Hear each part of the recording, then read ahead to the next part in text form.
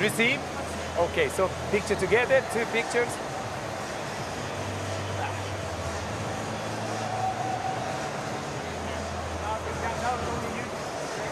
Roscoe winning the toss and electing to receive a first meeting between these two. So just to remind you, it's the women's singles first, then the men's.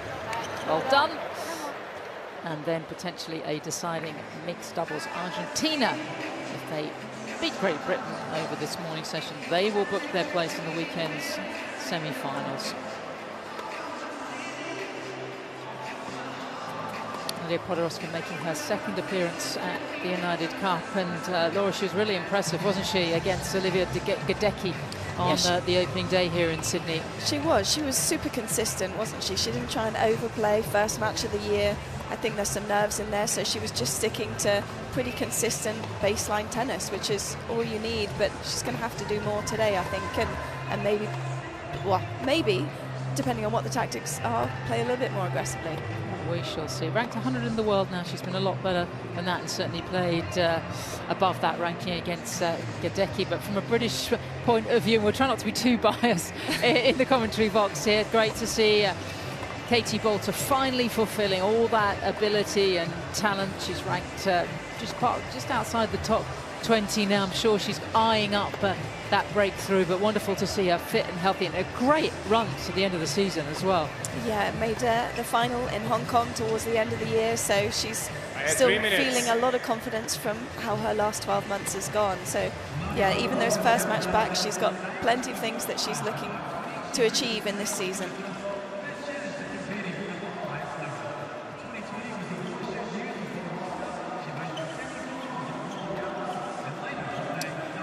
Very pleasant day here out at Sydney's inner west. Certainly the fans to fill up this arena as we progress through the day session. Never easy playing someone that you've never met before. You can do all the homework in the world, but when you stand there, there's you always get a few surprises.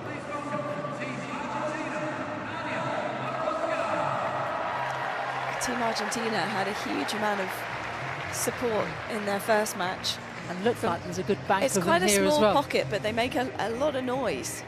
Humidity's up from yesterday. It was perfect yesterday, wasn't it? It was about 30% yesterday. 2 minutes. We never have to worry about the rain here because they spent a lot of money a few years ago and put this glorious membrane tent on this vast Ken Rosewell arena, and it really has made it a particularly special place to play. Takes out the wind and the sun, and you've got ideal conditions, but it is it's fairly humid today, all helping with the players to acclimatise on the run up to the Australian Open.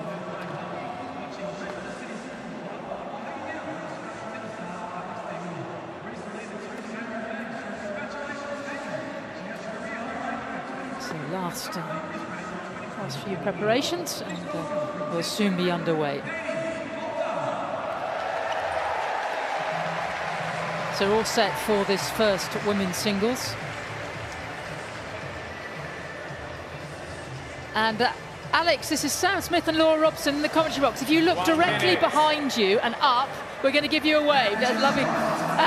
Yeah, Alex, I hope you stood for the national anthems there. Yes, we did. Well, Laura was doing something else important, but I was certainly standing and not singing though, because you don't want to hear that. But Alex, is this your first time captaining the team? It is, yeah, first time here. What's your captaincy style been like so far? How's it been received?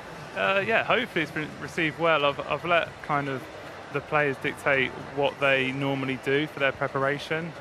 Yeah, everyone's got their own different styles of preparing and getting the best out of everyone. It's a little bit different for everyone. So yeah, I've tried to adapt to each player and here to help them all.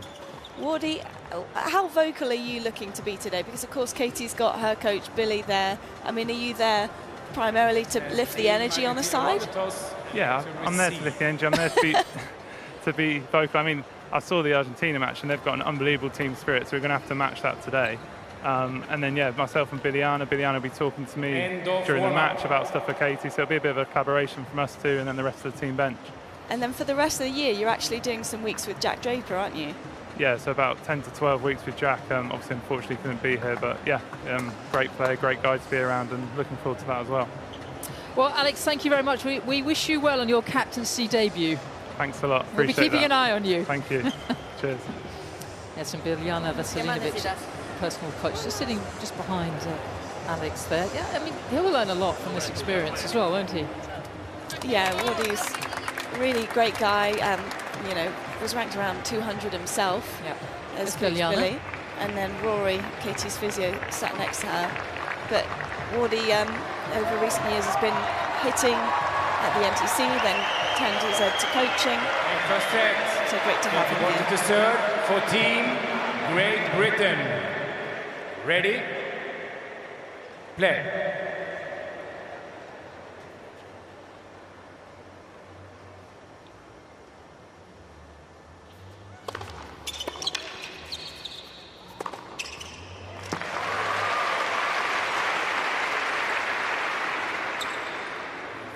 Love. 28-year-old from Leicestershire, grew up in the what sounds like the idyllic village of Woodhouse East, but now very much, and has been since a teenager, based in London, looking to make the kind of start that she did last year at the United Cup.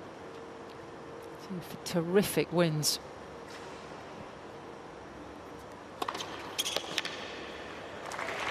Had the win against Jess Pegula at United Cup last year, and then followed it up with the win against Tomjanovic. And I just remember Pegula saying to her coach at the time, she's hitting it so big, I don't know what to do with it.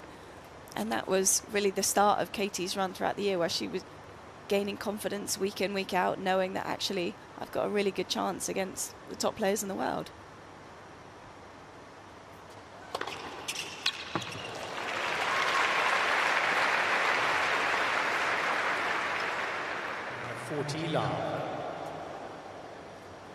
Opening match for Great Britain here.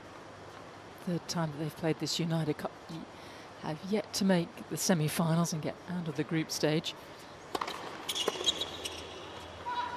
And Katie will be very, very much seen as the leader of this team. First game. Very good. Josh Igor is courtside for us. Josh, lovely to chat to you and have you with us for the broadcast. What are you looking for out here? Well, I'm looking for Aussie. Can we claim her as an Aussie yet, Katie? I think she's very popular here. Recently engaged to Australia's Alex Diminor, and that was a positive start, wasn't it?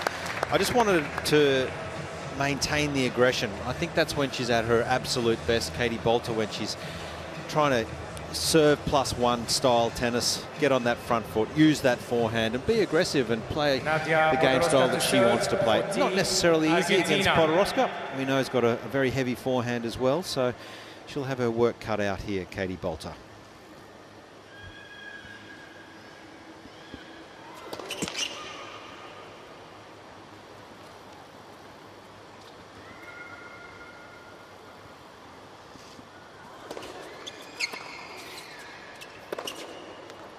Out. Technical error. Yeah, it was definitely Please, can you a show touch it? wide. Don't worry, Mohamed Lalani's on the case. Yes, all the lines are called electronically. It's confirmed by the review official. Board is out. Yeah. Thank you. Wouldn't like to speculate how many years that Mohamed has been out there in the chair. It's been a fair few.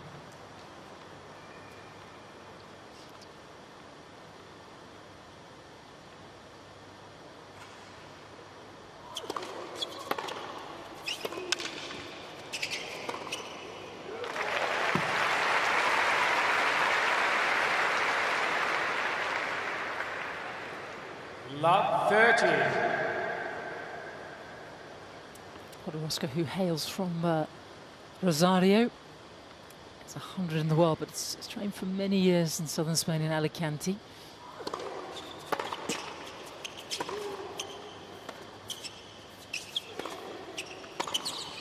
Oh, this is sharp, Laura. I want to hear about the pre-season because this is really good. Actually, they practice Love together a 40. bit in Alicante because, of course, Alex Diminor trains there a lot, and so Katie heads over. And so they do, even though they haven't played each other in an official match, they do know each other's games really well. It's an early chance for the British #1.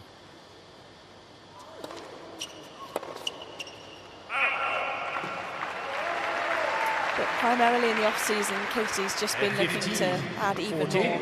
So add more power, more footwork around the ball, try and be sharp with every point, and you can see just the intensity that she started the match with. That's something that they've been spending a lot of time on over the last 18 months or so.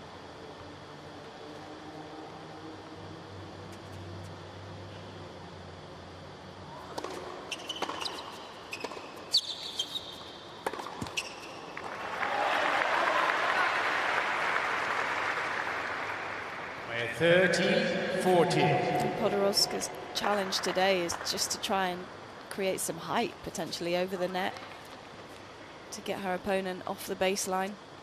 Still break point.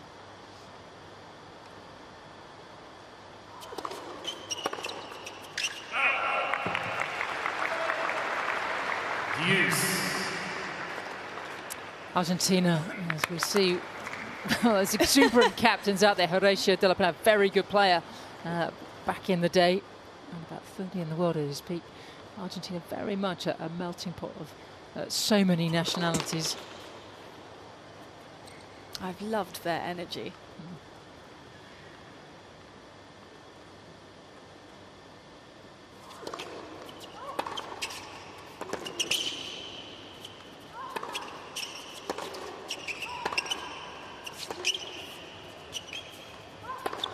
Now this is very positive from Boulter.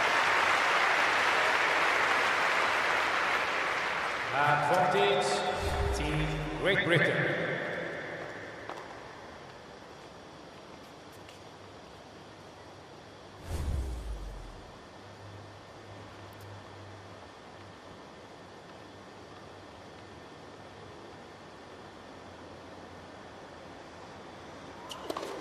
Net for service.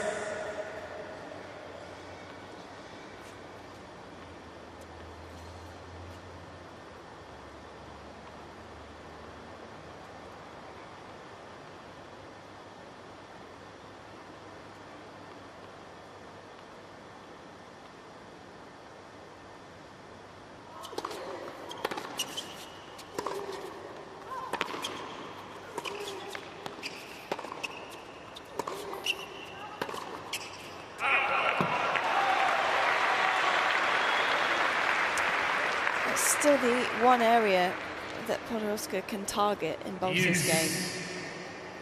The ability to get it deep into her forehand and create the error, because there's still some times where she plays it quite straight up with her body and almost looks too tall when she makes contact with the ball. That's where you can see it fly long.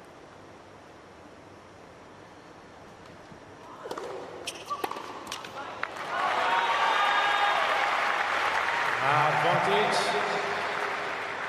Team Argentina. No one really wants an epic service game to open up, but if you can come through it, it's a real boon. Game Team Argentina. And she does so.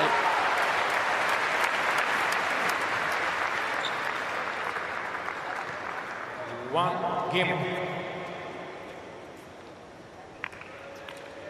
Huge hold. That will settle the nerves. Have a bit more of a free swing in this return game.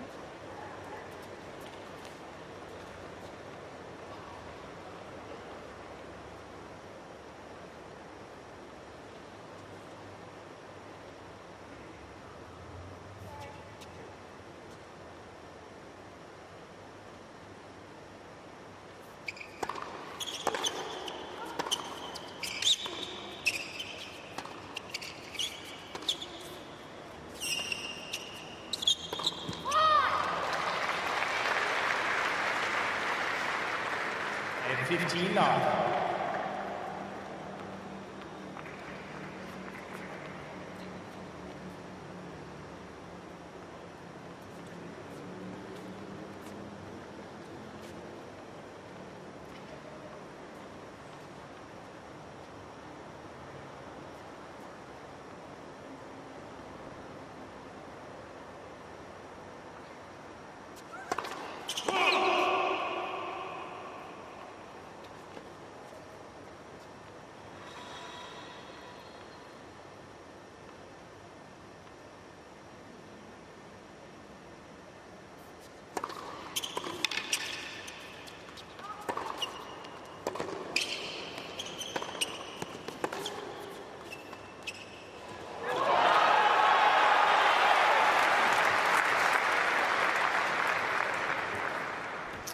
Laura, you're a few years older than Katie, but I imagine you would have played or certainly practiced with her. How big is that ball that's coming at you? Well, it was already quite big a few years ago, and she's been able to add a lot of speed, especially to her backhand. That used to be a shot that she kind of rolled. Etcheverry enjoying some good lunch there. It's looked good. It's gone early. Well, he is playing next. Yeah, the forehand's always been the strength, but also, as I said before, can also be the weakness depending on kind of who she's playing. You see it come unstuck against the really big hitters, but Podoroska doing a really great job here of keeping balls in play, making sure she's hanging in the rally.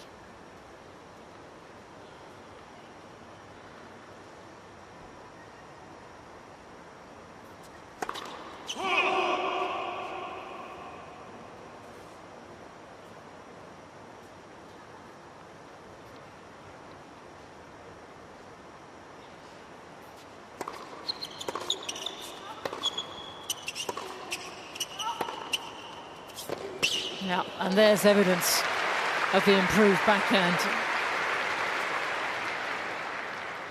14, A couple of titles last year for Boulter. Won the WTA 500, which is the one below the 1,000, so very big title. In San Diego, same week as Alex de Minaur won a title. That was very bizarre, and then defended on the grass at Nottingham in the run-up to Wimbledon.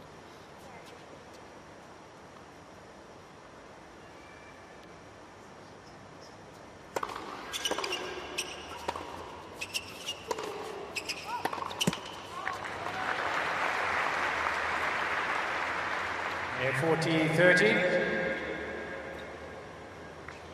No bajan la intensidad de querer hacer nunca. Le tiran más fuerte, tira más fuerte.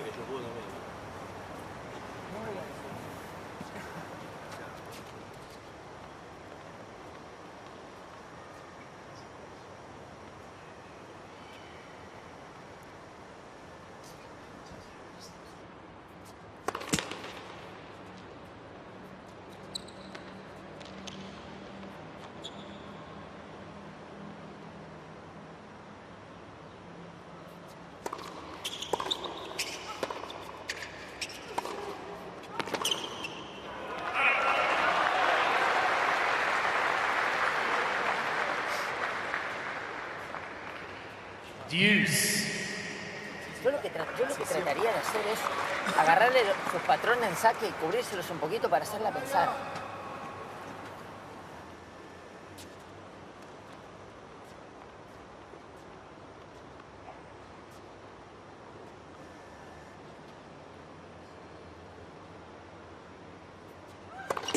Left for service.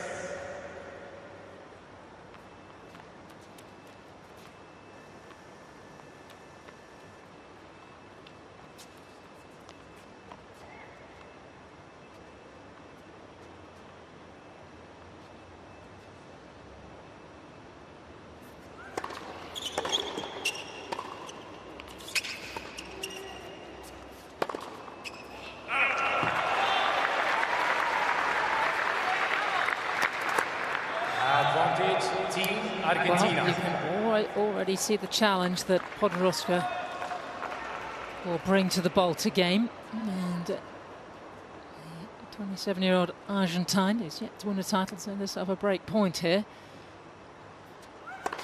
Left for service.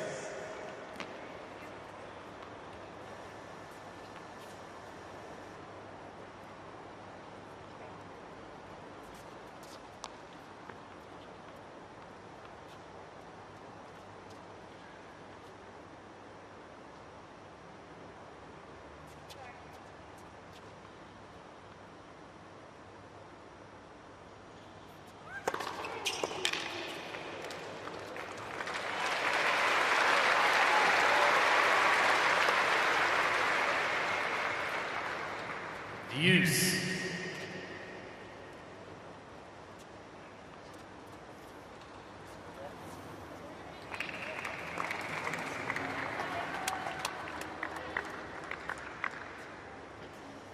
Big service games for both players now.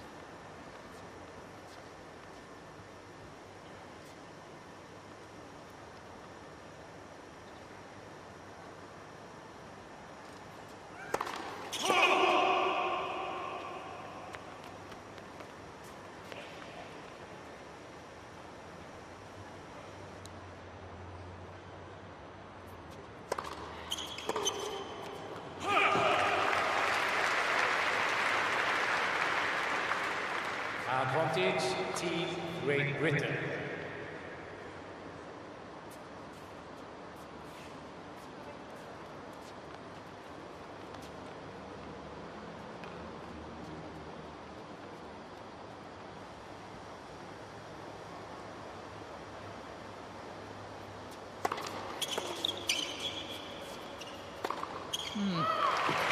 Meaty opener to his first singles on serve.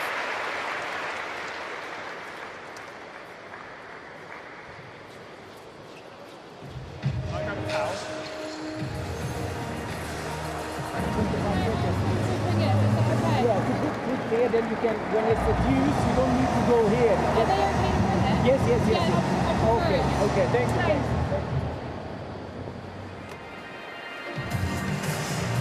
All good? All good now? Okay, okay, nice. Yeah, we got loads of new ones there. Yeah. It's just far when I'm on the Oh, you mean where it is? Okay. Good work. Stay a little longer, leave the ball a little bit longer, pulling up a little bit. That's fine. Follow the ball and commit more. Yeah. Great hold. Yeah. Just a little bit more use of left hand. Feel it now before you. Keep good energy with your legs. Yeah, just gotta keep it up. Yeah. Just lost my mind a little bit there. Fine. Not in a bad way, but it's fine. Katie Boulter, You're great there. British #1. Just a few minutes ago, getting instructions from coach Biljana Veselinovic, who was just behind her to the right. And Biljana has been around the tour a very long time. So. Yeah. She started off hitting the for Tennis Australia. On that side pretty well. Yeah, and she actually kept it quite low. I think, when she's keeping that low, just go back to the backhand before it sits a bit more. You don't need to.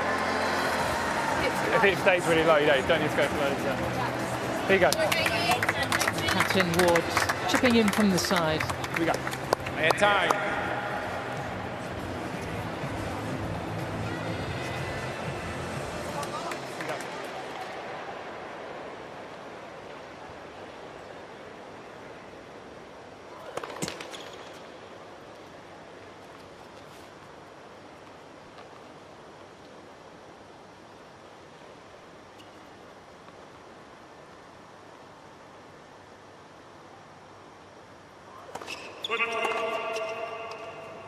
Foot fault. Love 15. We've got a few. There's a camera right on that baseline.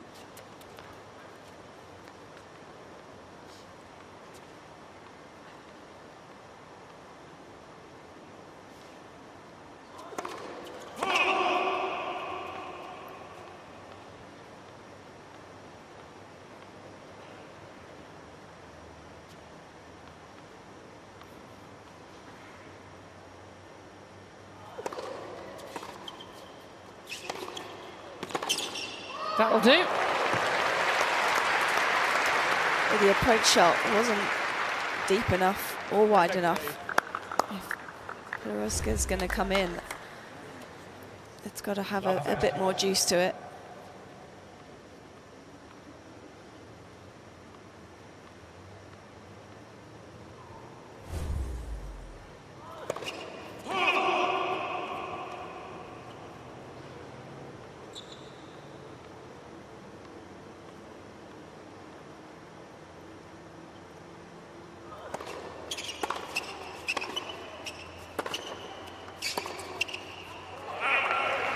Love 40.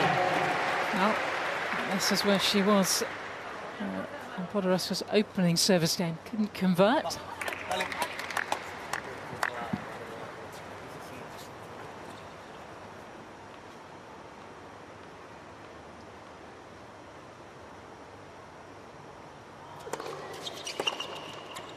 At 15-40.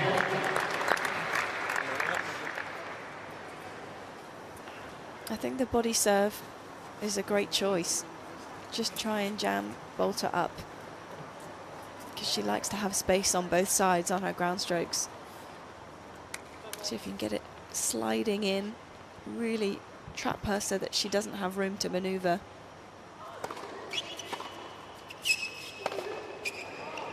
Hologic tried it again, but this time she's broken. Great Britain. And the ideal start for Team GB. The team Great Britain is 3 games to 1.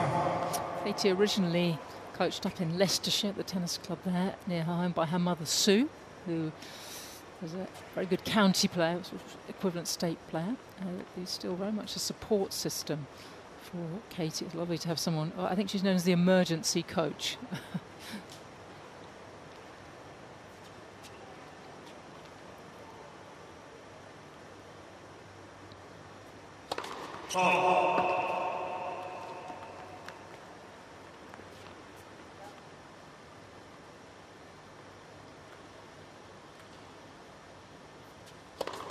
Left, second service.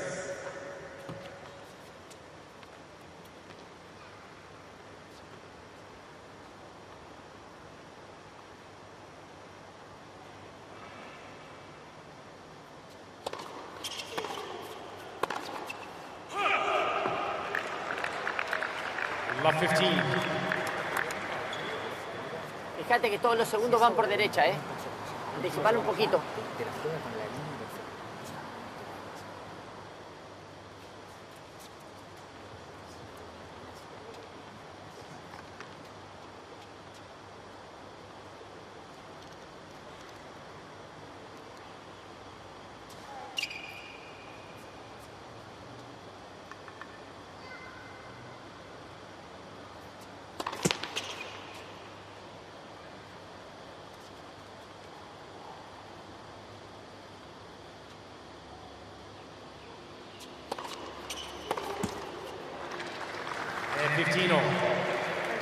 If you want your towel, I'll bring it to you, okay? If you want your towel, I'll bring it to you. Just tell me, okay? Here we go. Huh? Yeah, I don't know.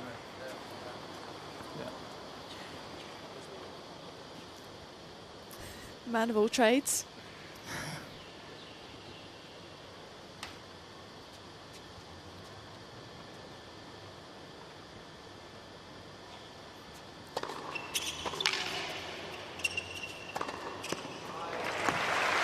It's just very simple combinations when she's playing her best tennis. 13, 15. And has really started to use the slice on the juice side on the serve a lot more when it's played slower, so that she can hopefully get her opponent stretching out even more and get their racket face open.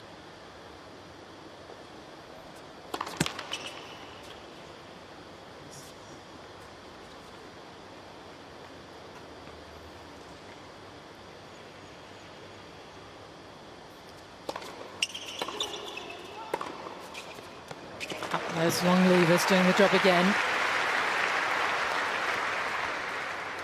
14, 15.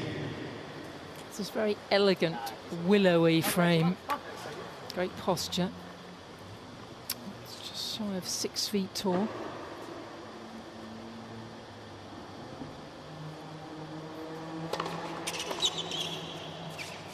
And that will do very nicely. And Team GB in charge of this opening set. I'll keep it with me there.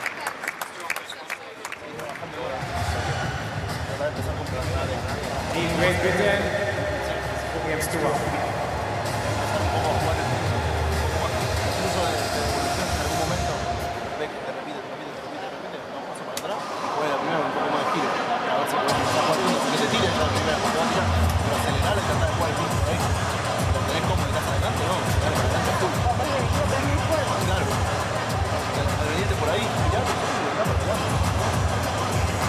La bola de ella viene con mucha fuerza, se fuerza con la mano.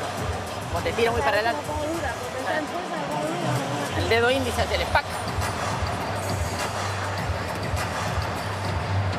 Si llegás a tener alguna oportunidad en algún punto importante de segundo saque, ponete al lado del revés, dejale la derecha y anda a buscarlo, que te saque con tiempo, pero tirale. De 8 saques te sacó 7 por derecha, 1 por revés. Entonces, en algún momento importante, cubrir el revés, anda a buscarlo y bómbate. Opening set of Great Britain taking on Argentina. The Argentines, if they win this matchup with the Brits, they will go through to the semi-finals at the weekend. Cuando te queda, amagás a la derecha, subile por revés. Right. Could be a very exciting mixed doubles in a couple of hours' time. Time. Argentina played a great mixed doubles the other night against Australia. Really surprising win, but they were just fantastic.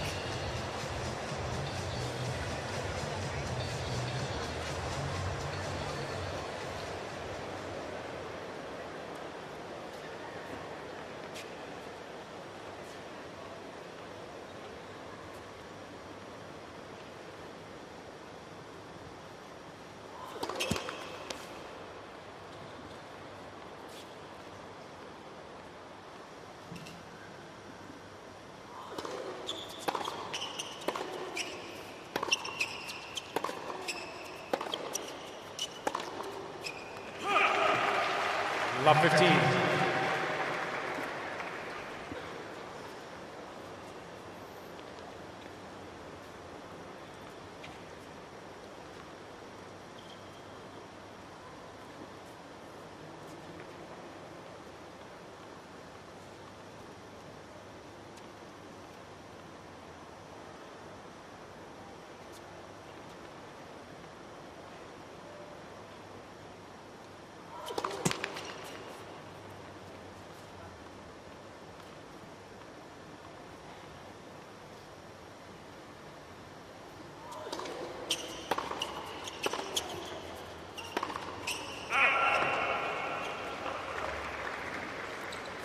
È 15. Rushed onto that. Again, the mistakes kind of come when it's too high, when the contact point comes too high up the body and the leg drive is almost rushed onto the shot.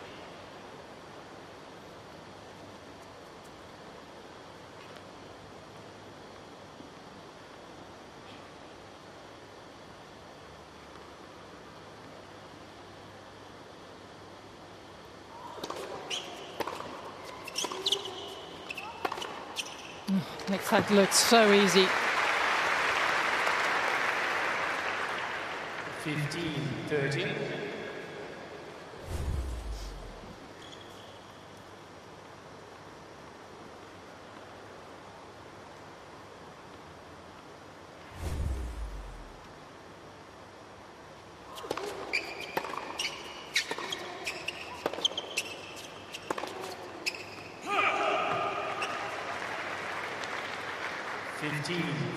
She's not enjoying these service games at all, is she? Well, did so well to dig out the first one. Hasn't had much of a chance to get in the others so far.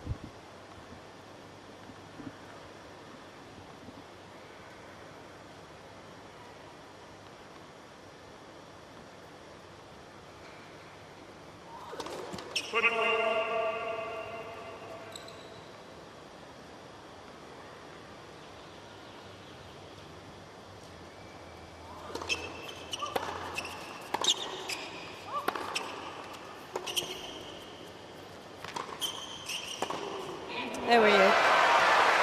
There we go. That's got to feel good, given the scoreline. 13-14.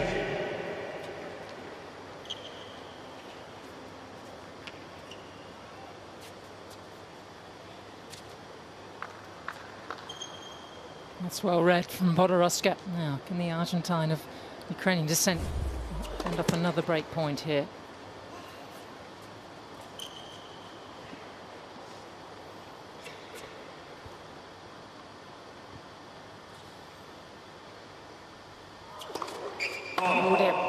Game Team Great Britain.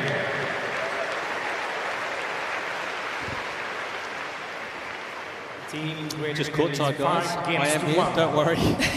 I've been listening to some wonderful commentary up there, but I must say, The matchup is not good here for Podoroska. She likes rallies. She wants to build rhythm. She's not getting that against Katie. It's very much hit and miss style from Katie, and of course hits the ball so big. So I feel Podoroska is really struggling with no rhythm, no momentum.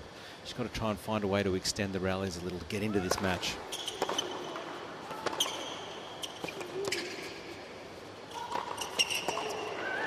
Get caught there.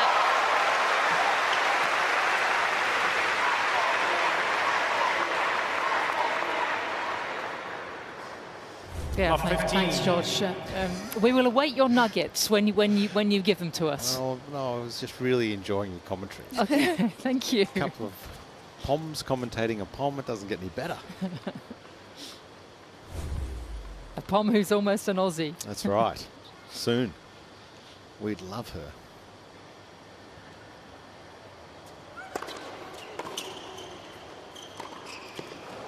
But you can just see how close Katie is of putting it all together, and when she does put it together, I'm not surprised that she goes on and wins tournaments and has done that in 2024. So expect big things really in the next couple of seasons, I would imagine, and push up into the top 20, and a real chance if she can just put it together at a slam. Boy, she's certainly got the weapons and more than capable of going deep.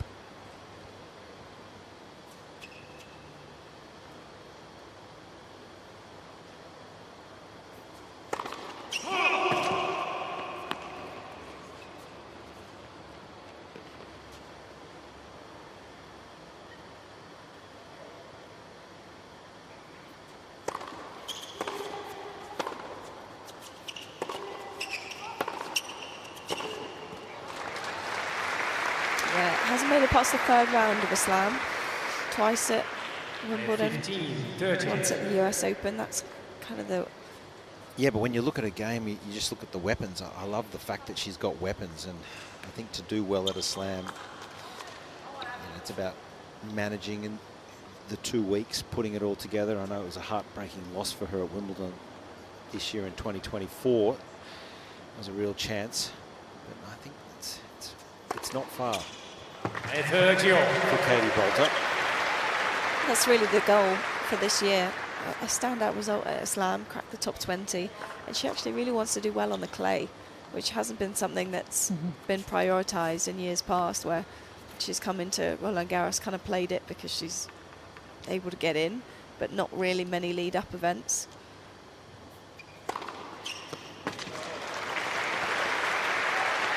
Well, a very good recovery from 40-30. love 30. Great Britain have their first set point.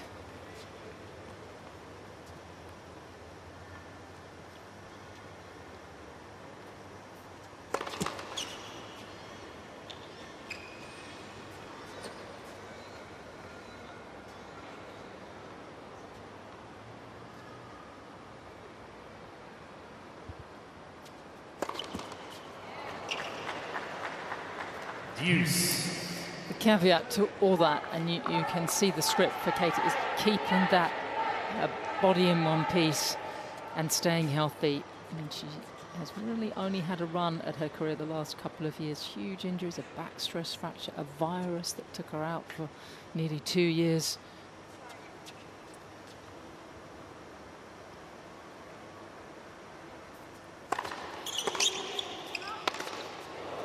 Yeah, it's hard to believe that she's 28. She's, in tennis terms, she feels a lot younger than that. Advantage. So that's why I think the upside's still huge.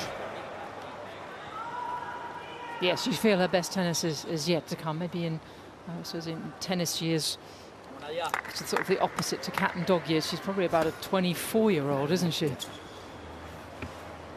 If that. But a chance here for the Argentine to stay in this opening set.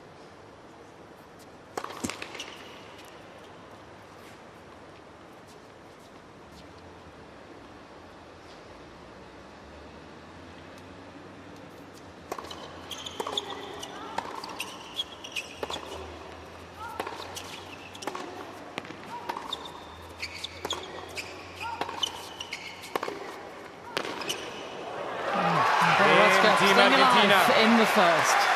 New balls, please.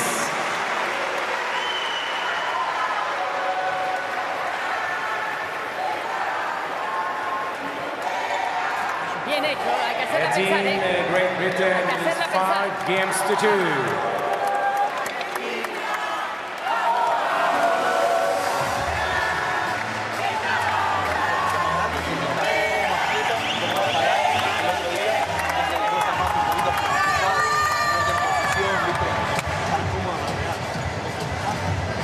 Laura, you've had a chance to speak to Katie and a few of the Great Britain players.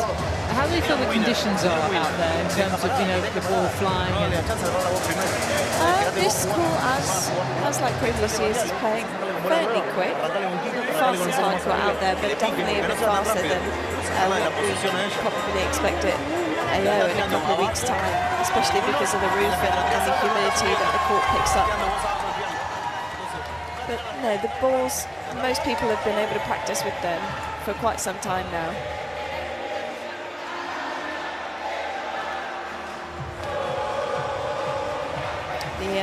The LCA very lucky in the fact that they can order the AO balls in for, you know, November already. So as soon as you start practicing in that pre-season, you've got everything covered and you can get used to the conditions as much as possible before you even get out here. Time. Lovely Argentine fans and they're doing a great job. Been plugged into the mains overnight. Goodness me. Well, they picked up some steam in the mixed doubles against Australia, and they're sticking with it. I like it. GB probably thinking, where's our group?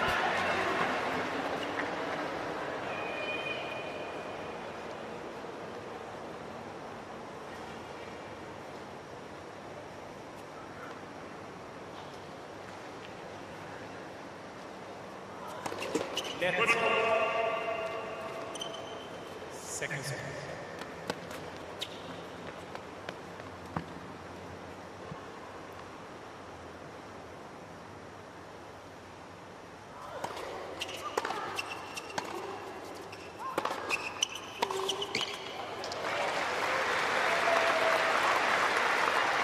Number 15. Well, the last point before the changeover, Podoroska did a really great job of just accelerating a bit more into her forehand and drew the error straight away. And she's going to try and turn the set around. She just needs to stick with it, even if it draws more errors off her own racket, just to try and get some extra depth.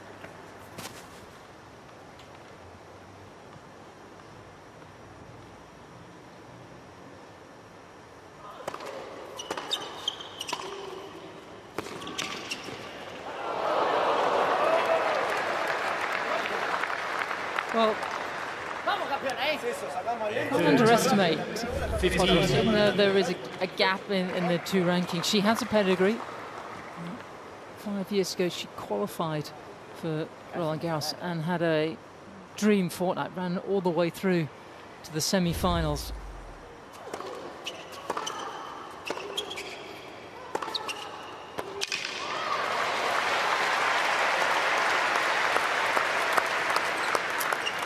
She's a fantastic competitor. Yep.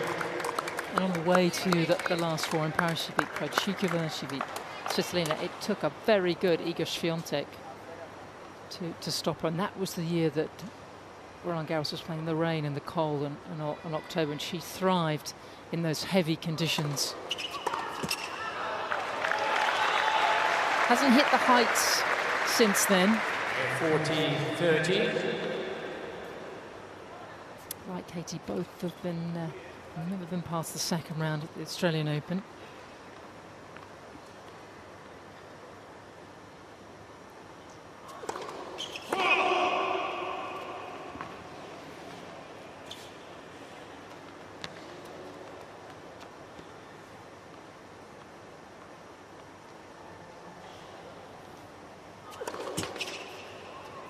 Second service.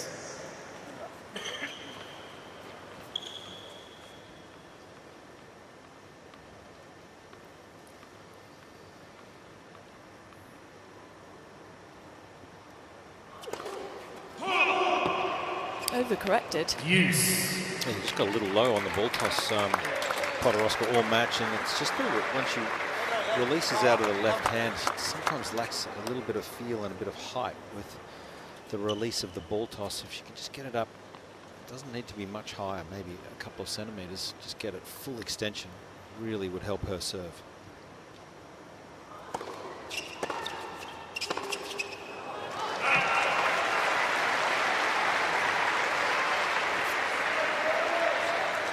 Advantage, Team Great Britain. They've both let a few go out here. They really have. But Boulter, is it Team GB? Once again to wrap up this opening set.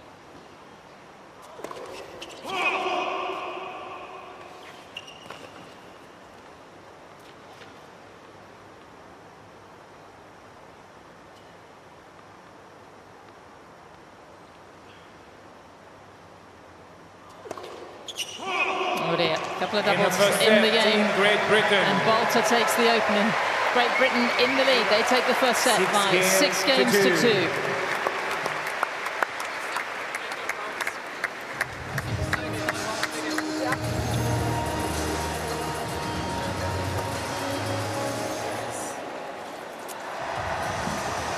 Well, given it's the first set, coming off the off-season, it wasn't flawless, but certainly there was plenty to be positive about in that opener from Britain's #1, Katie Boulter. The numbers will tell us a little more. Yeah, the big hitting was definitely there. It felt like the first serve percentage could be picked up, especially looking ahead now that you've got the first set in the bag. You'd want to see that slightly higher, especially given how much slice she's rolling over the serve. And the forehand winners, that was there too, but some more errors on that side. Really, it was enough. Could have converted a few more of those break points, but as you would expect, Podoroska not going anywhere. Yeah, both got early hold. Podoroska having to work very hard for her first service game, but once Katie had broken, really didn't look back.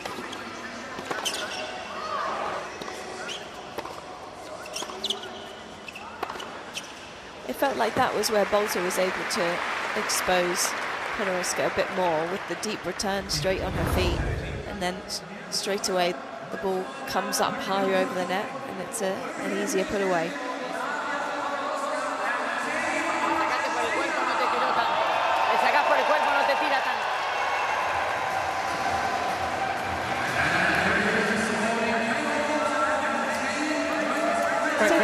Making an excellent start. Well, they don't have a fan group, but they do have Alex Diminor with a towel over his head.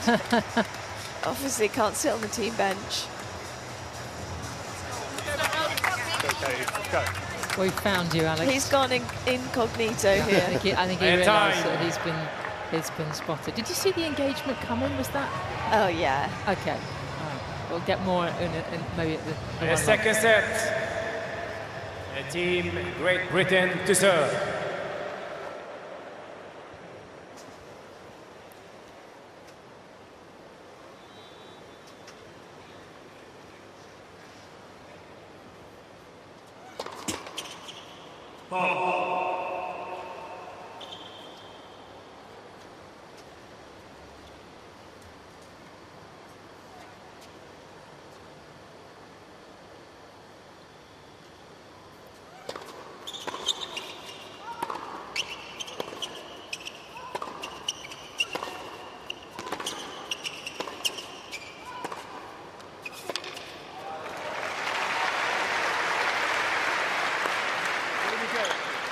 What would you like to see from Katie start of the second?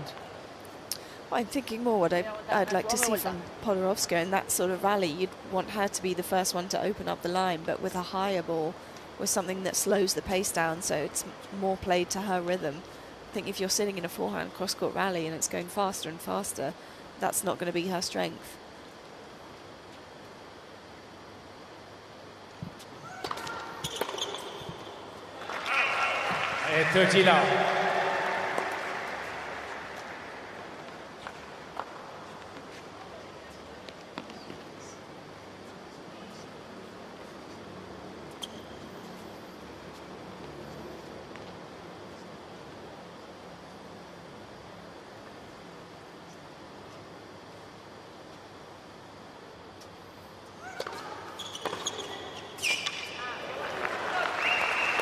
30-15.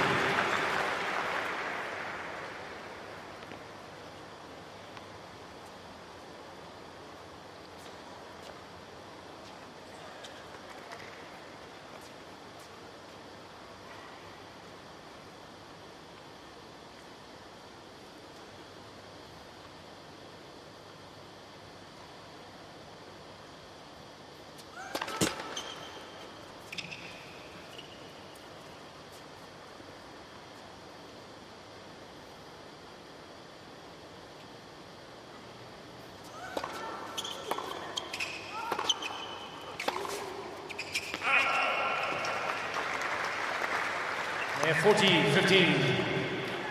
Boulter just feeling away. Laura, she certainly appears to be in great physical shape and taking so much time and care over it. Is she still working with Matt Little, Andy Murray's former trainer? Because she certainly was last year. Yeah. So she's really got great people around her now. Yeah, so physio with her this week, Rory, but Matt Little did the off-season, which was mostly in London. There was a couple of weeks in Alicante as well, but she kind of wanted to spend a bit more time at home too.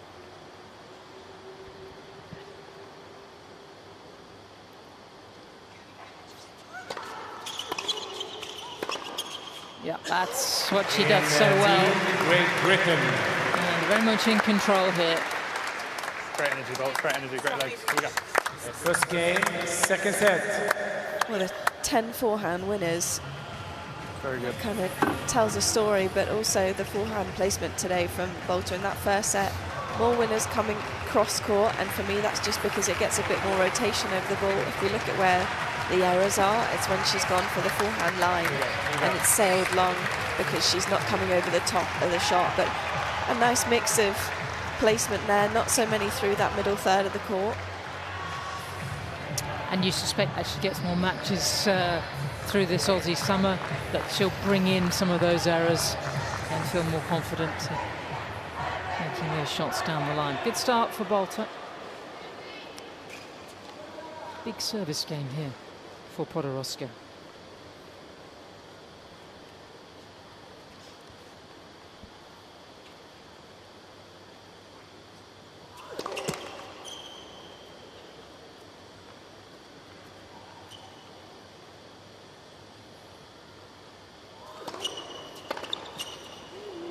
And 15 love.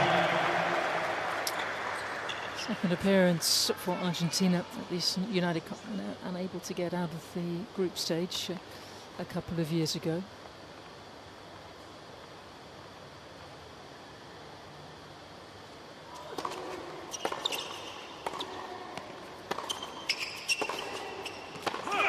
Far better times now for Argentine women with Carlet, who is also a top 100 player. It's been quite a while since they've had a pair of them at that level. Podoroska at 100, and Carle playing so well in the mixed. The men, really, they've been very much overshadowed by the men for the last few decades. Been a long time since Gabriela Sabatini was on the scene in the US Open.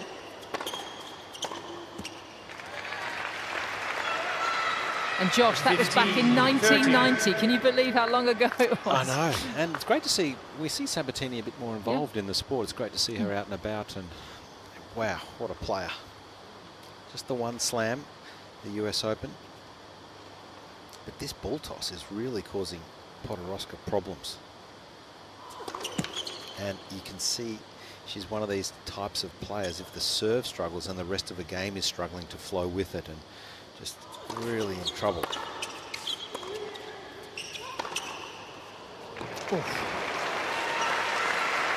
Oh, venom from the racket of Boulter. 15-40. It's easy power, isn't it, from the Boulter?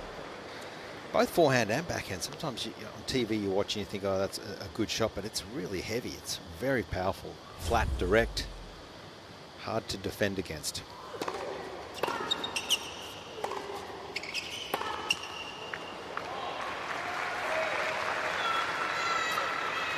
30-40. Podoroska has been able to hold once, and she has faced a break point in every single service game. That builds enormous amounts of pressure.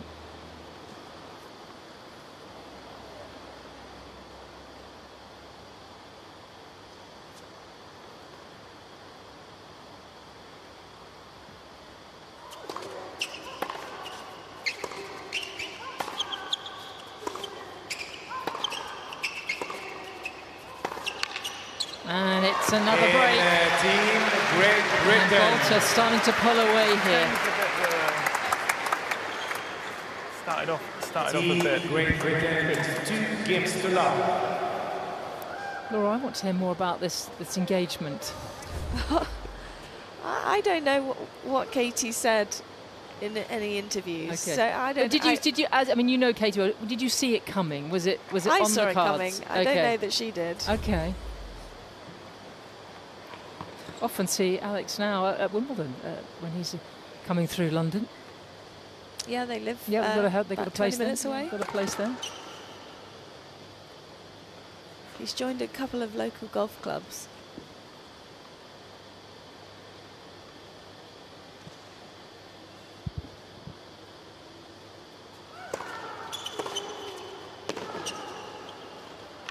Oh, ambitious. Always the tougher option to try and slow down that first volley when there's pace coming onto your racket. Trying to change the direction of the ball and the speed of it.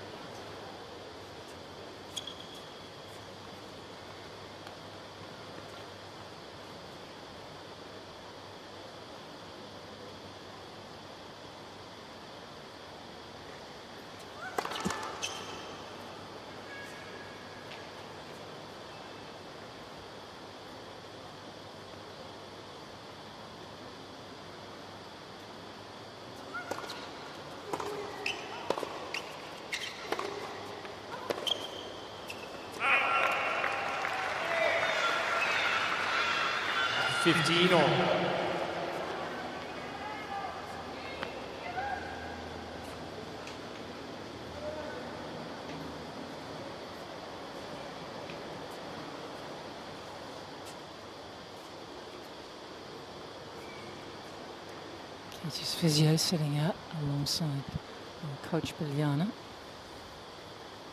Got all her team in place here.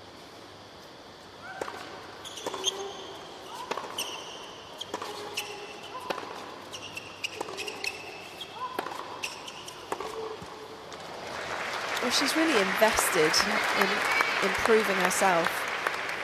And Biljana's so experienced. She's actually originally from Serbia, from a place called Novi Sad, and I believe her brother used to practice with Monica Seles back in the day. So she's been around tennis a long time, did a lot in the sort of physical training area, worked with Daria Gavrilova, an Aussie for Tennis Australia. A lot of players that she's worked with, been on the tour a long, long time.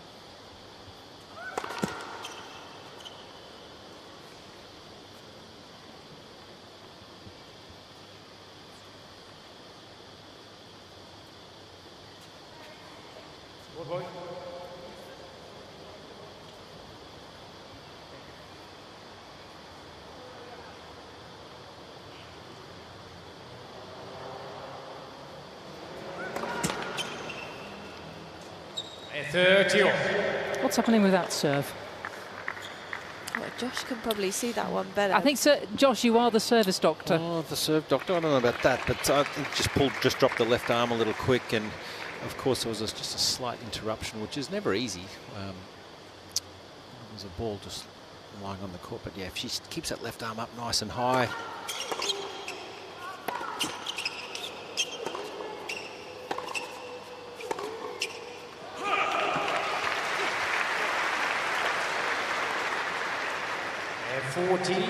I just think there's so much to really like about Katie Boulter. She'd be a great player to coach. She has so much flair and ability.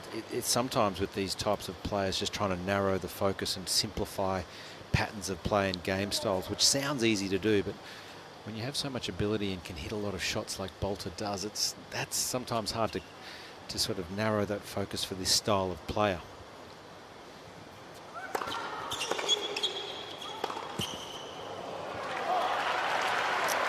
Yeah, when I think of what Katie and Billy have been working on, so much of it over the last 2 years has been teaching her how to hang in a rally, how it doesn't always have to be power, that she can rely on her speed around the court, picking up an extra ball or two.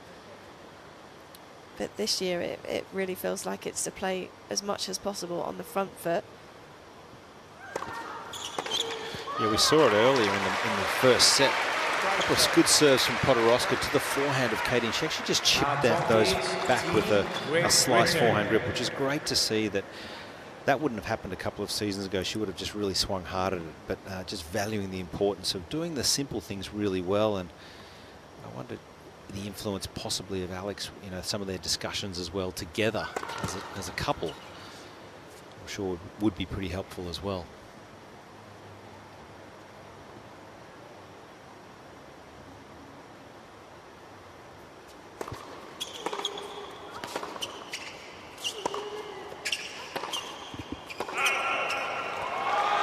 Did you talk tennis with your wife? Well, we still do, believe it or not. But yeah, I think it's for me. I think when I observe Katie and Alex, it can only help them. I mean, they would have to. They're living and breathing it every single day. So anytime you've got Alex, who's got an incredible tennis IQ, the way he plays the game and an understanding of it, I'm sure that's got to be helpful, particularly for their situation. I love the way they try and watch as many matches for each other as possible.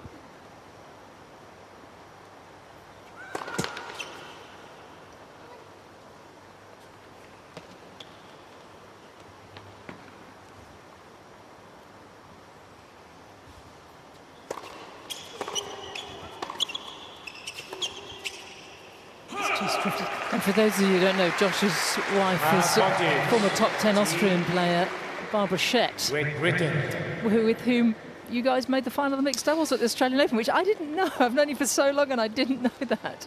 Wow. Got a little lucky. No. Can Boulter smuggle her way through this service game? Everything on track.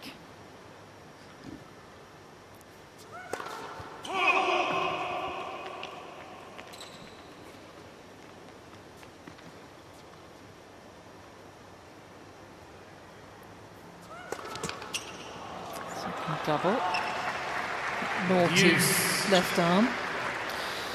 Yeah, when the left arm drops and then she just loses that leg drive. So if she can just exaggerate the left arm, keep it up, or even just exaggerate that right back leg where she's driving up off the ground.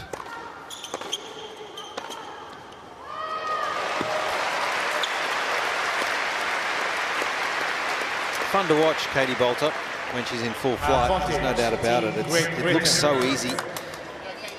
And just the reaction that you see at the end of the point is something that they've been working on so much, being a bit more vocal on the court, making sure that she's letting her opponent know, yeah, I'm right in this, no matter what the scoreline is, even at a set and a break.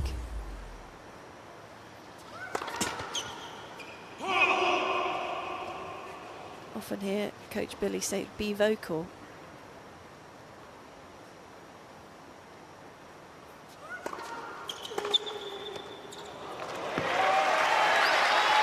Much like the first set, though, Podoroska not going anywhere. Yeah, it's such a huge game, isn't it? You get to a set and 3 love. It feels like a big lead, doesn't it? But so you can just see both players understanding and valuing the situation here. Pretty crucial stage of this match.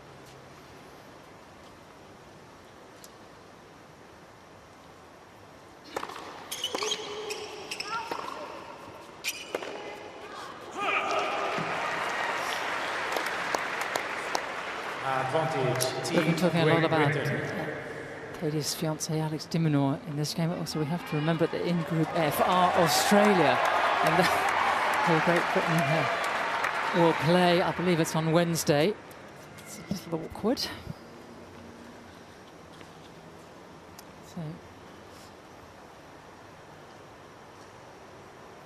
A chance for Boulter to close out this game. Advantage Boulter.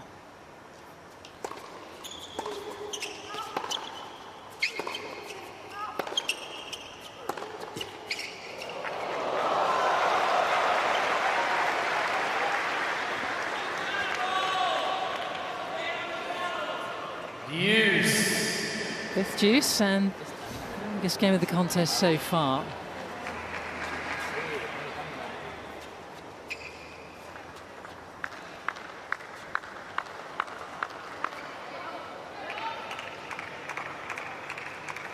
good body language from Podoroska throughout this match, really.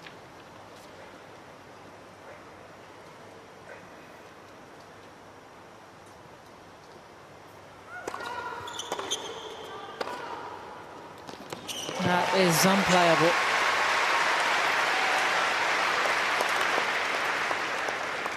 Advantage, Team Great Britain.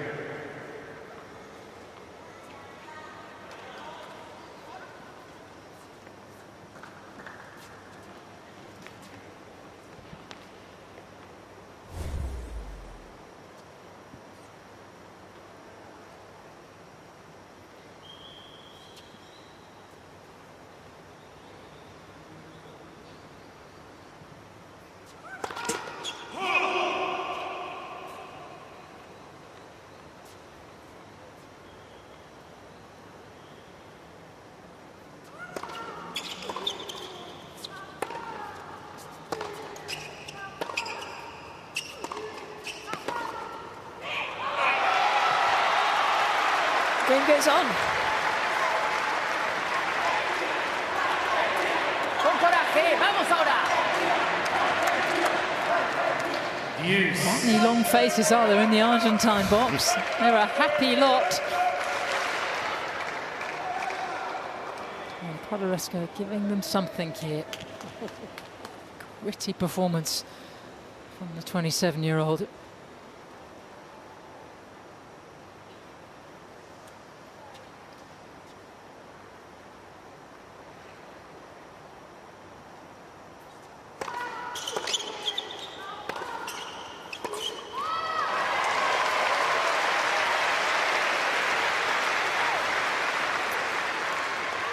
One of the Argentinian fans was drinking mate, which is the national beverage, which I had once and didn't realise that it had caffeine in it because it looks like a tea.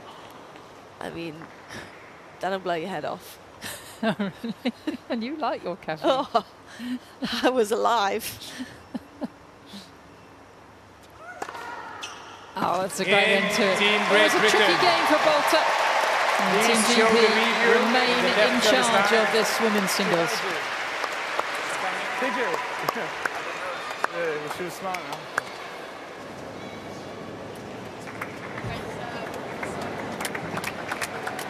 Team Great Britain, 3 games to love. Laura, off the court, what sort of personality has Katie got? Great stuff, great hold. Well, pretty easy going. Maybe. You know, nothing too crazy. Just likes to, especially at tournaments, get the job done, get back to the hotel. Because when you do make it, like, no. Because when you do make it, it's so much damage. You've got to keep going for it. Yeah. Even if you feel like one spot you're more comfortable on, like just repeat that. Because when it's in, it's nailed for her. So, yeah, good. Every time I throw up, there's a bird you win. Oh really?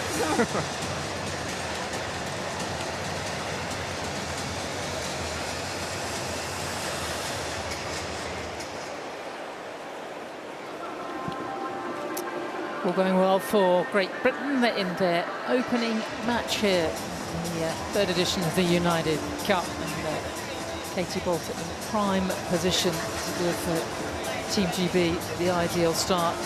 As Laura was mentioning earlier, Jack Draper was due to play. He's a top 20 player, but he had a hip niggle. You know what that's like, Laura, and you probably approve of him. He was actually due to go and have a practice week with Carlos Alcaraz in Spain, and he just decided, no, I'm going to rehab at home. And you've had terrible hip injuries. I think you concur. Just be careful. Yeah, definitely be careful, and we'll probably see him go straight to Melbourne now. That's actually the reason why Alex Ward is the captain, because of course he's doing about 12 weeks a year with Jack now, when James Trotman, his coach, can't be there. But yeah, for Jack, just most important that he starts the year 100%. Don't rush back. It's not going to be easy though, going straight into best of 5 in the heat.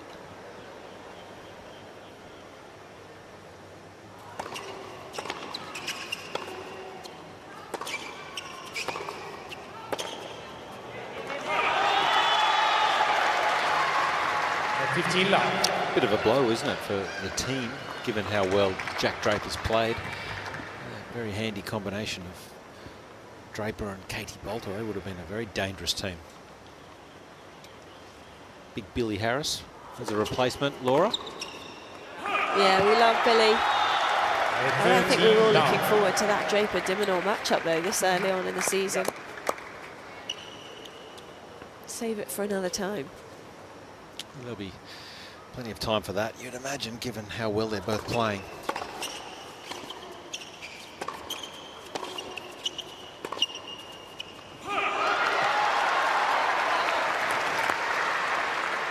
Is that your coffee? Yeah, well, it's, as I said, it looks like a herbal tea.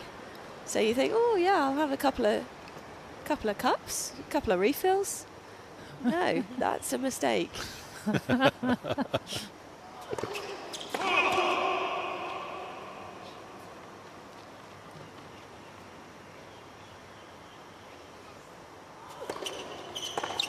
Oh yeah.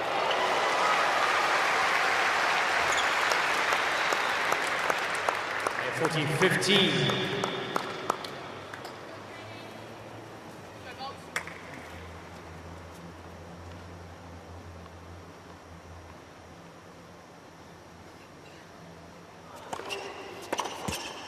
And Team Argentina. Oh, good to see Podoroska get on the board. She's been so close in game after game.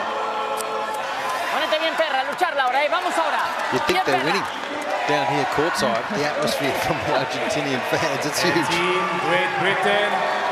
They don't know they're down 6-2, 3-1. But now we know the secret. They're all flying on Mate. Remember Diego Schwartz? He travels with it everywhere. He used to travel with Mate. No wonder he played All so the well. Argentinians do.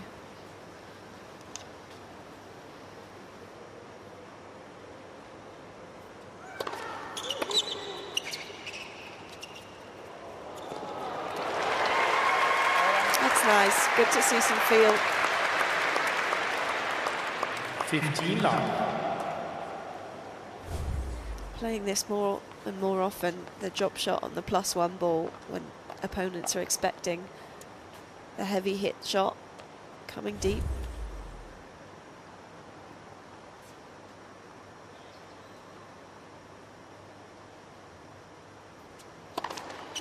Thirteen.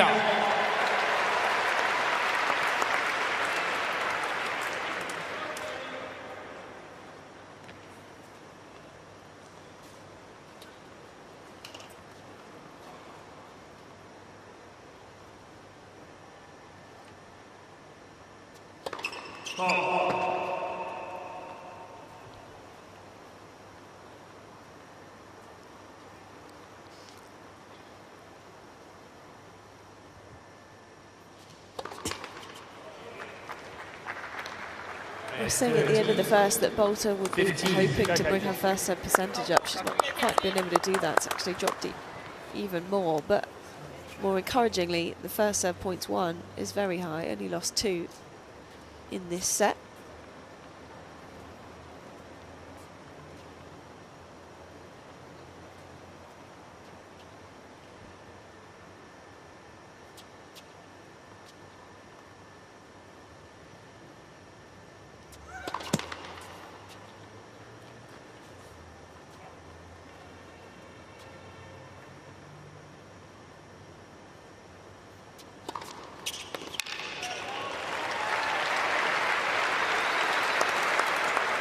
Yeah, 14-15. Yeah, seemingly unfazed by the few double faults sprinkled across her last few service games.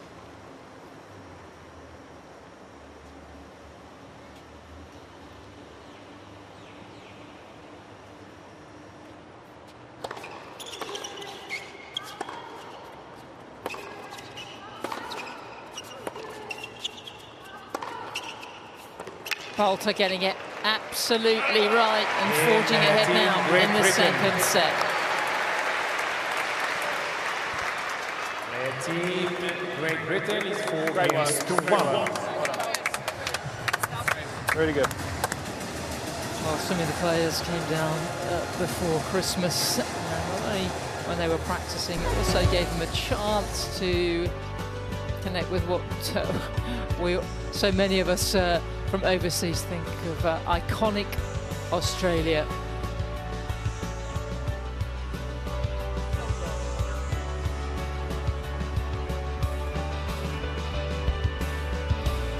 Awful lot of steps to get up to the top there.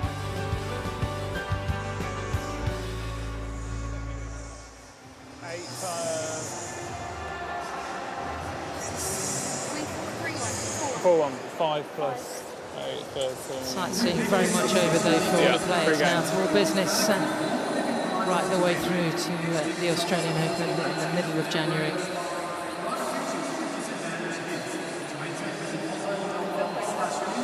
Yeah, you had that long game in the on the serve.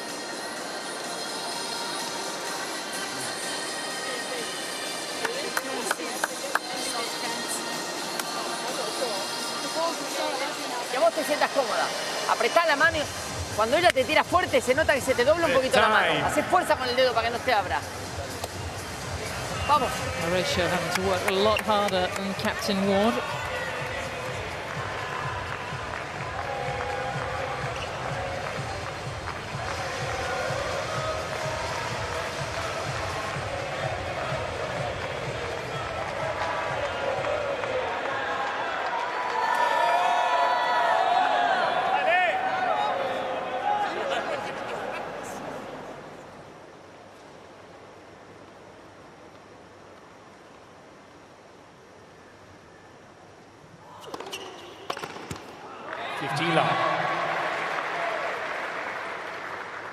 Hasn't been any change in body language from Podorowski. Tough to sell the scoreline, and she's a resilient character. Been through quite a lot herself in her early years.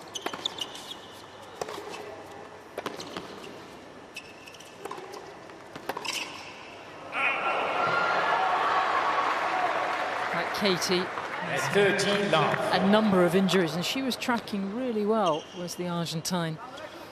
As a teenager, she qualified for the US Open and was heading towards the top 100, and then had serious wrist injury and a hip, and actually dropped out into the 500s. But very fortunately, her family were able to fund her for a while, and her coaches work for free. You need someone to help you out when things go against you, and if maybe you don't have a federation that can support you. And she's found her way back to tennis.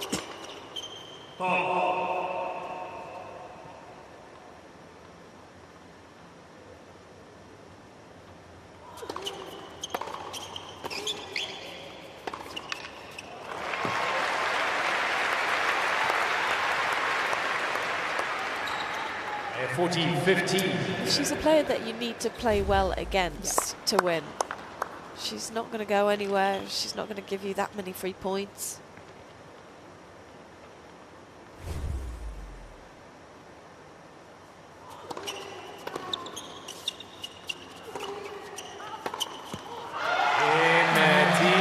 At last, Argentina. a comfortable service game. Team Great Britain is 4 games to 2.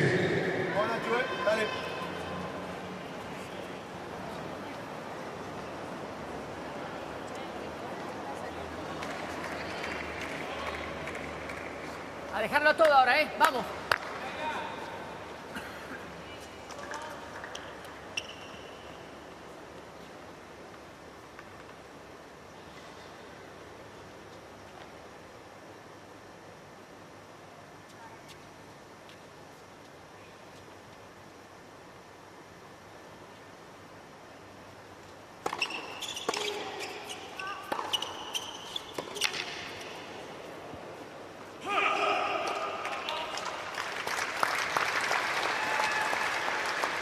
$15 love.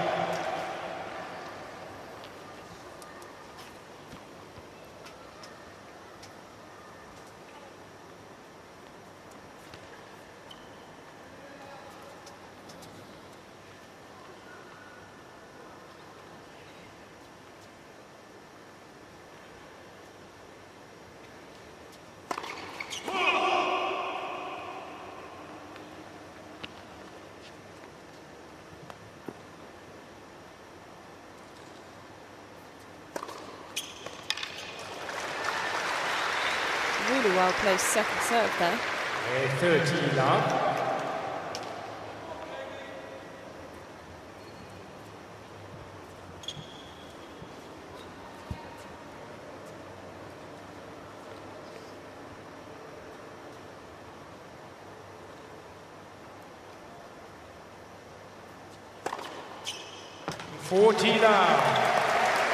I don't see her go to that one too much, the really flat one down the tee on the deuce side.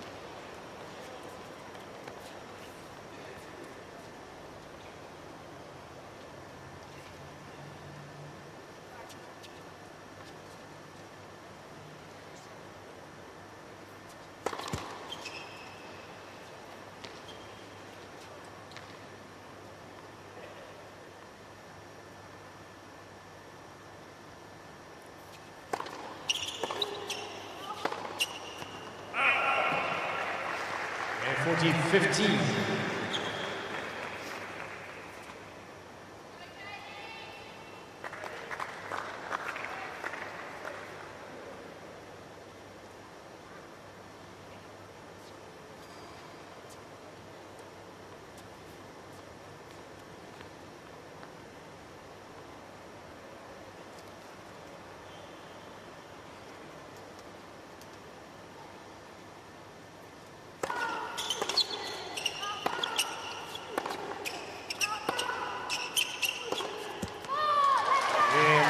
Team Great Britain. Britain edging closer to the opening win.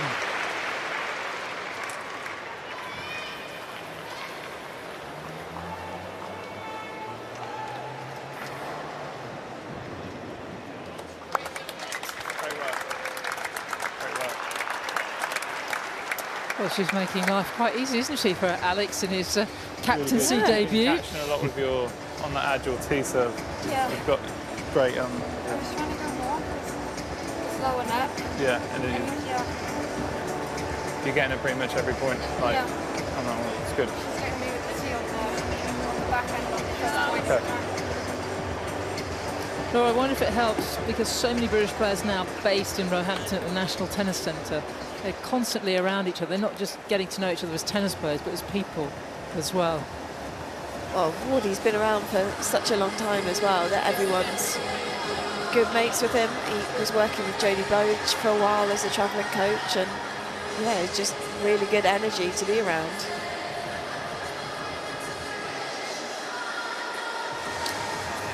Great Britain camp, Sudi and air of quiet confidence with this excellent start from Katie Boulter. Stressed so far.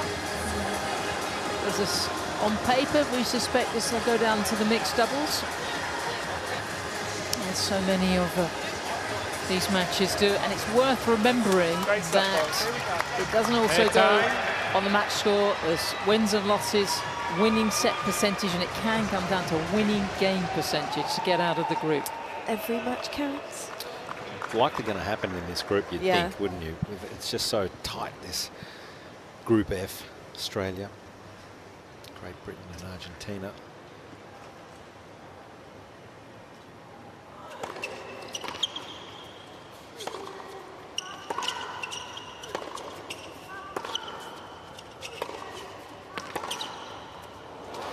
Katie was very chirpy the morning after Australia lost when she came into the player lounge, had a bit of a smirk on her face and a bit of a dig at Leighton Hewitt, saying, "Oh, very, very sorry to see you guys lose yesterday." So it's pretty competitive. Let first service.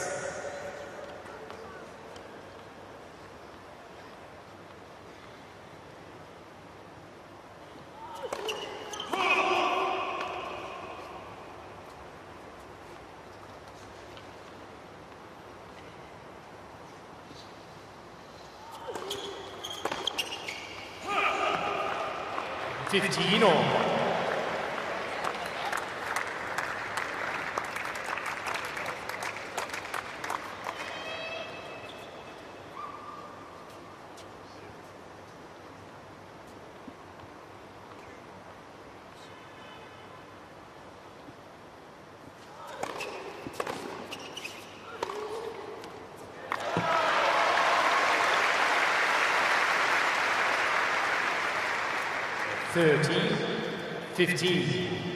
She could do with a slurp of the mate, couldn't she, to keep her going here.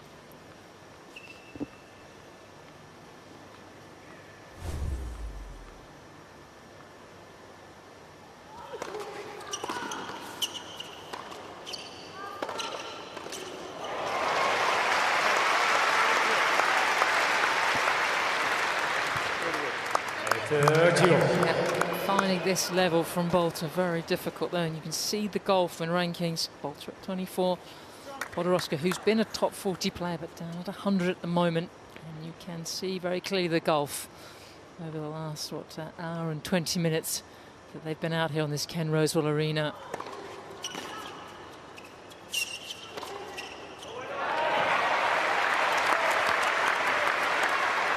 It's very nice though. Podoroska just hasn't been able to play to her strengths as much as she would like, because she's been looking rushed, hasn't she? When she's got time on the forehand side, she's got a really nice feel to it, gets over the top. Game Team Argentina, new balls please. To hold though, more comfortably.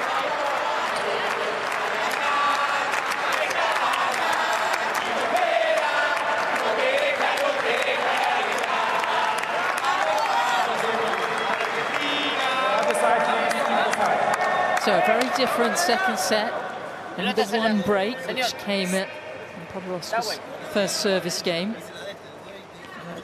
little pressure on Boulter here to close out.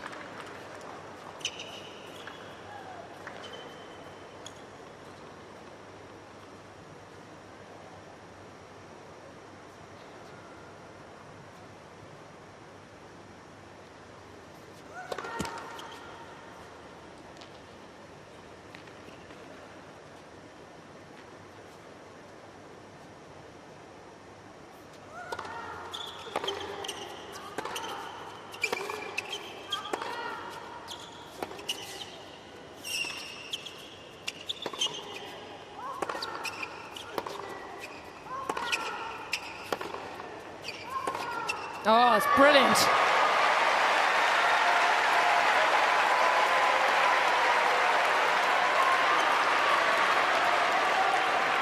And 15 love. Got to be one of the longest rallies of the match as well. Had to dig out. Finishes off with a really great backhand. Just the way she loads onto the front leg, accelerates through the body. You see from the ground up how it all comes together.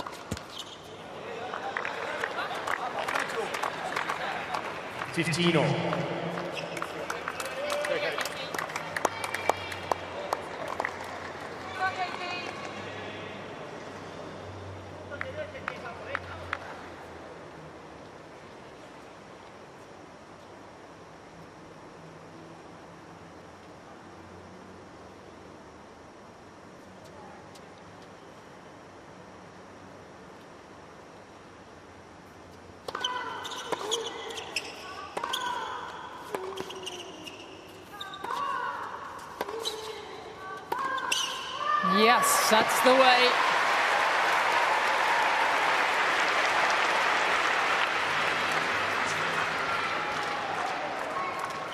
And 13-15. And worth reminding herself, this is the court that she had one of the biggest wins of her career out here 12 months ago against Jessica Pegula.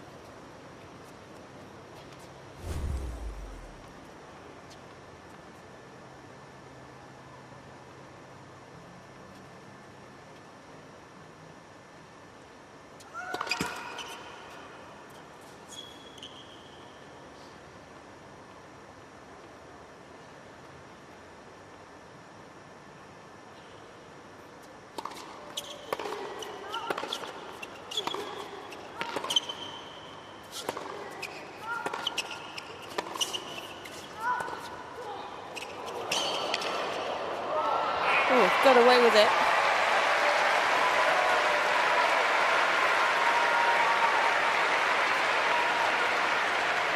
And 14, A 15. little shy of an hour and a half. It's been good enough from the British number one. Can she close here?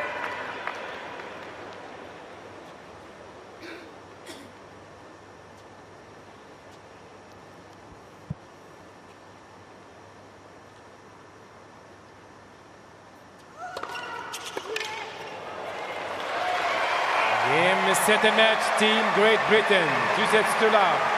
6-2, 6-3. Boulter gives Great Britain the ideal start. Straight sets, just shy of an hour and a half. 6-2, 6-3. And that was a must-win singles for Team GB, and all the energy and passion of the Argentines couldn't overcome the power and accuracy of Boulter, who is playing some of her best tennis of her career. It's a win in her first meeting with Nadia Podoroska. That'll do for a start, won't it, Laura? Yeah, she played solid enough and loves the team environment, always plays really well at Billie Jean King Cup too, and just looks relaxed out there. So first match of the year, did a lot of things well. Some parts of her game she'll be looking to improve on as the week goes on for sure. A couple of forehand errors maybe at times that she'd want to take back, but that's all you can ask really. A straight sets win and a win for the team, more importantly. And coming out of what was a very long season for her, not a lot of time to get ready for this year, and all the excitement of the engagement, you know, just to settle down and get back to business. I think everyone very happy in the British camp with Boulter getting them on their way. Never easy to find your range and your rhythm first match of the year, but everything on track for the British number one. So let's hear from Katie. She's with Josh. Katie, many congratulations. A great start to your campaign. You've had some big wins here last United Cup, but I thought you continued on with that today. That was a great performance.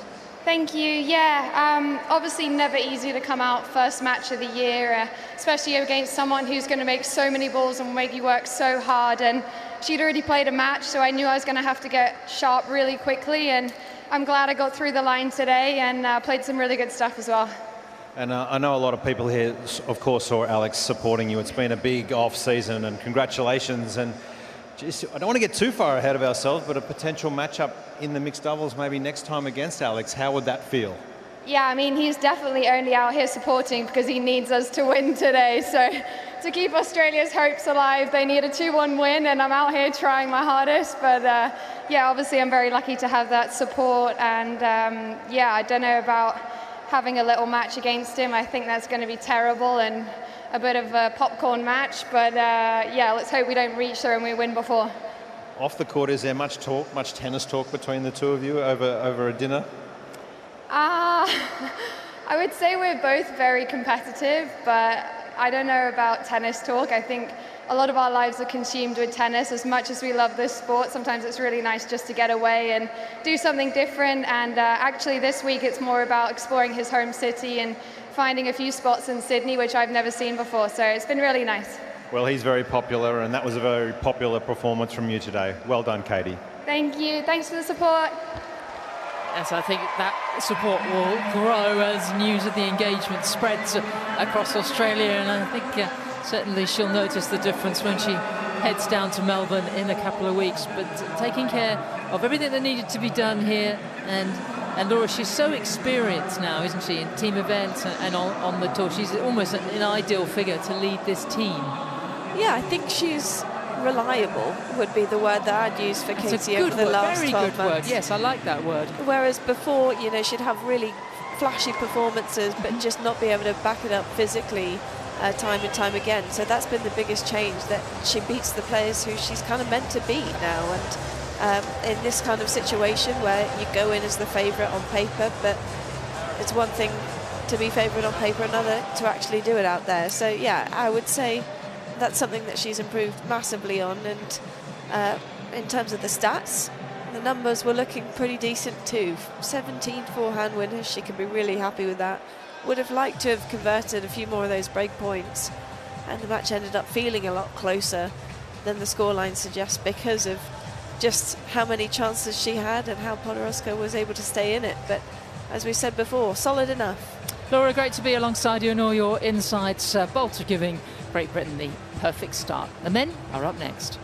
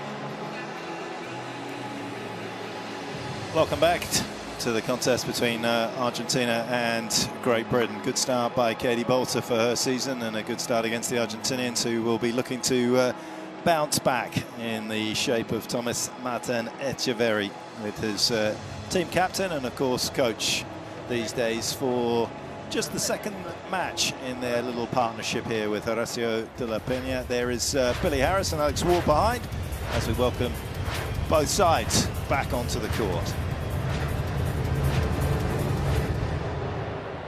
It's time to introduce the players into Ken Rosewell Arena for this United Cup men's singles match. Please welcome from Team Argentina, Thomas Martin Etcheverry.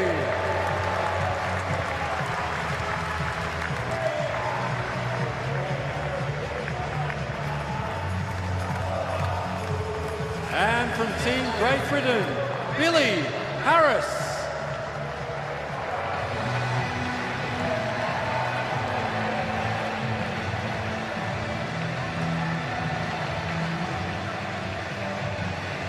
Billy Harris walking out with captain Alex Ward, who will be picking up some of the slack with Jack Draper when he hopefully comes down to Australia at some stage. James Trotman, of course, the main coach with Jack, who was supposed to be here at the United Cup, but unfortunately with that hip injury that seems to be healing pretty nicely. So signs are good that Jack will be making an appearance at Melbourne. Alex Ward will be on his bag alongside James Trotman there.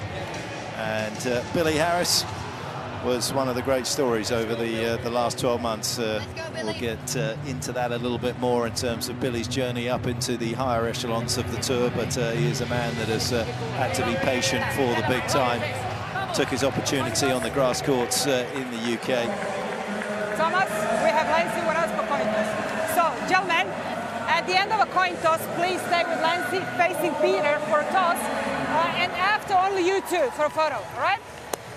Usual conditions. Those ladies sitting there, Billy, ladies sitting there, she's not there, are bringing towels in the basket, all right? Thomas, you know the ladies there are bringing the towels. Serve clocks at the back and at the side. TV changeover, so please stay seated on our side. And I think that's about it.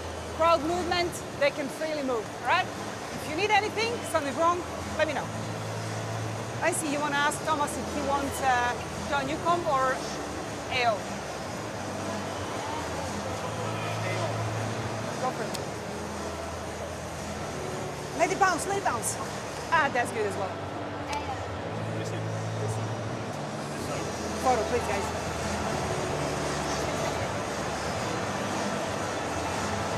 These two don't need introducing to each other because they've played once before in London on the grass courts there, with Billy picking up a nice wing. He's now 29 years of age. That's a nice little moment, as always, for the mascots. I'm alongside Jim Courier for this one. Billy is a picture of perseverance, isn't he, Jim? Really is. When you look at someone who's nearing 30 years old and is on the cusp of reaching the top 100 for the first time in his career, he's someone to admire. It's not been an easy journey for him, no question about it, because there's not a lot of glamour when you're just scraping by in the futures and the challengers, but he is on Ken Rosewell Arena representing Great Britain, and he gets a great opportunity here, as you just said, to play against someone at this level that he has a 1-0 head-to-head against in Thomas Martin Etcheverry. So that must feel good for him on so many levels, and in many ways this is a culmination of a dream, I would imagine, for him to get a chance to play for the Union Jack.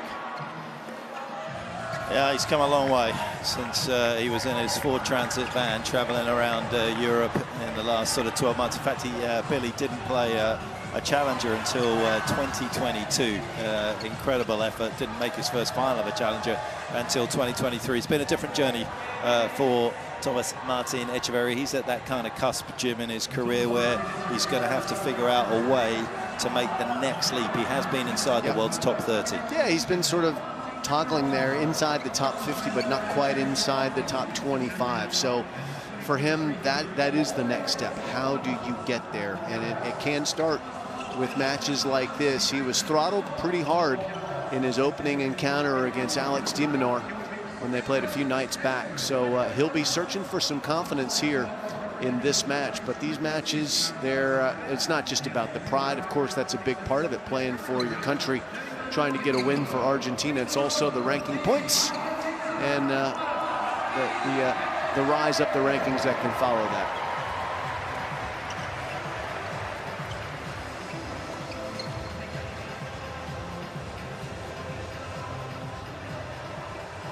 Interesting to see how he kind of handles this situation out here.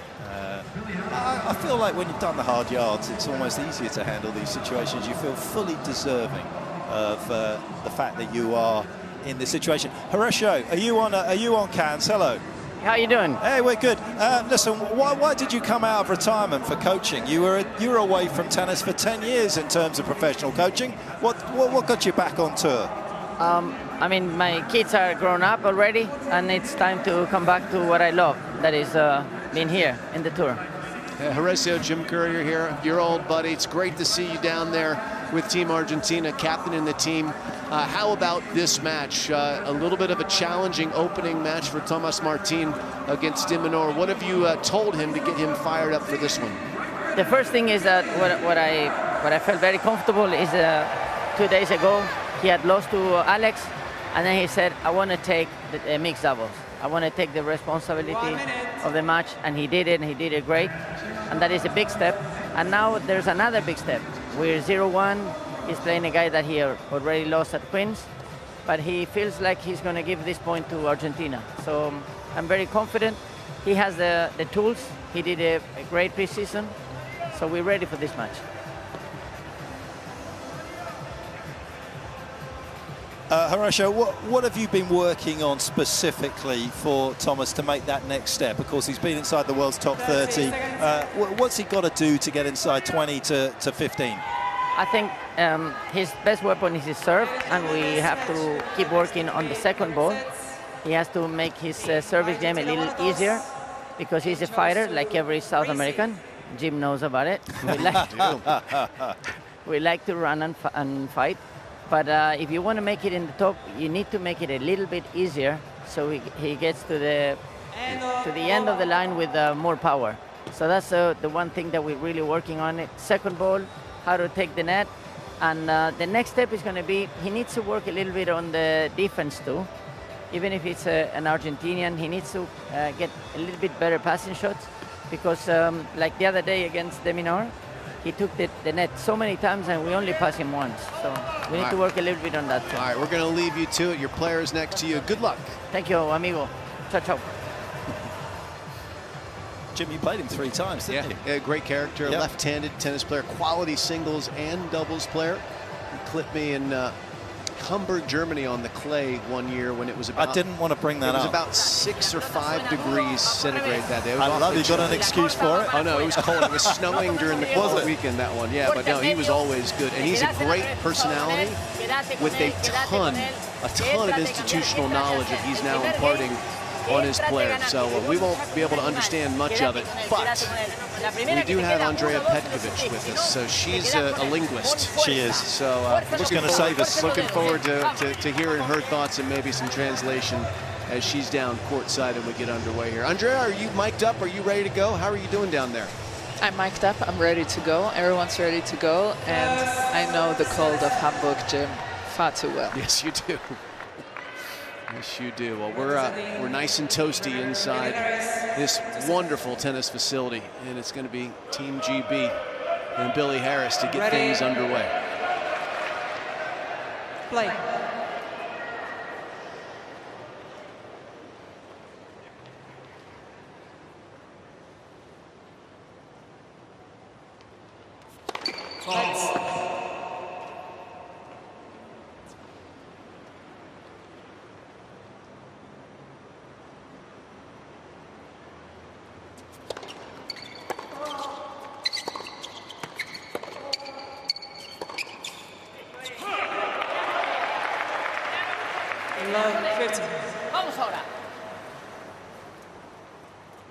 Couple of fun facts about the Isle of Man. It's got the longest continuous parliament of any country in the world.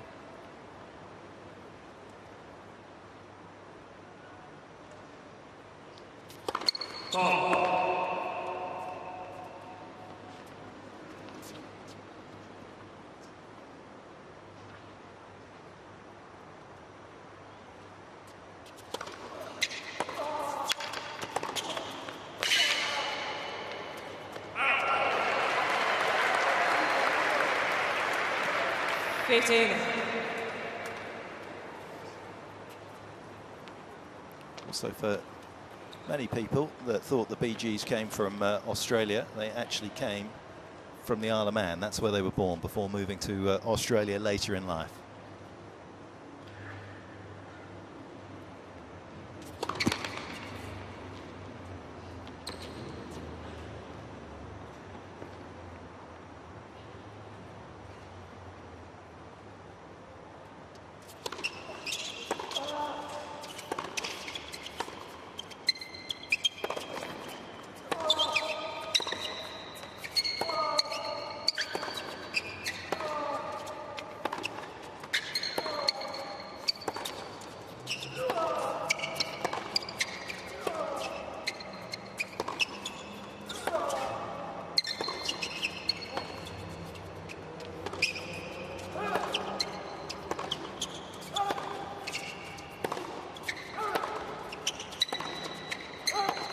How good is that?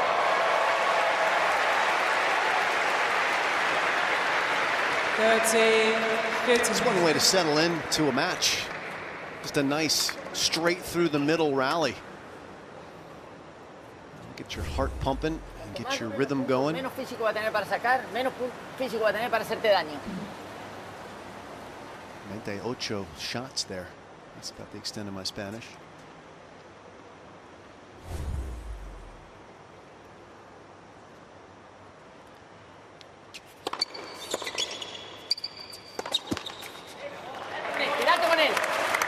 It's such a different matchup for Etcheverry compared to playing against Dimonor, who's a much smaller individual than Billy Harris, but so much more, so much quickness at his disposal and much more of a threat to get to the net at any moment. Etcheverry is going to have a lot more time on the ball in these baseline exchanges than he would have had the other night when the Aussie overwhelmed him.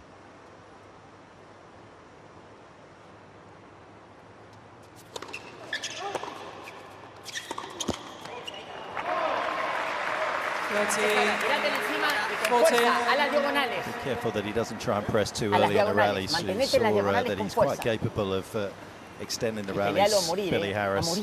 Vamos ahora, con coraje. Si te queda, mirás la red, un pie arriba y la cajás. Vamos. Sense of urgency from Team Argentina to get off to a quick start.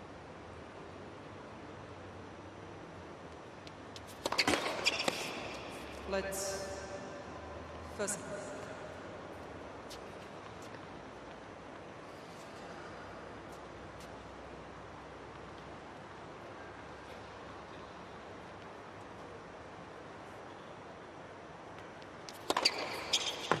Yes.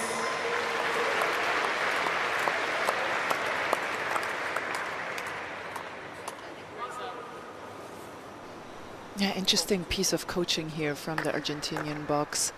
Horacio wants Thomas Martin to stay in the cross-court rallies, have a little height over the net and get really physical with Billy Harris here.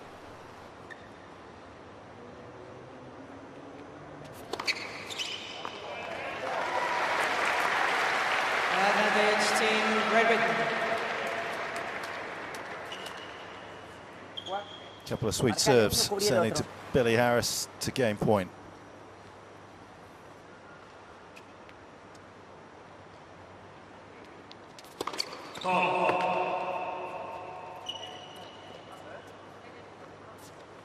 Cruzadora.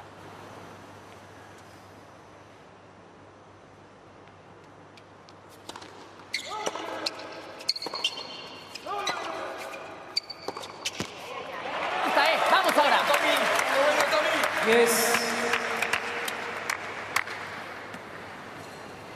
And one meeting they played on grass, obviously far more difficult. to have extended baseline rallies.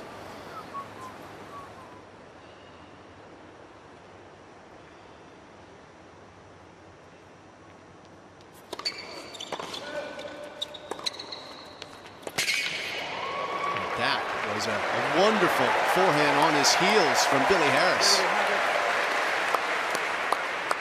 Advantage, Team Great Britain.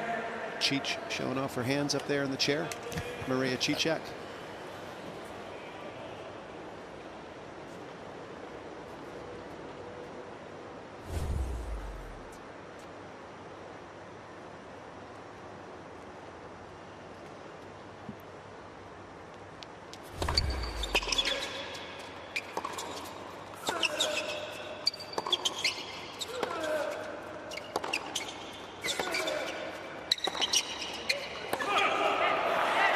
Doing what Andreas said, staying in the cross-court exchange, just trying to put himself under any undue stress in these rallies, waiting for an error which has come a few times in this opening game. Vamos ahora.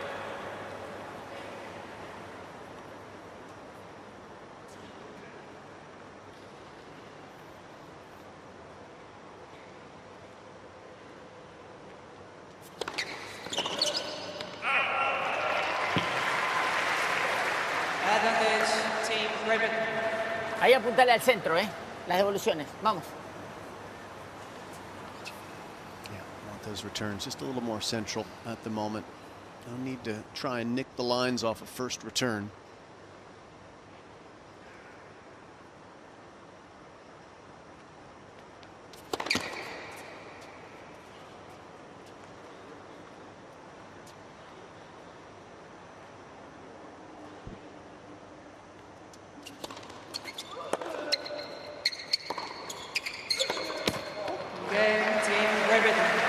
Under pressure, under siege, but he doesn't succumb.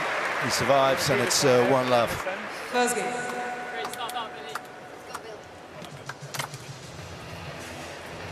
8 minutes for that opening game. Will get your heart pumping and get you right into the thick of it. Truth be told, that's the kind of game, if I was Billy Harris, I kind of would have liked to have played early on. Yes. I either would like to hold at love and quickly put the pressure on them, or have to have a quick stress test. Andrea, how would you feel about that early in the match? Yeah, I would feel good about that. And I think you could see him going to the towel frequently. I think he just needs to settle in here. Now he looks fully arrived and has very nice compact ground strokes, but something to keep an eye on possibly. Jim, you mentioned it, he sometimes fails to recognize the short balls. That's what Alex de Minaur did so well in the previous match, just took time away from Etcheverry with his huge swings on the ground strokes. And Harris sometimes just doesn't quite recognize the short balls, but really nice compact ground strokes, I have to say. It's beautiful to watch from the sidelines. First ever professional final in tennis came in the middle of COVID, December 2020 in Turkey. Anatolia, he was stuck out there because he couldn't travel back to the Isle of Man where his family were. They were actually planning to come out. He'd been away for 2 months, but it ended up being a particularly good week for him, reaching the final. His bonus was a little chicken schnitzel on the spaghetti.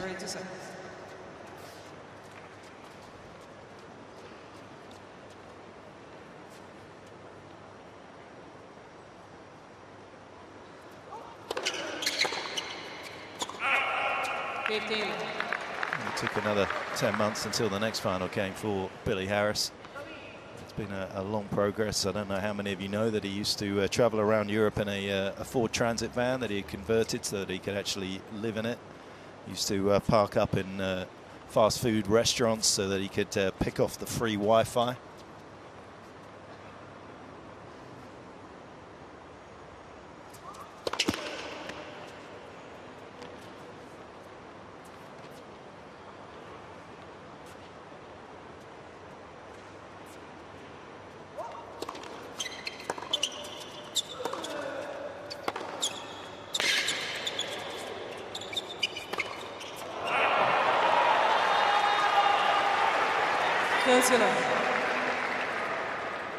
I love that story. I love the grind and the grinders who make their way out. It's so inspiring. And for him to have been traveling alone in the van, had a mattress, had a stringing machine so he could save money stringing his rackets, had a little hot plate so he could cook for himself, a pickaxe for defense. Thankfully, didn't need to use it. Never used it, thankfully.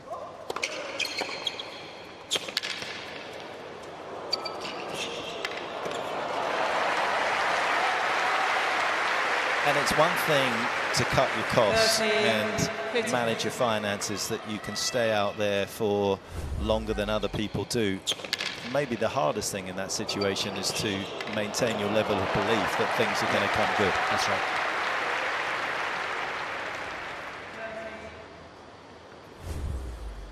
It's not an easy life, but it's definitely not a boring life either.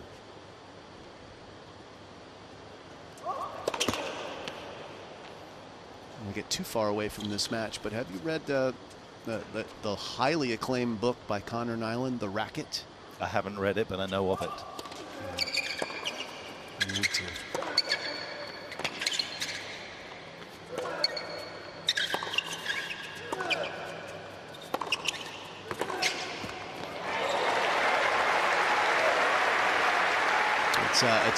It's a story from a player who played on the tour, played at Wimbledon, but spent most of his career in the minor leagues, and it's a story about the unsung heroes and the grinders on tour, and what life really is like in the trenches. I've read excerpts of it, and it's winning awards, and I'm sure it'll be a movie at some point. I'm sure Andrea's already read it because she's reading everything. She might produce the movie. Star in it. But anyway, we rightfully follow the stars in sport, but there's a whole another world of people like Billy Harris that populate and bring amazing stories to life for us.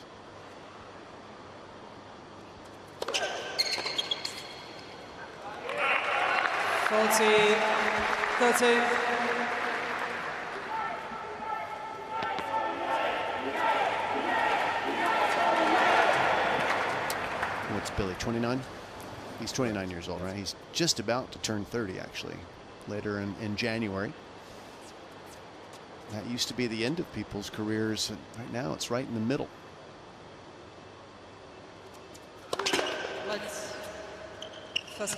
So I have my fingers crossed that he can get into the top 100. He's been as high as 101. He's currently ranked 125, so he needs some good results to get there, but I'm hoping he'll do it.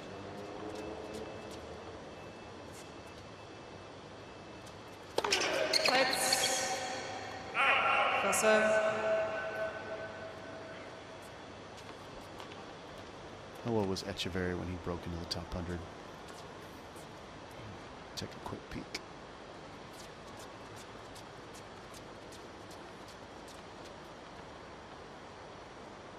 Did it in April of 22. Yeah, exactly. Not too long ago. So he was in his early 20s. A little more traditional. And he holds serve as well. Game.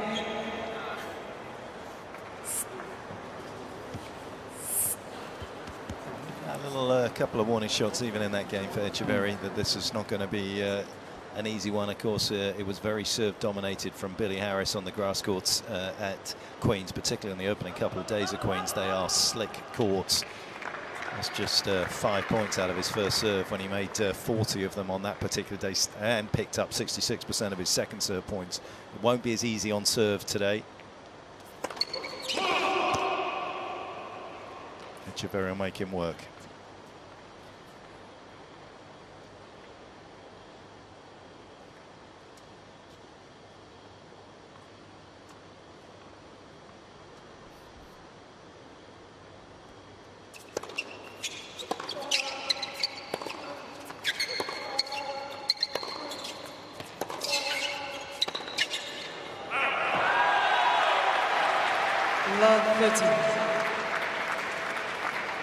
Still feel at times, Billy, that when I watch him play, he tries to do a little too much in kind of neutral situations. And again, that's part of the learning process as you go through the different levels of tour, particularly away from a grass court where it's a lot simpler to strategize.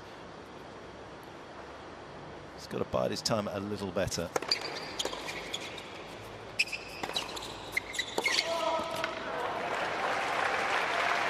Man, it's interesting thing down here. It looks almost like he's more comfortable when he has a little pace on the body, on the tennis ball. Sorry, when the tennis ball is kind of standing and he has to generate his own pace. That's where the ball is not quite going out of his racket as fast as when he has a bit of pace from his opponent.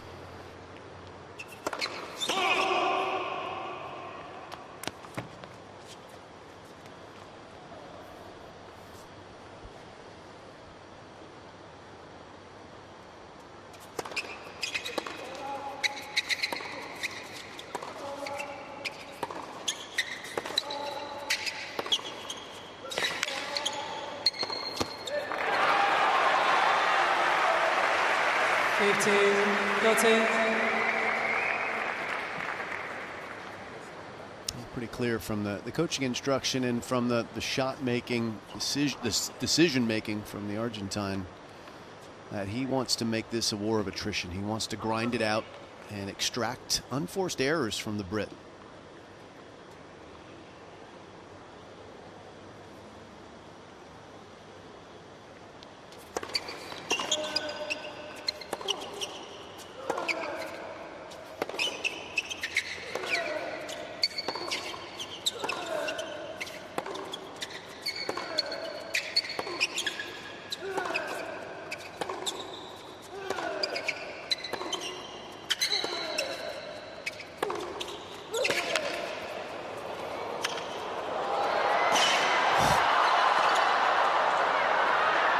Unbelievable athleticism from Etcheverry. Thought the drop shot was good enough.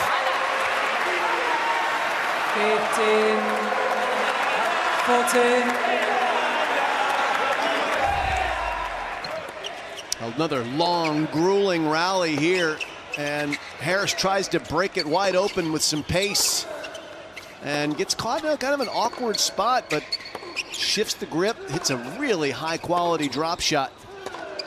And then the movement from the big Argentine was super impressive, and he has 2 break points as a result.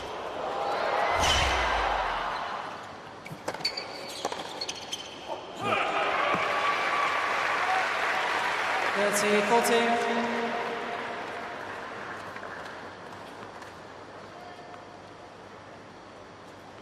Harris 2 for 2 on first serves when he's been down break point so far. One more coming here.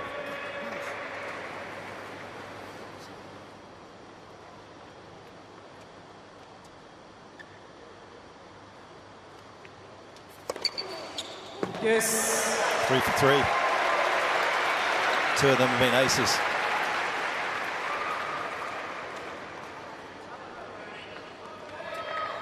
And in a completely different location on that outside to the previous break point that he faced in his opening game, which he went out wide with.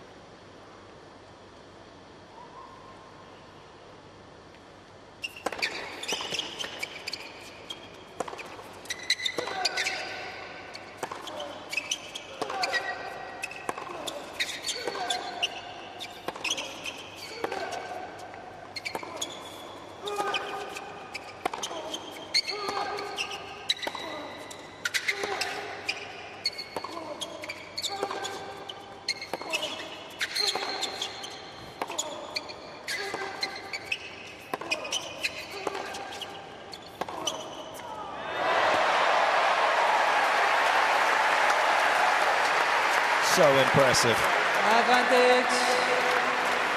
Team Great Britain. So much patience from Harris as well, and then once he sees a little space down the line, flattens it out nicely.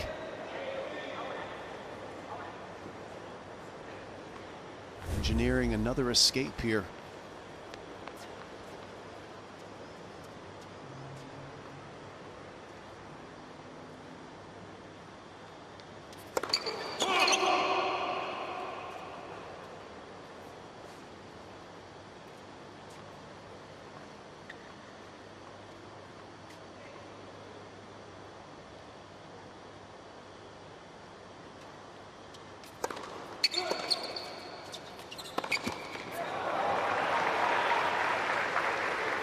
Yes.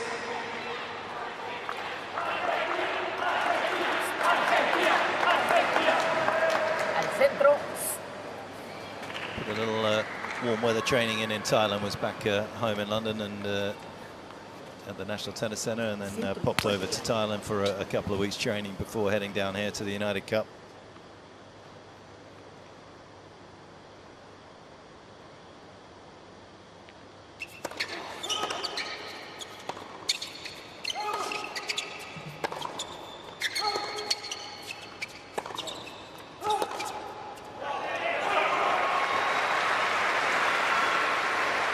Advantage, Team Great Britain.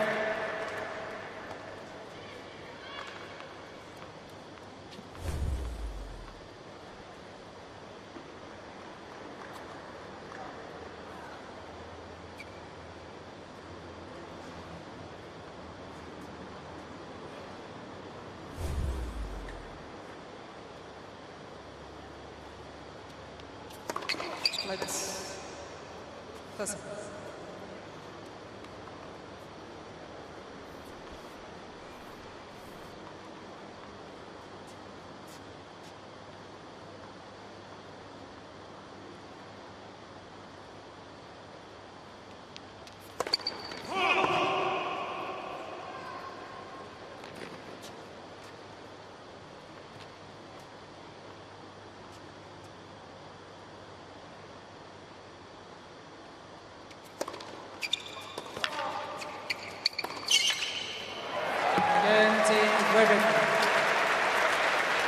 Apologies, and nothing really to apologise about. He has done a fantastic job of hanging on to his opening couple of service games. A stern test for Billy Harris. Survived them both.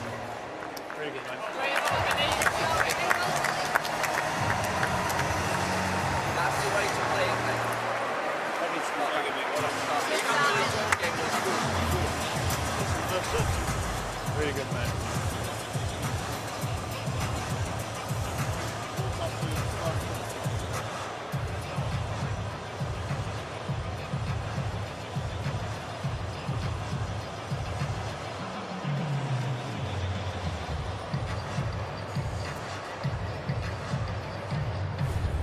Nosotros lo que queremos es que el partido se alargue, que los rallies se alarguen, ¿ok? Ponerle presión. Y en la próxima vez que lo tengamos jugando, quiero que le des un poquitito más fuerte a la pelota. Cuando vos devuelvas, cuando sacás, controlás, ¿ok? El tipo está parado muy atrás y camina, siempre trata de cubrir un poco su derecha, pero si le haces el live por derecha le hace mucho daño. Fíjate que en algunos saques estaba tirando la pelota un poquito baja. Pegaste 2 o 3 veces en la red el primer saque. Tira un cachitín más alta.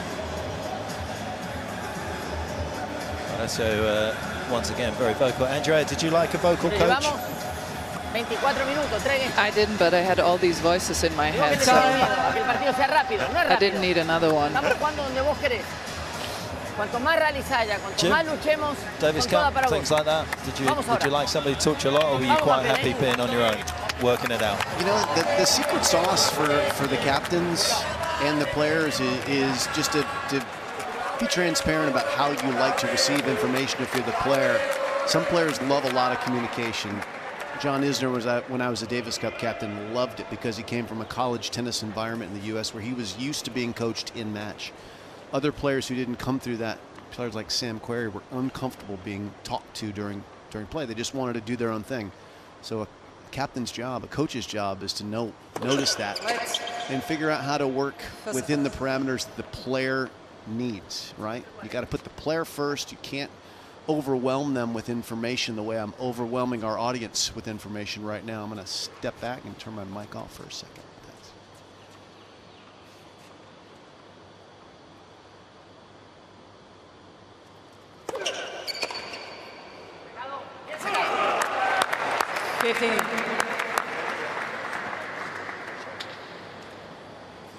To pick up a tour title, he's 3 times being bridesmaid at various events. Last year in Santiago was so close against Nicolas Jarry, just a couple of points away in the second set breaker before losing to the Chilean. And then in Houston, a very tight match with Francis Tiafoe. Didn't have any opportunities though, lost 6 and 6.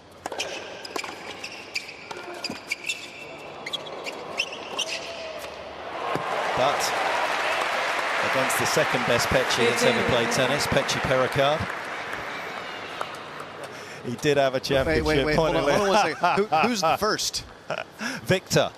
Just in case you thought, you thought I was going down a bad rabbit hole. I had that in my back pocket, so I was just checking.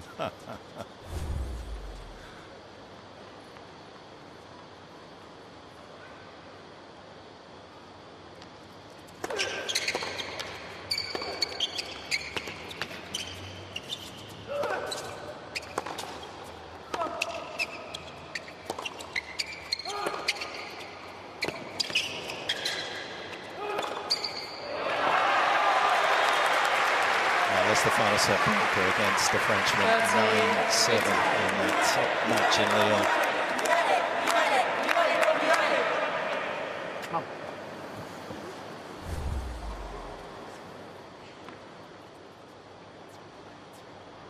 Perfect form and function.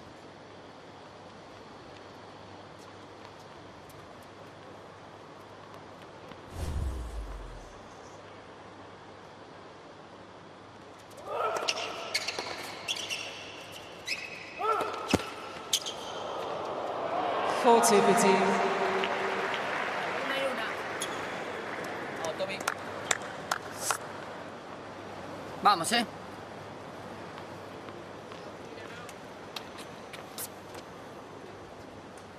Vamos, apoyate el índice. Vamos ahora.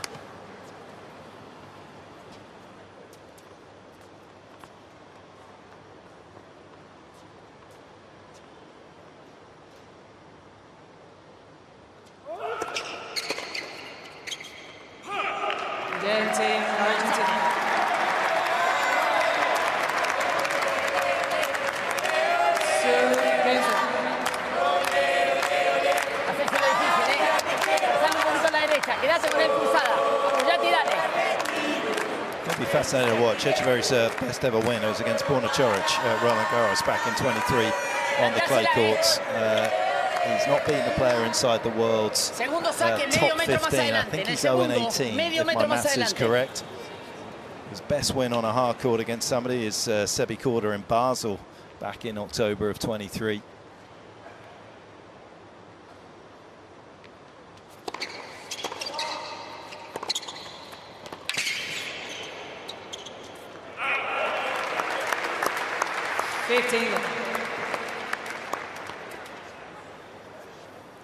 Vamos. Que le cueste cada bola. Dale.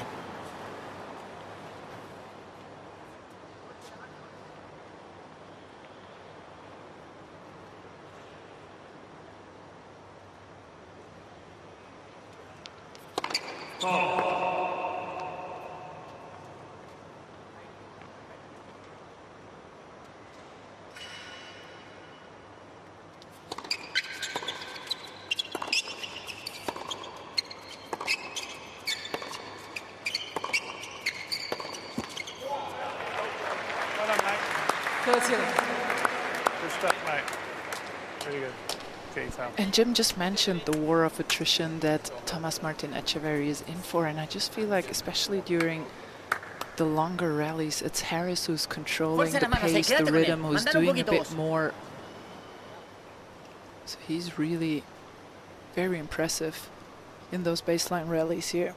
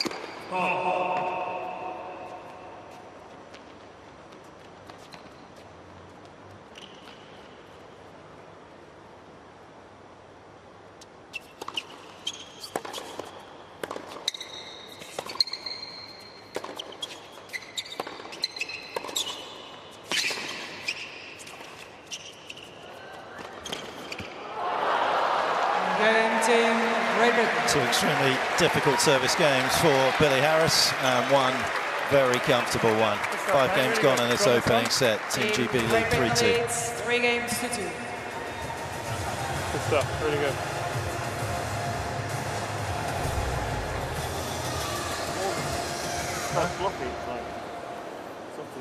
Yeah. This is the best drop shot, but it's always good to keep introducing it. Just maybe keeps Etcheverry a little tighter to the baseline, and then the faster shot through the court, maybe just catching the Argentinian out. In terms of pace. Lo mueves para este lado, cuando lo sentís, pum, le sacas uno para allá. ¿Sí? En el revés. ¿Estás sintiendo que no le está haciendo daño al revés cruzado? Bien. Acordate que en este game ganamos el game de saque y el próximo game es el game más lento de saque de él. Entonces, ahí sí toma la de la derecha y forzalo vos un poquito más. ¿Ok? Y si querés, es el momento ahora de que juegue de derecha. Si te pones 3 iguales, el primer punto importante que tengas es que juegue de derecha. Dale.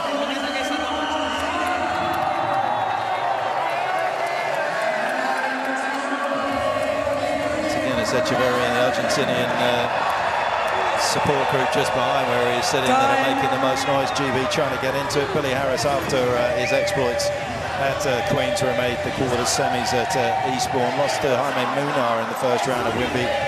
Went over to play Newport, made it through qualies, beat Gabriel Diallo, the tall Canadian, in the opening round there before losing to Mackie McDonald. Then picked up a couple of wins in qualies to qualify for Atlanta. And then things went a little bit quieter. Did get 2 wins in the qualies at the US Open before losing in the last round, but then it was just the odd win here and there for Billie Harris.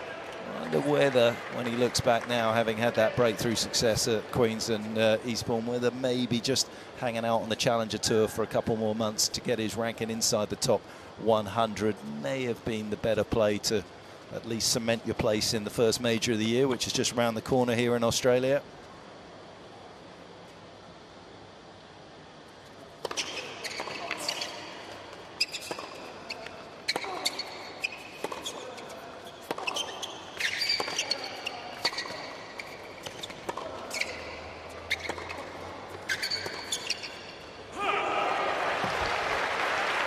Etcheverry may well be a little surprised at the resistance here in some of these exchanges.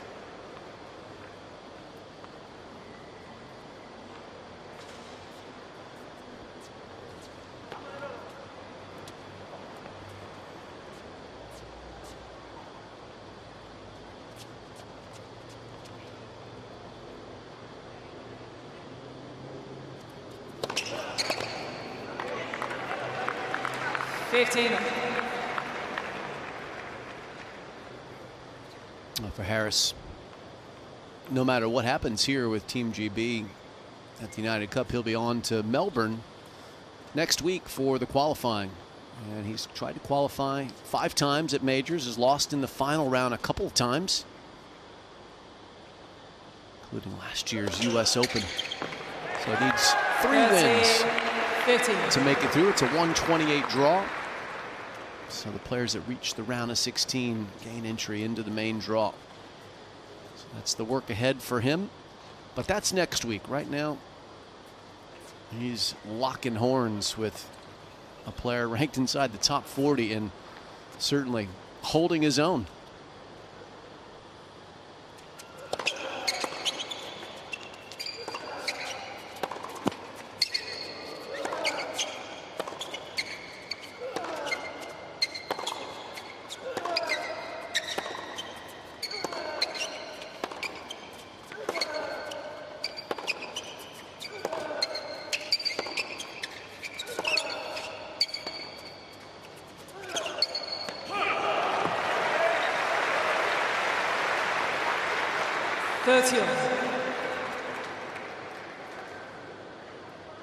Best win ranking-wise after that little spurt on the grass courts was against Adam Walton in the qualies in Canada, who was inside the world's top 100, the Aussie, at 86 in the world. Everyone else that he did manage to pick up a win against was outside the world's top 100.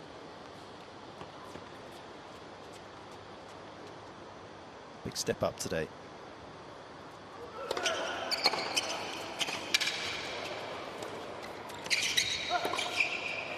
He asked a really tough question at the backhand of Etcheverry with that approach shot. 14.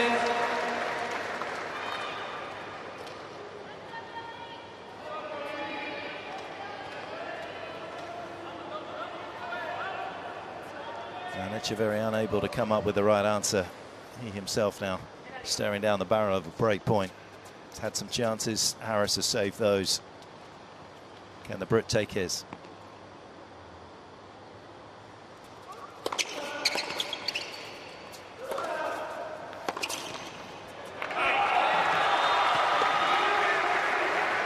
Yes. Once again, first serve comes in play when facing break point. Billy with 3 great ones on the break points he faced. Etcheverry able to stay in command in that one and kind of forced his way into the net. There was a passing shot opportunity down the line available. Billy just not able to get enough spin on it to control it.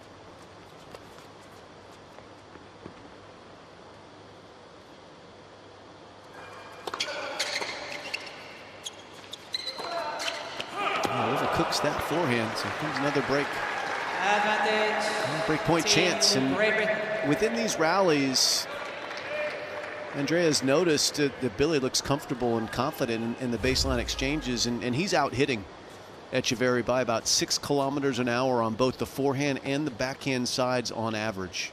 Etcheverry certainly has power at his disposal, but he's harnessing it in an effort to grind the Brit down, but not working out yet.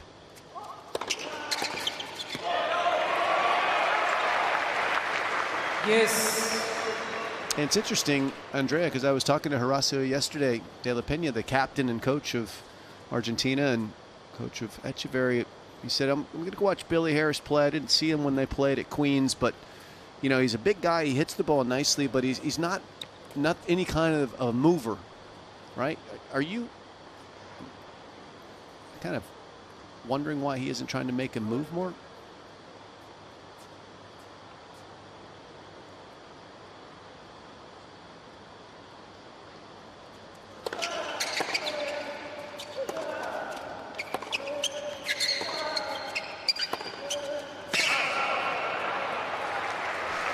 I think that's a great point, Jim. I think that Etcheverry is misinterpreting a little bit the war of attrition that De La Peña wants from him. He's just sort of putting the balls in, hoping for Harris to miss at one point. But I think the war of attrition that De La Peña wants of him is the high intensity, left, right, make Harris move, make him work. But he doesn't really have to work here. And Etcheverry did say that he's not feeling his backhand down the line and the change of ends earlier.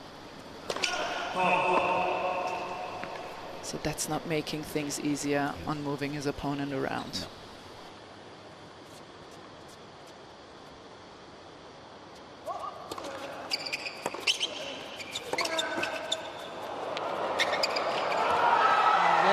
Team Argentina. Double net courts have gone Argentina's way. He pulls up alongside Billy Harris, 3 apiece. 3 games. Just to know what sort of coach Horacio is, whether he's more strategic or if he's a little bit of everything. Of course, he's worked with Fernando Gonzalez back in 06. He was doing some great work with Guillermo Coria. When I watch Etcheverry's first serve, if you look at his back foot, it comes up very square onto the baseline. He gets kind of front onto the court.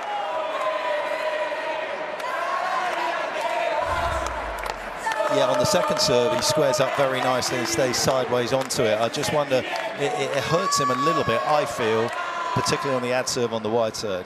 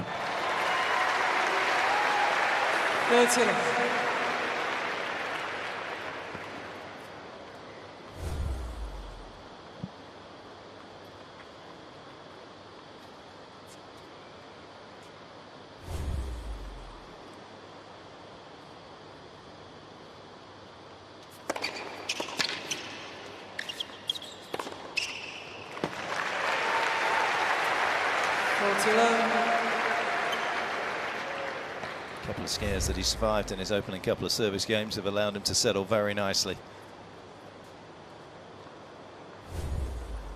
Suddenly running riot on serve.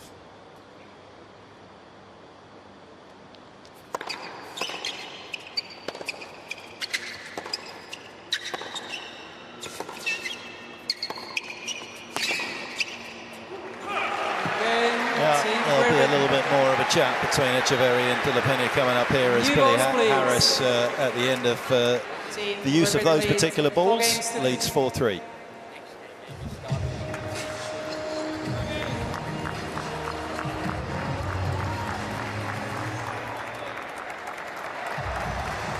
See Etcheverry use the slice as much, Andrea, as well. It's always interesting. I just love watching new partnerships. I want to be interested to see what De La Peña brings to him. I feel against somebody like Billy, just bringing that slice into proceedings wouldn't be a bad play. Yeah, and especially if you're not feeling your backhand down the line and you prefer the game to be via your forehand, I think that would be a great way to get the ball into your forehand side with just a short slice down the line, get it into your preferred side and see what happens from there. I honestly think Etcheverry is a bit too passive right now, especially on the return games, but even on his service games, I think he's just letting Harris control the game. Y lo que voy a necesitar es que ahora, cuando el partido empieza a tener los puntos importantes, que tengas coraje en pegarle a la pelota pero en la diagonal. No la quieras abrir al pedo, pero pegale, apoyate y forzalo. Porque ahora es el momento donde vos tenés que imponer tu ranking y tu tenis. ¿Ok? Cuando lo llevas al momento, ¡pum! Ahora mando yo. Y te apoyás, afirmate y dale. Mirá la red y dale. Mirá la red y dale a la diagonal. Y cuando te queda, tirale para adelante. En el revés es en el primer punto, devolviste bien, te quedó, tiraste para afuera. Tirale fuerte a la diagonal. Vamos ahora con el saque. Saque cuerpo, revés, y toma la derecha. Andrea, you pick up anything there? I did actually, and he did say, it doesn't matter that you're not feeling the down the line. You can go cross court, but you have to hit the ball. That's what he just said to him. You can't just put it in, you have to hit it. So we'll see if he can make that adjustment now. If I do like, hey, Andrea at the end of changeover, a bit like, hey, Siri, will you just do that for us? 100%.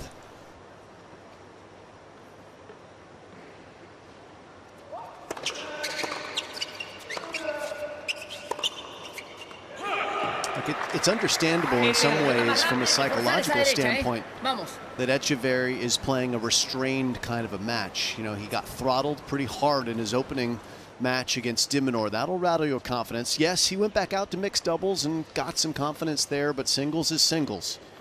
And he's playing against a player that not only is he supposed to beat, he has to beat for Argentina to get into a live mixed doubles match.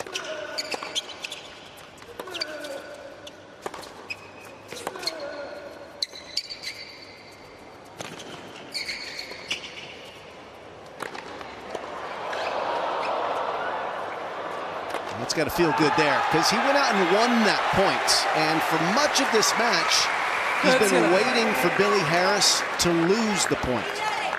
And that psychology needs to flip. He needs to go out there and take this match from him. And I think, not speaking Spanish like Andrea, that's most of the messaging that De La Peña is giving him is when you get a chance to attack, you've got to go.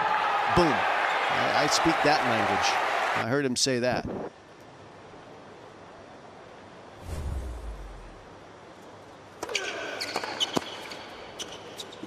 Playing not to lose almost always ensures that you do lose. 15. If you guys watch gridiron, NFL, American football, but when the teams go into that protection mode on defense, when they're trying to just limit the offense almost always scores. Yep. Instead of doing what they normally do. It's a little bit like that in tennis.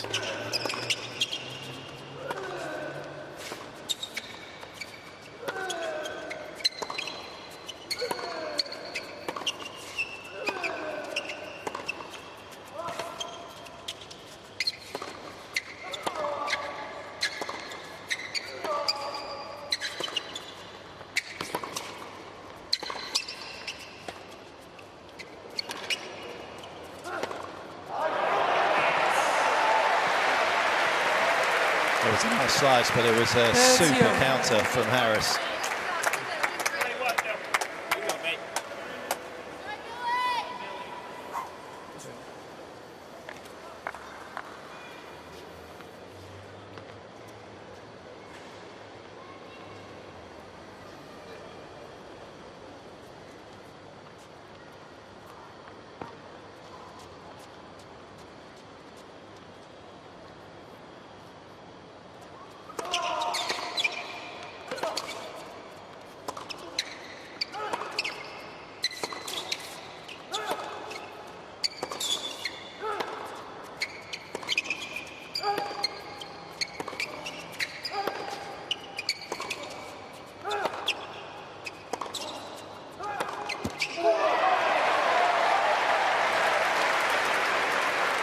Harris's length is impressive.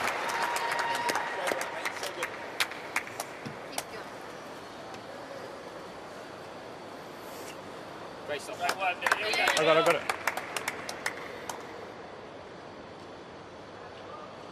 Just not allowing Etcheverry to get up inside the baseline and dominate proceedings. Anxious moments here for Team Argentina. Break point down again. Well said. No one's missed a first serve yet when they've been down break points, and clutch play from both sides of the net so far. Billy wants to see just how close that was to being out. So we'll get another look at it. Let's sweep the line.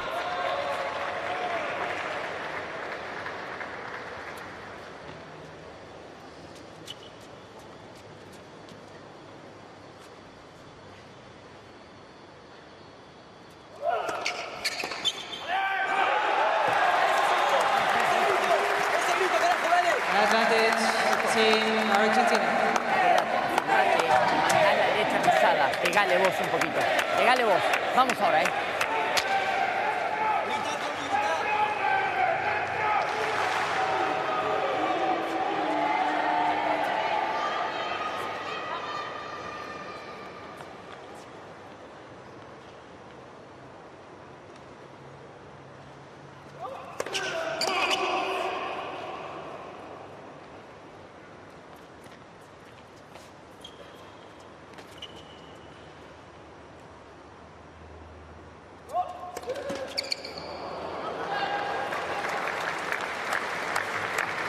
Yes. Dale. Cuerpo revés. Vamos ahora. Bien arriba. Vamos con todo, Vamos. Dale, viejo, dale.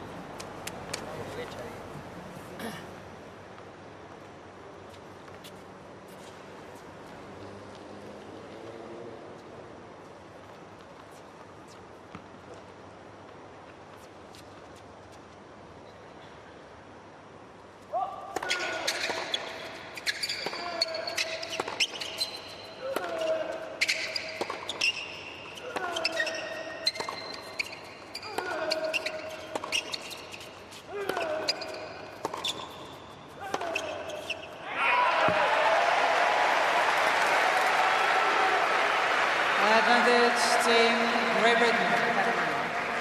Acelera un poquito más la punta. Está llevando mucho. Ya lo sé. Vamos de vuelta. Dale. Chances keep coming for Team GB. Consistent play from Harris. Extracts an error. Can Etcheverry keep delivering first serve bombs?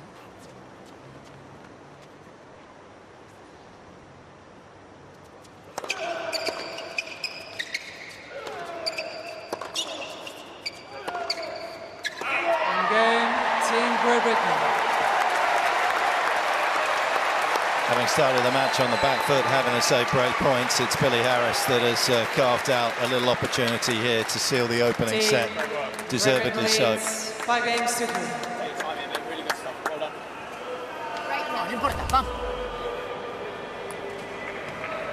Did well to make the return. It was a quality first serve, and Etcheverry was very conservative with the next forehand. Could have done damage. Opted to get in the rally and then missed a rally ball. So this is now broken open for Harris, serving for the set.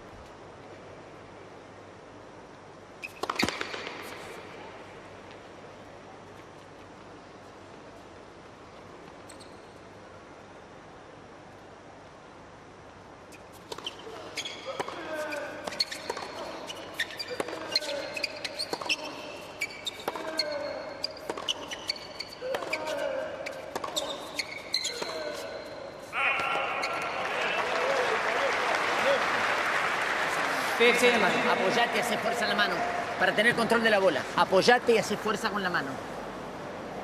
Apoyate y acelera la punta. Apoyate y acelera la punta. Cuanto más rápido pase la punta, más control vas a tener de la bola. Vamos a ver.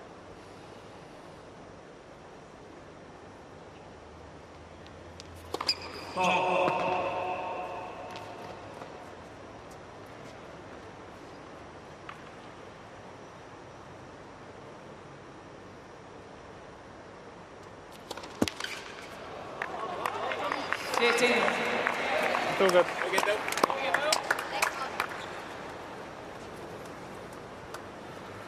And he was fighting for survival. Saca tu esencia, vamos a pelear ahora. Now there's a chance Vamos. for success. Psychologically, that's just a little bit of a flip in the script that he needs to deal with here at the back end of the opening set.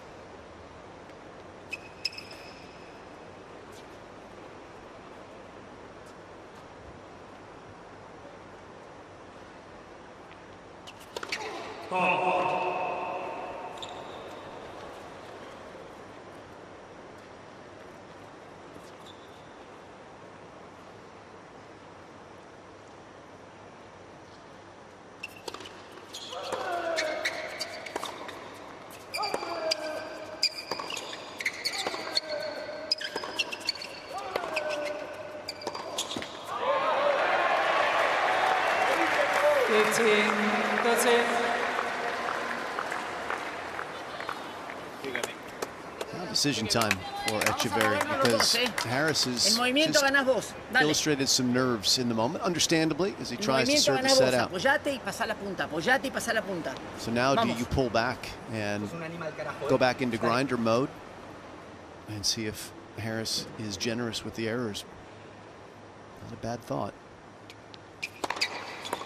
It's situational, right? I mean, obviously you got to make returns, but big targets and see if he can hold his nerve. Sometimes that is a tweak in strategy that's required within these matches.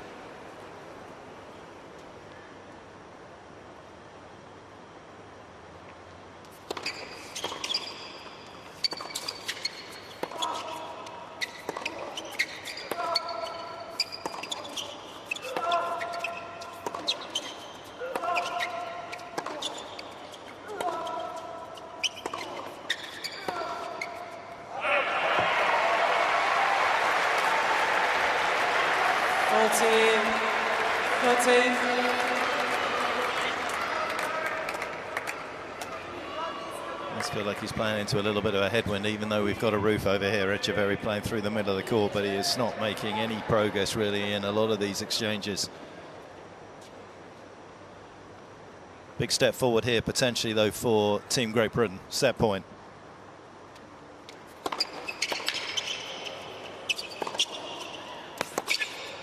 That could be hugely significant. What a spectacular winner. Yes.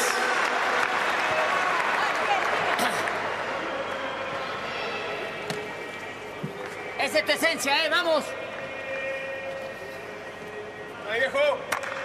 A pelear, Had to have it. Approach shot wasn't bad.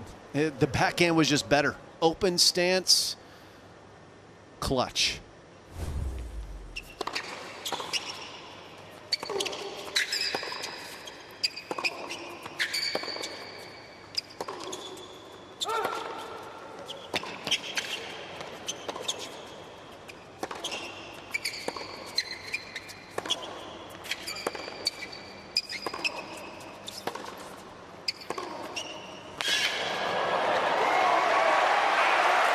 Sensational.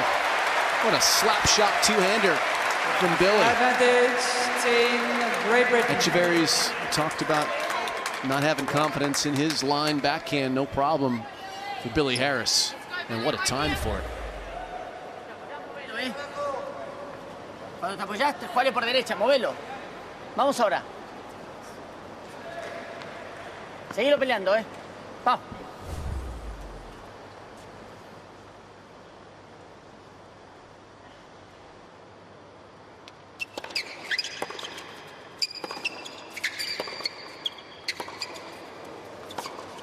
Oh, that is spectacular. 2.0. Yes.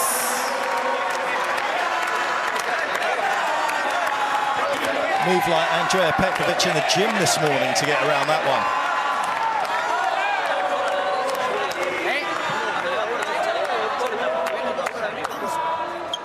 Thought he'd made a bad choice to go that way. He knew better. Annihilation on Team Great Britain.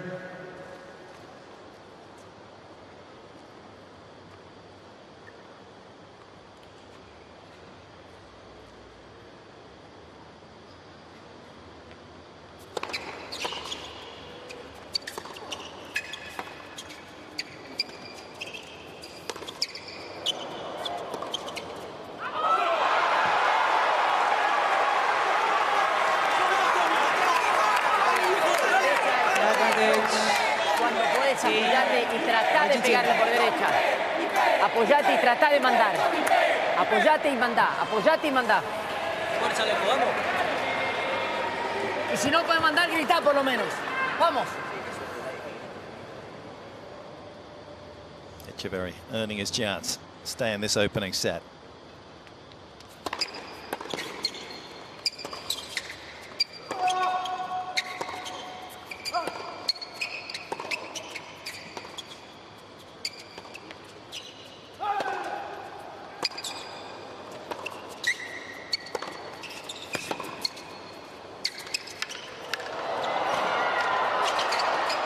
Got him with an absolutely gorgeous line drive.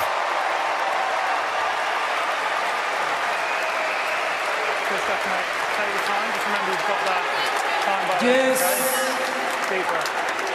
This match lifting at the end of the set. Courageous drop shot here and a laser passing shot to finish it off. And they go back to deuce as this match approaches 1 hour.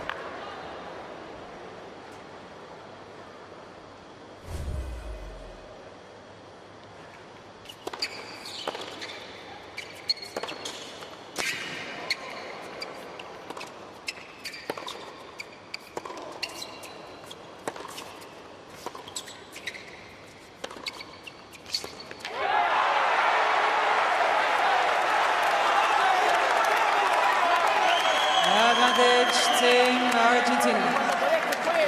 Fuerte por derecha. Vamos ahora, Dame la toalla. High octane tennis, high energy in the stadium from the fans. Pulsating points.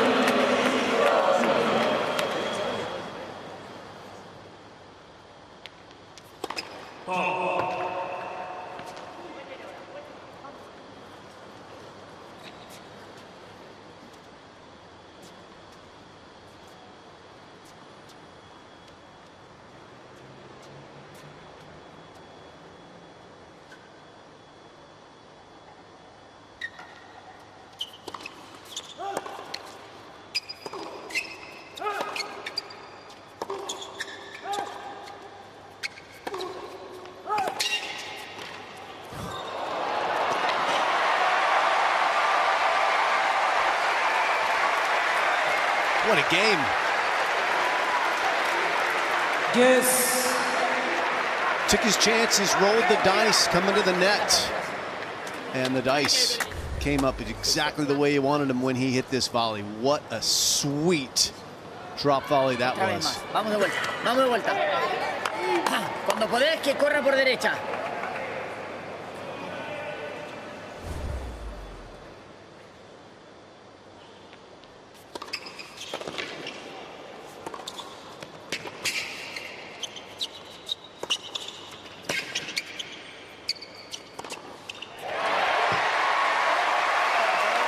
Etcheverry unable to manage the onslaught there from Billy Harris. Advantage Team Harris with a stutter step after the first blasting forehand into the backhand corner. Decided not to come to the net. They did one more shot and got an easy put away forehand.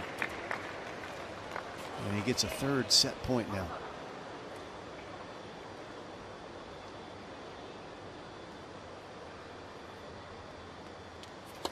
Ooh, thought he had it.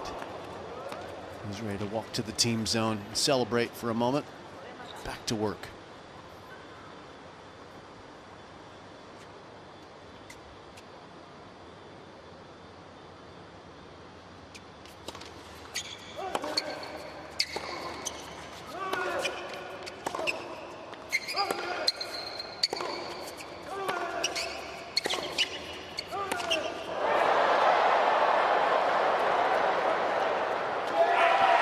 Phenomenal. Fabulous finish to the set. Everything that is beautiful about this sport. Billy Harris, one of the great stories, and a great opening set. He takes it 6-3. 6-3. Great stuff.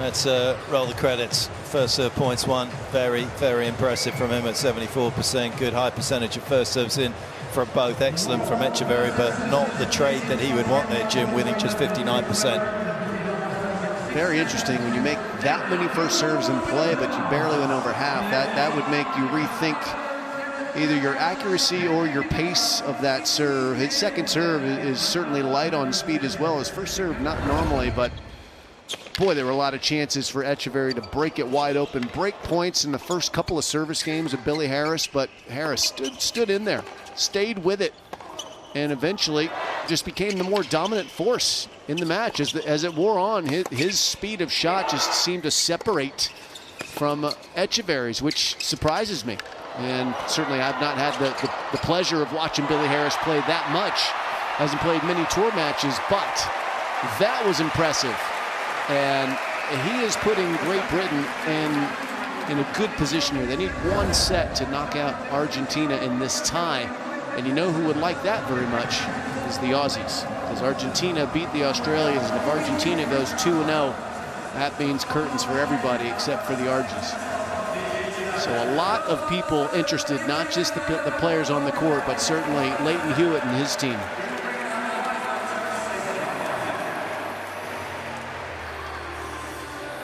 Time. Escúchame, en algún momento va a dejar de ganar, no de revés. Bueno, vamos a darle voz entonces, dale.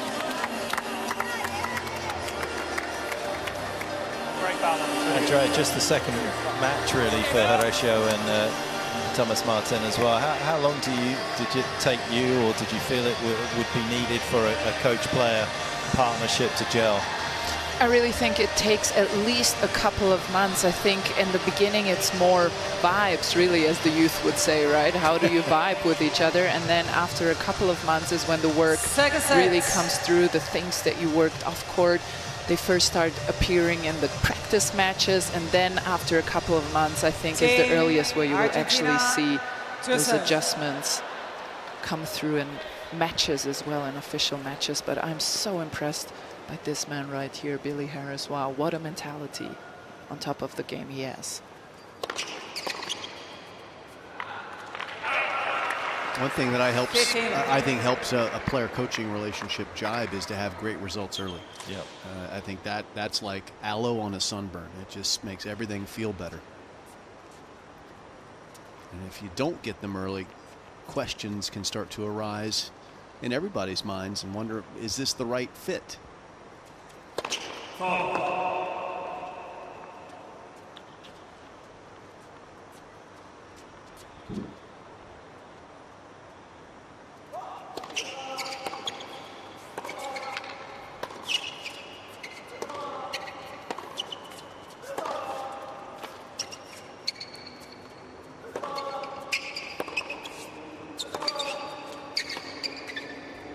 More forceful hitting already. Yeah, from Etcheverry than we've seen. Andrea? Yeah, I was just going to say, this is double the pace. Not even like 5 miles an hour more. This is double the pace than the entire first. I thought Germans didn't traffic in hyperbole. This required some hyperbole. Okay.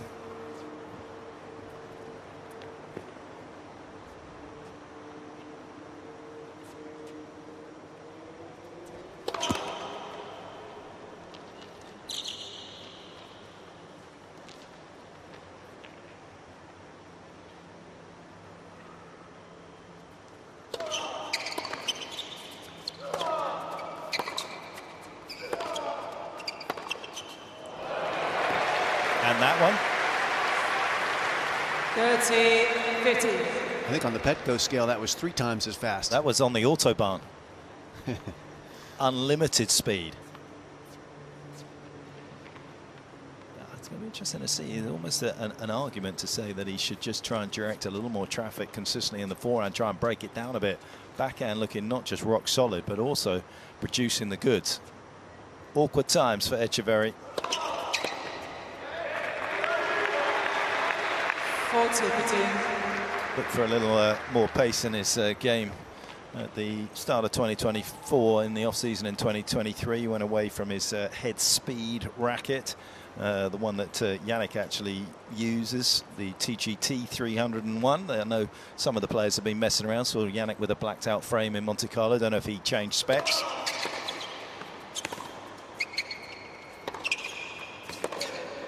Hurkacz also has been seen trying different sort of versions of the Babolat racket that he's obviously using, but he went from that to a Yonex Percept 97, which is actually a pretty big shift for Etcheverry.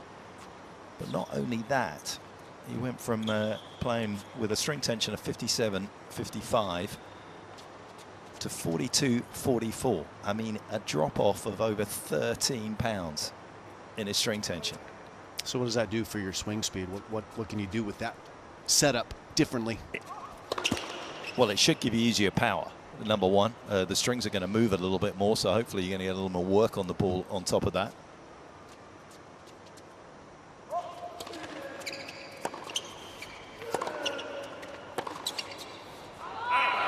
Although, if you're the former world #1 and British #1, he'll tell you that all it does, it makes the ball travel further when you drop the string tension. It doesn't actually give you more pace. If you're swinging at the same speed, that's the thing. To control a racket with that much of a trampoline effect, you probably need to swing slower.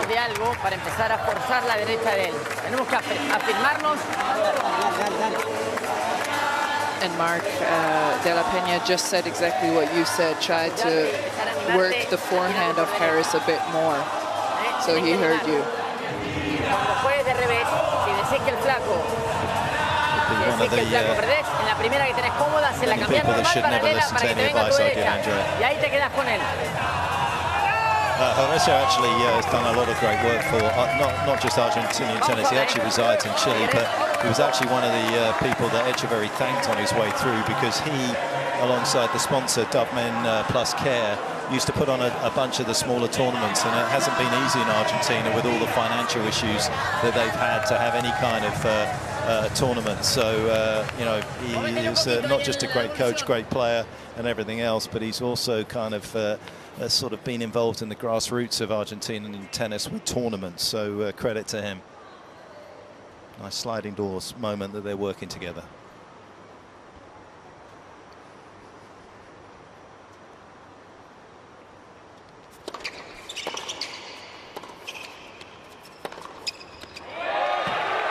What's also nice for De La Peña is one of his children, Bautista, or Bauti as he calls him, is a 15-year-old player for Chile. He's already played some small level professional tournaments, but he's here. So what an experience for dad to be able to bring son, who's an aspiring pro, to be able to experience all of this.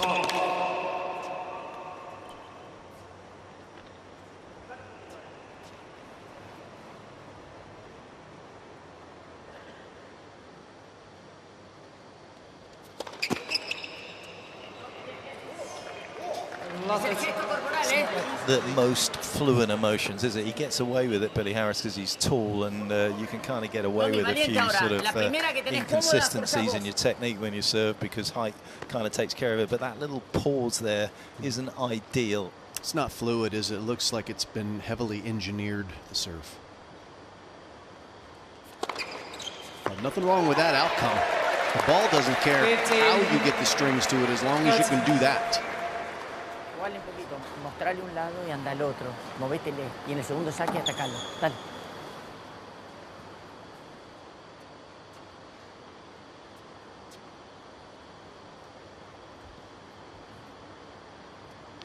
I almost feel like it's the second serve that it's going to trouble him more on, because obviously, you know, when you're tighter, big point, can you accelerate it?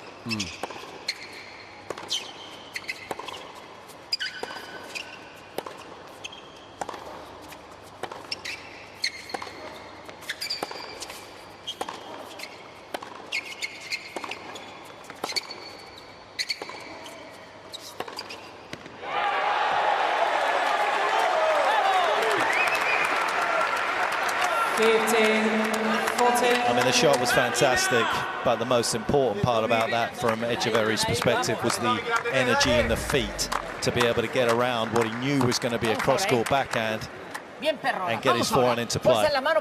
Ball was just a little bit low for Harris to kind of rip that one down the line like he has been.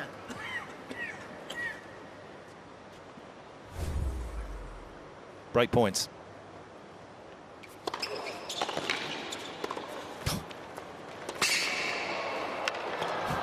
Can't play them any better than he has. 30, 40.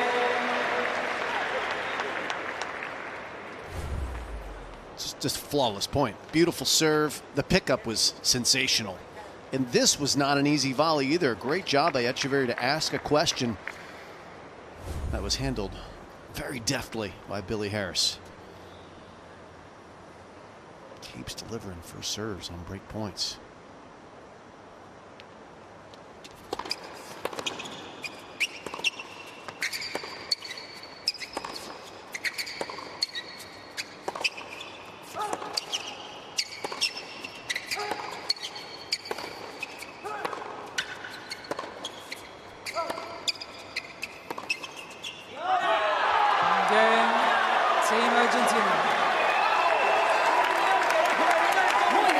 Invested a lot in that particular game, and he finally gets his reward, deservedly so. Team Argentina leads. Animate a subir. Bien peleado, Muy bien peleado, vamos.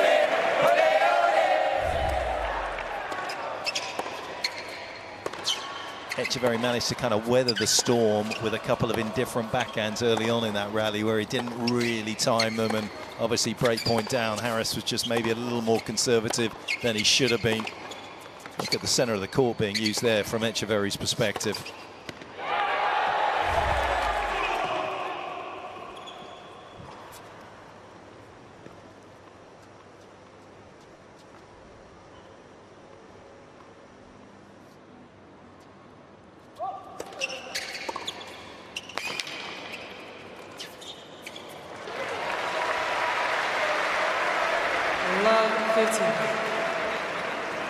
Looking awesome at the net. 9 out of 11 points when he's ventured forward have been won by the Brit. Glorious technique too. It's just so simple. Just caresses that ball. Yeah. Deserves that fist pump.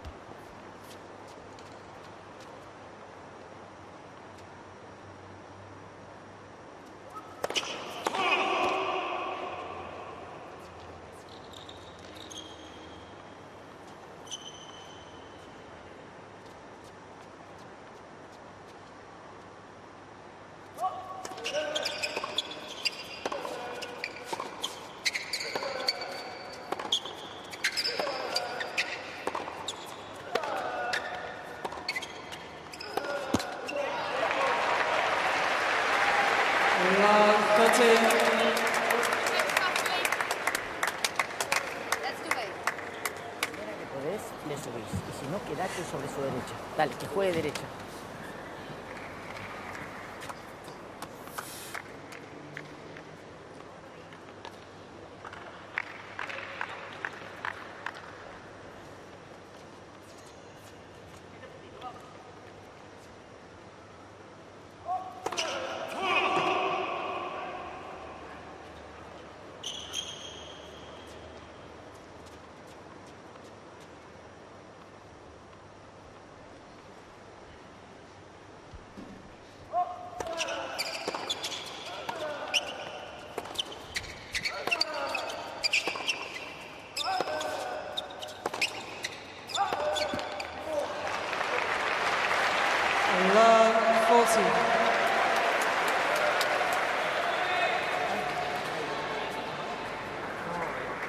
sacarle por derecha, tomarle la red por revés en segunda.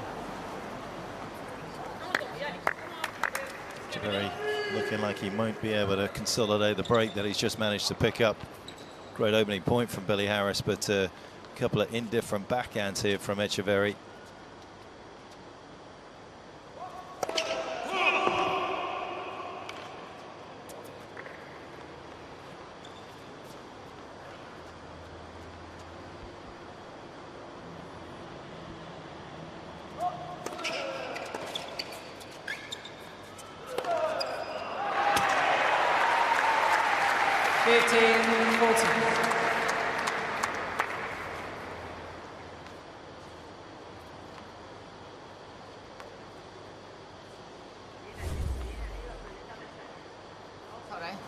Just a little late to pick up that second serve, chipping it back.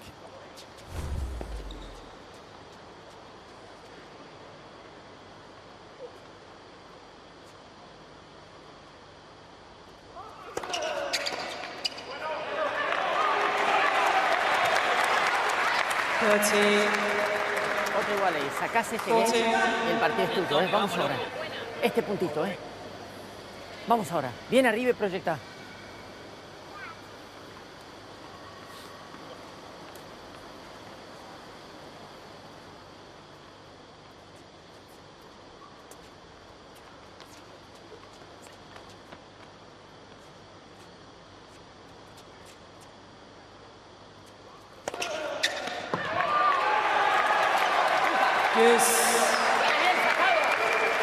Pinpoint accuracy. Otra vez ahí. Y si te queda, subirle por revés. Vamos. Vamos a buscar el partido. Vamos con todo, ¿eh?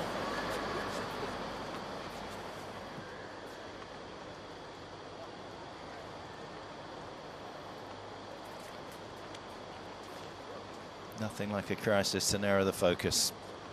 3 great points.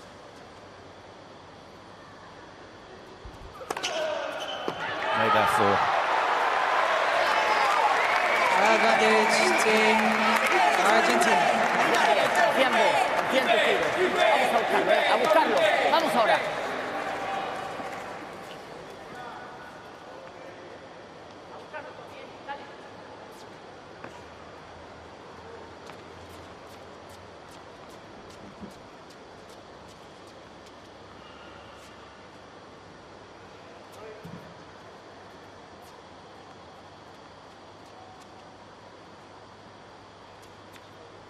Demolition winning team Argentina.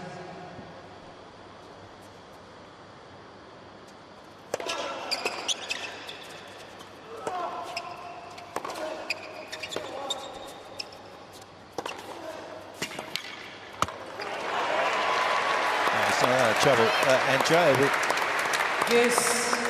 That was interesting. It didn't look like he was. He threw the ball up on purpose there to stop the clock, did he? Not to me. No. But the Chich, as Jim Corea just termed her, is a very strict chair umpire. Everyone knows that. She's very good, but she's very strict.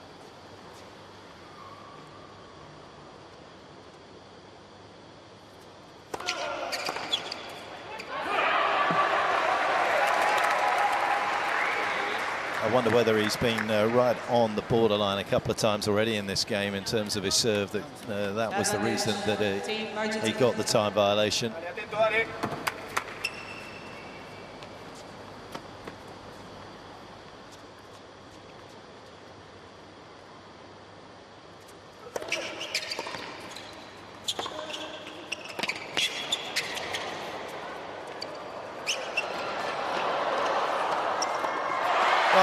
Billy Harris steals Etcheverry's dream.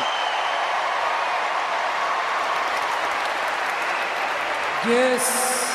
Didn't realize he had that type of foot speed when he is gobbling up the ground with every stride. He's a big fella, but he covered a lot of turf to track this one down. And once he got there, just did his job with the stick, just put it out, caught that one beautifully.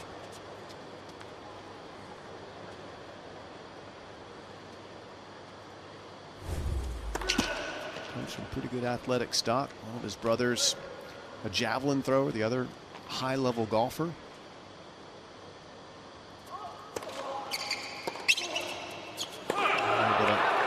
land that one. Advantage. Team Gone over and played at the Maryland Terrapins, the university over in the US, was in the England under 21 team for golf. His other brother, Joe, threw javelin for Great Britain at the Commonwealth Games down at the, well, I should say up at the Gold Coast here in Brisbane and also in Birmingham.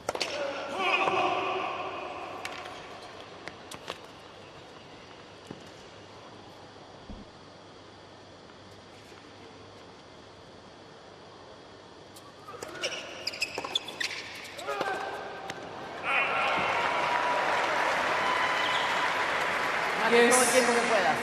Yo creo que tenés que ir, esa es la T. Tenés que hacer puntos cortos. Vamos ahora. Dale.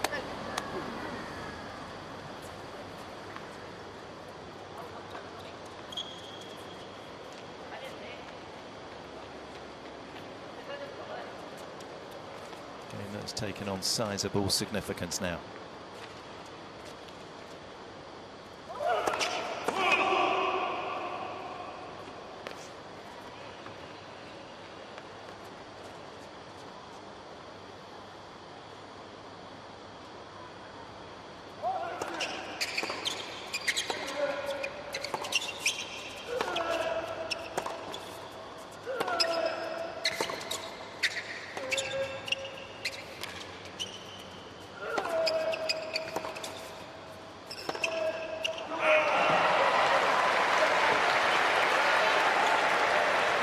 Subtleties matter in tennis, and Harris had a really subtle move on that last backhand. Rather than adding pace or trying to match pace, he just bunted it as softly as he could back in play, which had the benefit of giving him extra time to D up and cover the court, and that's why Etcheverry tried to do too much with the approach.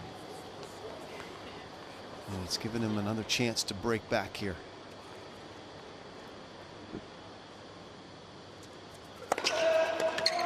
Is that good? But just following through on that thought for the young players out there that might be listening, if you're in the corner, unless you're going for a winner, you really don't want to add pace to a shot. You want to buy time to get back into position. Even looping the ball allows you time to get back into play. Obviously, if an opponent's coming to the net, you can't do that. That's when you've got to go to work. But if you're not going for broke, you need to be buying time.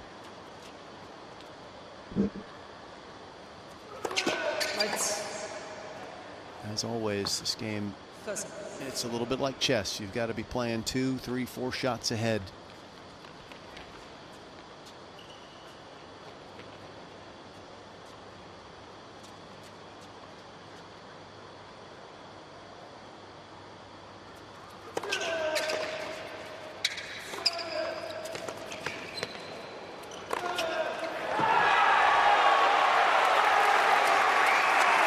Hurkacz was talking about he is playing a little more chess these days. Feels as though it's going to help his strategy on the tennis court. Andrea, you play chess? You look like the sort of person who would have played chess. I do play chess, actually, a little bit.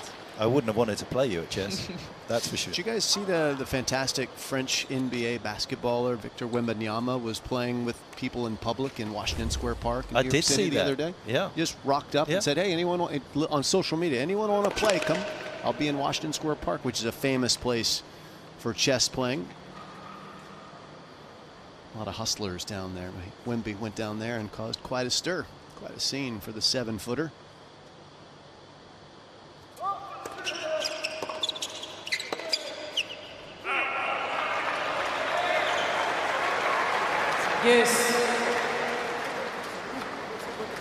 Está cubriendo mucho el saque afuera.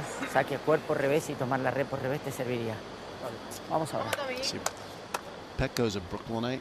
She's where the cool kids are. I'm over by Washington Square Park in the Village, so that's old school New Yorkers are. The ones that are too cool for school, they're across the bridge in Brooklyn. You can't sit with me, Jim. Clearly.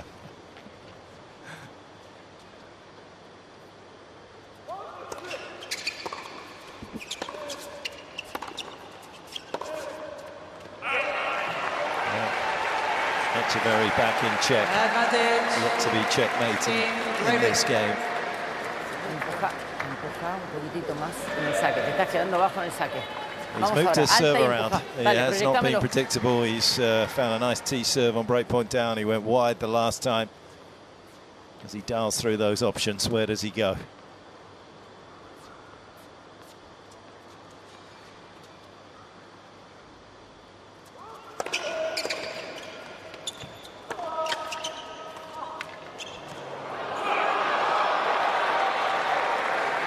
Speaking of options, did Billy break a string? Yeah, that's what I was also wondering, Jim, as he went to a town. No, he didn't. No, he just bricked it. He just broke the mold of what's been working for him. Pasame la red, toma la derecha y tomale la red. Segunda bola, te quiero adentro de la cancha, ¿eh? Vamos. ¿Qué?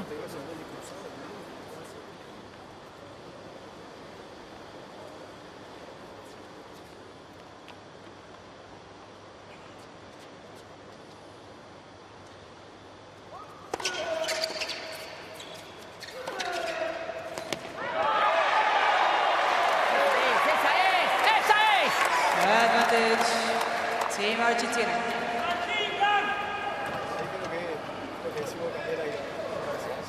Ahora para afuera y la segunda por Great derecha. work with his Vamos feet ahora. there, just to give himself space. Look at that. Look at where he was by the time he actually connected with the ball, which gave him the angle to dissect that sideline. No way Harris could track it down.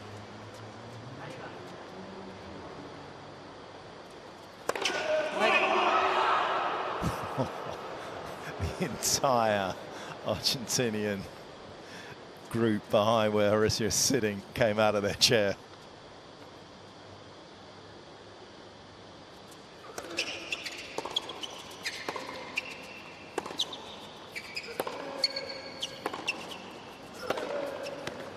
Oh, it wasn't clean, but it did end up being a clean winner. A lot of investment in that game, and he finally gets the interest he was looking for. 3-love. Team Argentina leads 3-2. Ahí está buenísimo, ¿eh?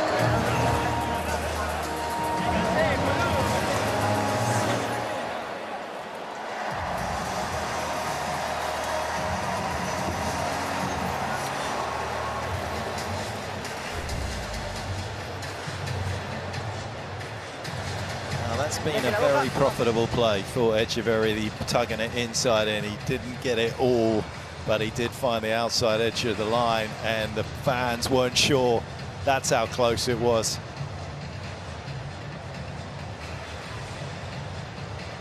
Living every stroke.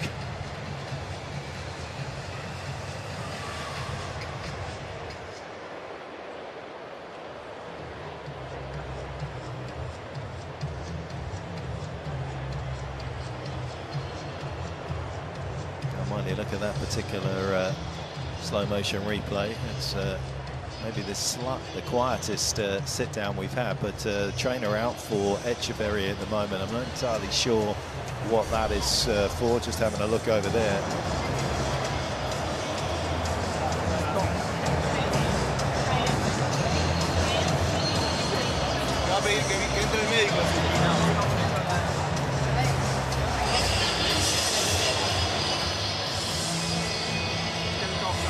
I know. So he just throw up.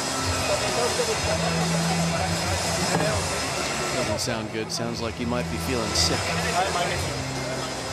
Yeah, you know what? He used to have a problem with this. He's actually done it before, I think, at the US Open. He talked about it a lot when he was a kid, that he would get so anxious that he would actually vomit on court.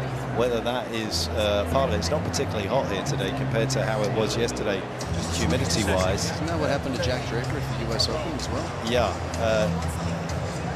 But he had a consistent problem. It's one of the reasons why he works with Luciano, the dietitian that many of the Argentinian tennis players work with, was to try and figure out a solution to why he was feeling this way and actually physically sort of vomiting. He is incredibly precise with his diet. I mean, as I guess most athletes are, but he in particular.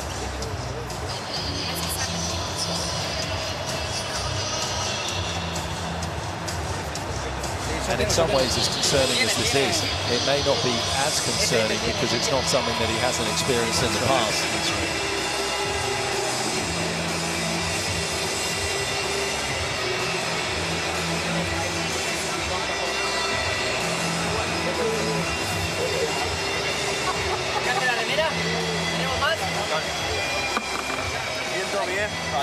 Hay poca, no hay más, Buena jugada ahí al final, bien, loco, dale. Secale la espalda. Vení. Quédate quieto.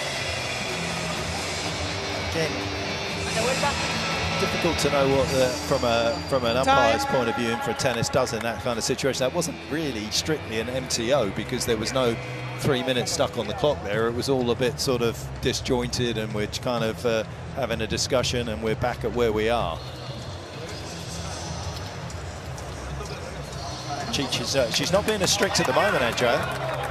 That's true, yeah. She's showing She's some got a soft lenience. side. Yeah, what's new year, new her, maybe, but the new year hasn't even started yet. There is a moment for assessment and diagnosis where the physio and the doctor can take some time to see what is happening and then decide based on their assessment whether a medical timeout is needed or not. So maybe that's what happened here.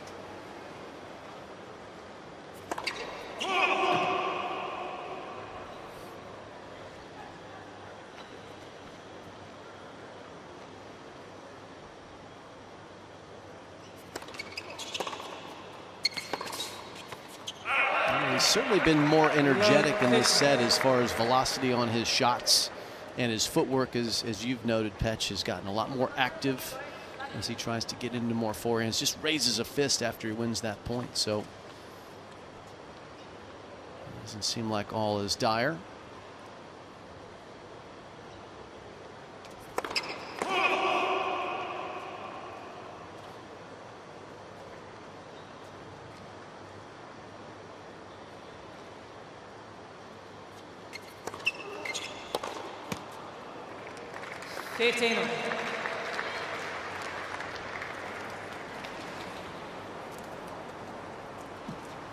It's actually against his good rival, Francisco Cerundolo. I remember from last year at the US Open where he vomited on court before winning in an epic 5-setter, 6-3 in the fifth.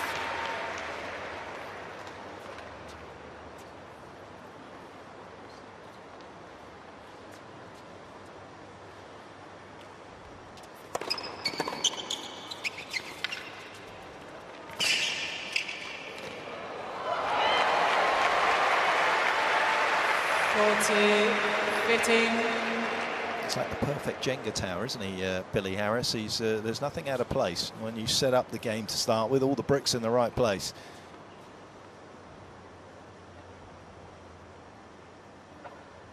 You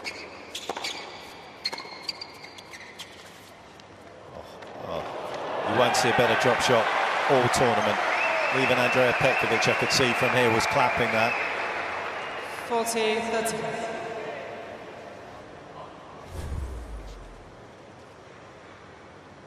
Just reminiscing about the ones that you used to hit like that, Andrea?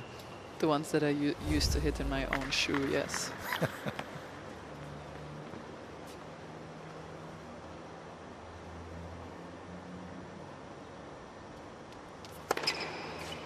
Game, team, Great. All right, so Mark Petchey has been noting how damaging the inside-in forehand from Etcheverry is. That's the one in the yellow third on the right of the screen where nearly half of his forehands have landed. Some of them have come cross-court when he's been in his own forehand corner, but a lot of the important ones have been when he's run around his backhand and popped it inside in. But he hits just enough, that 33% into the backhand corner, to keep you honest. And look at the speed jump for Etcheverry in this setup, 7 clicks. It's all starting to click for him.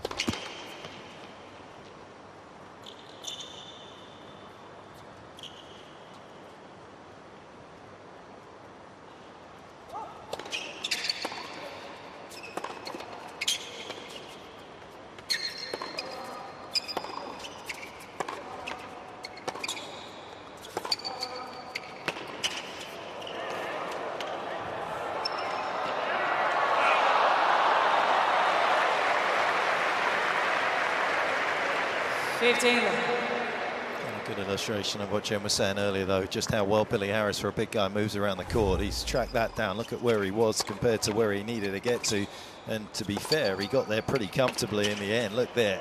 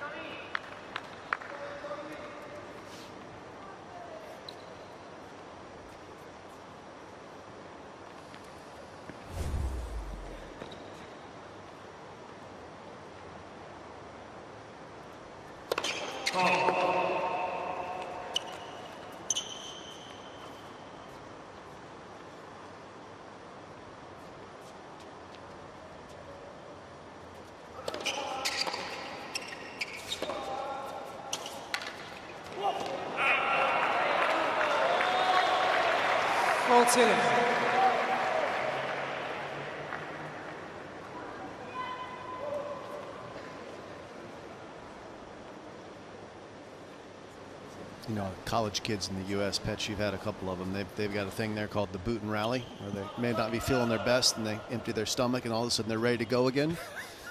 Might be seeing this in evidence right here. Taking that doesn't happen on a tennis court. No, not. Be at frat houses.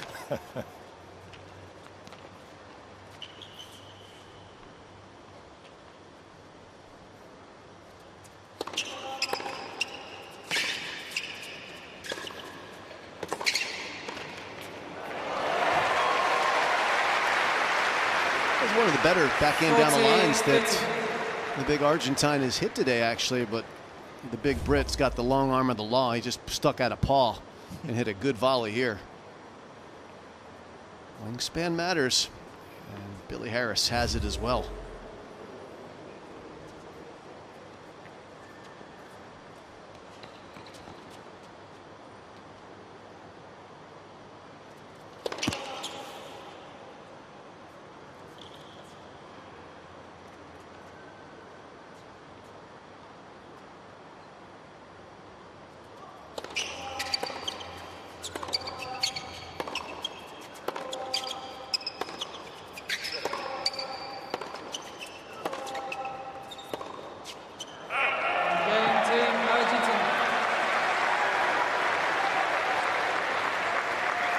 Great contest, very enjoyable between these two at the moment. Etcheverry just edges ahead, 4-1.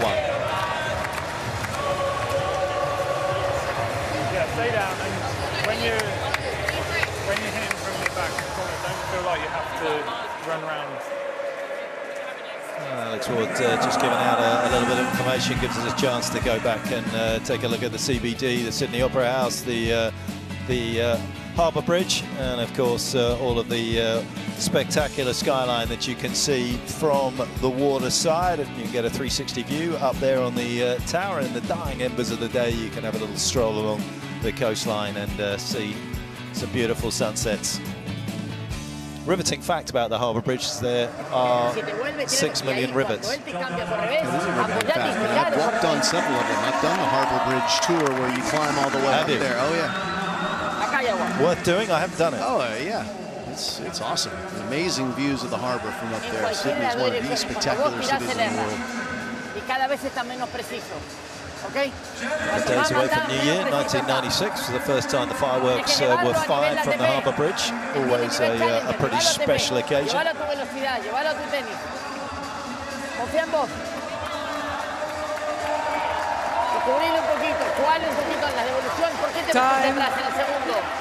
Andrea, you a big New Year's Eve fan? Not particularly, no. I'm a big fan of being in bed at midnight. So that disqualifies me right away, I think. I'm joining you. Well, not in bed, but before midnight. We got a work day the next day. Kids, we got to be here. Matches start at 10:30. Such an American outlook on life. Just a couple of weeks holiday a year, that's all you guys need. It's good for some things, not others. This is always good, though. The United Cup, great way to start the season. Players playing for country, teammates, and for big points and prize money as well. It gets everybody's attention. He certainly has ours here. Billy Harris, ranked outside the top 100, takes the opening set. Great Britain already one match ahead with Katie Boulter playing beautifully to lodge the first win earlier today.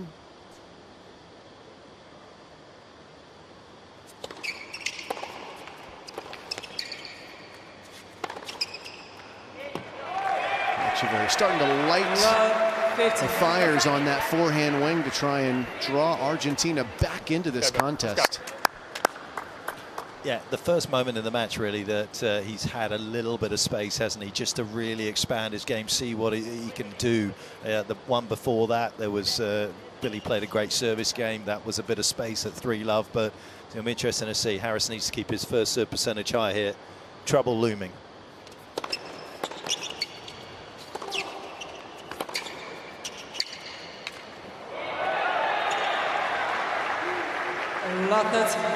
Yeah, you know when you drive a manual car and you try to start it, but the handbrake is still on? That's how it felt in the first set for Etcheverry. Like he was trying to step on the gas pedal, but he just didn't realize the handbrake was still on. And now he found the release finally.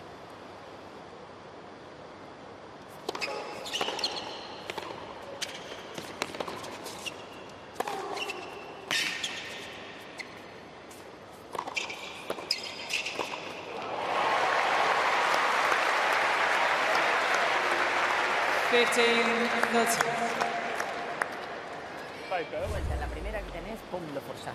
Derecha cruzada, lo forzás. Segundo saque, si tenés, te tirás encima. Fuerte por el medio, la primera que tenés, lo volvés a forzar. Te quedas, tomás la red.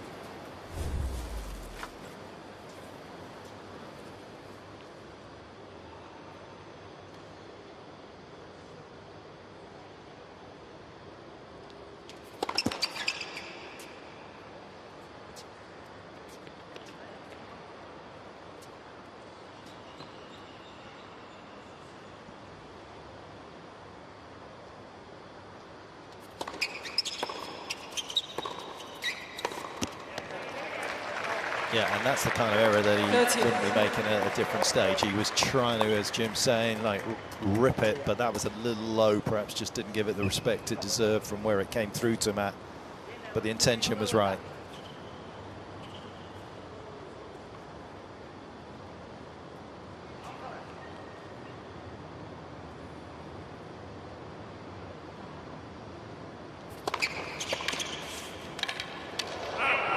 Oh. Down goes Etcheverry. Harris checking that he's okay. Like his foot just got caught and he opted to go down rather than risk rolling his ankle. We'll check it out in replay, but he seems fine. 14. Yeah, ooh, he just caught a rail. Good job to avoid danger by just getting to the ground.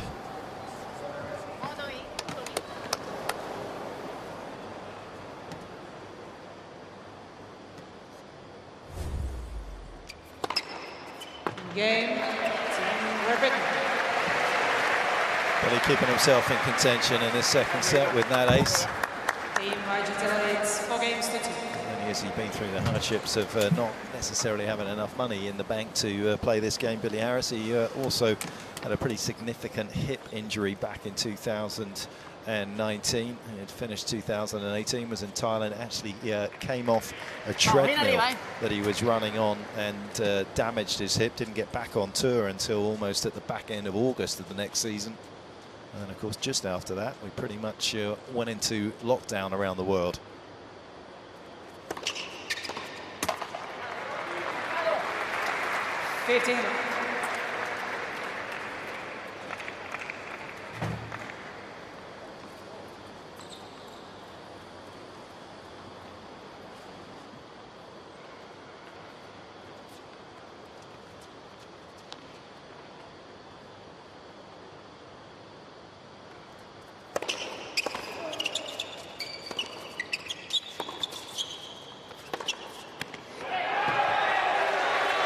I like his split step, Billy Harris. He's a big guy. You've been saying it, Jim. It's been enjoyable to watch him kind of move around the court. He's not one of those guys that takes a big split step.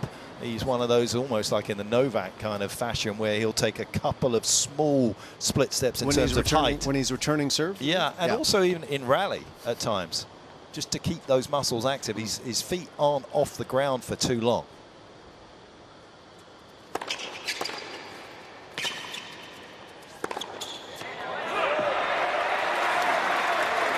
Vamos ahora, campeones. Vamos, que lo llevamos en nuestro terreno. And what's the advantage of keeping your feet lower to the ground? Vamos, campeón. If your feet are touching the ground, you can move one way or the other. The higher the split step, the less time you're in contact with the ground, you can't go anywhere.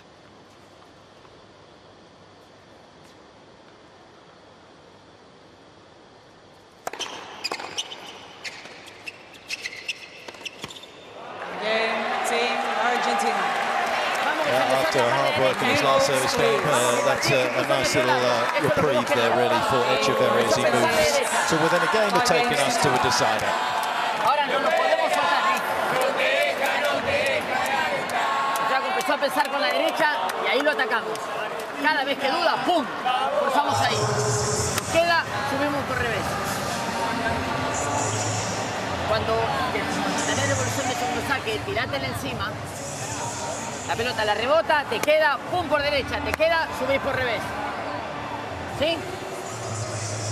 Si estás jugando al revés, si ves que el tipo está cómodo, sin hacer nada, te apoyás, pum, por derecha y que él juega acá. Te juega, la metés, te juega mal, pum, lo forzás.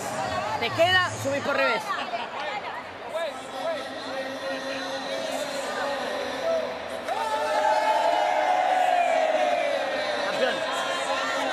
Sufrimos mucho acá. Mucho, pero sabés que más allá de lo que sufriste, tenemos el partido donde queríamos. El flaco, estamos por ponernos iguales y el flaco le empezó a sentir mal de derecha. Queremos el partido ahí. ¿Quién tiene más físico? Vos. ¿Quién es más campeón? Vos. Ahora hay que llevarlo a los momentos críticos. Lo tenés que llevar a los momentos críticos. Y ahí le tirás el pecho. Y ahí le tirás tu experiencia. ¿Ok?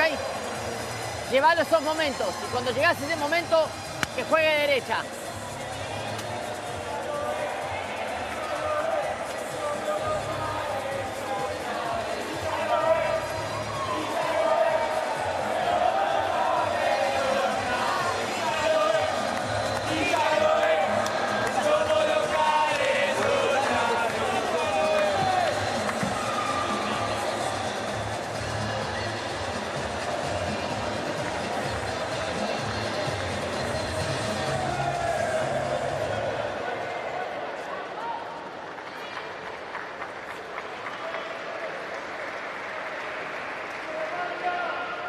It's certainly been a good match and a great atmosphere here at the Ken Rosewell Arena in Sydney. And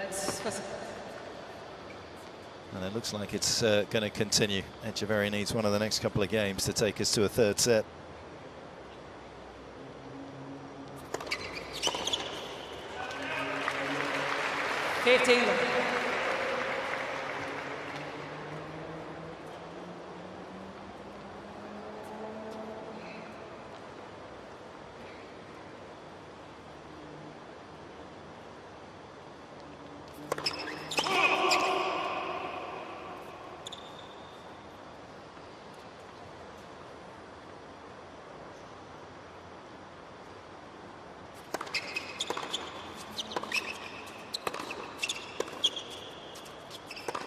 Wow, that is very special.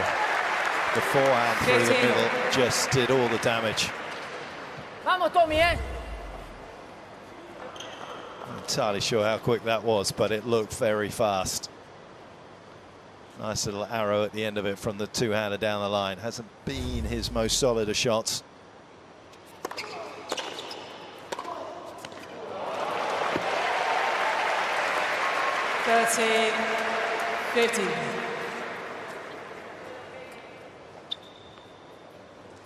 Something left over from Christmas.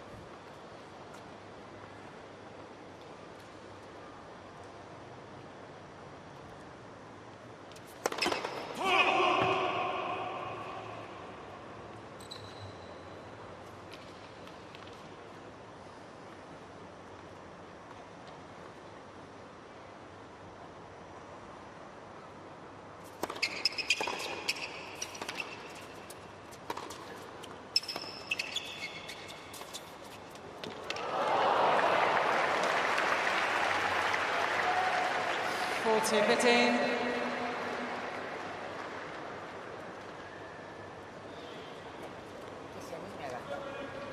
Que no sea un, uy, no, tome el control y que pomba, que te pomba, que te pomba. Porque lo gasta y al principio te hace ser que tiene que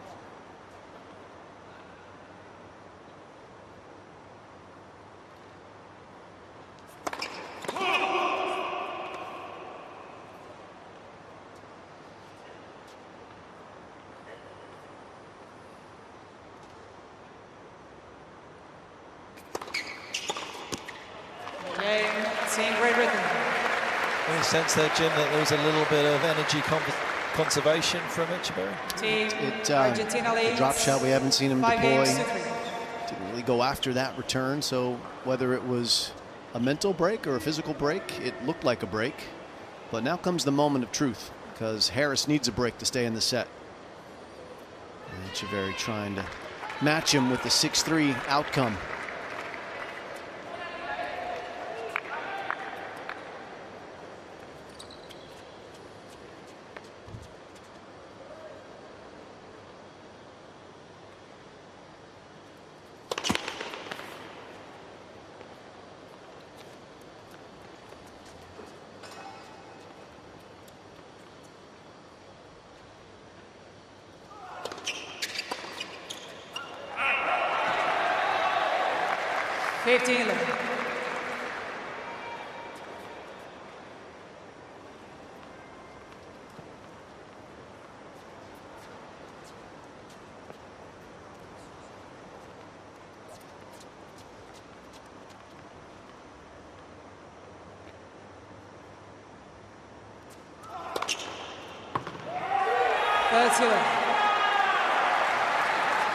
Little pain remover of a serve as he moves ever closer to taking this second set.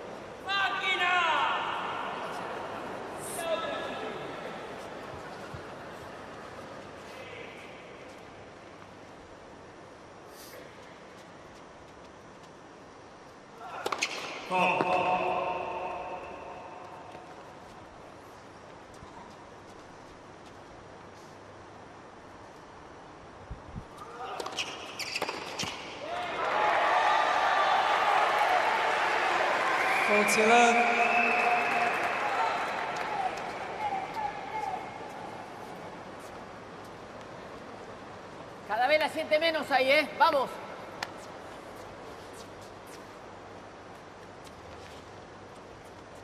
The effervescent captain of Team Argentina, even at 40 love, triple set point. Given sunset Team Argentina. Wanting Etcheverry to step up and seal the deal, and that's exactly what he does. Another bullet through the defences of Billy Harris, and to decider we go. Ahí lo queríamos, ¿eh?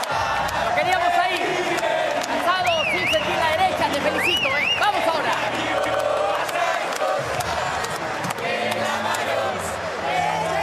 No tenés más remeras acá, ¿eh?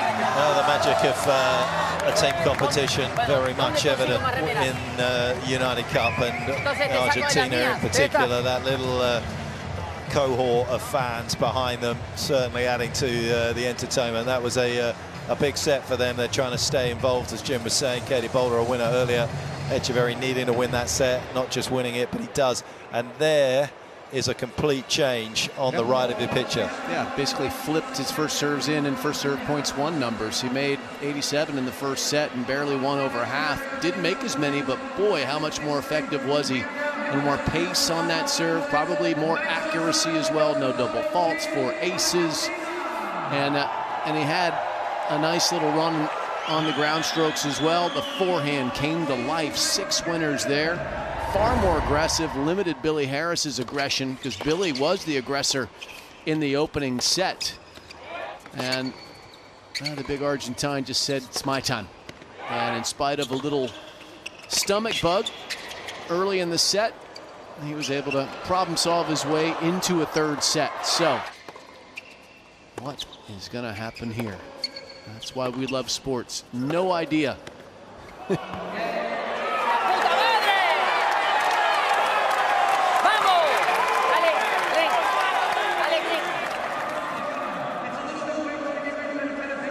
didn't hit the panic button, got off to a good start of the second set, and that just gave him the momentum and the space to deliver what they wanted.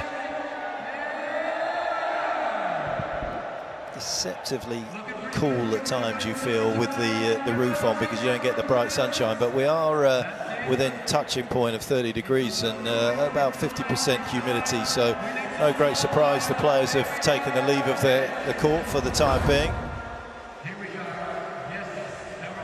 Andrea, did you like playing in Australia and be in the heat and humidity? Was that something you enjoyed?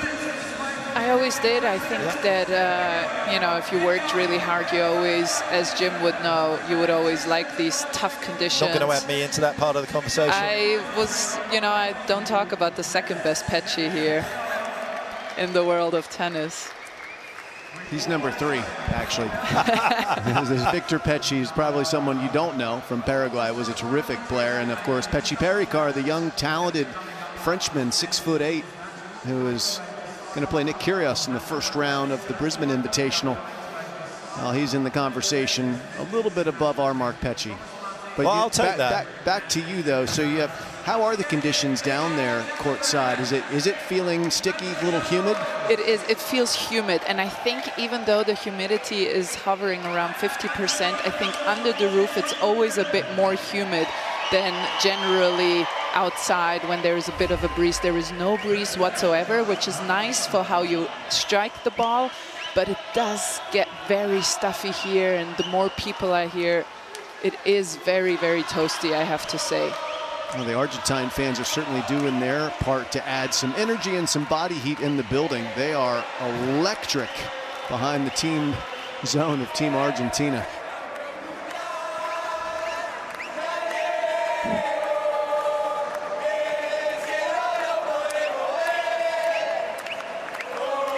Yeah, 2018, of course, at the US Open, Johnny Millman with the big upset against Federer. It was one of the few times we've seen Roger sweat like a normal human being. Usually he's always looked so cool and composed, but of course the roof on there, and it seemed to kind of keep some of the humidity in as we drift above the Ken Rosewall Arena.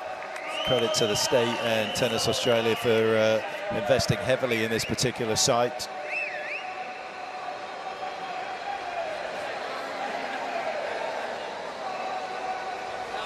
There's no clock on at the moment as we see what amounts to almost a little football soccer celebration there from the Argentinian fans.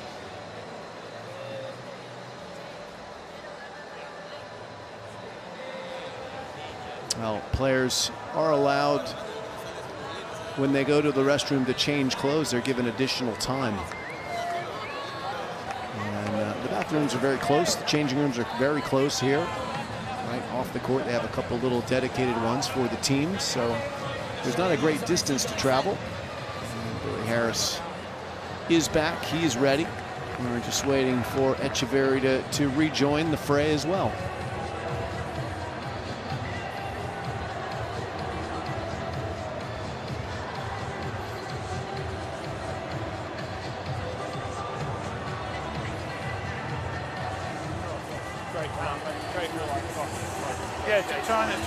Yeah, on the right ball, go shape that line, and then get him on the back and again.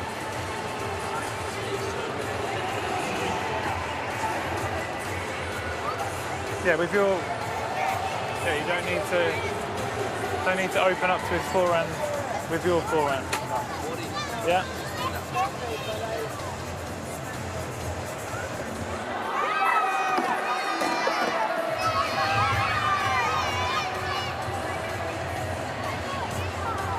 Two minutes still. Anyone at gels? Gels? Yeah, that'd be great. Energy gels from the team. Looks like we're going to get a little assistance. Someone's got some in there.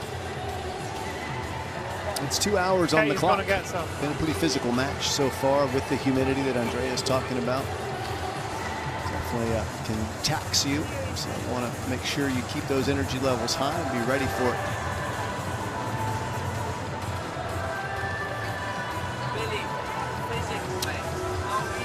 any idea who the doubles team might be for Team GB? Presumably Boulter, but they do have Olivia Nichols, who's ranked in the top 50 in doubles. Yeah, it'll be interesting to see which what they end up going with. Of course, Charles Broom is also down with Katie Boulter. You would expect Katie to step up to I would think that's inevitable from their point of view. But yeah, you would think that GB would maybe think about the way that Billy's played in this particular match, the way he's volleyed, the way he serves. With Katie's serve, they're going to be a tough combo to break.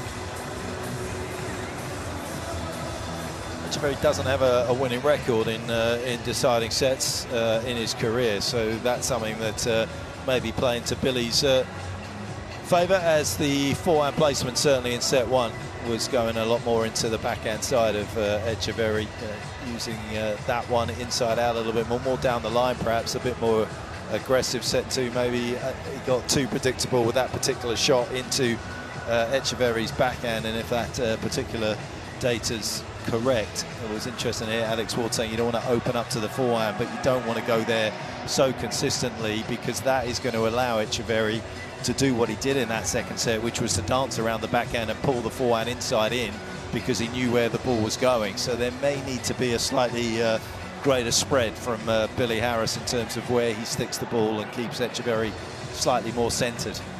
And one thing that also is always a factor out here is Billy Harris is also reacting in set two to a different forehand coming out of Etcheverry with a lot more potency and a lot more aggression.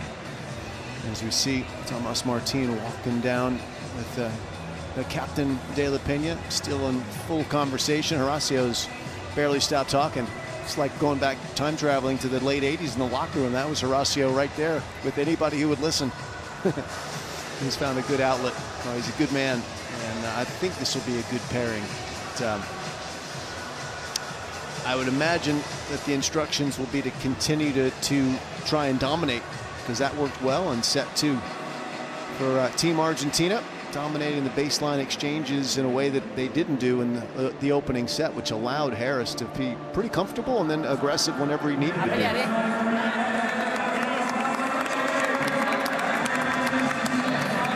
Time. And given the fact that he was feeling a little unwell midway through that second set, it was no great surprise that he's eked out every minute that he was allowed. Final sets. Team Great Britain to serve. Can Team Argentina keep this tie alive and take this final set? Harris will have other plans.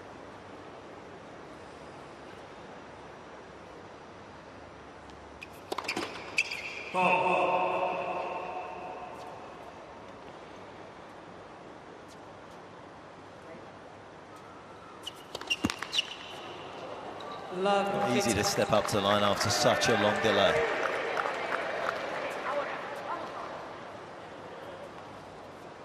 That is the one area there where you feel like the service technique hurts Billy Harris, when he just, it's tough to go from nothing to then accelerate on that second serve with the pause that he has. Let's first serve.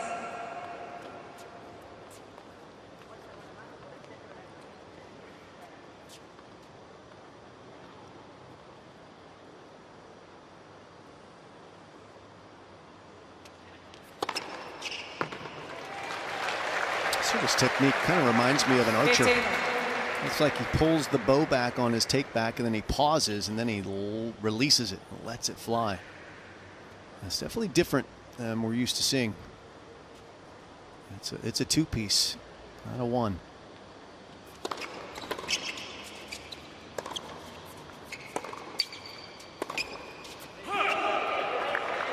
Ahí juega. Vamos ahora. Está muy mal. I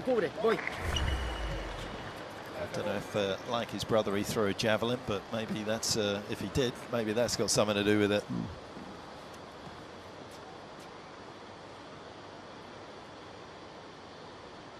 Nice and tall out of the serve, looking down the court over the net.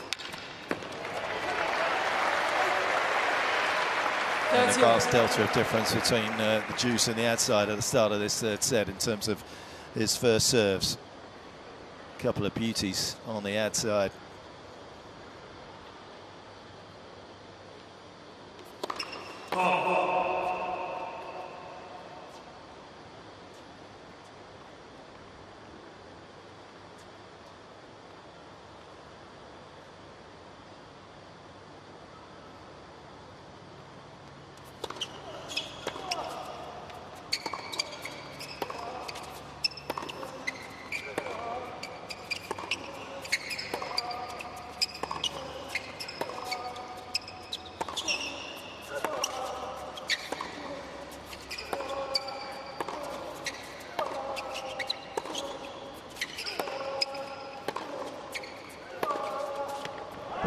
Okay, so that's awesome from Etcheverry, but that is a byproduct of the strategy that was given to Harris by his captain to avoid attacking Etcheverry into his forehand corner, which I vehemently disagree with. I think Etcheverry has to be attacked into his forehand corner. Otherwise, he just hangs out in the backhand corner and eventually rips a forehand. I think that is the opposite strategy you should be deploying in baseline exchanges with Tomas Martin. You've got to get him running to the forehand so you expose the backhand and you can attack that.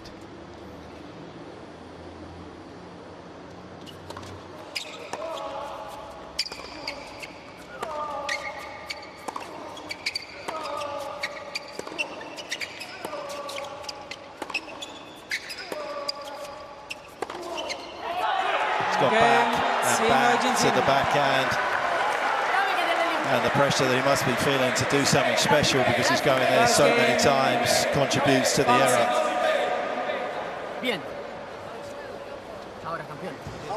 And that's such a good point you're making, Jim. So many of these South American Spanish clay courters have a problem with that running forehand. They are really good from the center and the backhand corner with the forehand. And I think Harris's backhand down the line was hurting Etcheverry in the first set so much. If he can find that again, that's a way maybe to find the way back into this match. Si lo ve muy allá es de vuelta por derecha y le entra por revés. Y si no me sacás para afuera para entrarle por derecha. Necesito que juegue por derecha. He won a few of the longer rallies, but it would be a mistake to think that that's the way to play against Etcheverry in his current form right now compared to how he was playing in the opening set.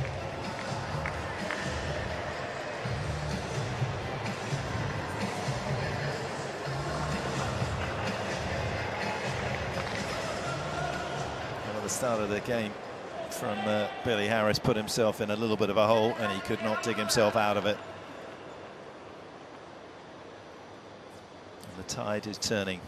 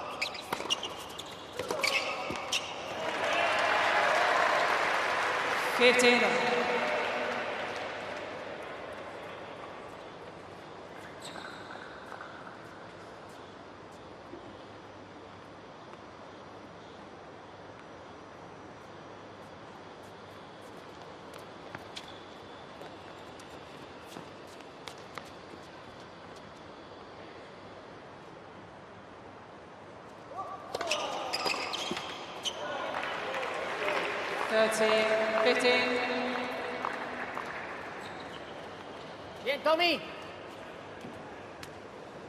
Cada vez la siente menos, vamos. Alessio looking for solutions. The entirety of this match found them. It's now up to Billy Harris to kind of make some adjustments.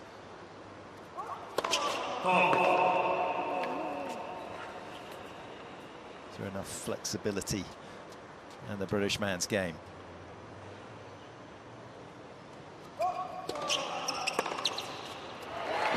That'll work. 30. And of course it was fast, but it was also through the forehand side, as Jim's been saying.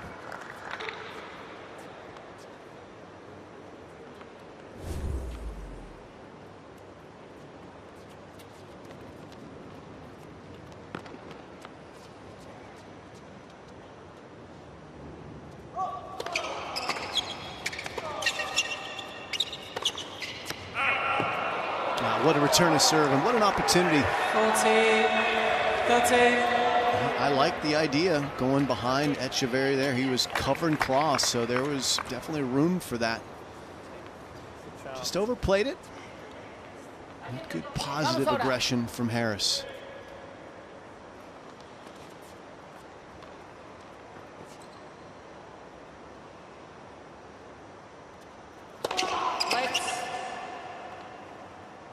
First serve.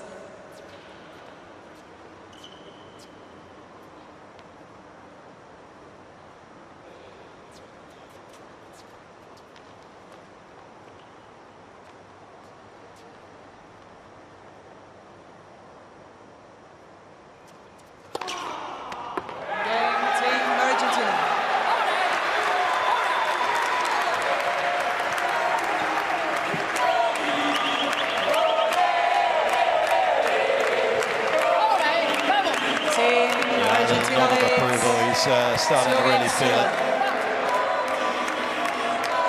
He's got a better serve than perhaps people give him credit for at times, Etcheverry. I like his first serve. What I don't like is the difference in average speed between his first serve and his second serve. It's massive, and it shouldn't be for someone his size. That's an area he really can work and improve on. He needs to add a lot more spin to his second serve so he can add more speed. The spin will give it control, but that's an area he needs to improve if he wants to go up the rankings.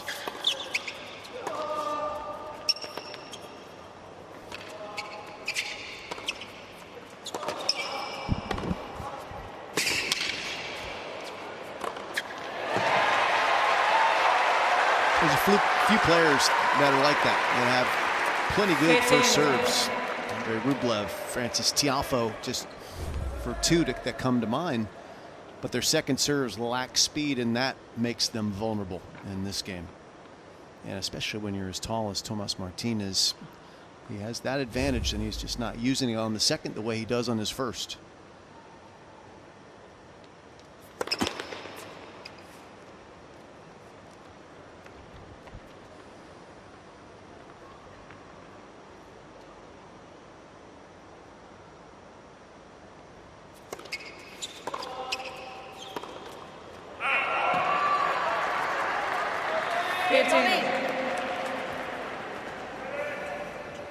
He's used it so infrequently, as Andrea was saying, that backhand down the line, that suddenly it's hard to kind of find the rhythm on it when you suddenly look for it once again.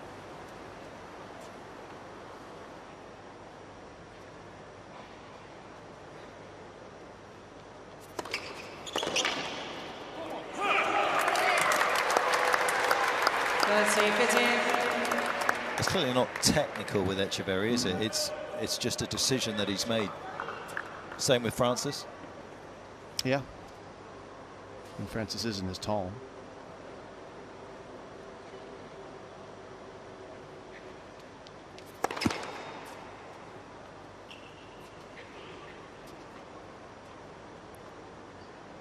Cilic was another one that used to spin his second serving.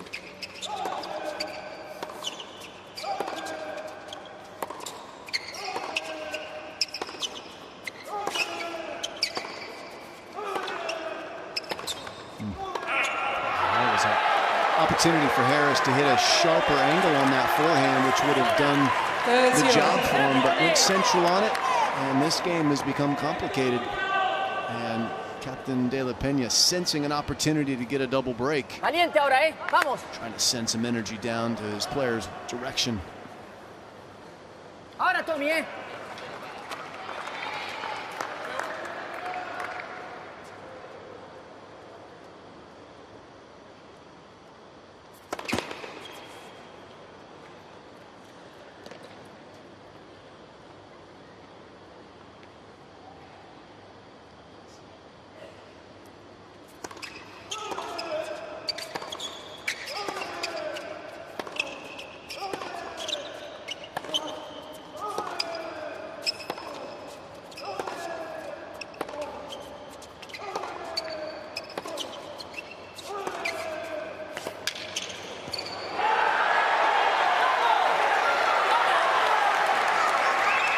And here he comes, another sledgehammer inside-out forehand.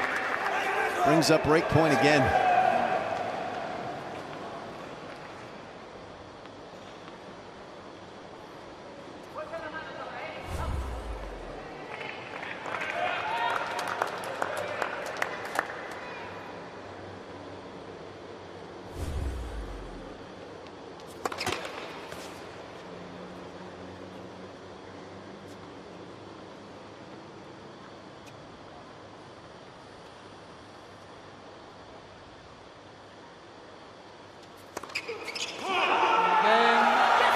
Argentina. Just too much pressure, and Billie Hallis collapses, and Etcheverry has started perfectly in this final set, 3-0. Team Argentina leads 3 games to 0.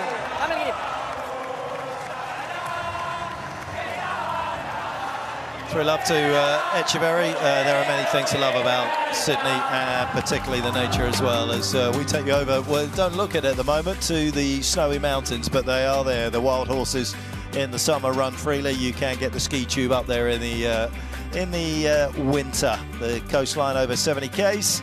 The Blue Mountains, of course, famous for the 3 sisters that you can see on your screen right now. Wentworth Falls, and about 140 k's of walking trails. Sentir que vos no aflojás con el saque. No te desconcentres ni un minuto. Seguilo presionando con el saque, tomar la iniciativa y lo seguís cagando a palos. Cuando alguien está cagado, que te tiren encima es horrible. Landmarks, as this man has made a mark on this match, and it's going to be a long way back here for Harris. Y una cosa es que hayas perdido algunas de revés, otra cosa que no te animes a tirarle.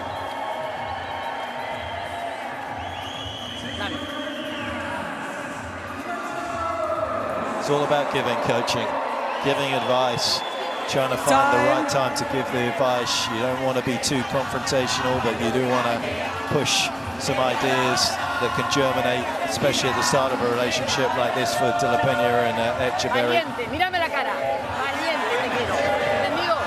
And also making sure that his man's equipment is in tip-top shape. He is in terms of the scoreboard in this final set.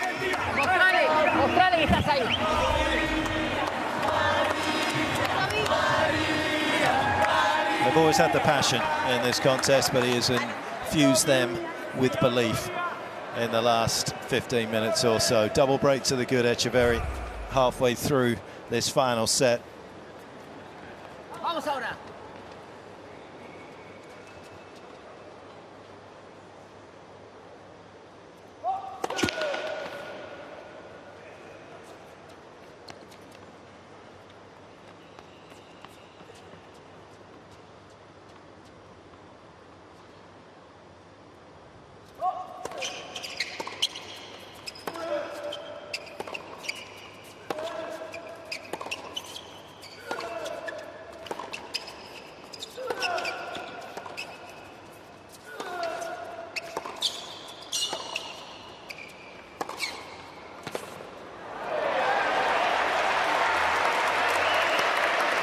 Love 15. Really good, man. Really good.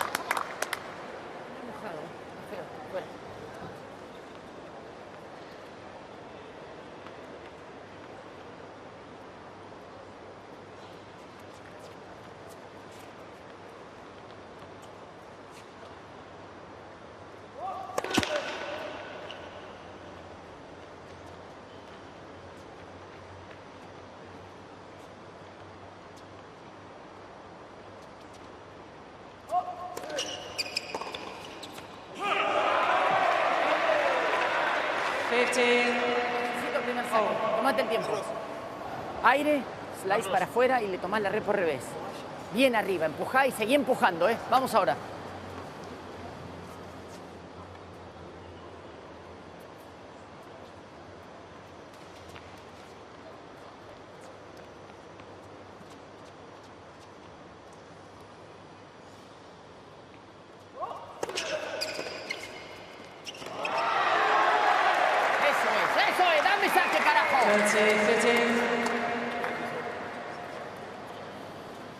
Lo mismo, ¿eh?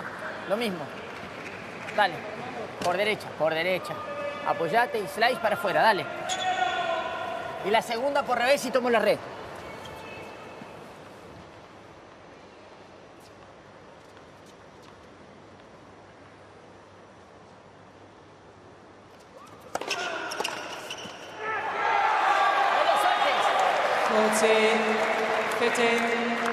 No lo sueltes, Tommy, ¿eh?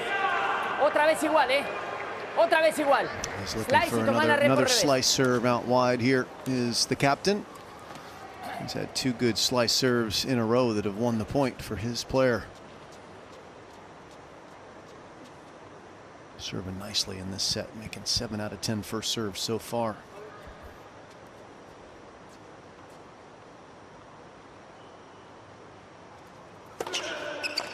Game, Team Argentina.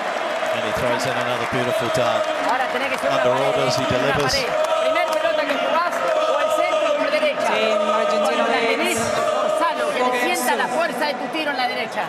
Tirale tus tiros, tu potencia, tu ranking. Vamos ahora.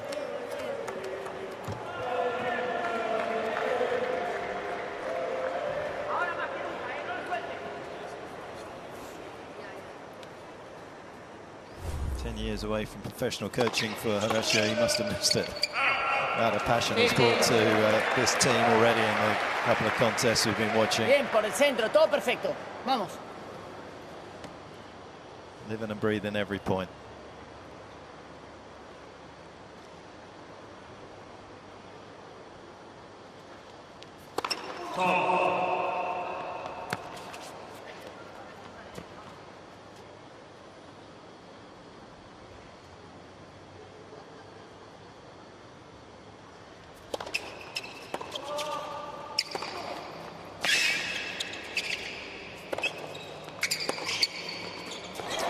Got a little cute on that volley. Didn't quite get down to it, but it was a good dipping pass from Etcheverry. Yeah, Bill.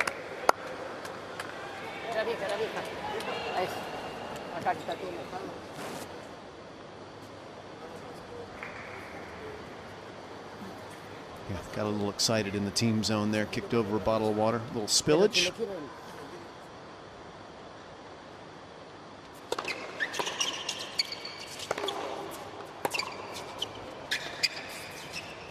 Errors spilling off the racket of the Brit at the moment. You know, Jimmy made the great point at the start of this final set. He got told to narrow his band of attack so quickly in this third set that, you know, he's got nowhere else to go.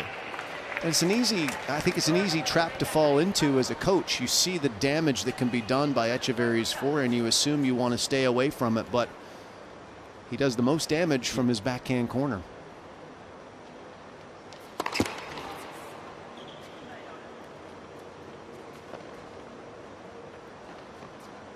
That's hitting the forehand out of the backhand corner. That's his bread and butter.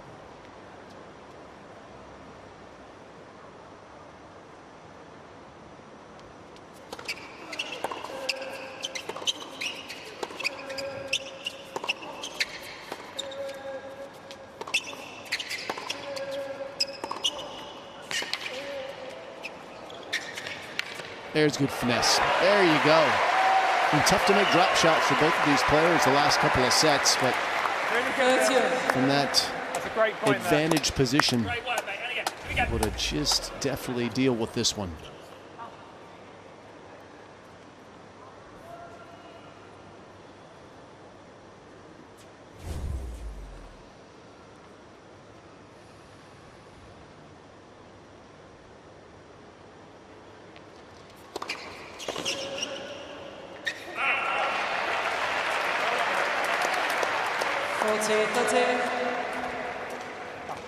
Fuerza en la manito, ¿eh?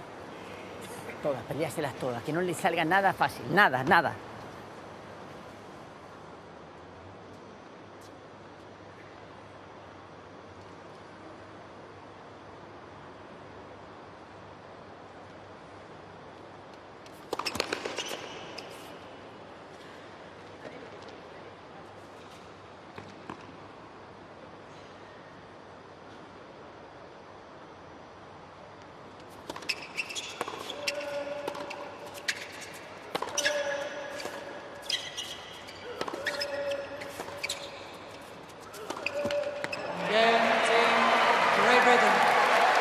So he gets on the board, does Harris. Stays somewhat in touch, but lots of work to be done for him and Team GB in this one. Really good. Yeah, well done. Yeah, sure. Well done, mate. Great rally there. We were dominating your backhand there in the middle of that game. Doing well, mate. Yeah.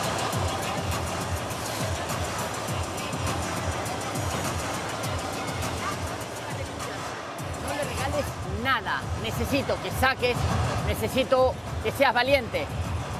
En la última derecha te faltó valentía. ¿La tenías? Te faltó aceleración en la punta. ¿Sí? Apoyate, valiente, valiente, valiente.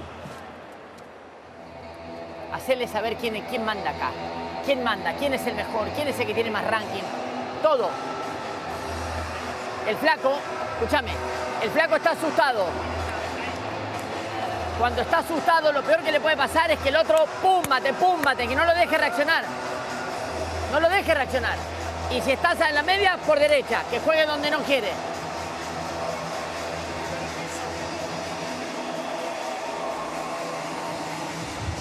Vamos ahora, Bien arriba, empuja bien, sacame ese saque para afuera. Te queda, tomale la red por revés. Cada vez que lo sacás de pie, se mueve muy mal, entonces tomale la red, no te asustes. Lo sacás por derecha, te queda, subí por revés y te queda la volea fácil ahí. Vamos. There's nothing I don't love around Horacio de la Peña's way of coaching. Tennis coaching is a lot like marriage. You've got to find someone who loves you at your worst, and you can be at your worst in tennis as a player, and you're going to find somebody like De La Peña who's still going to love you at that stage, and he's still going to be telling you that you're better than the person down the other end, and there's a way to turn this match around. He's been giving him real tactical advice, where to serve, up in the ante with the speed. He's also been telling him, be brave. He's also just been building up his confidence and try and puff him up, blow some wind into his sails, and he has momentum now. Can he close the door?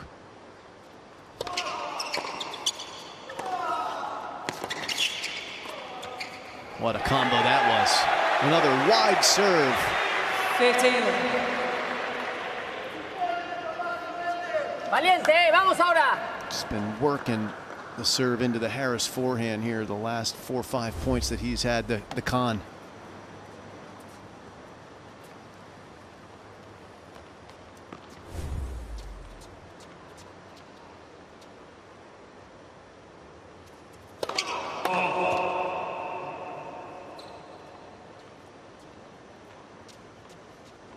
Peña wants the second serve to the backhand here, just signaled that. He gets it.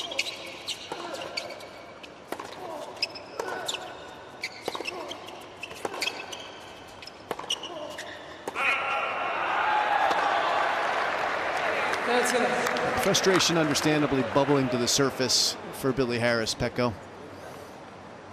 Yeah, absolutely. I just think he feels very powerless right now on court. Everything that was working for him isn't working anymore, and he doesn't quite see the solution. Just every rally is a grind now, and the first set he was winning them.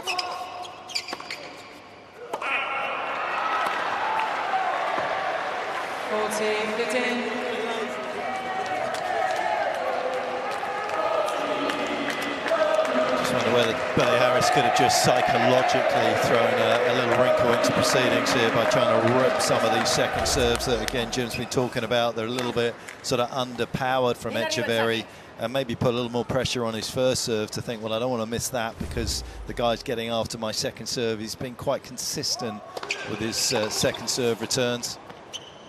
He's unloaded on that one. 40-30.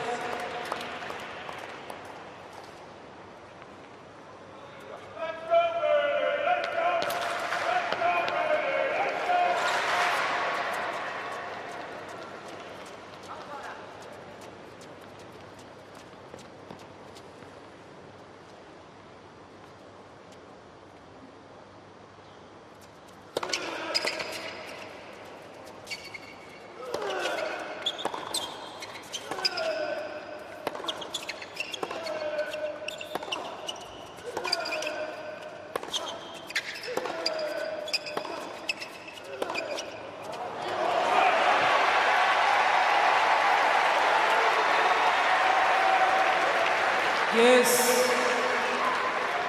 So that's the point, but it's again a good example of what has happened over the last sort of set and a bit here, that Etcheverry's able to just lay off the centre of the court and wait for that ball back to him. I know he's tugged the forehand out, but Billy Harris is having to be much more central because he's not entirely sure where the ball's going to go.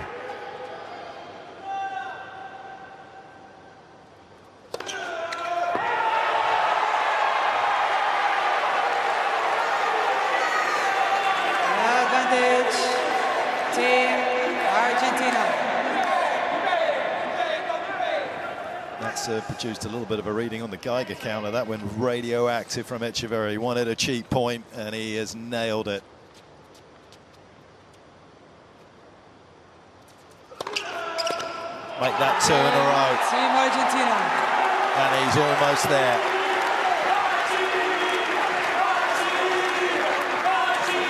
Team Argentina wins 5 games to 1.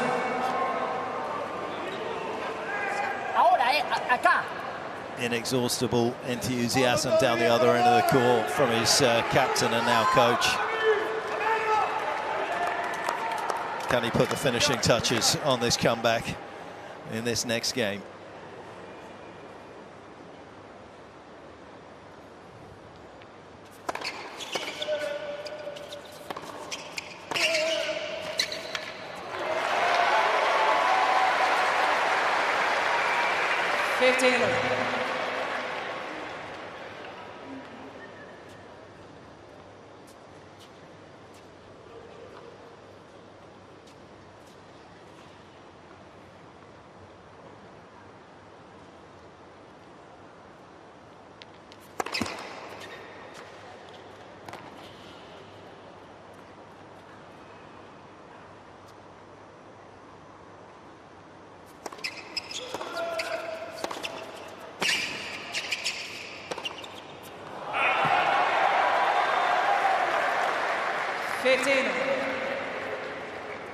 I love the first forehand. Hammered it into the forehand corner of Etcheverry, but then flailed it. Ball 2, the second forehand.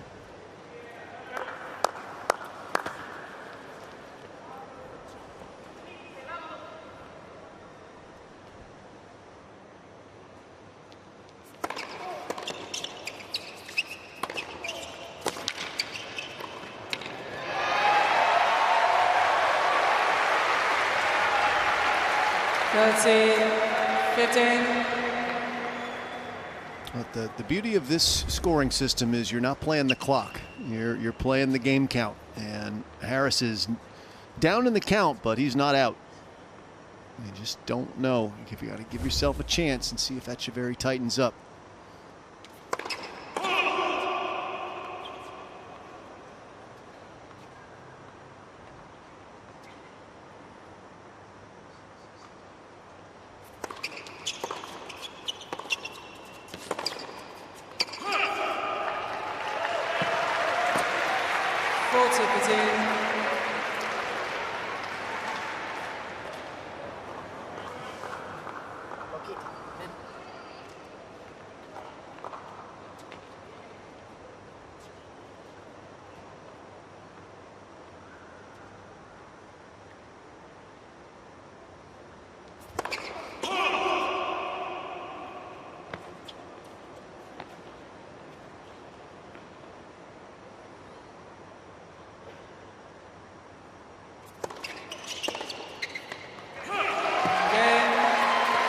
Team Great Britain.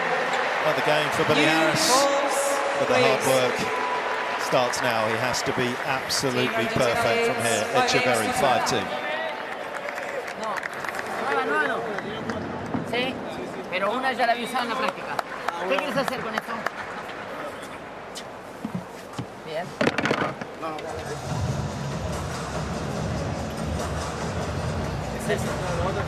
Vamos. Guarda el saca. Escúchame. Andrea, just enjoying the show down there? I'm enjoying the show. I think for 2 sets this was a marvelous match, and now just in the 3rd set, Etcheverry pulling ahead, feeling so much more comfortable and confident, and Harris just lost a bit of clarity. I actually like in the last game that he showed up at the net a few more times. Maybe that's a way to somehow give himself the chance to turn this around, or to just signal to Team Argentina, hey, I can play at the net, there's still a mixed doubles to come. Con el primero, por acá me gustaría. Si sentís 6, ace. Si no sentís 6, por acá, que le entre por acá. De acuerdo a cómo te sientas. Si sentís saque con slice, cuerpo revés. Si sentís darle, a la T. Pero no por acá, porque el flaco la va a estar esperando. Está tratando de buscar el tiro Salvador. No se lo des. Y cuando te quedás con él, con firmeza. Porque va a tratar de tirar. El tipo está desesperado. Va 5-2, doble break. Ahora se la va a jugar. Entonces que se la juegue con un buen tiro. To lose any sort of focus here. Just 20 points on the line here for Etcheverry in terms of his ranking. The way that the United Cup is kind of organised with the ATP Tour. But the longer and the more they can maybe go through this competition, he can potentially pick up a few points. He's got a couple of hundred at least to get himself close to that world number 32 as a bubble for the Australian Open to be seeded. He's 39 in the world at the moment. This is not going to make any dent in that for the time being, but you just never know down the road if Argentina can progress.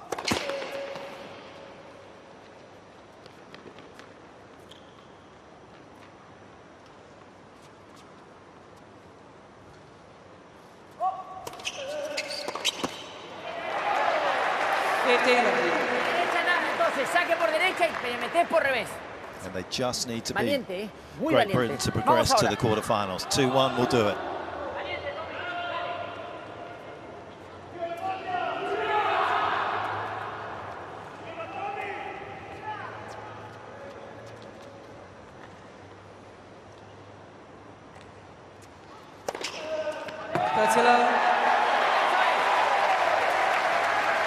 Ahora me gusta cuerpo revés, Vamos.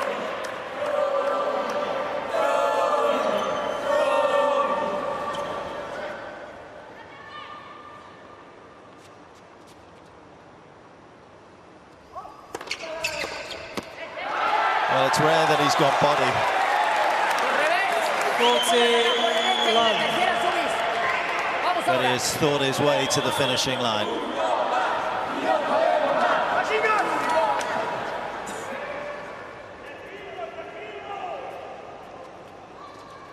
Triple match point.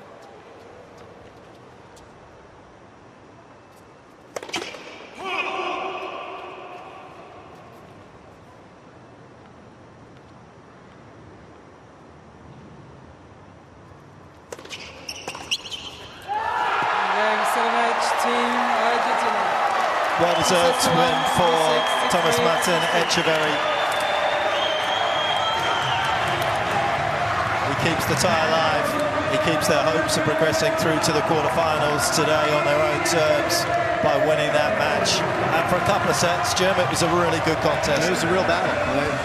Thomas Martin Etcheverry is going to be feeling good about this, but he wasn't feeling very good at all in the middle of the 2nd set. He lost his lunch on a changeover. Didn't feel well at all, but after that, seemed to come to life, and he finally put it all together in that final set.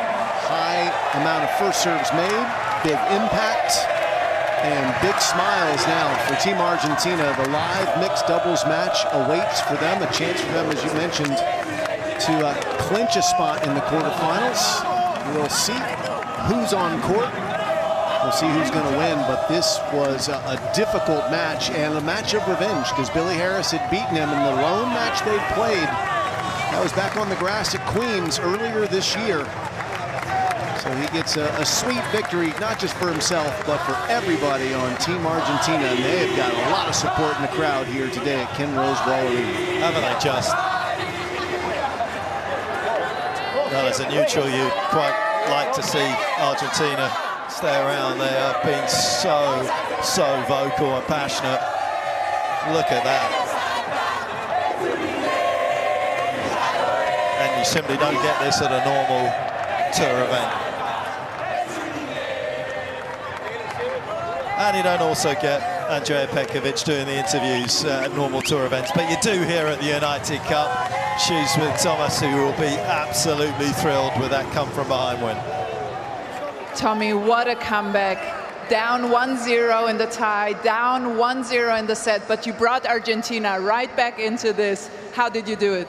Yeah, I'm extremely happy. I got the support from Argentina. I feel like I am in home, you know, with all the people here.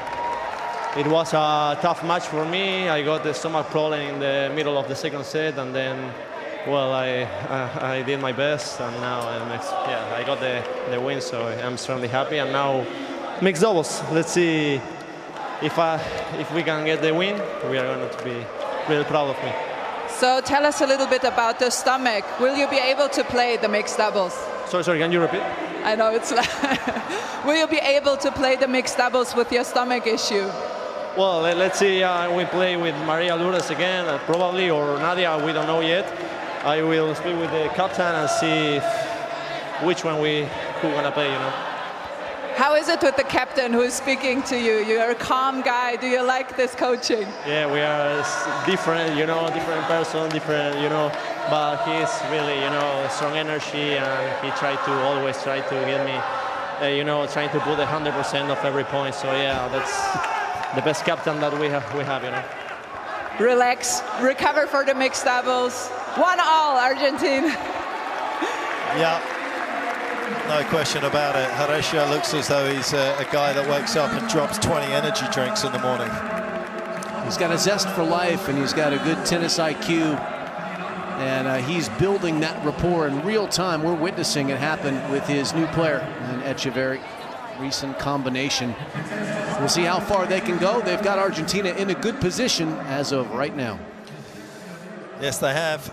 It was a nice change from Etcheverry. It was a high percentage of first serves in the opening set, but a very low percentage of actual points won. And he flipped the script in that department. He didn't make as many, but look at how he dragged himself up over 70%. Billy Harris, again, is at a stage of his career where, as we've been saying, he has just managed to get himself right on the cusp of the world's top 100, and he's had a number of lessons in the last sort of 4 months that hopefully he can implement to get himself into that elusive top 100 club. Yeah, he certainly has the game to do it, and I hope he does it. It's fun tennis to watch. Seems like a lovely guy, and anyone who spent time traveling around in the minor leagues in a little van, willing to make that kind of sacrifice and have that much kind of passion, well, we'd love to see him in the major leagues, and he certainly played like a major leaguer today here at the United Cup. So it was fun to watch. There's more to come. The mixed doubles around the corner. Yep. For the time being, it is Argentina in good voice, but can Team GB pick up the mixed doubles? That's up next here in Sydney.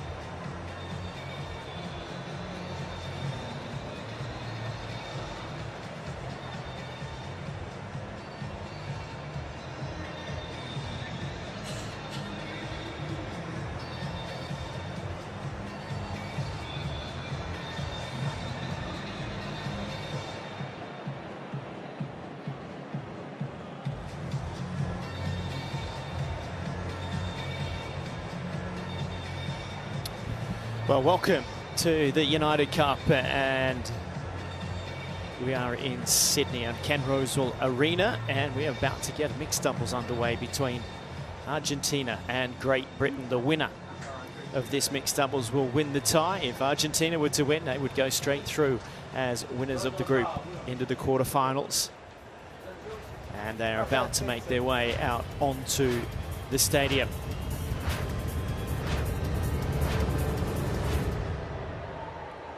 It's time to introduce the players into Ken Rosewall Arena for this deciding mixed doubles match at the United Cup. Please welcome from Team Argentina, Maria Lourdes Carle and Thomas Martin Etcheverry.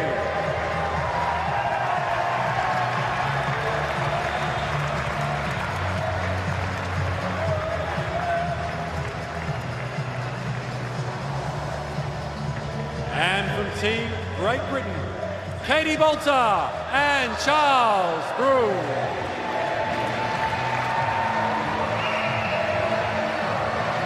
So an important moment for Great Britain to keep their hopes alive here at the United Cup. Katie Boulter out earlier, having won the singles for GB. Charles Broome out instead of Billy Harris. Todd Woodbridge, and alongside of me in the commentary box, a warm welcome to my co-host Laura Robson, and joining us courtside also is Jelena Dokic. But let me start with you, Laura. You've got to stay even keel here. GB is in action. Yeah, GB, and with some faces who you may not have seen before. Charles Broome, first call-up at this year's United Cup, after Billy Harris lost in the singles. And I'm sure he'll be excited for this one. Yeah, big moment for him, and the Argentine team out early. And this is the same duo that managed to win the mixed doubles to defeat Australia in their opening match. They couldn't look more pumped. They've been at the net for 30 seconds already. They were in the tunnel for about 5 minutes before the call out. They're ready to get it all underway. Camera, okay? So we'll listen in here to the coin toss. Our Mohamed guest, Laani, will help our umpire us. here Say today. Hi, give hype. Good boy. Okay, so a couple of reminders. Use your net sensor TV changeovers, EHC live with footfalls, and you know about the coach with the timeout that the coach can press once in a match, okay? Before you serve, yes, exactly. Well done. And third clock in each corner, so keep an eye on it. It's very important to keep an eye on it, okay? Any question about anything? So let's ask Team Argentina, AO or John Newcomb. Okay, Australian Open. So up in the air, nice. And 2 pictures after this. So up in the air now. Wow, the best flip of the week. AO. Receive. You say, okay, so nice picture together. All right, well, Argentina win the toss. The best flip of the week from that youngster. And you just never know, those next generations, maybe the ones coming out and playing for their country in 15 years' time. But a very important match for both teams. And as I mentioned, courtside, Jelena Dokic. Welcome to you, Jelena. Conditions and the like down there today? Yeah, look, great conditions. We've had pretty much the whole tournament, and just lovely. Nothing to really complain about, and go out there and play your best tennis, and not a lot of humidity either, so the conditions are not heavy, pretty fast out here as well. And look, I'm really interested in this match also because no one out here, out of the 4 players, has that extra doubles and mixed doubles experience. But what we saw from the Argentinian team the other night against the Australians, who were such favourites, from Etcheverry and Carle, was so impressive. So I'm just interested to see if they're going to play like that today. Well, it is the team of Maria Lourdes Carle. 5'5" she is. She's diminutive, but she brings a big bounce to a step, Laura. Yeah, again, wasn't initially named in the mixed doubles lineup. It was Podoroska again, and then the change after the men's singles. But they said after the other night that they've known each other since they were mini youngsters on the court. So they clearly know each other's games really well, and you could sense that because they were covering each other, they were setting each other up really nicely.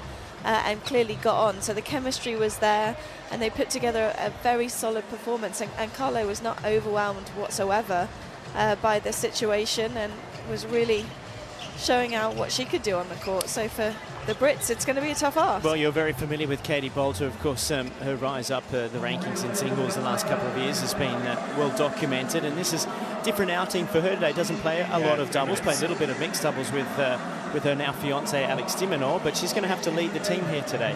Yeah, last time she played ladies doubles was at the US Open, and played a little bit throughout the year because she wanted to qualify at the Olympics, so played there with Heather Watson. But it's few and far between. It's very rarely do you see her play back-to-back weeks in the doubles. Charles Broome actually has a bit more experience, you might say, on the doubles court. He's doing really well, his career highs. Back 129 in the doubles, plays a lot on the Challenger Tour, made third round of Wimbledon this year, though, with Arthur Ferry, another Brit. And so I'm kind of interested to see how he's going to match up in the mixed, because it's a kind of a brand new experience and very different, you might say. Yeah, well, Charles Broome, somebody we're not too familiar with, 26 years of age, and the reason just starting to get his career going is he's gone through the US college system. He's from Hertfordshire. He attended St Albans School there, but then went to Dartmouth College in New Hampshire and ended up at Baylor University, where he completed a master's degree in sports pedagogy.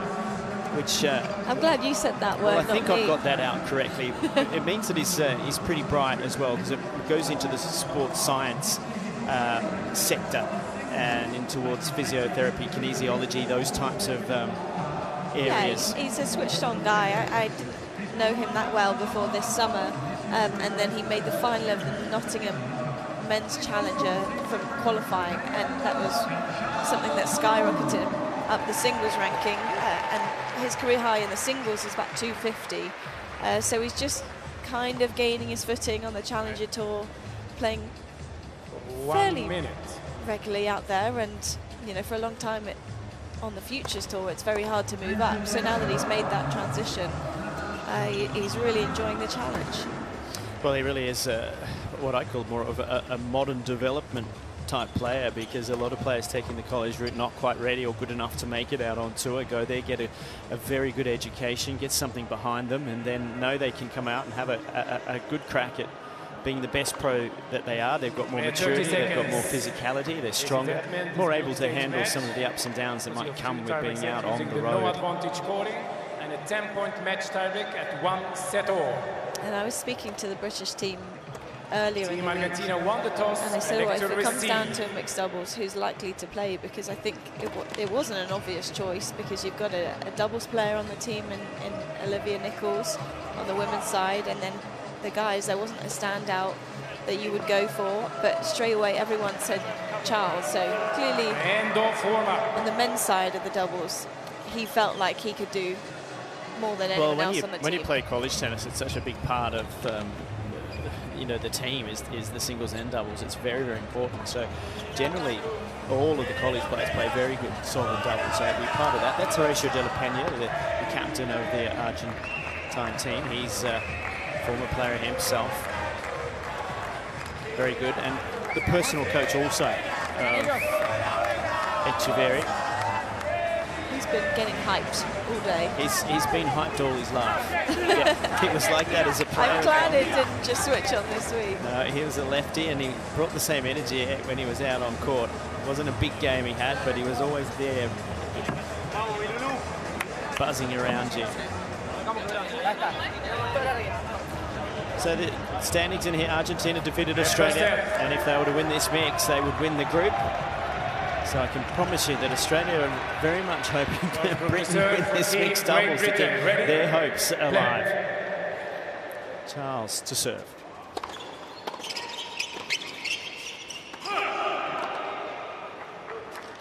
Nice to see that he's going to serve a volley.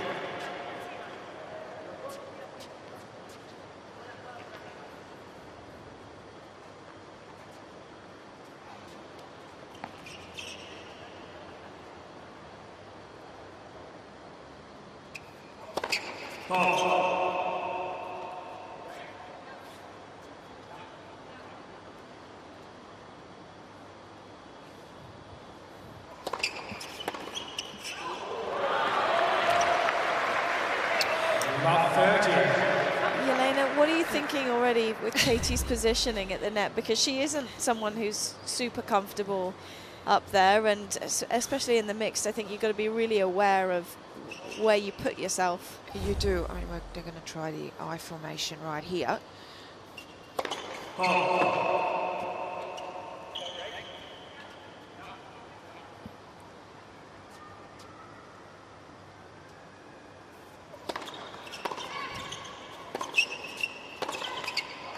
And we saw this a little bit with Muchova yesterday in the mix, who also doesn't play a lot of mixed doubles, and just the positioning and where to go and just being unsure. But keep an eye out on the Argentinian team, because this is what happened the other night. Exactly what Etcheverry did. They went down the line straight away, early in points, and straight away at the beginning of the match to really keep the net player honest, to keep them at bay, and that caused a lot of problems for the Australian team.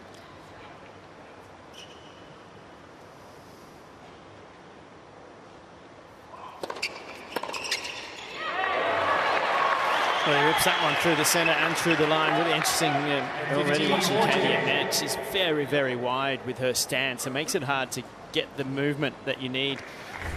You watch here, she hardly even flinches. There's nothing, and that's hard. And this is what happened with Muchova yesterday. They're holding kind of that side, and that's something that players that don't play a lot of doubles do. Or if they're uncomfortable, which I know from personal experience, Todd. 13-14. Well, early break points, and just a reminder that the scoring here in the mixed is it's 2 sets and then a match time break if it is a set all.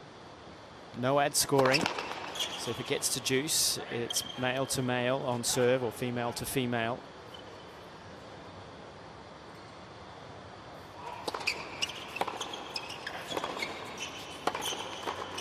Oh, that's a bad miss from Katie, and there's an early break. Argentina. For Team Argentina.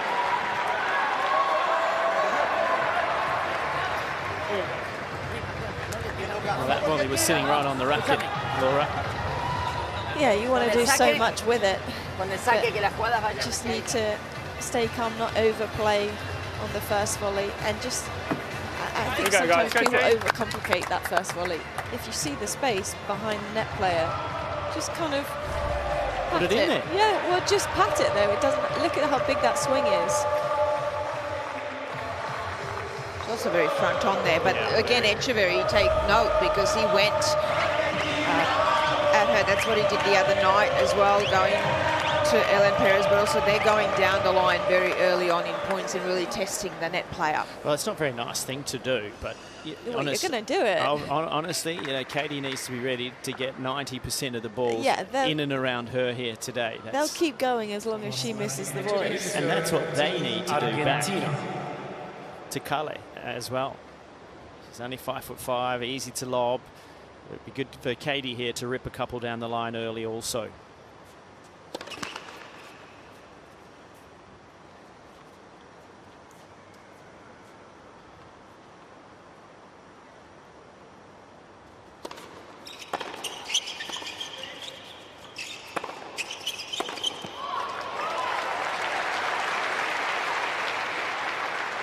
About 15.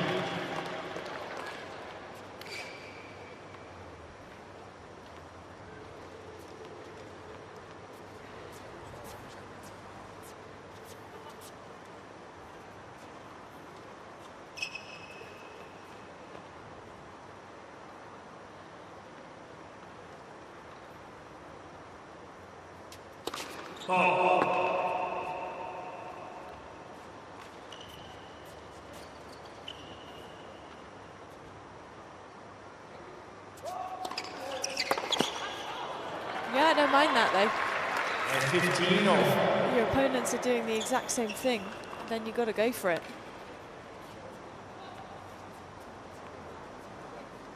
Arriba, Tommy.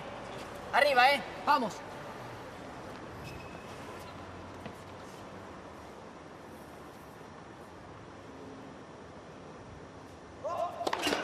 Net for service.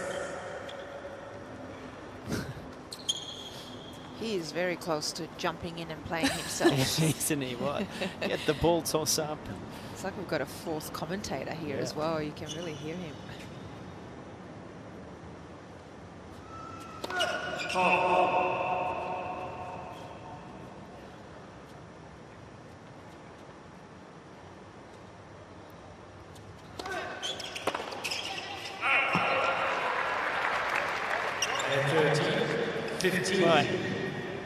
Team GB just a little bit of a nervous start. When you are nervous, the best way to get going is actually to hit out. So they're both doing the right thing, but at the moment, not controlling the ball, much more difficult if you are very tentative with nerves to really find your game.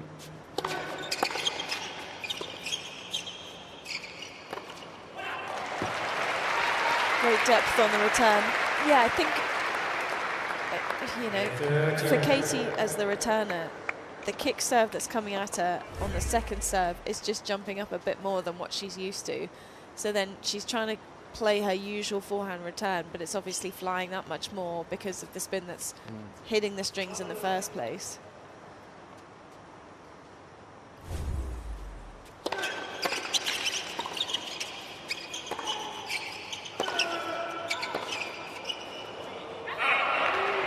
Yeah, interesting there, and he's gone with the big flat serve, 197 kilometres an hour. And she really likes it. Katie, you don't face that too often in women's tennis, and that was, she put that back with ease. Lu, vamos ahora.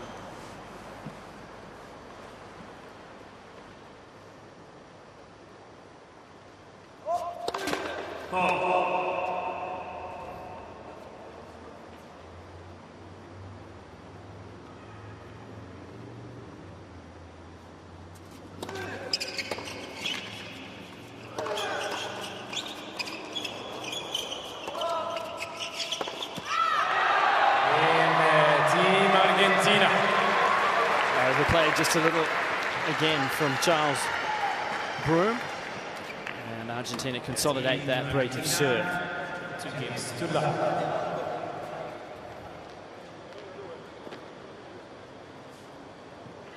Yeah, Carle looking comfortable, even when she knows it's coming to her. And I think half of it is because Etcheverry is so solid from the back, so she doesn't have to stress so much about moving and trying to cross.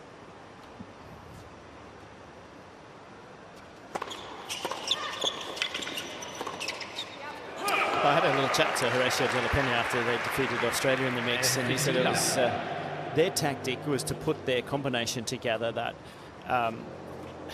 Etcheverry doesn't play a lot of doubles himself, is big physically, so he's moving a lot, keeping the opponent's eye off the ball, but also using his power to dominate. And then he's just going to let his partner do what she can do, a little bit like we saw with the Italians last night.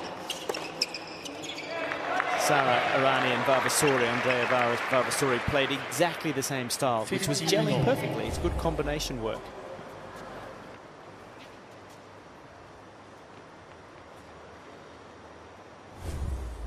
Now, if you're going to play eye and you're supposed to cover a side, cover it. Cover that side, yeah.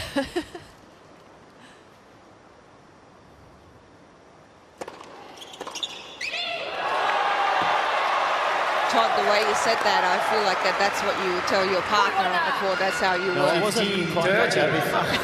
If you're going to go there, cover it. No, it wasn't like that. At least I don't think so. Again. There's the down line again. Yeah. Such a good play.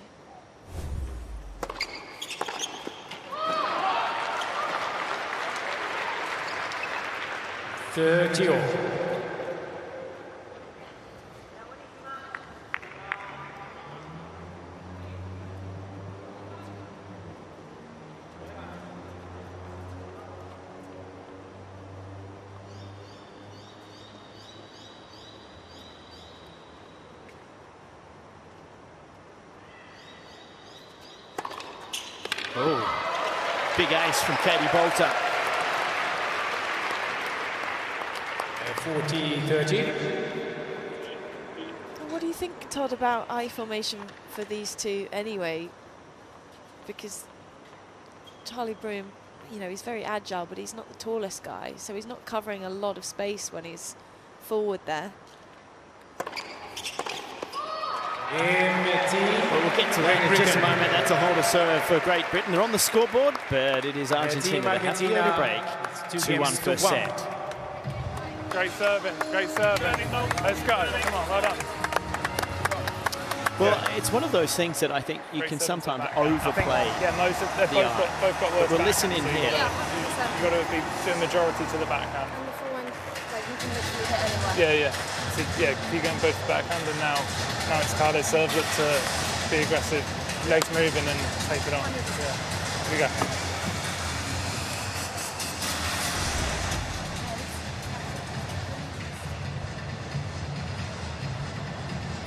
So Alex Ward, the captain for Great Britain.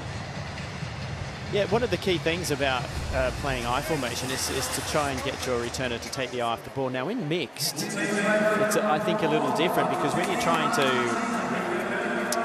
hold the woman's serve, because that's the less pace on serve, that's the one that you target as the returner. Sometimes it's a little easier for you, the woman, if you're serving, to be able to just get that first ball back on a cross-court pattern than it is to go chasing down through lines. It can get a bit confusing. I think you use I as a change-up, not as the first play of the day. First play of the day for me is like hitting down the lines is much easier if somebody's playing I. Time. Yeah, if you give someone a target on the return and it's an I formation, you're going to go line. It's a much easier return early. Maria Lourdes Carle to serve for Team Argentina. So this is the service game that the Brits really need to try and focus on. First point is so crucial here.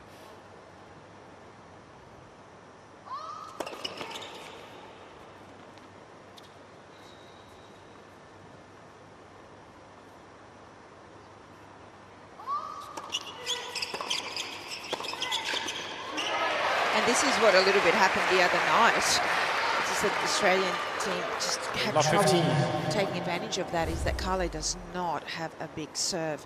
So the first serve was 130k an hour. Second serve is you can attack as well. That's what for me, Team Great Britain's gonna have to do and really focus on. Etcheverry did a lot of work the other night at the net.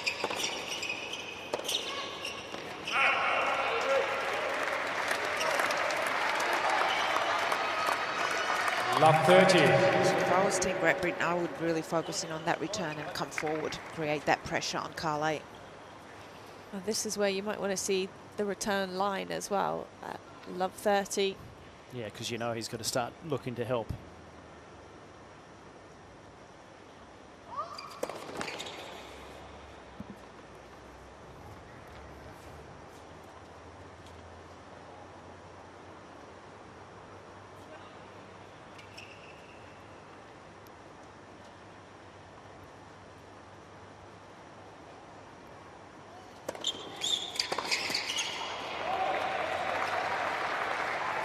That's a bit of a cardinal sin. Love 30, second serve. You do everything in your powers to be sure to make it.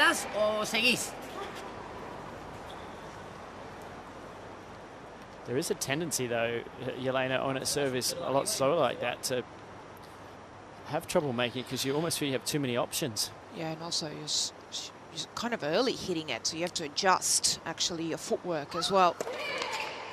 But yeah, you're right, you've got a lot of options. You can go anywhere. You've got to make up your mind, though. You've got to commit and know exactly where you're going and go for it.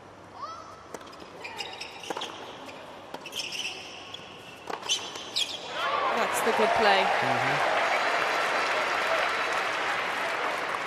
15-14. Carle couldn't get enough height on the lob. If anything, you want to get that above the backhand corner. But that's what Charles did this well. So he made that return, but came forward straight away, and that put the pressure on Carle. So if you can make that return, go in straight away. Two people at the net, it's tough.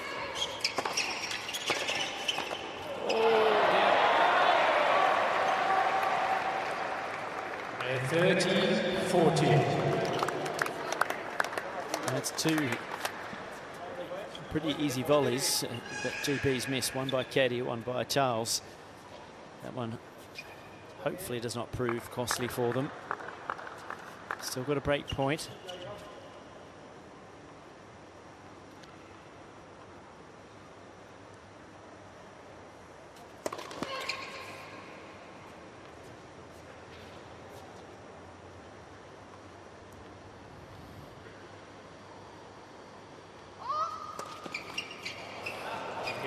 Don't have to worry about it. Second serve, not strong at all. So back on serve, 2-all. Game all. Great game.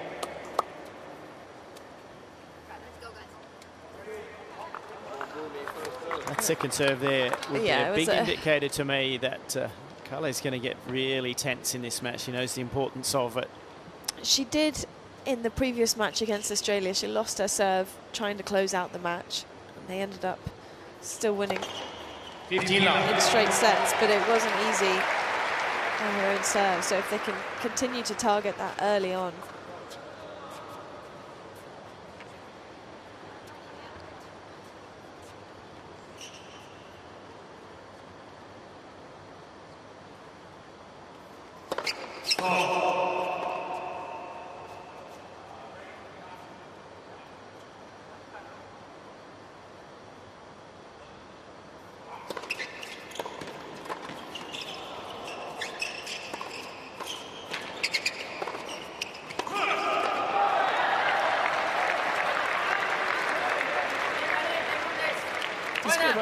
Does it go by Charles or Charlie? Either. Either one. His parents call him Charles, and what they? Probably. I've never heard them. No, but I'm just thinking in like, action. You know, the locker room. Or, Charlie. Yeah.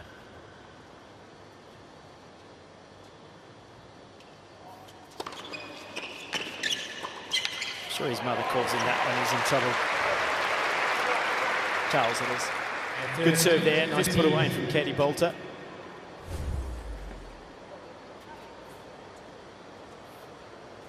I haven't seen him play, and it's my first look at technique, and very solid all round. Yeah, really smooth player. Net for service.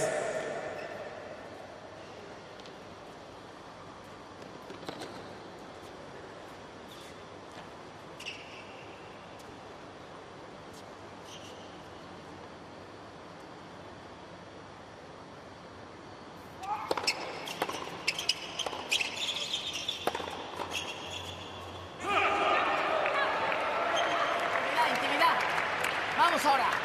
Intimidad y fuerza en la mano. Fuerza en la mano. Vamos ahora.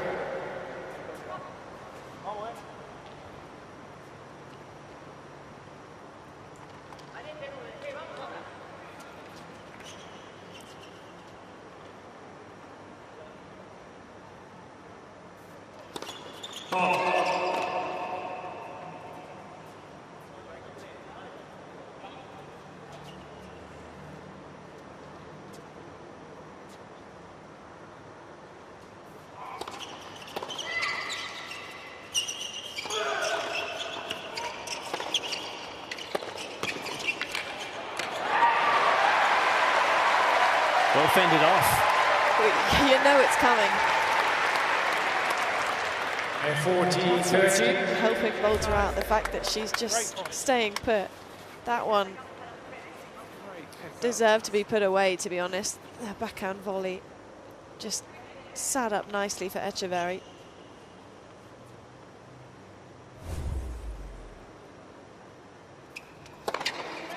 Game. So after a slow start, Team Great Britain have got themselves in the lead. It's on serve, 3-2, first set. Come on. Team Great Britain, 3 games to 2. Great serving, guys. Majority to the backhand for sure. Both first. It makes sense on the majority to the backhand, especially to Carla. Big points to the backhand. Big points to the backhand. Yeah. And then even if, and when she's at the net, if you've got one at her, just keep going at her. Even if it's not massive, the worst going to happen, she'll make the volley and you'll get another go at her, okay? She'll dribble it over. Yeah. Like me, really, honestly. Yeah. So you don't, after 1 or 2 to her, keep going to her. You don't need to change it. We don't need to hit winner past her. You can just go at her, okay? Yeah. Okay, great stuff, guys. Well done.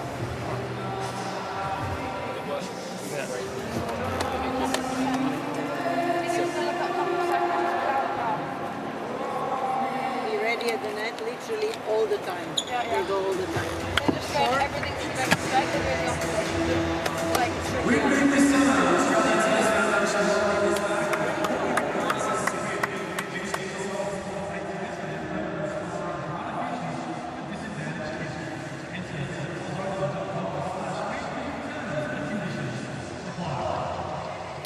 Well, this is one of the great parts of the United Cup, is the fact that it comes down to mixed doubles. We've seen some very entertaining matches already this year in the competition, and so many of the ties have come down to the deciding factor of the mixed. Yeah, it was a great change to the format last year to make it just one live singles for women, one live singles for men, and then see what happens in the doubles. So plenty of matches already, as you said, going down to the wire, but still in the group stage, every match counts anyway. Although Argentina know if they win this, they are through. Yeah, they're straight through the quarterfinals. Otherwise, it gives Australia still a chance to stay in the group, win the group. And then, of course, it also gives Great Britain that opportunity. They play Australia in the next match. Argentina defeated Australia 2-1.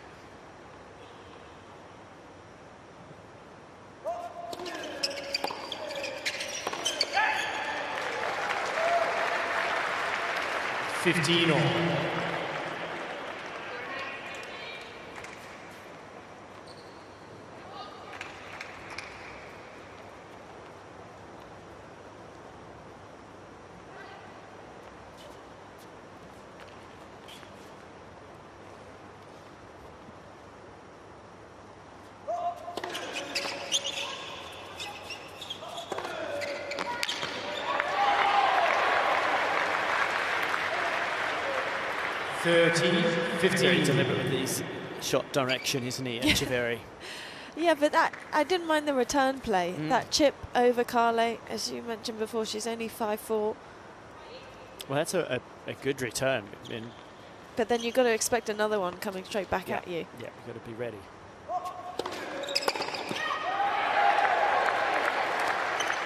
At 14-15.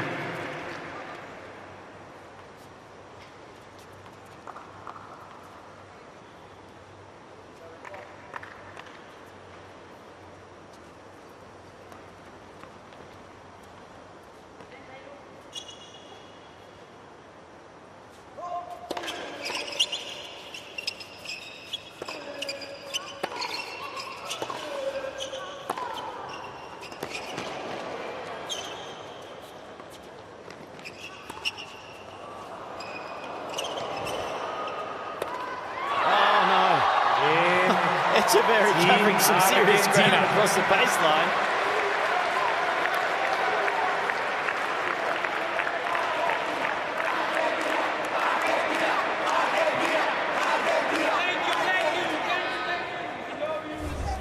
And 3 games all. Well, that drive volley, a bit of a shocker, really. I think she was trying not to hit Charlie. She could see the funny side of it also. So 3-all.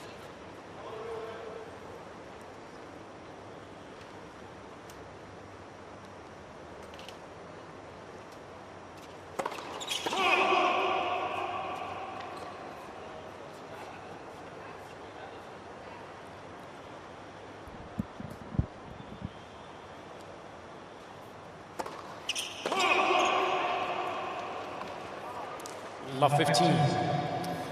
Yelena, courtside, when you get down there close, sometimes you see the movement of the players and you feel the, I guess, intimidating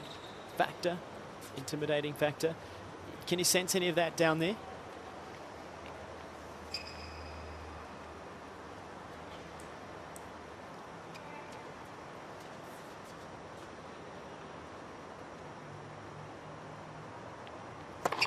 Net for service. Yeah, you definitely can. I think there's intimidation from both teams here. Yeah. And I definitely actually see the Argentinian team is more intimidated than the other night against the Australians. They were constantly attacking and going forward.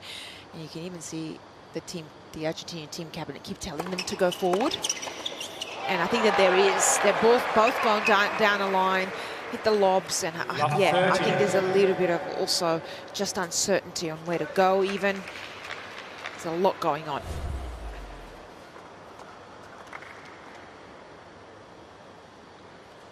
And I have to say, the Argentinian captain needs to be careful. He is even kind of signaling what to do, where to hit returns. Got to be careful that the other team doesn't see that. Because I'm just looking at him, he's doing it in between serves as well. So if you were Team GB, you'd be looking at that going, this is what he's pointing to and telling them what to do. It's very, very obvious from here. Valiente ahora, Tommy, ¿eh? Vamos. Or he'll speak Spanish and you can hear it. Which actually Alex Wood does.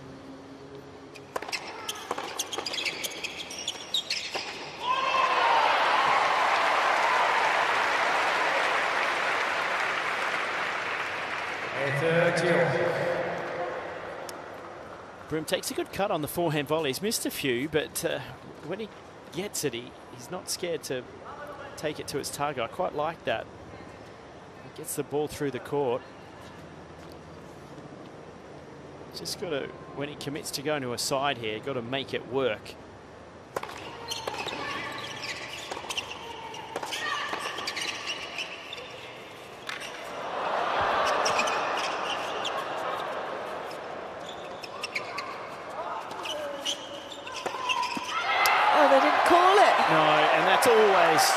Charlie's ball. Anytime a lob goes up and you can get it on the right, on the smashing side of the Mayo, you've got to give it to them because they've just got more power. They can get that ball away, and he should have been looking for that. That's an error. Watch here, he had it. Oh no, it was easily makeable for him as a regulation smash. So 3 break points again for Argentina.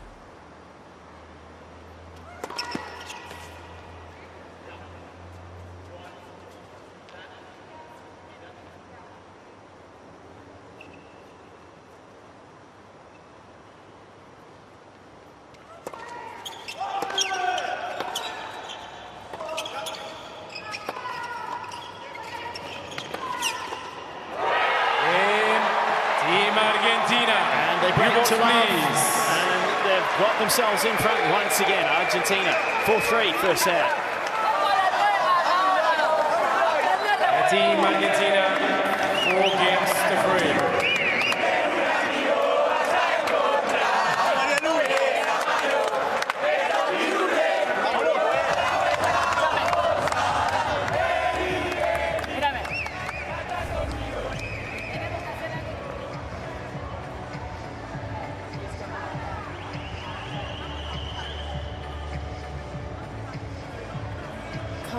Was anticipating really well at the net in that point, knew it was coming her way. And he's pumped, of course.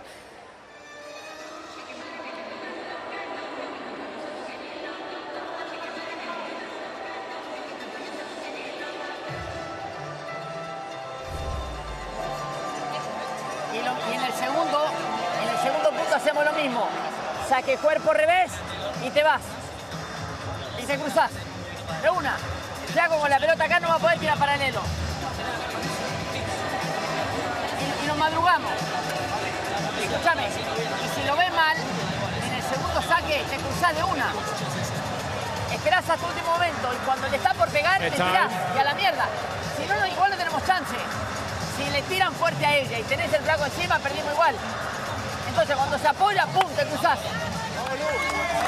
Tenés que ser valiente. Acá hay que jugársela, jugársela. Well, I was was the sort of player that used to like to get information, but poof, that's information overload every change of ends. Well, Carle's serve, she lost her last service game. That ended with a double fault, so she's going to be under pressure here.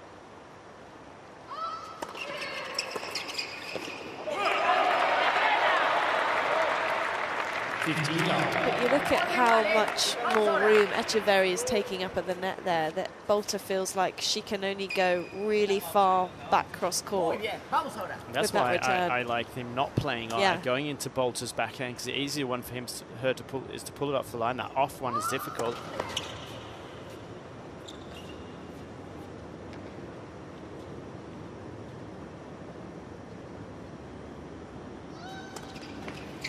And with her serve being the pace that it is, if you're throwing in an I formation, you know it's going to get pummeled. So I feel like the Brits could take a leaf out of their opponent's book and do more traditional.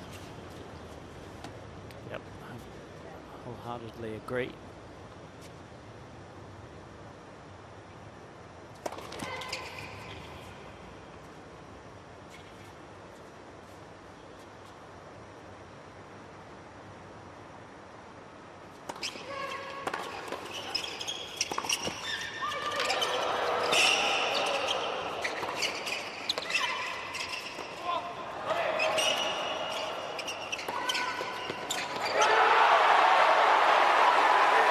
Oh, what a hustle from Kale in that point.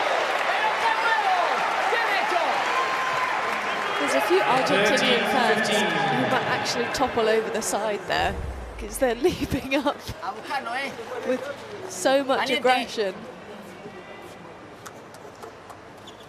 Valiente, Tommy, vamos.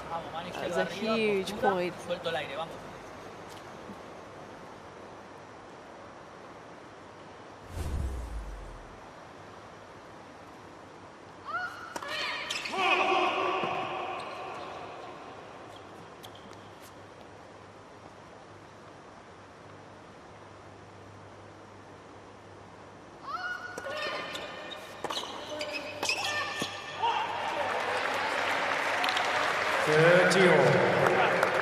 Kind of like it when Broom stays nice and smooth at this point.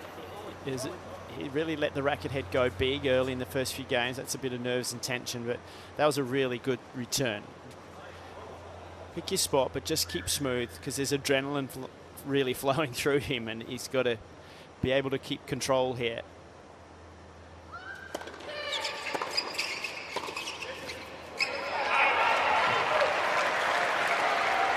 So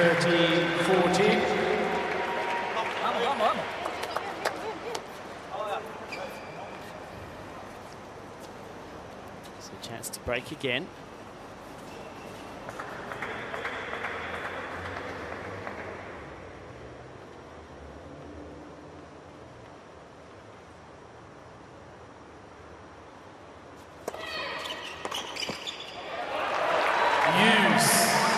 Etcheverry was going no matter what. Chicos, hay que ser valiente acá. A buscarlo. Vamos ahora, a buscarlo. So, deciding point, first one of the match. Woman to woman. Oh, she'll want a first serve here.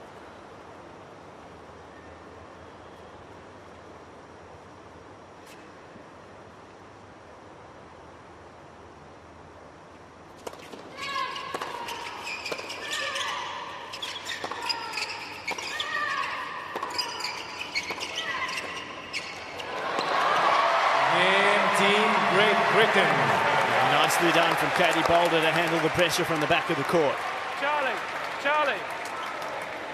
Hey, think about serve and staying back maybe on the first, yeah? On your first. Here we go. Serve and stay back. Here we go. Hold on. Thoughts on that? Well, look, he lost his first service game, and it wasn't because of serve and staying back. I mean, you're the dubs expert, but I would try just the traditional format and still serve and volley before staying back. Let's take out the eye first.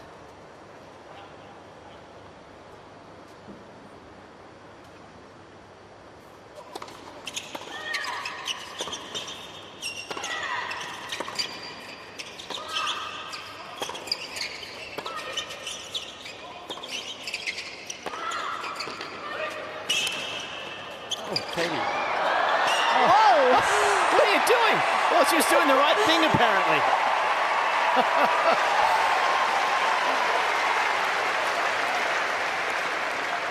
It's good she's not taking notes from you, Todd.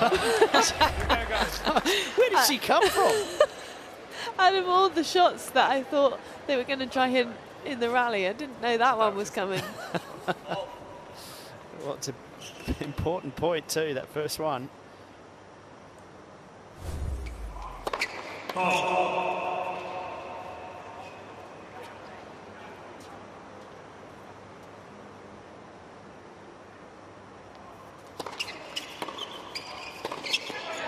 I don't know about staying back there.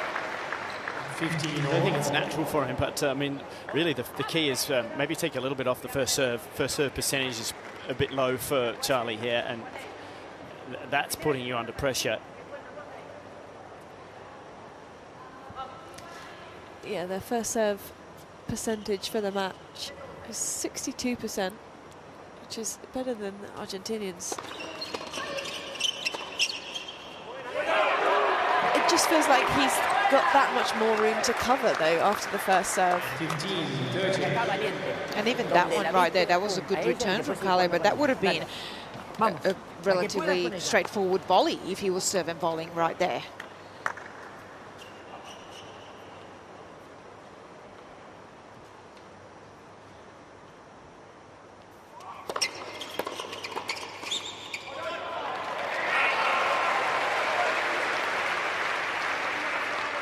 Well, there's that difference of the first serve.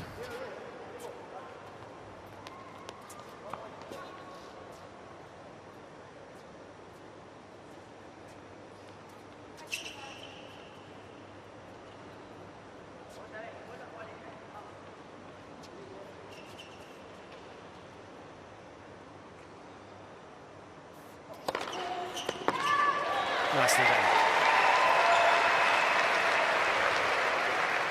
14-30. So the pendulum has gone back and forth. There's in been this some one. momentum swings, hasn't there?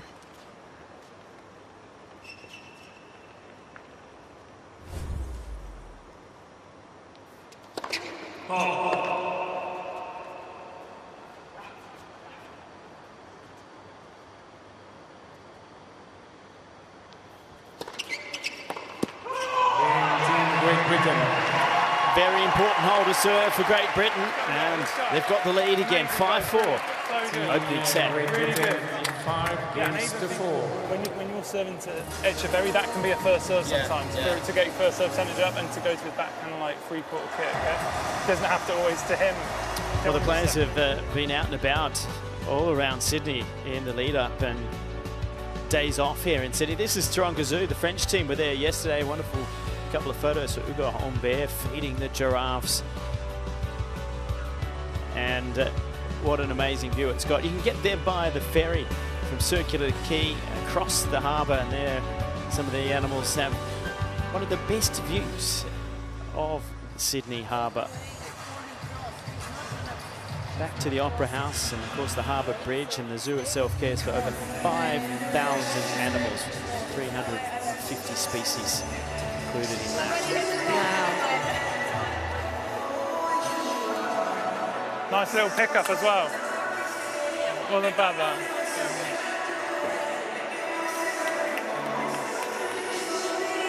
Good stuff, Katie's guys. coach, Very good. Biliana.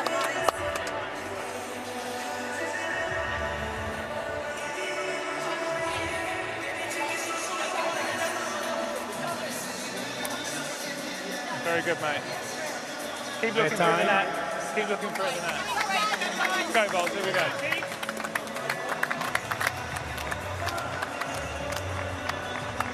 Let's go.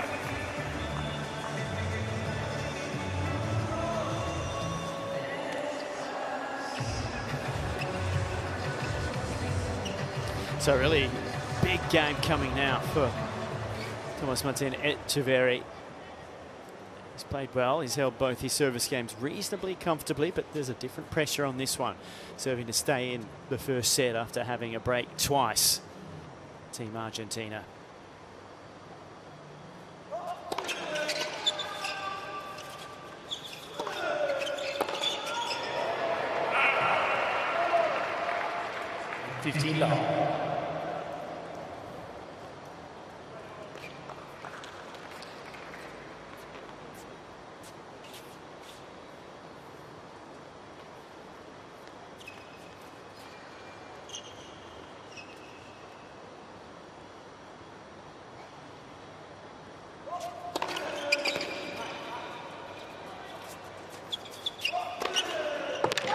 Too good.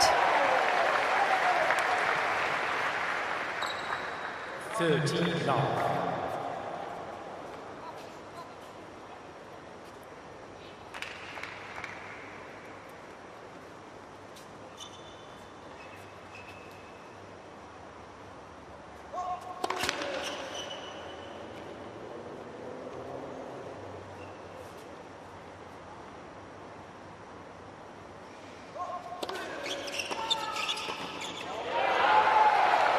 Again, the kick serve, jumping up onto Boulter's racket. It's so hard to then come over the top of the shot, especially on that backhand side.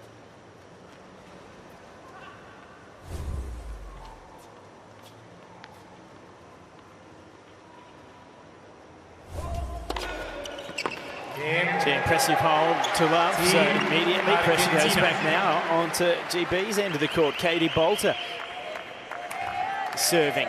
You almost feel like these two games, if you can hold serve. If you can hold here, then you know you've got a great chance to break in the next It's one. almost equivalent to the break, isn't it? And that's actually how you think about it when you're playing mixed doubles sometimes.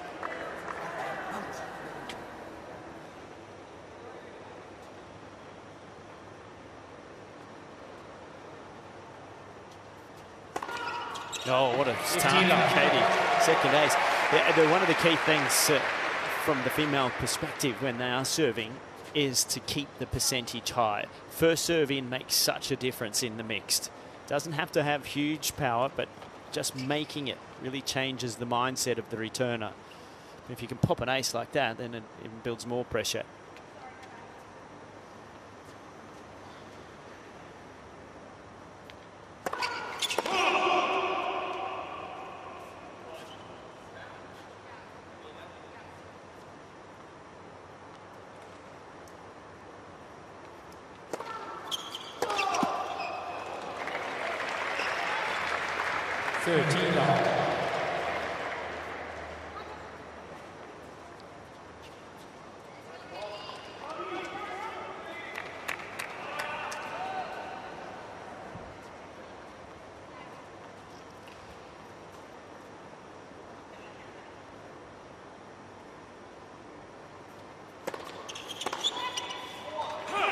Great game so far. 14 love.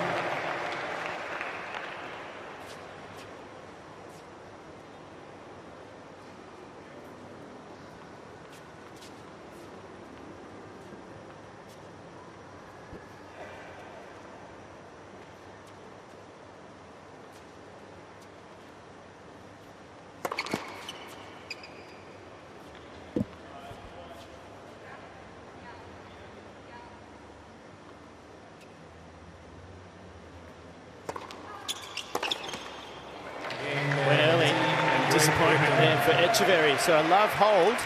That's big for Team GB. They've got 6-5 first set. 6 game to 5. Great work. That was really good. Good serving, guys.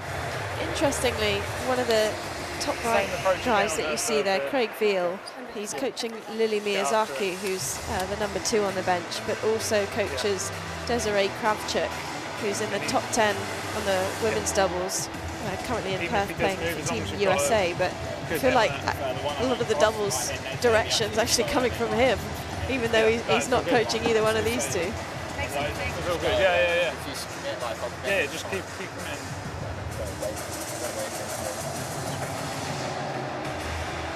Good stuff. Good energy, guys. You've got really good energy right now.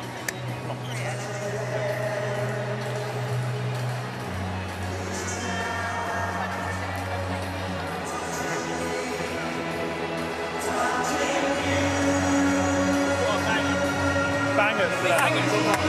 Only bangers.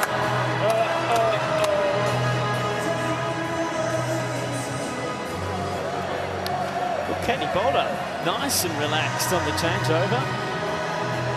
Belting out a bit of Sweet Caroline. Were you that chilled when you were out on court, Yelena? Of course I was. You should remember. You love a bit of Sweet Caroline, Yelena. quite dancing when I was playing. I don't think you were, Todd, either. I think had- we were both a bit competitive. I had the moves. Where have they gone? They're there. Bring them out occasionally, but this is a big game. First point's so crucial.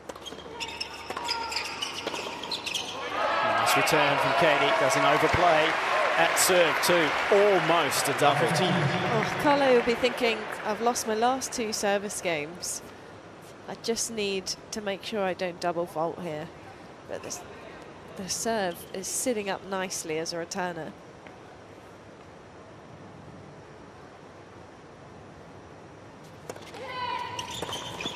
Oh, he saw it.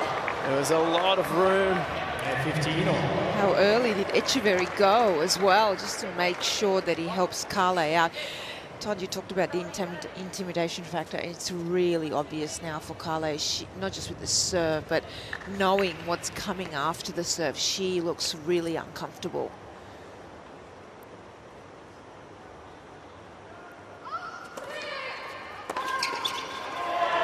And that's why Etcheverry's going to try and help her out.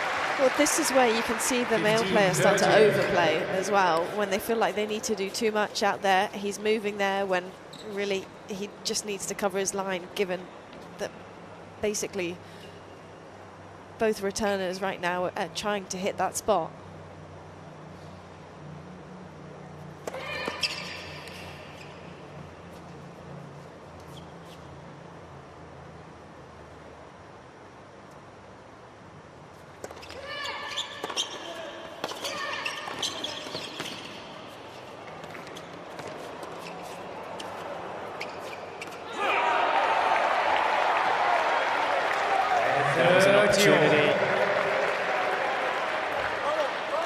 Charlie Broom there. It was a reasonable forehand volley he hit, but he directed it towards Etcheverry. It should have gone anywhere back towards Carle. They had great net position. She can't hit it through them. So a placement error from Bloom on that point.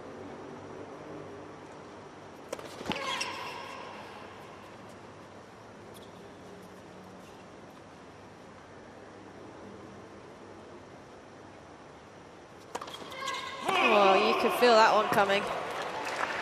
Yeah, Boulter is getting too far in front as well, and you can see it veering off to the side, so she's got no choice but to come around the side of the ball. And then it's very hard to keep accelerating from the position that she's in. I'd like to see Charlie here just actually get in a bit closer and take this almost like on the rise, this return. Don't let it come to you on the first. It was doing that, and same thing again here. Hit and come in after. That was the call from Elena earlier. This is the time to play it now. He hesitated. He definitely was in 2 minds. He waited to see what kind of a return almost he hit. There was just a bit of hesitation in his movement there. Right play in the end, but overplayed the volley.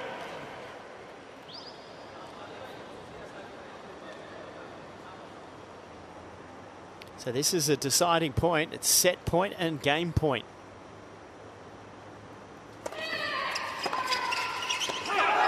Game for Team Argentina. I can't believe she's got out of that game. And you can be really pumped with that first serve on the sudden death juice point. 6 games on, first set tiebreak.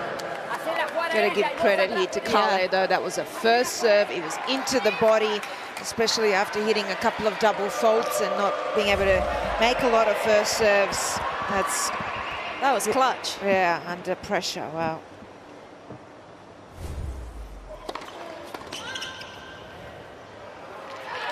And this tiebreak for me is going to be all about the first serve percentage for both teams.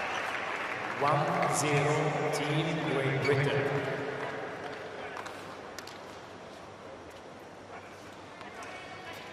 This is interesting because Katie's staying back.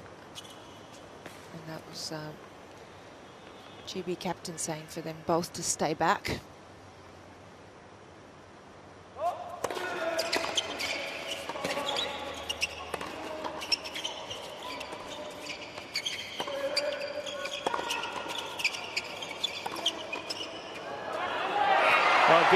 Good timing on the change-up from Team GB there. Got the ball back into play. Go 2 back again. 2-0, Team Great Britain. Just a different look for the server, isn't it? Yeah. And just saying again, on this point, both back. Yes, Hurkacz not going to get a volley away. So, good play from GB there.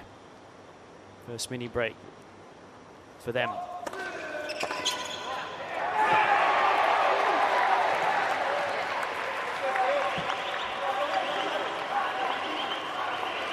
Two big points on serve here. Great Britain.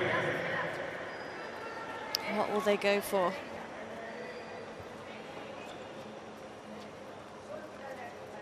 Well, I like the idea of body backhand on Etcheverry here. I'm not sure I like the fact that they've gone for an I formation. No.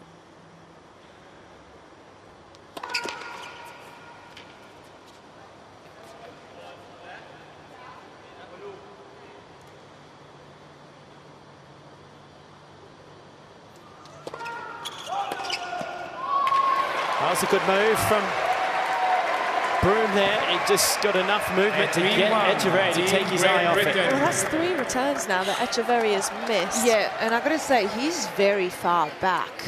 Whether it's even those second serves and on Katie's serve or anything, he's very far back. And He's really, waiting for it to come to him. But he's also letting it drop. Yeah, it's at a point where it starts dropping.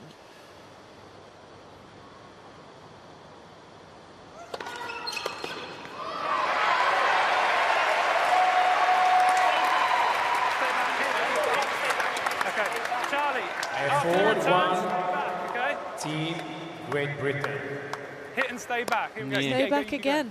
Well, don't agree with that at all. So, yeah, it may work, but You're going to go and find him after this match. no, it's not up to me. He can come find me. It's called building pressure, and you only have to hit a good smooth ball in deep here and follow in behind it, and you can get an easy put away at net.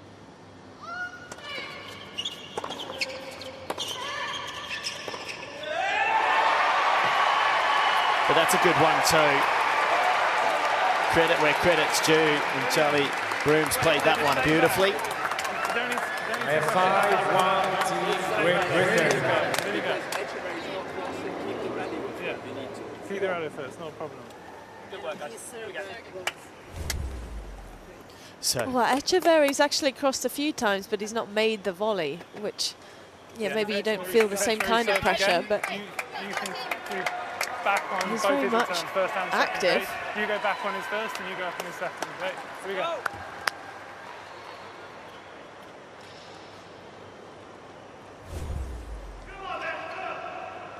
Well, captain of the GB team just to completely stay back, and that they can actually take it, that they can rally with them from the back of the court, that they don't need to come forward and rush.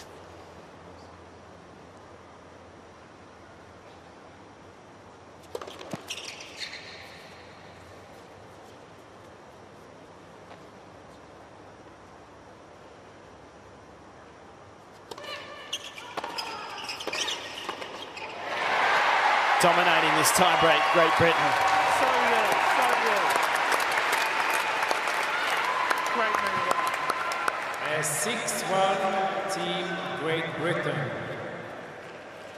So after having 2 set points, they've now got 5 more.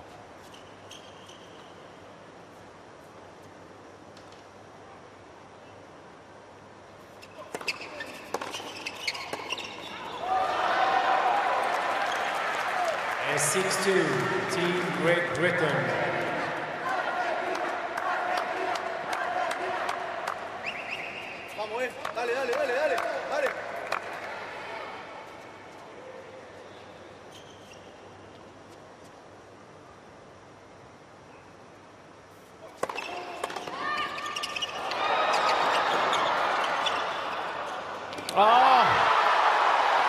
Well, there was a bit of luck, and then there was a bit of genius with the lob from Kale.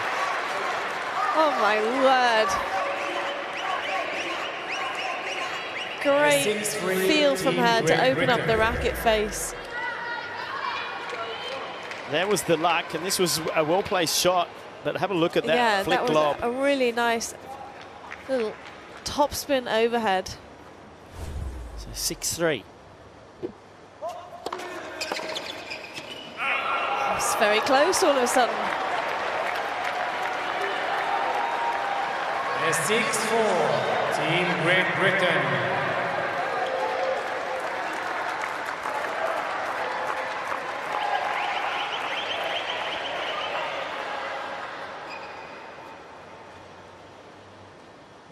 So from 5 to 2 set points.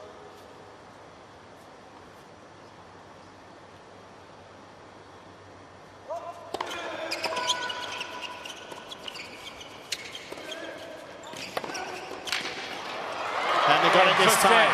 Team Great Britain. It got a little tight, but GB down a break twice in that set. Played a brilliant tie break, and they take the opening 7 points to 4. 57-minute first set in a mixed doubles. With no ad scoring. That was seriously tight. Momentum shifts throughout. Plenty of breakpoint opportunities for both.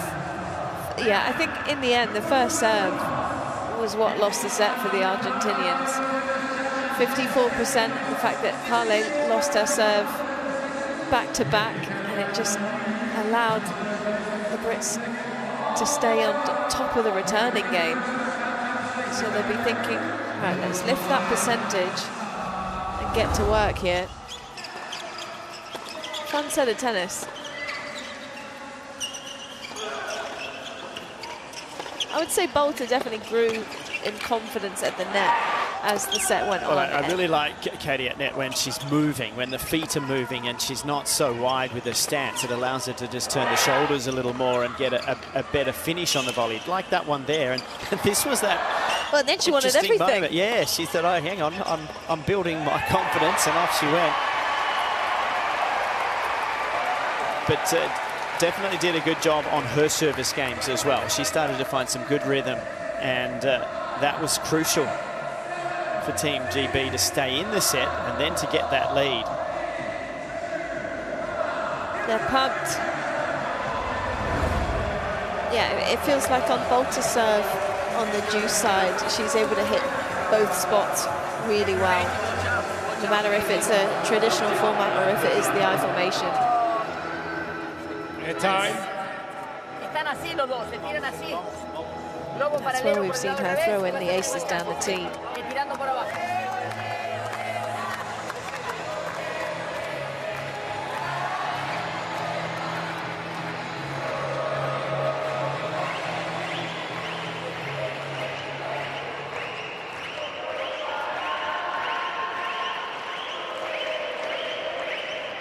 Second set, Team Argentina to serve.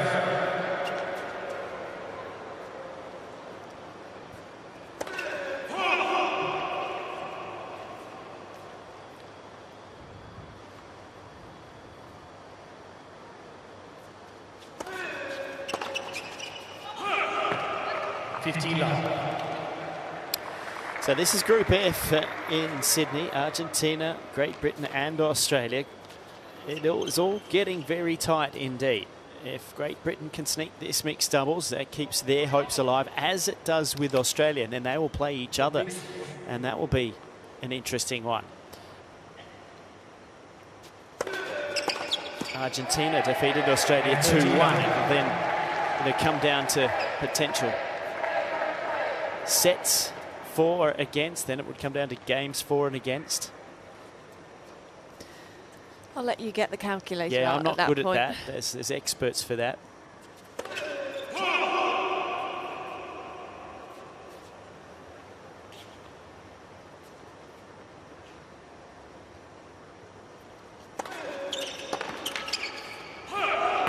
They're 14 love.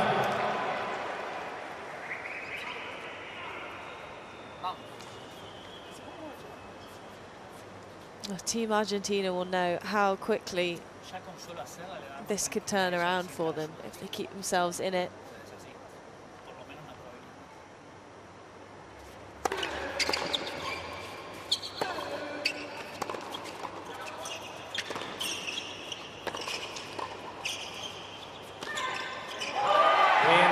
Argentina. Nice little bounce back and a hold the serve to love. Well, we've got 3 players at the back of the court. We just need Carle back on the baseline as well, and then we're going to have 4 singles play, or a full-on singles match here. Todd, you're going to love that. That's okay, I'm enjoying this.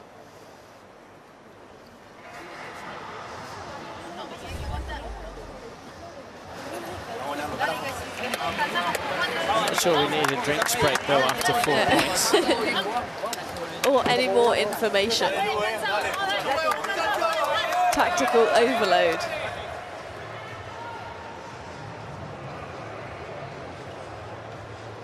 Yeah, I mean, I don't... Personally, when I was playing mixed doubles, I did not want to serve and volley because I wasn't comfortable doing it. And I didn't feel like I'd be able to play a good enough first volley. So I'm all for staying back if you want to. But just pick and choose your moments.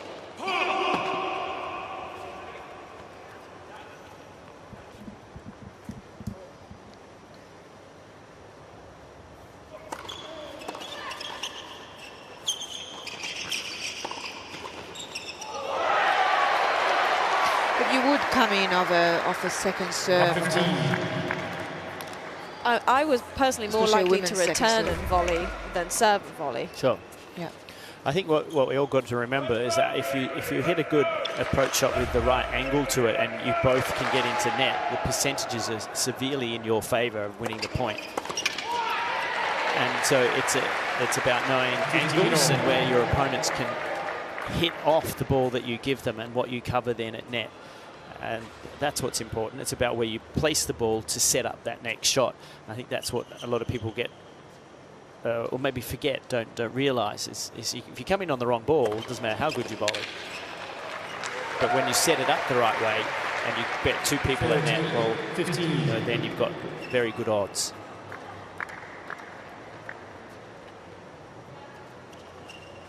Billy Harris back on the bench.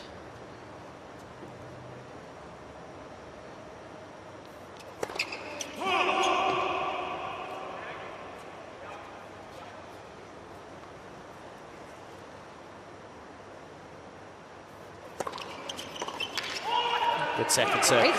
One of the things that I find a little interesting at times, and maybe frustrating for me, is that when people are playing eye, you play eye because you're going to serve it at a spot to take a return away so they can't hit it. And then you're getting them to hit to one spot, which is what you then cover. But a lot of people play eye and serve to the wrong spot, which then changes it completely. So there has to be a process, and you're thinking about why you do it, not just a randomly we'll play that for a different look. It does feel, when I watch especially men's doubles, that the eye is used because that's the done thing. Yes. And it's every single point. It's opposed to, as you know, if you're going to play eye here, they're not going to. But you know, if you're in body into Katie, well, then she can only really try to take it through the centre. That's what you cover. If she gives herself room, she's going to pull it down the line. So you're trying to get her to hit to a certain spot, which you can then make that volley on.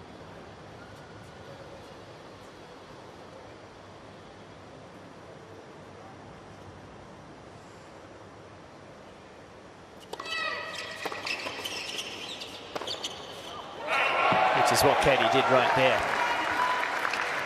Would you find it acceptable to go eye if you're trying to serve at a certain spot as well? Because sometimes if you're further out and you're going in that traditional format, you might find it harder on the juice side to serve T. So what's your view on that?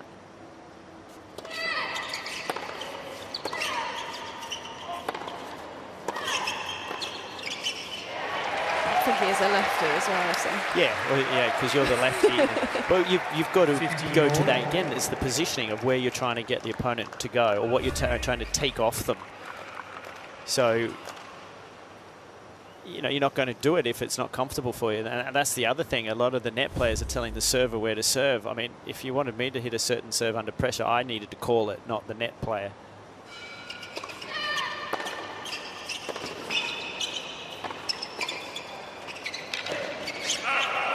Ooh, close.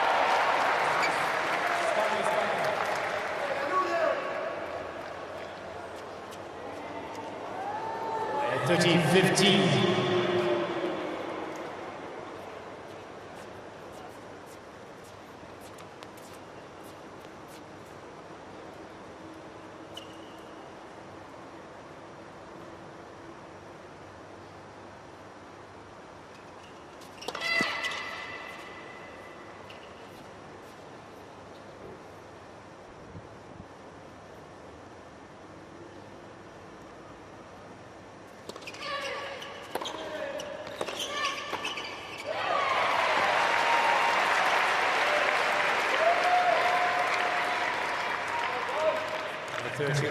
Listening to that commentary. Another 30-all point on Carle's serve. There has been no easy games for her.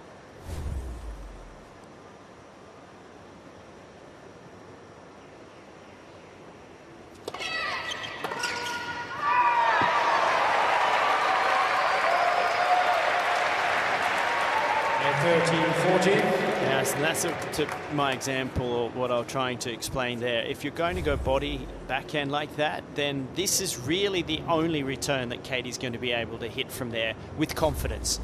And he's given that line up, which is a mistake from Etcheverry.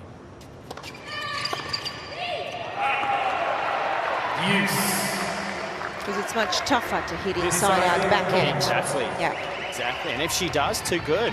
That's you got to give credit then.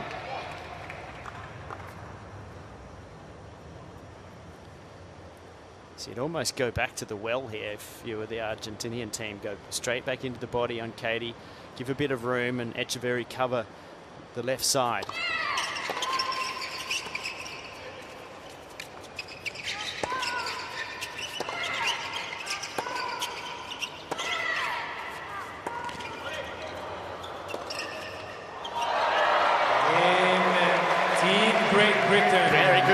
Katie Boulter, she rises to the occasion, and Great Britain, they've got a set and a break now. Great Britain in 2 games to 1. Really good, playing the right way, guys. Really good, well done, mate. Well done, really good. Really good stuff, guys. That's exactly the right way to play. Really good.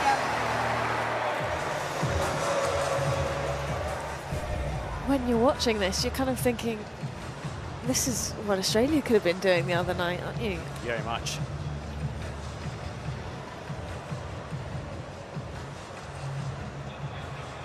That was a fantastic change of pace. She knew Etcheverry was going to try and make a move. Saw him go just a half second too soon. If you get a ball to rip, you can go at her at the net to rip. It basically gets you into the points a little bit more.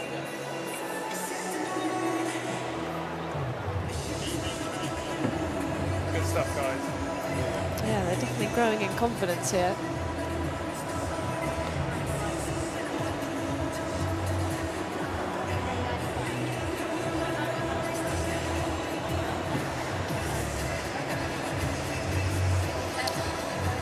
It's all coming down to the mixed doubles once again here in the United Cup in Group F.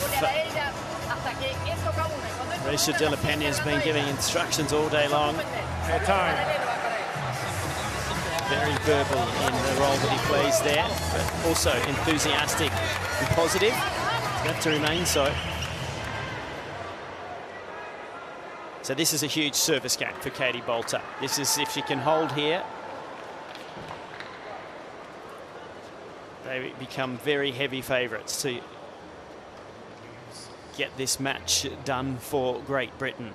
She's got new balls also.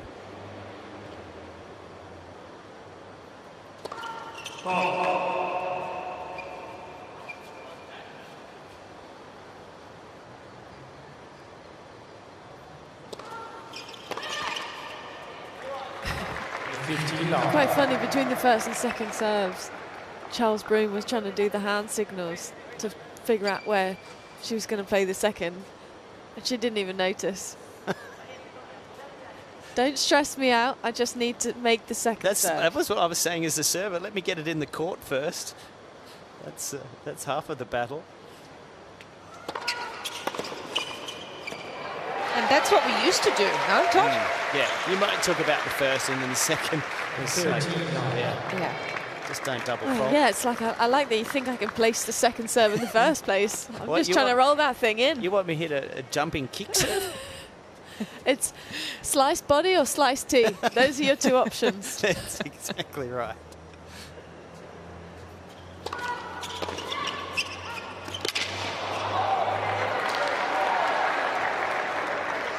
Todd, I think for you and I, let's just try and get it in. Let's just try and get the second serve in. But well, I must say, but Katie's first serve accuracy has been very good. She's hitting the corners really well. Pace-wise, around 160 to 170. It's not super fast, but the accuracy is what's working well for her.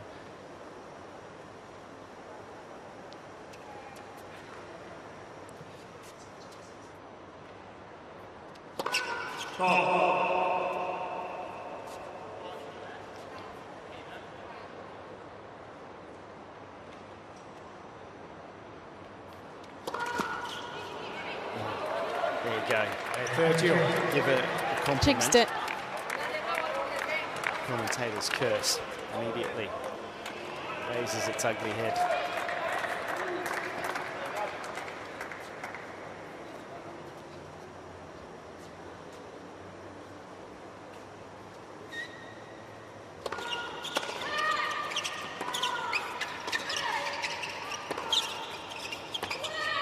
Yeah, great shot. And the Argentinians taking a leaf out of GB's, but both of them staying back. Carle just feeling like she's got more room to work with. Finds herself in a rally and comfortable opening up the line.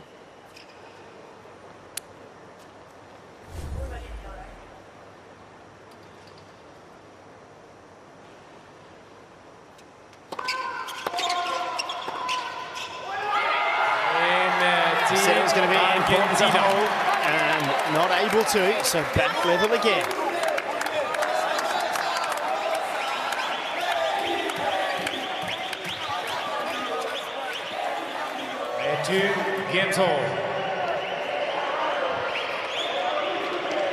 Great effort from Argentina to hang on to that. 30-15 down they were.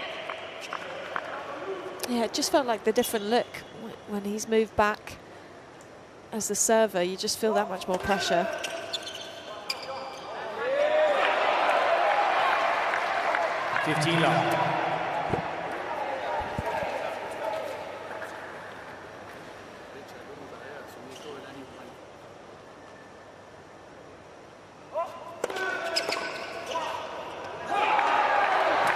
Etcheverry is bombing down some of these serves.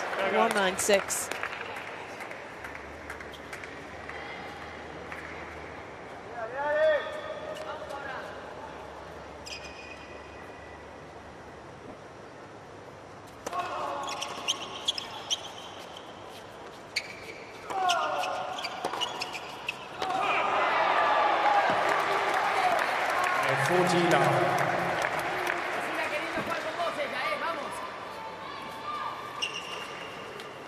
I think he's more pumped than he was in his singles today.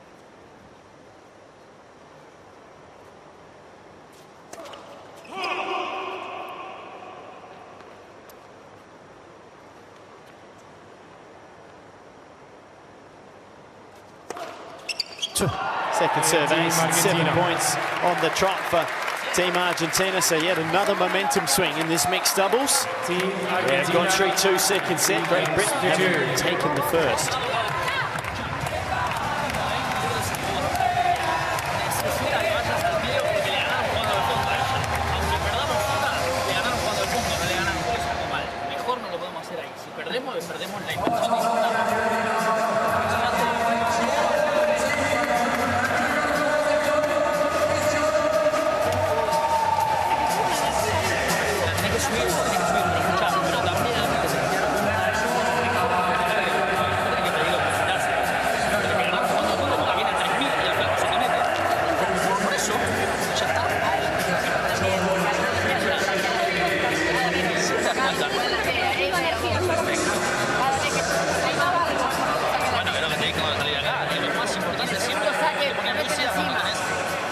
Encima y después está la presión.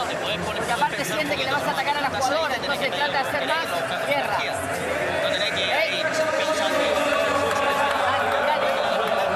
Viene a tirar a ella.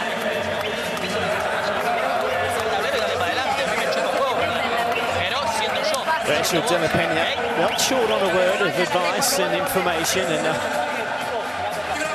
like it. Tommy Etcheverry, he looks at him, I'm not sure how much he takes in at the time. But there is certainly the passion there for Team Argentina.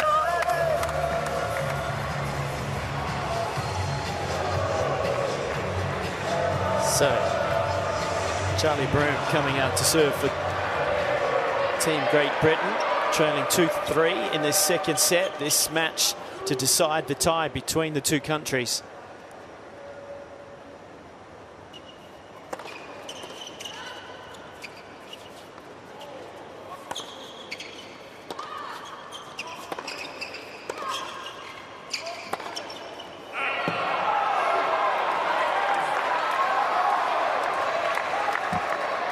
Etcheverry wanted that ball though. He did a little fake out.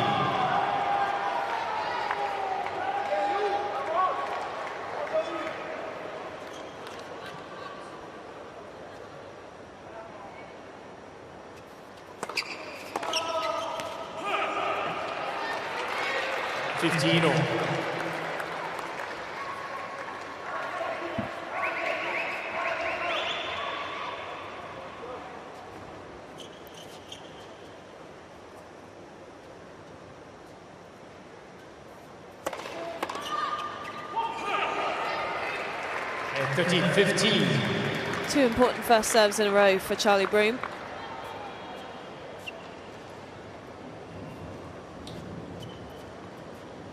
Messi is basically God in Argentina, isn't he?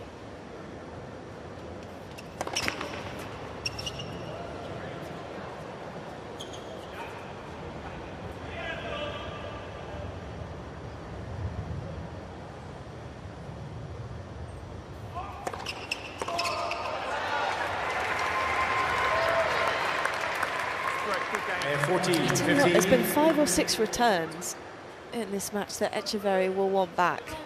Yeah, he's really forcing the return though. That was a quality second serve, I've got to say, deep at 160, a little jamming, but Etcheverry is he's not as smooth as he needs to be. He's trying to do too much with it. Well, he wants it so badly, doesn't he? You've got to get the tension out of your shoulders though, if you're going to be smooth, and he's really tense.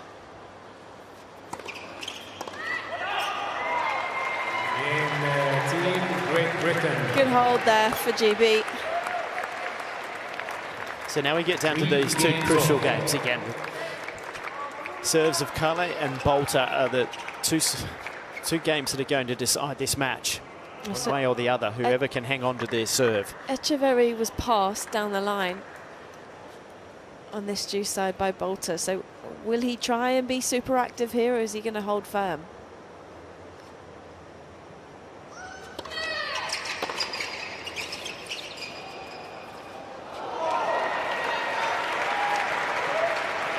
Love 15.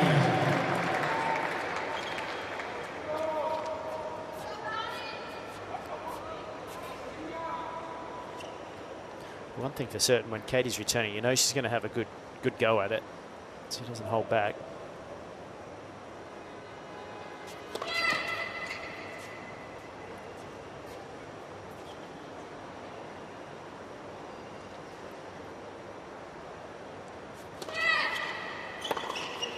Yeah, went way too early there, Etcheverry. Love 30. I'd see the difference between Charlie there being just that little smoother. His shoulders. He had enough time to hold this here exactly for half a second. I mean, it was only 100 kilometres an hour, so he had plenty of look on it, but also he wasn't too tense, didn't try to do too much, waited for that moment with good peripheral vision.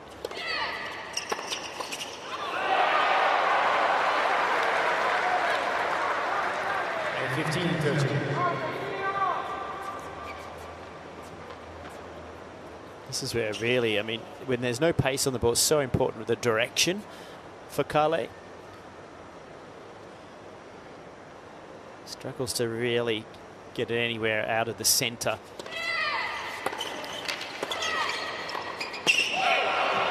Oh, missed it. That was a huge opportunity. There's almost too much court open, too many options, so she really swung at that volley. Such a good return. Yeah, really well placed return again. See how that's a big swing.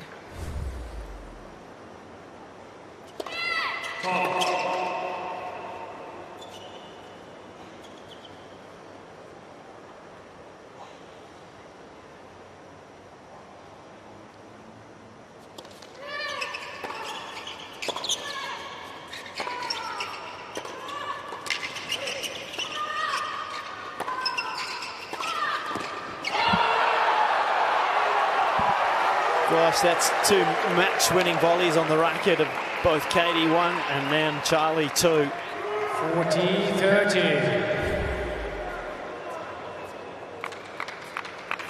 Just look at the racket head. It collapses and goes straight down, and that finds the net instead of taking it from where it was out and lifting it towards the target through the centre. Costly. Oh, he knows it.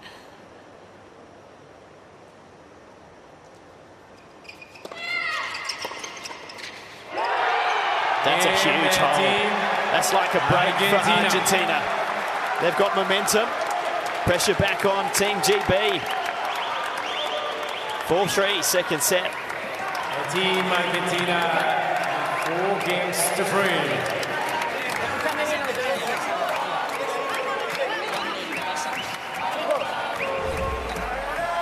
Es 4-3 arriba. En el set pasado estuvimos igual y tuvimos a esto de... Ahora lo vamos a buscar, Por eso, lo que te digo es que si lo buscamos, lo podemos sacar. Hay que animarse nada más. Cuando vos estás complicada, estás tirando muy bien el lobo, seguite animando. Que te tiran encima, que nos da chance para tener una más. Cuando va tan rápido y vuelta, viste el trago que te tira encima es inquinoso. Está devolviendo bien, sigue abriendo las piernas. Mirá el paralelo. El paralelo tuyo buenísimo. Es más, mirale al cuerpo, mirá las puntas. Mirale fuerte al cuerpo, volea y después lo volvés a cargar. La anima o el tipo, mirale derecho. Cuando vos tiras al cuerpo, no podés ganar la volea, la rebota. Well, any South American country brings passion to their sport. Have a look at the Argentinians here in Ken Rosewall Arena. Not a big crowd now late in the afternoon of this day's session, but they are behind their team. And what a hold that was. I mean, goodness, from love 30 it just down. got really tense, didn't it? Well, there's just been so many moments where each team has had their opportunities. Team Argentina had the break twice in the first set, couldn't hang on to it, lose the tiebreak. It's been GB's set this one. So now pressure on the Boulter service game to stay in and level it 4-all.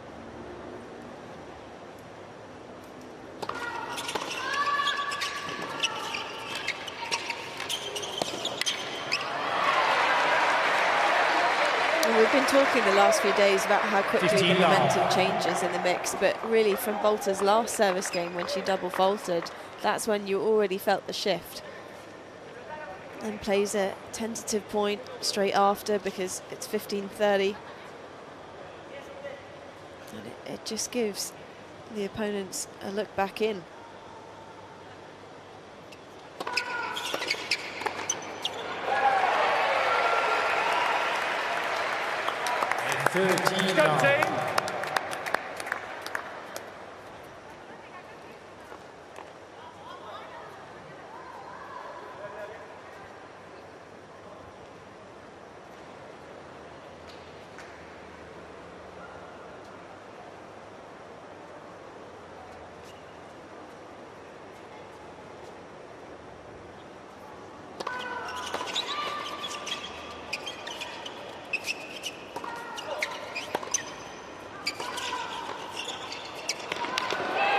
done, Carly.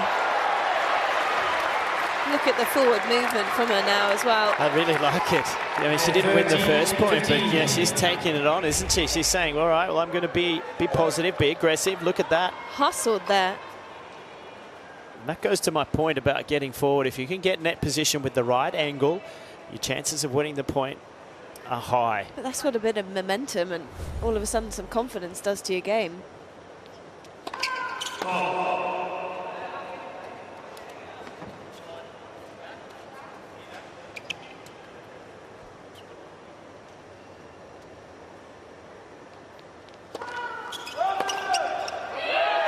Left it, but he had it. It was a tough one to cover, the serve. Just sitting in the middle of the box at a reasonable speed for Etcheverry to have a good rip. That's the one, Todd, you said he actually relaxed his shoulders a bit more. There you can see a little bit smoother going through the shot as well. He's rushing a little bit earlier in the set and at the end of the first set as well. This is a pressure point now.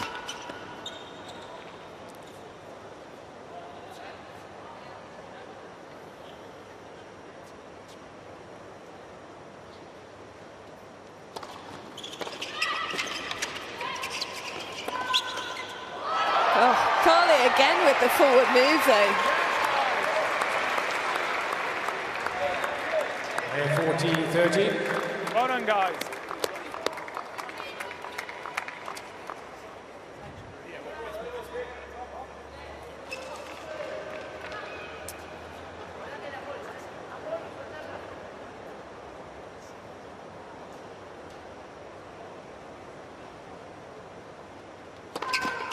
Net for service.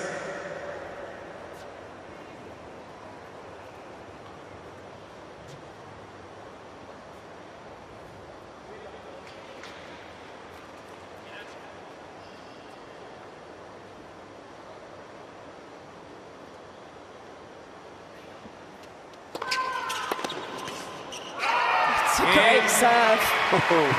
Team Great Britain. This is great. This is intense. This is a serious battle. 4 games all. She stood up well there, Katie. Oh, Etcheverry couldn't resist on the return again. Commit, return anyway. Here we go. Tried to add too much pace onto it. You can hit. Yeah. Oh, Etcheverry's rolled through his last few service games. And he's looking to do more of the same.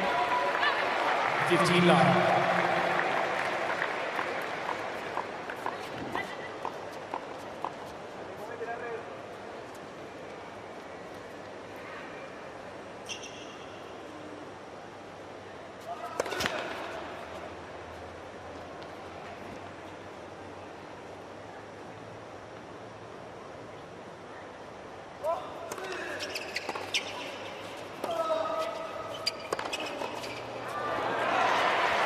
He apologises, but it's the correct play. It had to be done, yeah. Absolutely, it did from Broom.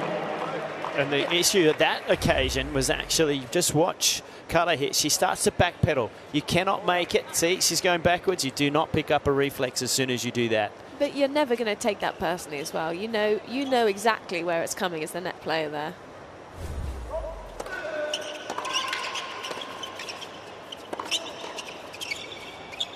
Oh, overplays it.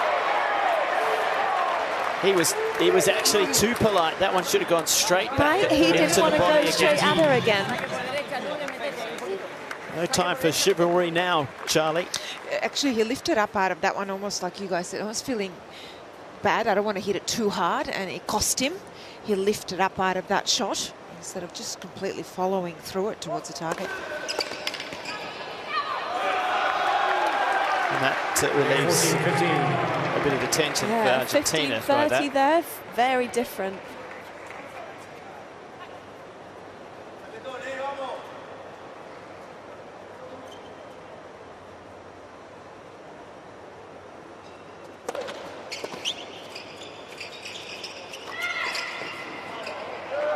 Good game and a good hold for Etcheverry and Argentina.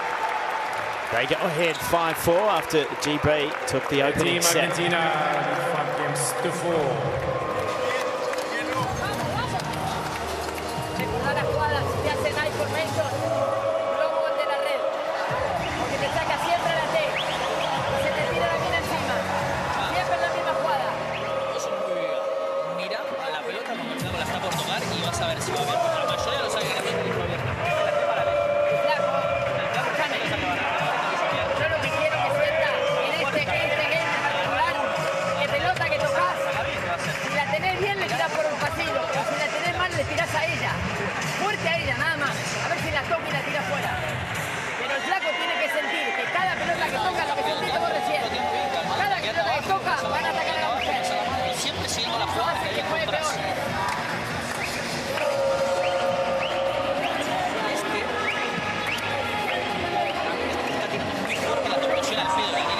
Hacer jugar a ella. Blanco viene fuerte y está mucho más fuerte. Decirle, mientras más fuerte le tiran el doble de fuerte. Hay que apoyarse y hacerla fuera a ella. ¿Entendés? Hacerla volear. Está borrando la evolución, un flaco que juega un pedazo contra un muerto. Talk about some conversations going on. I've Left, been right, listening centre. to this, and there is so much activity on the Team Argentina bench, and if we pan out as well, the action happening just above them in the fan area. If that's not going to pump you up out of the changeover, I don't know what will. Well, this is a huge game coming. Great Britain serving to stay in the set. It'll be Charlie Broom to deliver.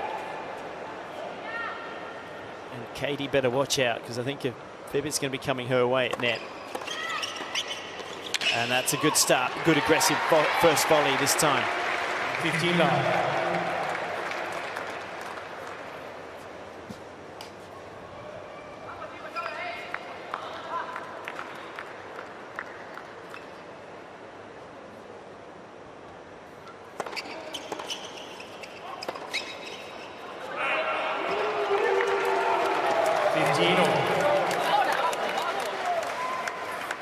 Es ahí, no era tan fuerte la evolución.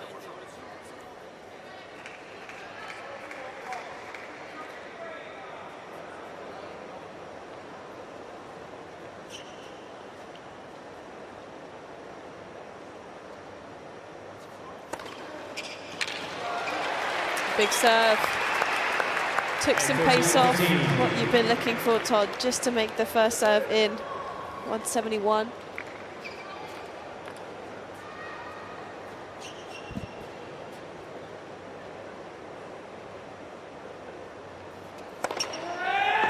Oh. 15.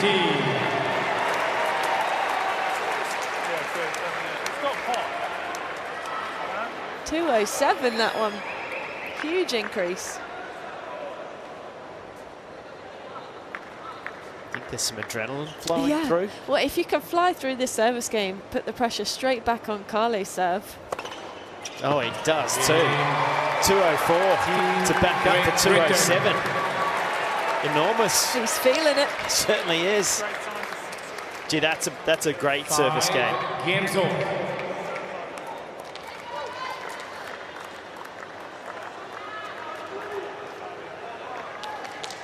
And now the tension right back in Carle's arm. They've got to make every return here.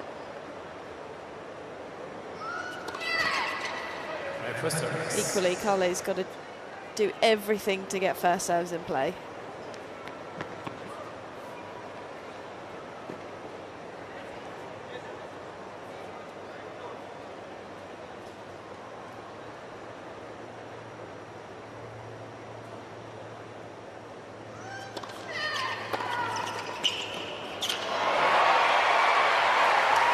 Etcheverry doing his very best to try to help, and he got his racket on it but couldn't get any pace. Not 15. And this is a good pick up from Broom. Good racket work, racket out in front, allowing him to be able to be quick with his hands.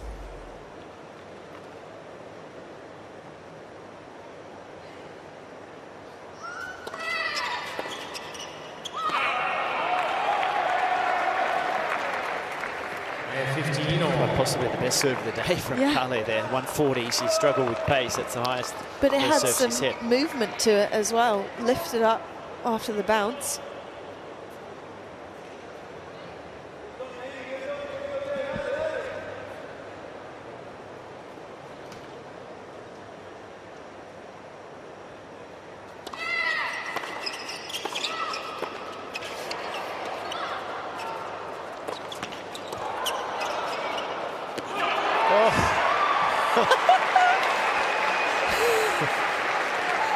You were holding your breath there. Well, the first volley wasn't great. The smash, he went the wrong direction, and then I thought, oh no, he's left it and it's hit the line, but he got out of it, Broom.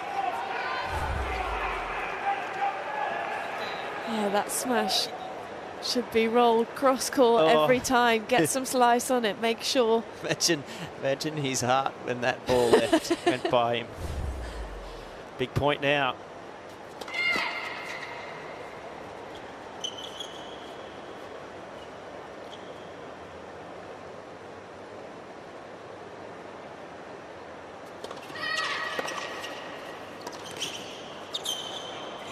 Yeah, well played. I like the return volley there.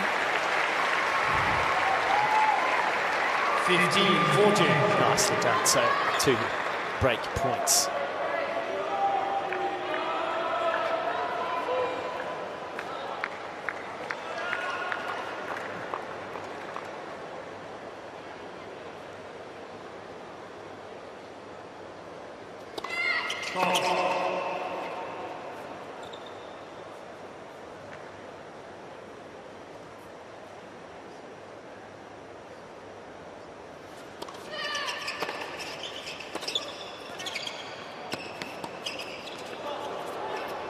Oh, that's a fantastic shot from Carle down the line. Almost off the back foot.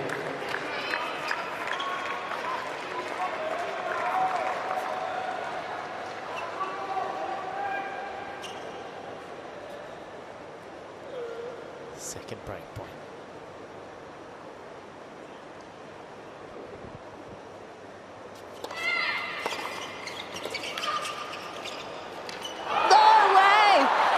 Carle's done it again.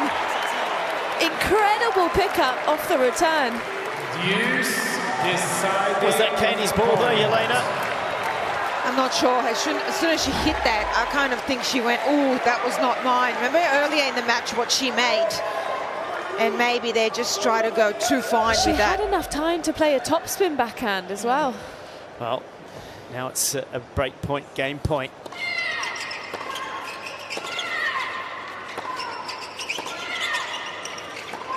Oh, she's got it. And team Threads the needle, Katie Boulter. And when they return, she'll have the opportunity to serve for the tie for Great Britain. 6-5, second set. And team Great Britain, 6 games That's to heart in 5. mouth stuff. After missing the previous shot as well, you thought, oh, is she going to do it? Well, yeah, she got in the way a little, didn't she? But how good did Carle still play this point? Yeah. There was quality from both women. Wasn't a lot of room there. She took it on, and wonderful racket head acceleration meant she was able to hit her target.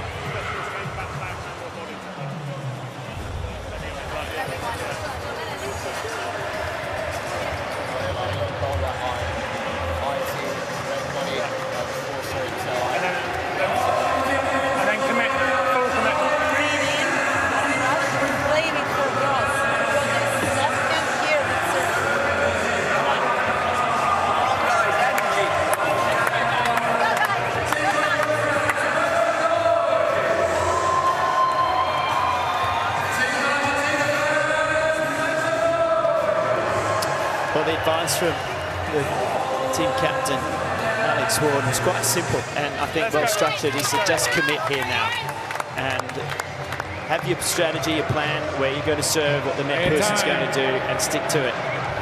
Sounds simple. Sometimes simplicity is the best way to go when you're under extreme pressure, and both teams are here. Katie Boulter with an opportunity to serve for the tie for Great Britain.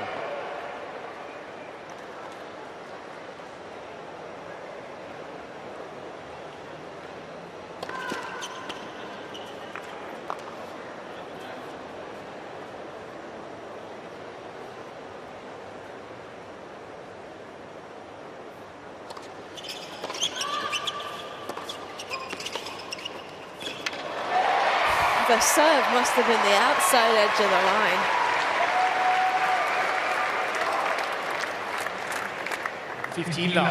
But great moving from Charlie Broom. Knows with Boulter's depth on the cross-court shot, it'd be very hard for Carle to change direction and go for the line ball.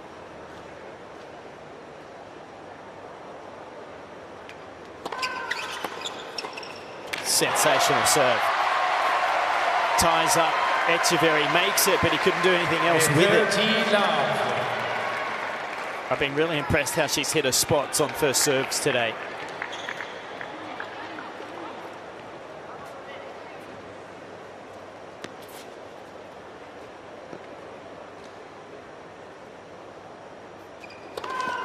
For service.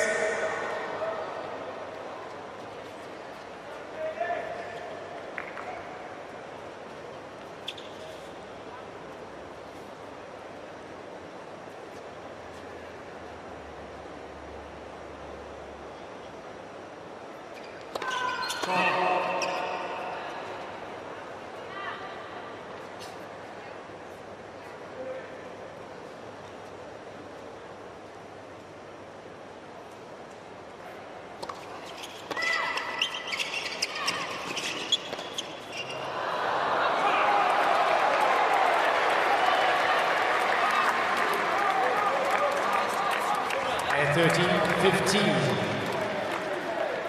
GB have quietened the ratio down just a little. Captain of Argentina.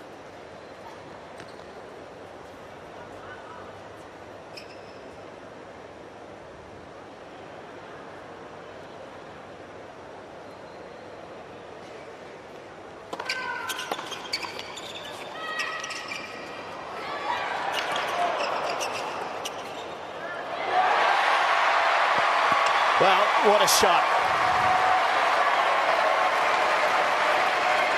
He's around 6'4", 5" is Etcheverry, and it takes a good lob to get over his head, and Katie Boulter absolutely finds a perler. And so, this is match point and tie point for Great Britain.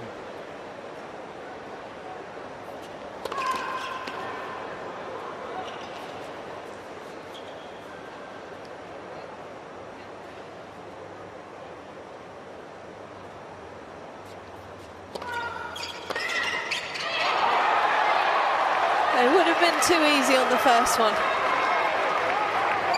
Not after the roller coaster that we've had here.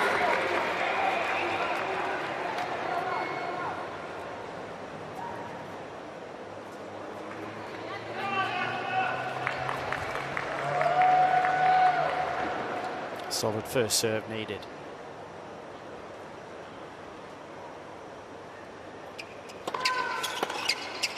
And Boulter set the match. Team Great delivers Britain. for Great Britain once again. 7-6, 7-5. Katie Boulter done her part today, won the singles and played very well in the mixed doubles. Well done to Charlie Broom as well.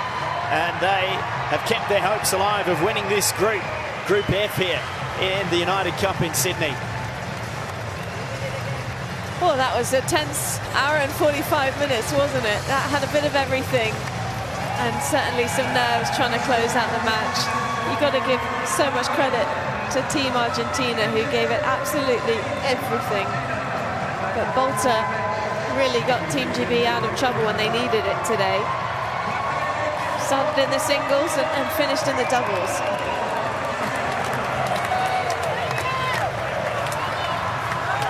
A sensational match, full of tension, full of drama, passion as well. The Argentinian fans brought to the stadium here today, and now it will come down to Australia taking on. This group's still alive. Yeah, absolutely, it is. It's going to come down to whether GB can defeat Australia. If Australia were to get a win, then it comes down to for and against. So still a lot to play out here in Group F in Sydney. That tie in a few days' time just became a whole lot more interesting. And Isn't it amazing how much Katie Boulter has grown over the last 2 seasons in confidence? Big moments, pressure points there. She really played some great tennis. Well, even how she grew within this match. Well, here they are, the winning pair, to chat with Jelena Dokic. Thank you so much, Team GB. Katie, I'll start with you. Double duty for you, singles, mixed doubles. You played the United Cup before. Last season was massive for you, but it started at the United Cup. You're on the verge of top 20, so you must be so pleased to start here, but also get the wins on day one. Yeah, very, very pleased with today. I actually, last year I played so well in singles and didn't get any mixed doubles rubbers, so I really wanted this one so badly, and yeah, I'm so glad we came out. I feel like we both played so great together considering it's our first time, but yeah, I'm just thrilled to get the win. Amazing. Charlie, talking about first time, playing first time together, but for you, getting the call up for the United Cup live mixed doubles rubber, you had to really win this because you'd be on the back foot going into the next match. You look like you've been in this position many times before, but I'm sure inside there was everything. Nerves, adrenaline. Talk me through that. How was it? Yeah, might have been a few nerves, but no, I felt like playing with Katie, like she's so experienced. She helped me through that in a number of ways, and yeah, I thought we gelled so well together on the court, good energy, and yeah, the crowd was great as well, getting us through like in a few tight moments, so that kind of settles you down, but loved it, like really enjoyed it, and yeah, looking forward to the next one against Australia. Last one, because I'll let you go and recover. Australia. I know you get a lot of support here, but Australia's next. Your thoughts on that? I'm not going to ask you about Alex, just about Australia. I mean, we did them a favour today, getting a 2-1 win, so they can thank me later for that. But hey, I mean, we've got everything to play for. I'm going to come in all blazing, and I'm super excited. It's going to be a great atmosphere, and yeah, hopefully there'll be a few people cheering for us. And for you, another mixed doubles potentially. Yeah, I think we'll wait and see, but yeah, I loved every minute of this one, so if I get another chance, I'll relish it again. So amazing. Congratulations. You get this one. Good luck. Well, that's how you ask a question without asking it.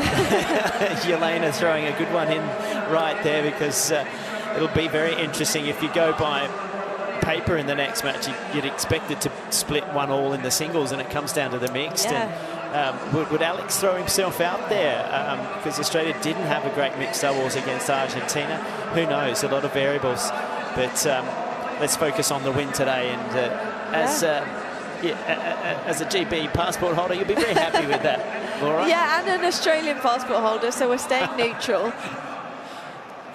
Well, the stats there, so much of it came down to serving and first serve percentages for both teams, and look how close it was.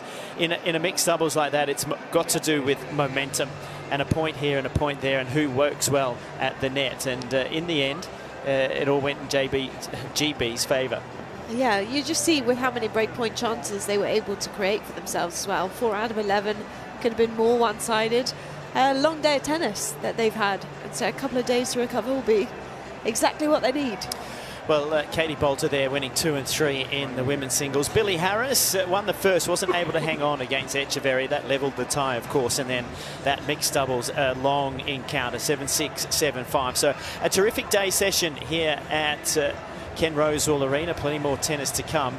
And this is how the groups standings are here in Sydney. We've got Group B, D and F is what we were just watching, and of course we've mentioned that is well and truly alive. It's going to come down to Australia and Great Britain in the next match, and later on this evening it will be Poland taking on Norway here, and this is the matchup. Swiatek, the former world #1, will open for Poland. They haven't hit the court yet. Norway have. They lost their opening match. Then Hurkacz will take on Casper Ruud in one of the best singles men's lineups that we'll have seen so far throughout this United Cup. So a big evening of tennis about to get underway very shortly here at Ken Rosewall Arena in Sydney. That's it for the day session, and we'll take a short break and be back for more later this evening.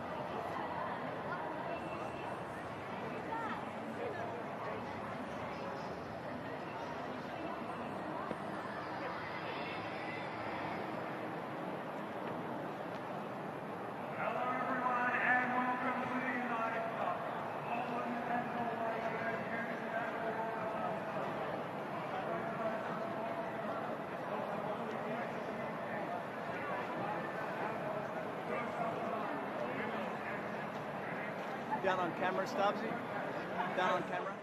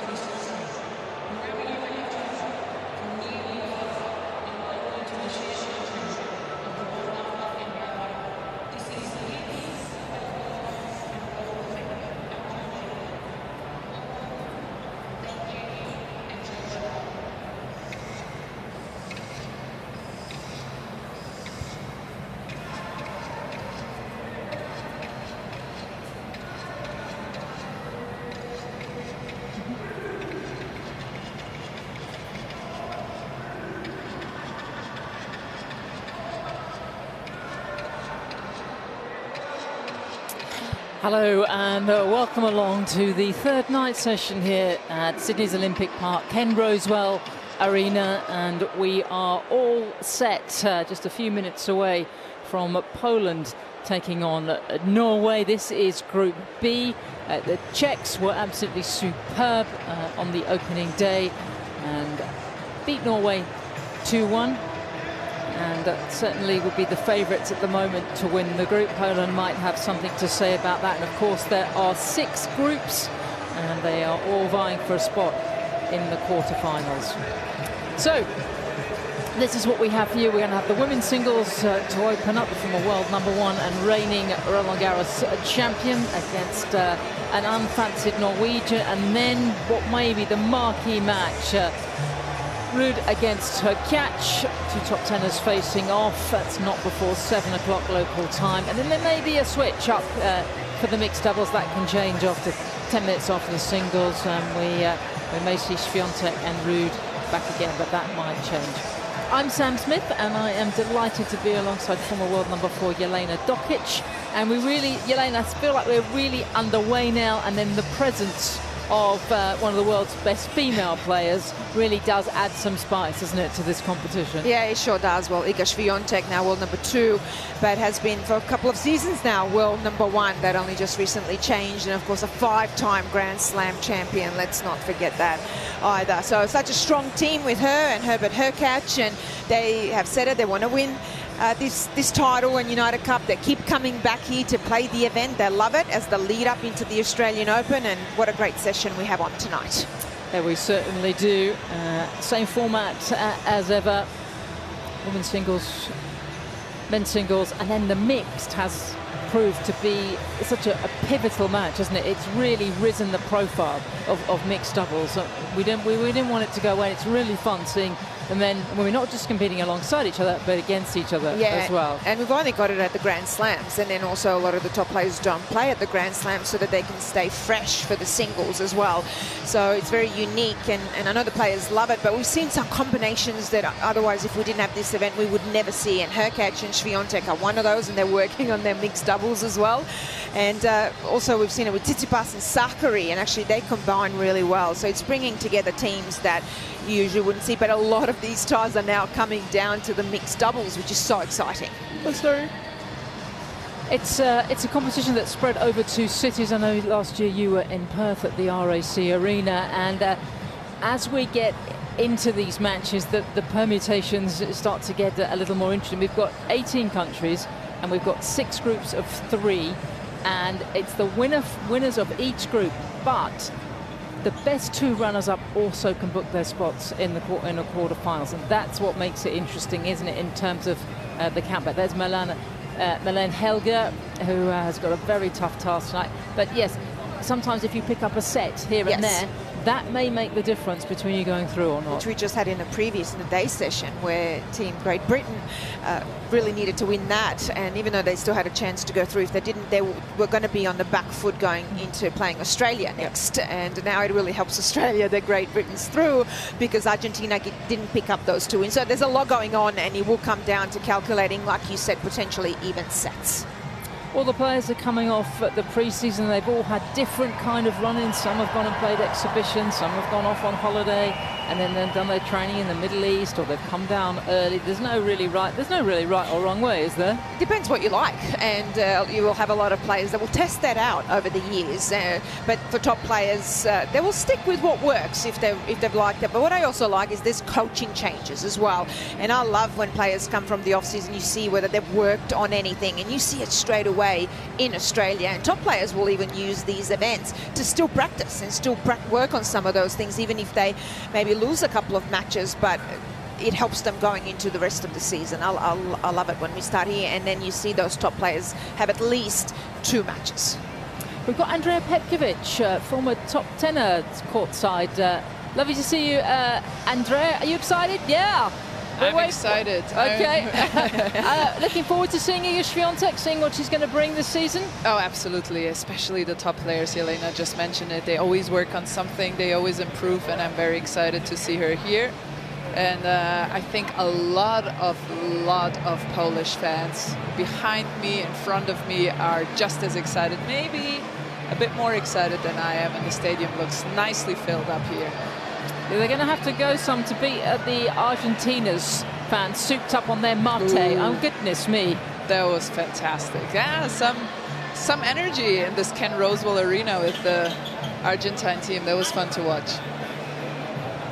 So we're almost ready for the two teams, and this is how we open up every session with the anthems. It just gives it a sense of occasion. And the countdown is about to begin. Marlene Helge looking very relaxed, considering what's going to be ahead of her tonight. Please welcome our first team, representing Norway. Team captain, Casper Ruud. Orike Aikari. Viktor Hurkacz.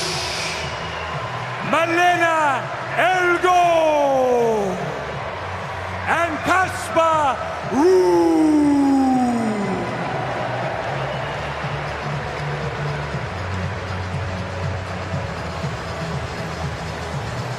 And their opponents for tonight, representing Poland, Mateusz Taczynski, Alicja Rosolska, Jan Zielinski,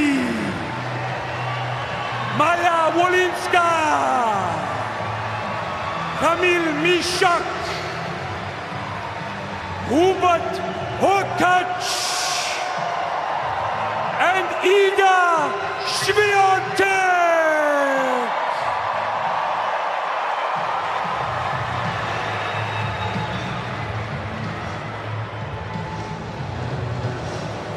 Now, if you are able, please be upstanding for the national anthems of Norway and Poland.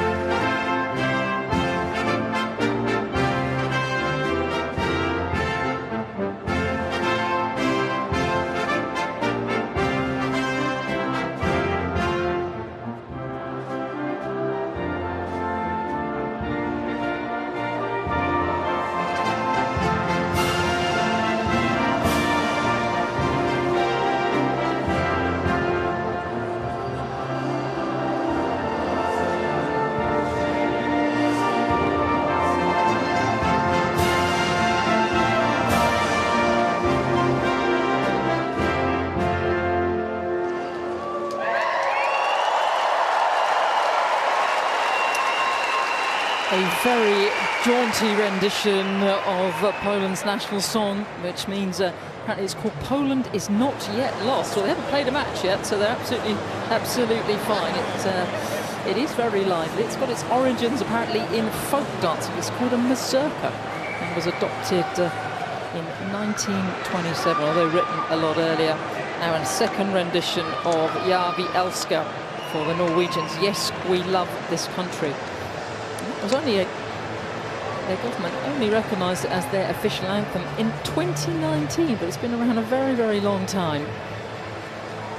It does set the stage, doesn't it, Jelena, and remind you the tracksuit that you've got on and the responsibilities of playing for your country. Yeah, and that can put a lot of pressure on players, but it's wonderful to see. Look at this right here. This is what it's about, the team environment. It's playing for your country, but also a lot of players have said, you see the team there and your team boxing in a corner, and it's very, very special, but brings those different types of pressures and adrenaline and nerves, of course. And it's all about, can Poland go one better this year? Third appearance for the Poles. Semi-finalist in the 2023, last year runners-up to heartbreak to Germany in the final. They had a couple of match points in the deciding mixed, and you suspect with the same team of Swiatek and Hurkacz, they're going to be contenders once again.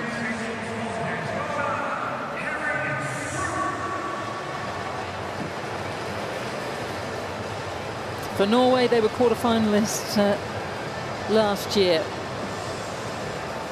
but the Norwegians already on the back foot, having lost to Czechia 2-1 on the opening day here in Sydney. Doesn't get bigger than this for Marlene Helge. Who's going to help us today? Well, we watched her play now a couple of times, and she's definitely got a great attitude. She's very positive out there, and really always ready to compete and play. Well, she's going to need it, isn't she? Yes.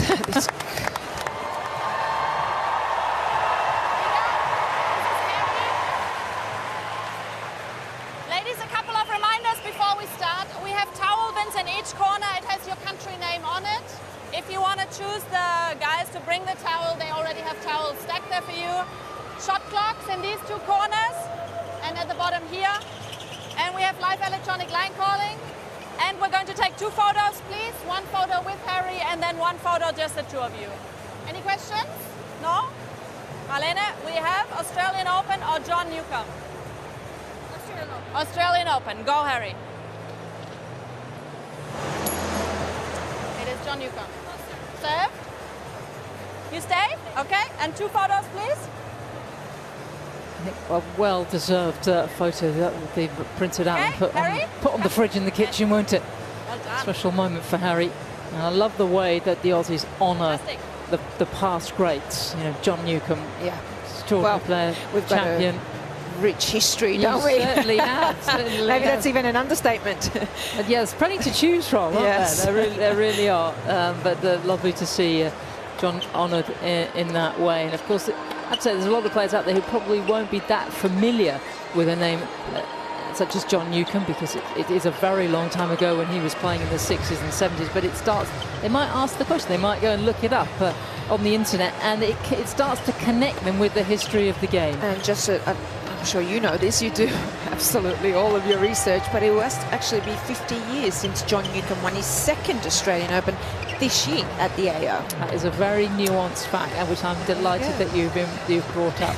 Let's have a look at Marlene Helge, and we're calling it Helge, not Go, because the O has a slash through it, and that's an sound. 25 years of age, she was a very good junior. She hasn't quite transitioned. She's ranked outside the top 400. She's never broken 300, and it has puzzled us when we've watched her out here, because she's played some very good matches against good players. Eager though, we are fascinated to see. 3 minutes. 2nd in the rankings at the moment. Sabalenka's taken the top spot. How will she react? Yeah, she'll want to have that #1 ranking back after she's held it for almost 3 years, and also more Grand Slams as well, even though that she's got 5 Grand Slams to her name, 4 Roland Garros titles, of course, and $33 million in prize money as well.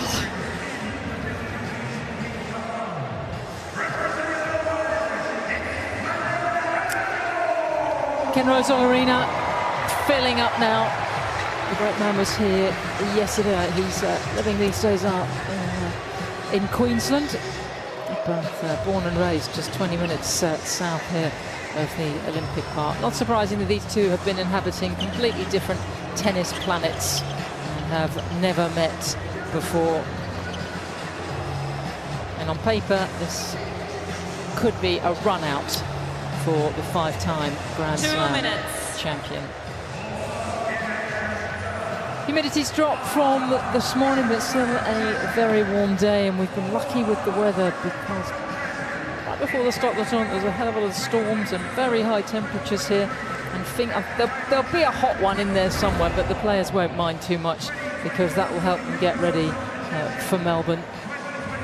But the conditions very good for a lot of courts outside courts here for the players to practice on.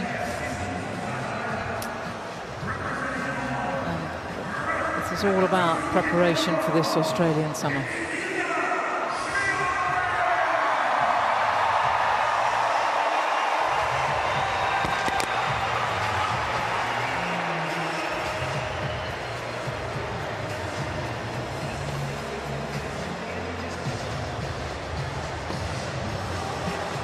We're all set for the third night session here at the Rod Laver Arena, and this competition gives us a chance to have a chat to the coaches. And Christian, I believe you got your headset on.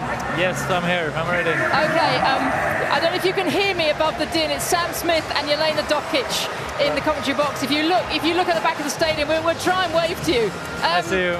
I think the obvious question is, how do you prepare Marlena for such a tough encounter? How are you going to support her through this? Yeah, I think, she likes to play on big stages, and also she knows that she is better than the ranking. I know it's a very difficult opponent, but I think she's looking forward to the match, and she played it well here last year in a couple of matches against top players, so hopefully she can get a good start and give Iga a little bit fight here today. Christian, I want to ask you, talking of tough matches, your son Casper Ruud is up next against Hurkacz. That's a very tough match for a second match of the year. He had a big match yesterday in his singles. What are your thoughts on that? It's always tough to play Hubi. He's such a great server, so always tough to break him. But we'll see. Casper did a good win against Machak, and he did a good off-season. So we're hoping that he can, play a good match also. And it's going to be a tight one, I guess. But let's hope that Norway can win a couple of these singles matches today. Christian, while we've got you, I know you might want to do a little bit of coaching, but we've watched Marlena for a few years now. We cannot understand why her ranking's not higher. No, she's a really good player, and she has been struggling with some injuries here and there, so it always sets her out a few months here and there during the year. So she's been a little bit unlucky with that. If she has a couple of consistent seasons without injuries, I think she will climb a lot in the rankings. We'd love to see that, and we're going to let you do your coaching job now. Thank you very much for chatting to us. Thank you. Bye-bye.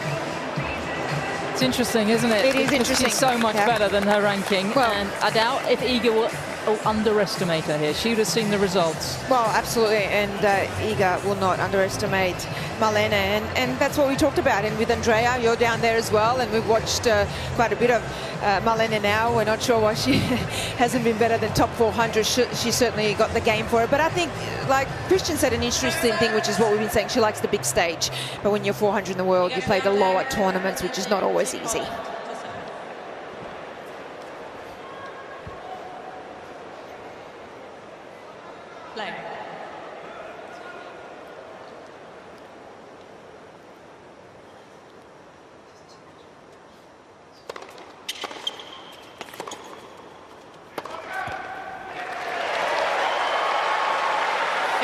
I'll just elaborate a little bit. We did that the other day quickly, that it's a lot easier to play on a big stage if you love the energy, you love the team. But when you go to those lower ranked tournaments, the ITF Tour, you're alone.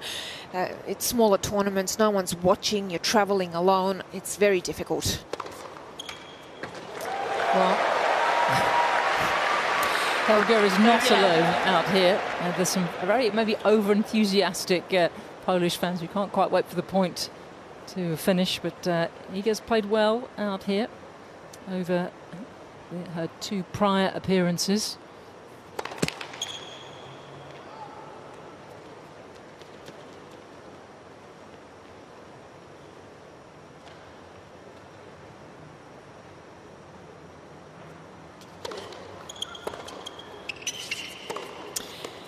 Talking of alone, you can have a whole team behind you, but this woman right here, Iga Swiatek, can really make you feel like you're alone out there on the court and like you can't find any answers.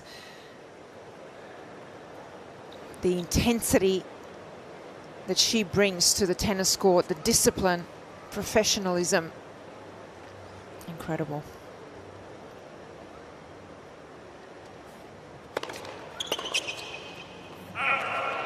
Game, Team Poland.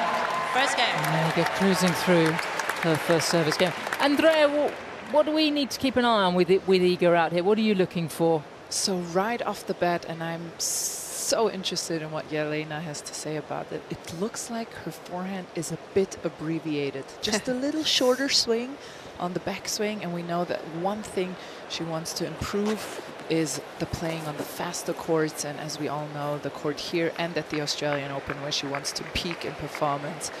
Plays quicker, plays flatter, and that's right off the bat that I already noticed in the warm-up. I wonder if Jelena, if you will agree with me or not, and obviously the serve, that's a thing she's been working on for a few years now with a new coach, Wim Fissette. I kept working on that, and just to see what she has added there. Yeah, I think it has a little bit. That's what she did actually with the serve last year. She came into United Cup of the off-season with a more abbreviated service motion. So let's see how this match develops, and I really do hope that she's shortened a little bit that backswing on the forehand and has an abbreviated motion now, because I think we've all kind of been waiting for that now for a few seasons.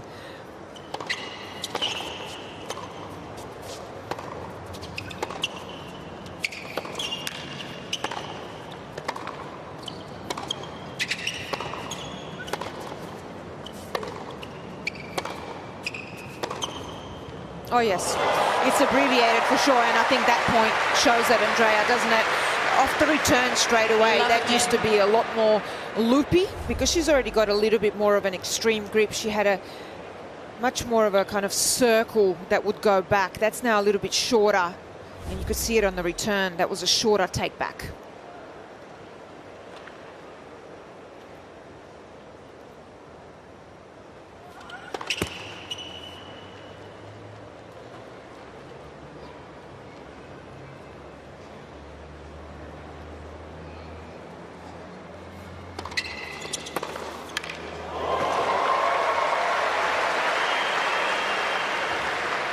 And there it is again. Love 30. So have a look at the short right there. That was a good angle of it. Really short backswing, compact. That was a little bit loopier, Sam. Even last year for me. Gosh, we get so nosy, don't we, at the start of the season?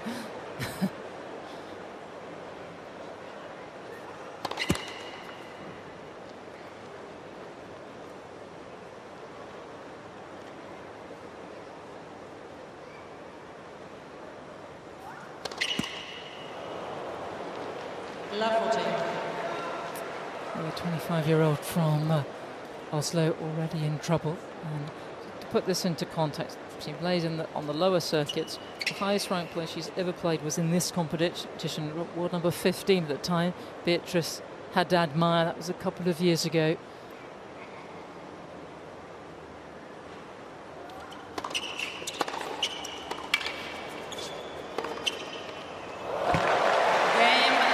Terrifying. 8 points from 8 for the world number 2. Team Poland leads by 2 games to none. Well, this is the Swiatek first serve placement, and this is extremely important. Have a look at the serve placement on Juice's side, out wide and into the body. That's to actually set up the forehand, so it's serve +1.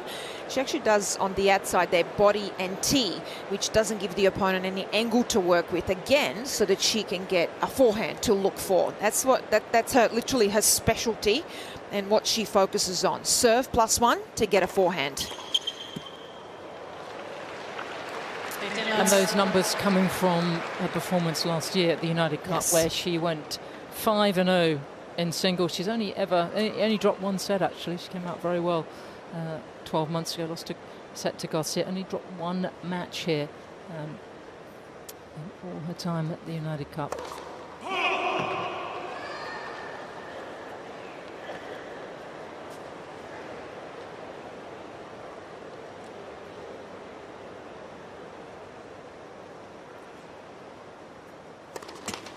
So I'll explain why she does it. She's got a great backhand. It's very solid, But the weapon is the forehand because of the topspin and the heaviness, especially when she's got time. The issue on the forehand is when he goes fast, hard, deep and quick into it, where that bigger swing gets her into trouble. Other than that, the forehand is actually the weapon and what she looks for, especially on the short ball.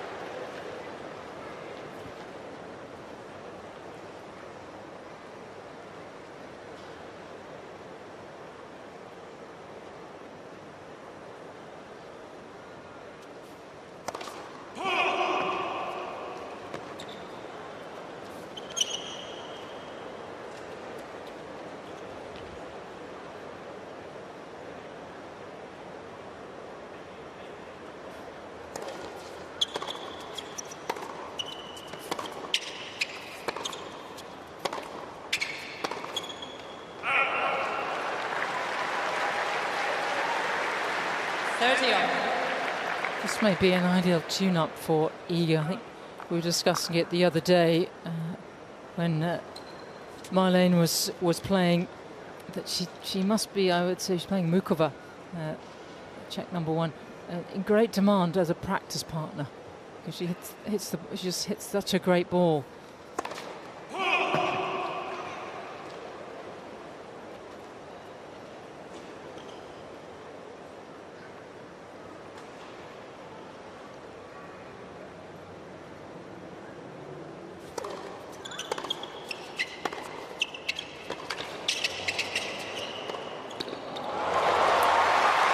Beautifully constructed point with the backhand, very purposefully. She goes a little bit more through the service line, so she exploits the sideline and then had plenty of time on that last backhand. Could have gone anywhere down the line.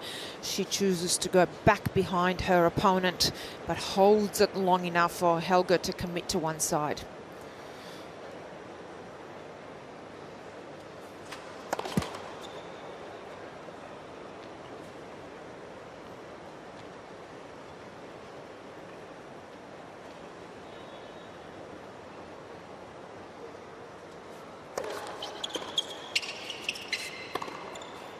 It's a quick start for Poland. 3-love first set.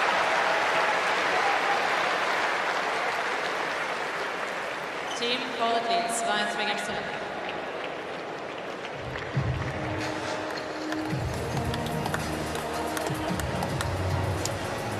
Well, so many of the players are staying in the CBD, and there's not a lot of time to get out to the beaches. Maybe on the practice days, I think a few of them would want to get out there.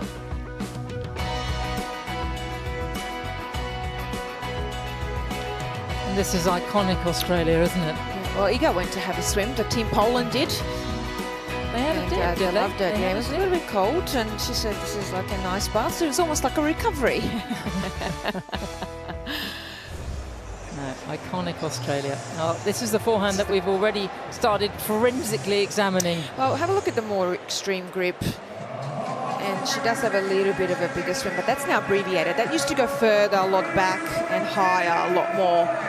Still beautiful follow through, always body weight moving forward, commits to the shot. Beautiful.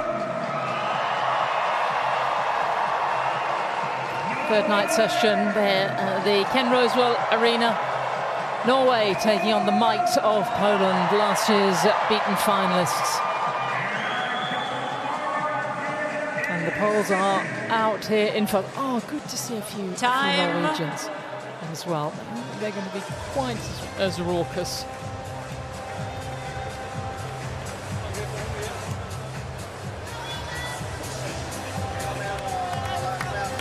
Swiatek, huge draw card, superstar back home.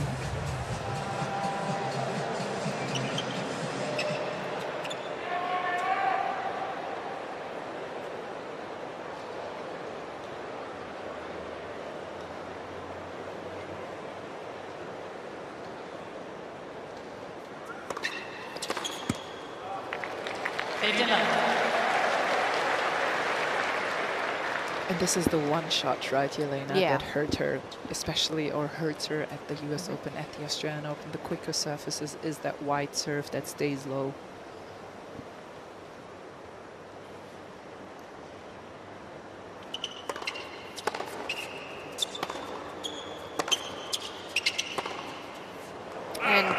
Andrea, that would include the rally as well. If you've got someone as big hitter like Sabalenka, who can actually hit hard, flat and deep into it, it comes the same way, like a big serve. So that's where you're not going to necessarily be able to change that extreme grip, but you can definitely shorten that swing.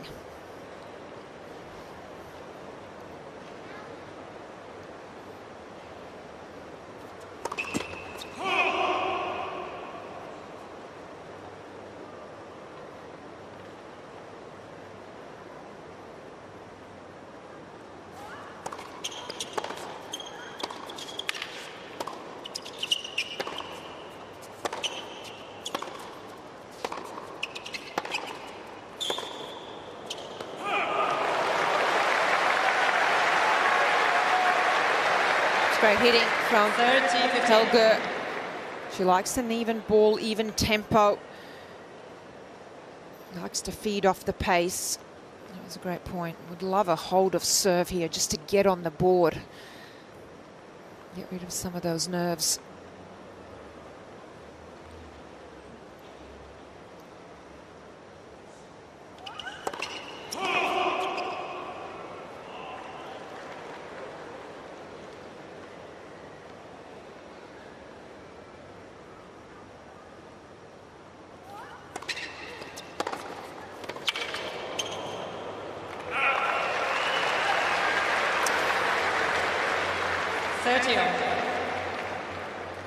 For me, Swiatek is by far the best player in the world that takes care of a short ball or anything where she's got time.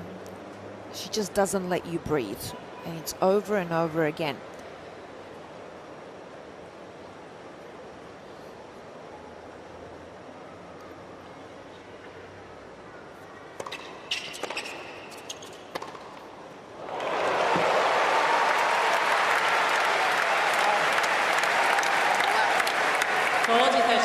Well, you can see glimpses of why she was a top 30 junior in the world. Played all the junior slams.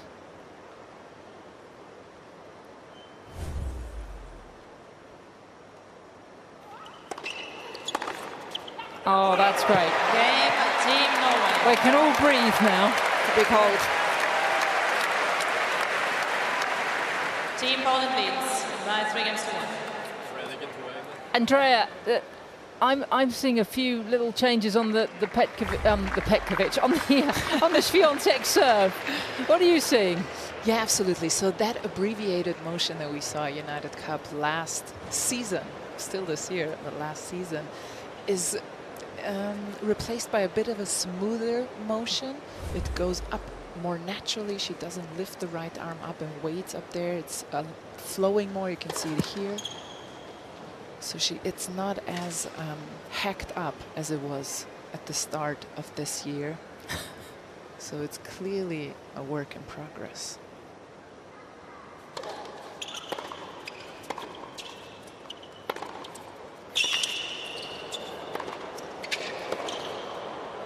Oh, too good. A couple meters back behind the baseline on that one, and she takes a little bit of pace off, but she gets on the outside of the ball here to create angle. It's great awareness of where her opponent was as well.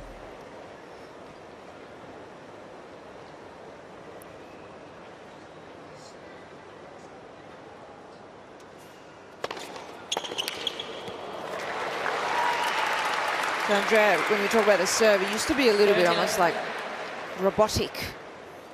I would use that word. There would be some stops and starts, so don't want that on a serve. You want to have a very smooth, the less complicated the better, smooth and a very free-flowing motion, which she didn't have.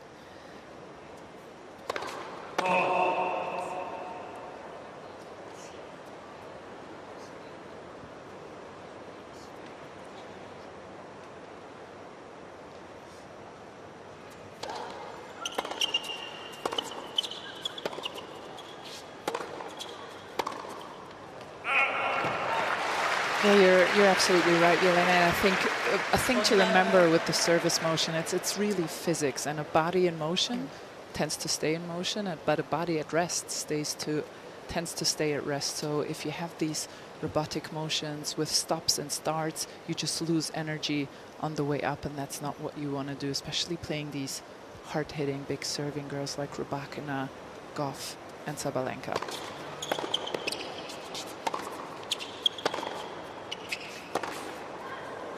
She's looking very good early on, isn't she? And Poland in full control of this opening set. Team Poland leads by 4 games to 1.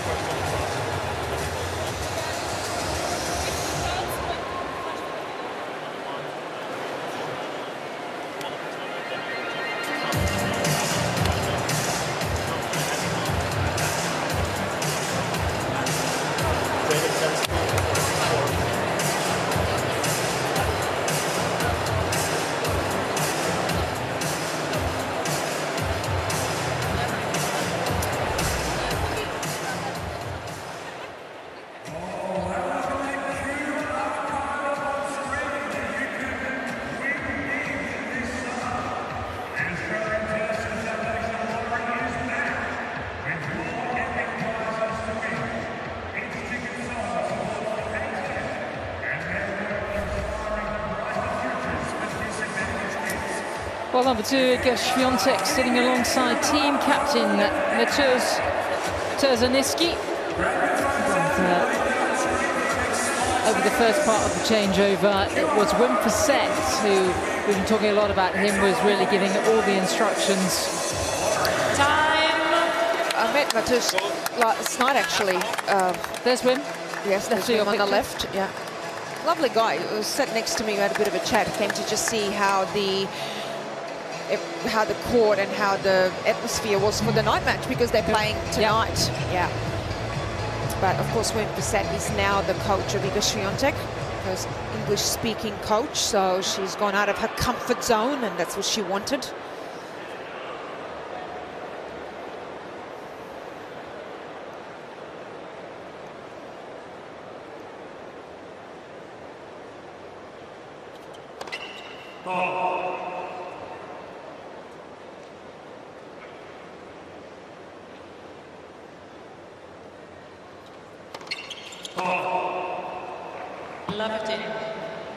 And this could become an issue over time in this match, is what Iga does so well, is if you don't have a high first serve percentage and even the placement, the second serve especially could become a problem. That's what she worked hard on in 2024 as well, to take the return early, to put pressure on her opponents.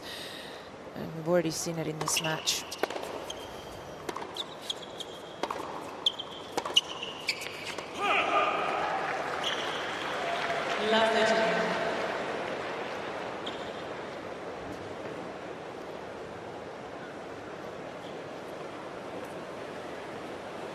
Familiar territory for Wim Fissette, working with top players. Of course, made his name alongside Kim Clijsters, winning Grand Slams, and Azarenka many years to get back up to the top, and recently Angelique Kerber, and then Naomi Osaka.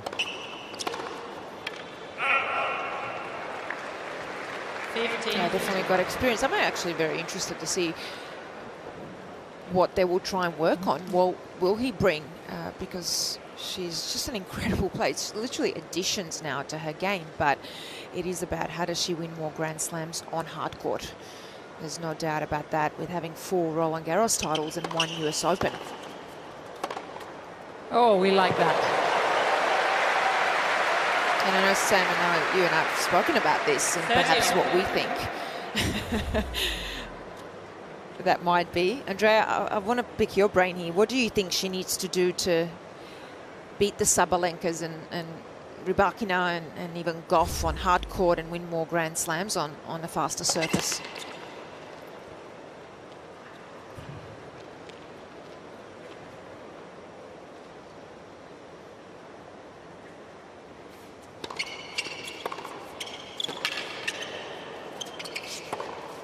She needs to do that. Easy. I mean, just hit Backhand underline winners, low margins. No, I think it's a good start with the forehand. I think she needs to figure out a way to get the forehand out of defensive positions against these big hitters into a loopy kind of just neutralize the rally. And another thing, she's very stubborn on return. She's the best returner in the world on second serves, but when she plays against the big serving girls, she refuses to take a step back, and I think that's an area she can work on.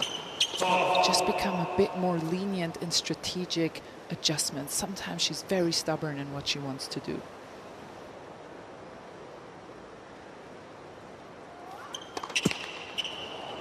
That's another break.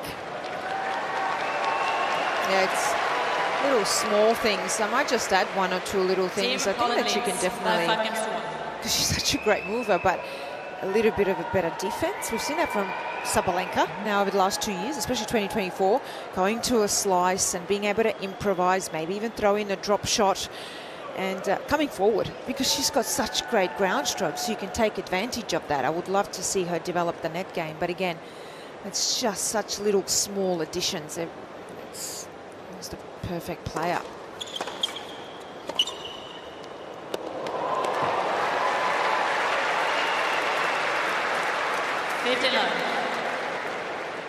But when you're as good as her, like Novak likes to say, we're looking for 1%ers. We're looking for those little things we can just add or change that just makes us better and better and win more Grand Slams. And she will love to get back to number one. Take that away from Sabalenka.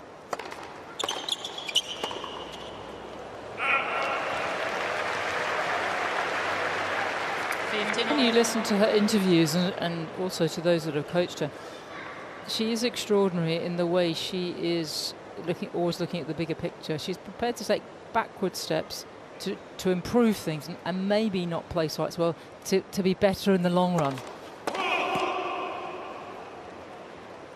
Oh, that's growth and long term. That's the mindset of a champion, isn't it?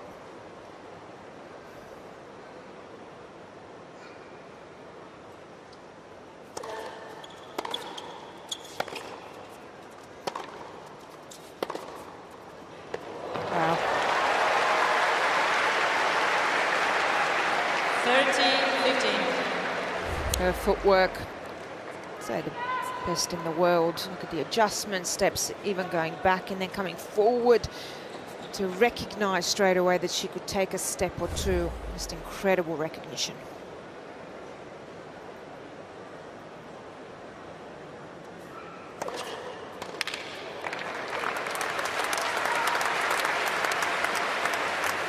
Well, Steffi Graf used to play at these kind of speeds, racing between the points and wrapping up sets in barely half an hour. And he's doing a Steffi out here, if she can close on this first set point.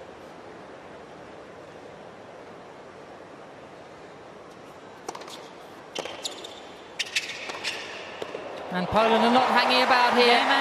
Swiatek taking the opening set by 6 games to 1. Ball change, please. New balls.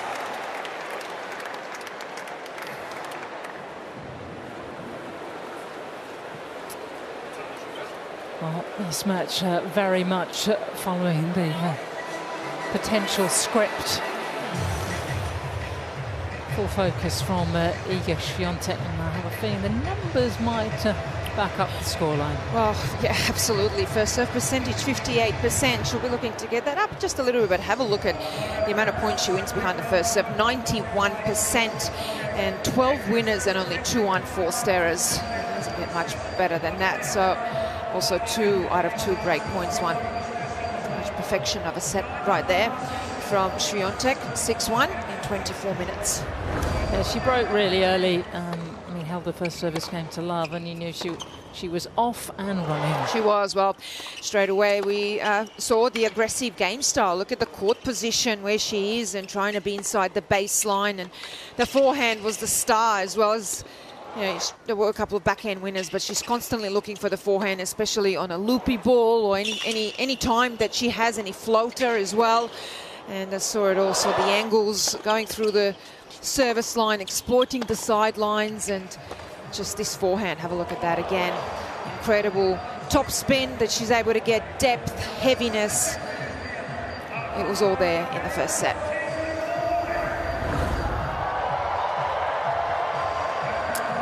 Almost full house tonight.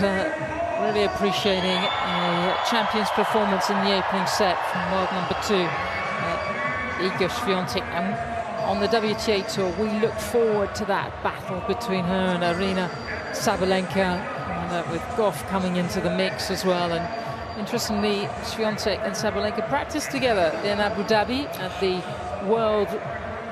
World League Championships? Or yes, that's it. Yeah. It was a round-robin team event. Well, they've been practicing more together, but also even doing kind of some, it was all on social media, of course, warm-up drills and some fitness work and sprints and competing. But interestingly enough, saying from Aryna Sabalenka, we have a rivalry going on, there's no doubt about that, but we can bring fun to it, and we can bring fun to this rivalry, whether we win or lose to each other. I think that's amazing. I think that's great, and that's what a little bit Roger and Rafa had as well, and yep. It's amazing. It's good. I've got it now here. The World League Tennis. I knew it was something along those lines. We are waiting for Marlene Helga. She's gone off for a quick break. And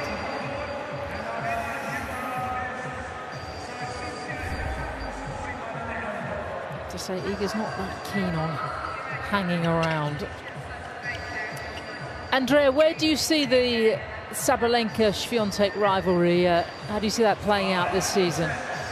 Honestly, this is my favorite narrative on the WTA Tour right now. The Sabalenka, Swiatek, and Coco Gauff, and of course, let's not forget Paulini and Rybakina now with Ivanisevic in her corner. I think that's the best thing about the WTA Tour. We had these dominant players, but we lacked a little bit of these rivalries that occur over and over again, and now we have that. And we saw what happened last year when Sabalenka won the Australian Open. Iga Swiatek came out in the Middle East and basically won 3 tournaments in a row and the French Open. And this is why we need the rivalries. They push each other, they make each other better, and we are the lucky ones who get to witness this incredible tennis that Iga Swiatek has showed now. And that's also because it pierces her that Aryna Sabalenka ended the year as world #1, and that's the competitiveness in her and in Sabalenka, and we're the lucky ones who get to witness all of it. Do you like the fact, as Jelena was saying, that they can go and have a practice together, that they can actually have some sort of relationship off court, but then really, get on with it on court, like a Roger and a Rafa? Yeah, absolutely. And I think being close to your rivals in practices, that's exactly the insight that you need sometimes in what they are working on. And she saw how Sabalenka, what Jelena just mentioned, has incorporated some slices, some more variety to her game.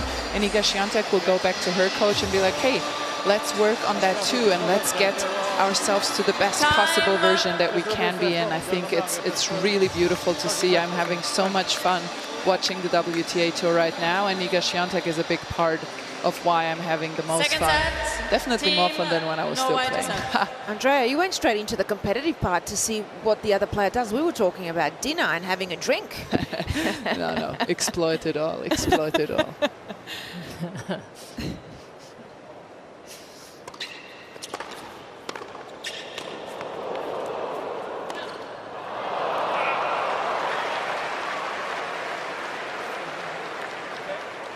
Love 15.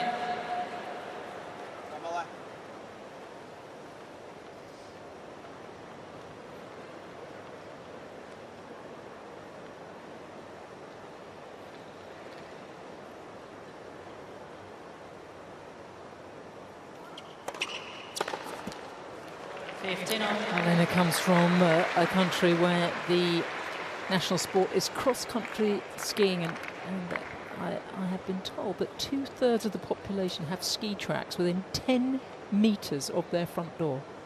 They are Winter Olympic giants in that part of the world. And when you consider their population is pretty much the same size as Melbourne or Sydney, between 5 or 6 million, an extraordinary number of international athletes come out of there. You think of the footballers, Erling Haaland at Manchester City, at Hedberg, female footballer to win the Ballon d'Or, and Victor Hovland in the golf. Now Casper Ruud. Casper Ruud, my world number 2 and Grand Slam, multiple Grand Slam finalist.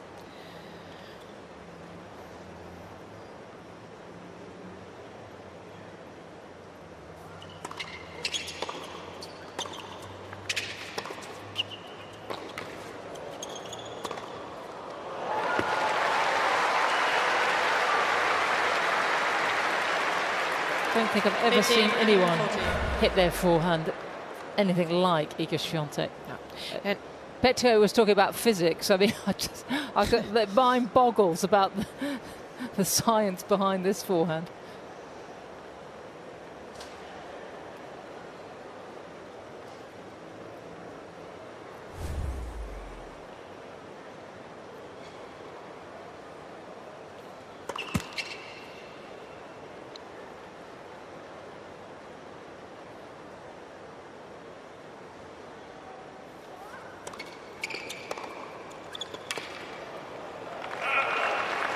Game, Team Poland.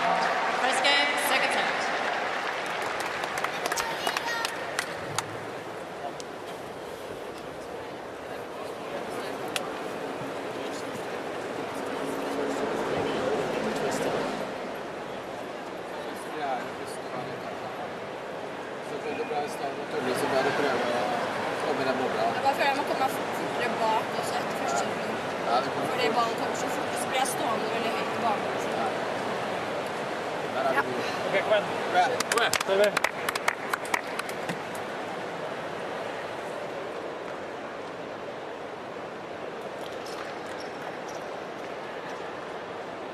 You can never knock a try, and she's giving her best out here. She's getting hammered.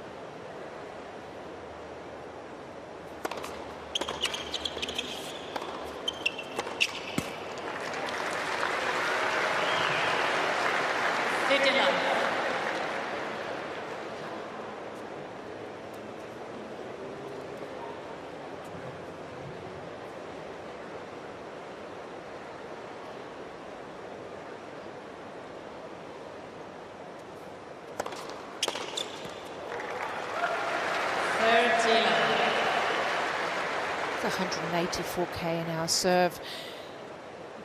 That's gotten a little bigger even compared to 2024. Definitely driving up more. It's getting a little bit more racket head speed as well when she makes contact with the ball.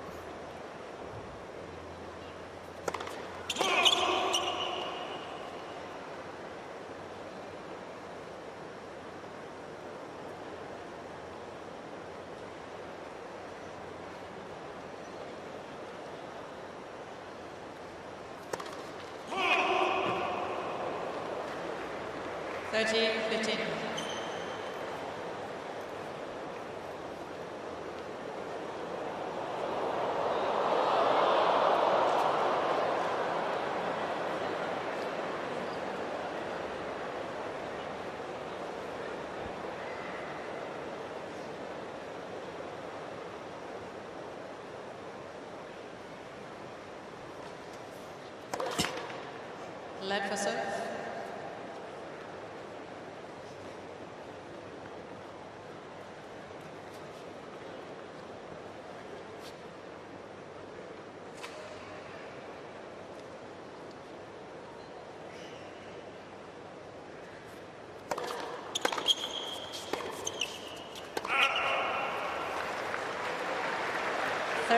He can still put in a very good 2024 season, even though she didn't come away with the year-end #1 ranking.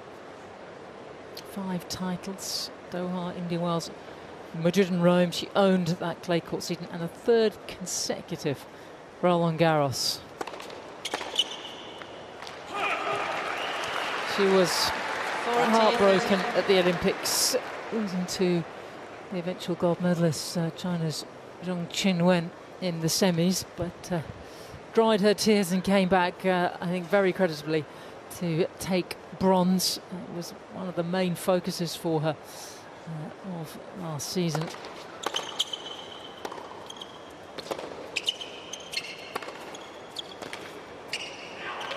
It's awesome. Game, Team Poland. The beat goes on for Swiatek. Team Poland leads. It's relentless pressure. It's everything from court position. She's right up on the baseline, really does not give up the baseline, but just you've got to be also able to see the ball early, have great footwork as well to be able to play this aggressively. Have a look at the contact point where that is. Look at the average top spin forehand here. The speed compared to not just her opponent, but the average top 100 RPM is 2,101, and for Iga Swiatek it's 2,584. So she's getting a lot more heaviness and topspin off that forehand.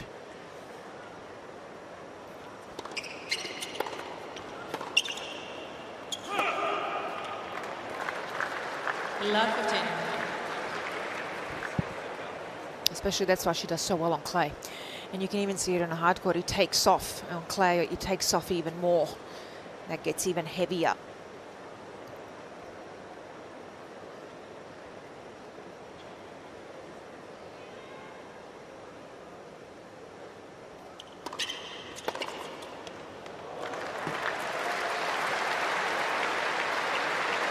Love 13.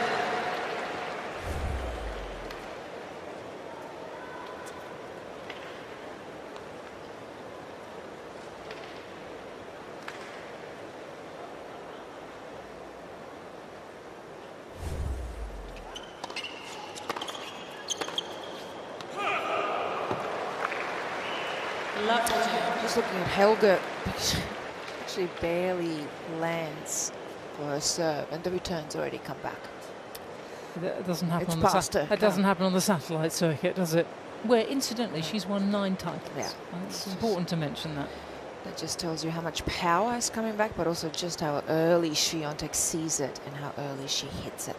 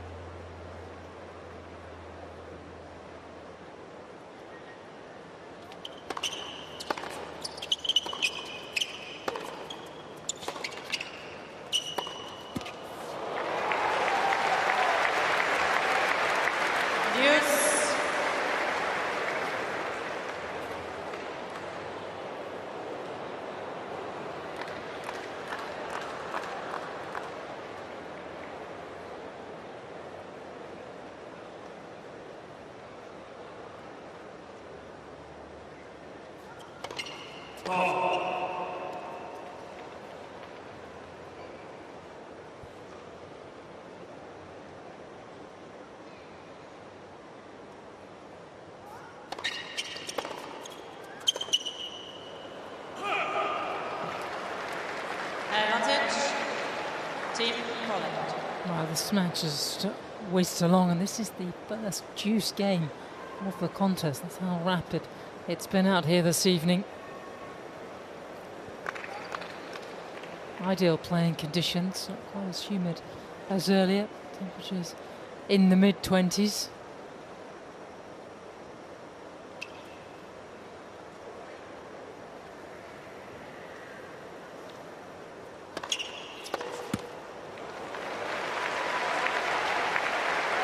Use.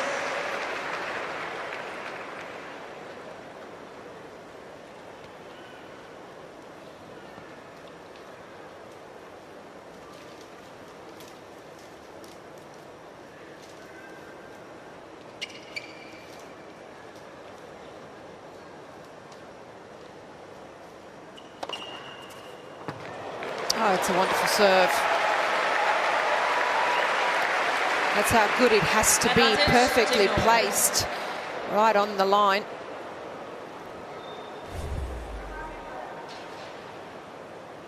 Nothing even Swiatek can do about that. Great leg drive and extension on the serve from Helger there.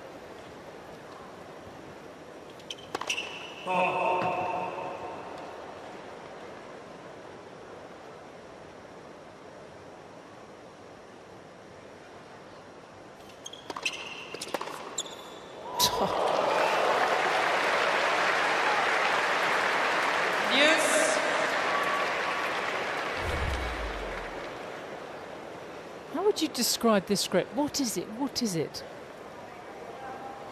Extreme Western. Okay. Ultra Western. Andrea, maybe you've got some artistic way of saying yes, it? Yes, of course she has. No, I would agree, actually.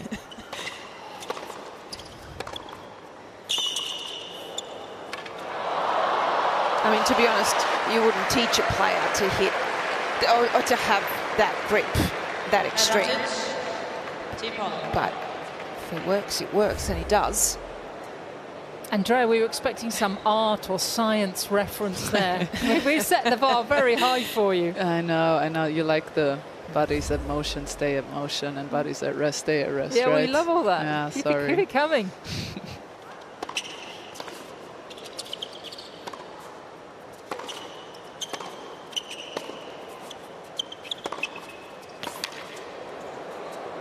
That is really well played. What a gutsy effort from the world number 404. Use. I've got to say, 12 months' time, if we're back here at the United Cup and she's out there for Norway, I do not want to see that ranking at 400. I want to see at least inside the top 200. Injury-free year. Come on, Marlena. She's certainly a much better player than her ranking. There's no doubt about that.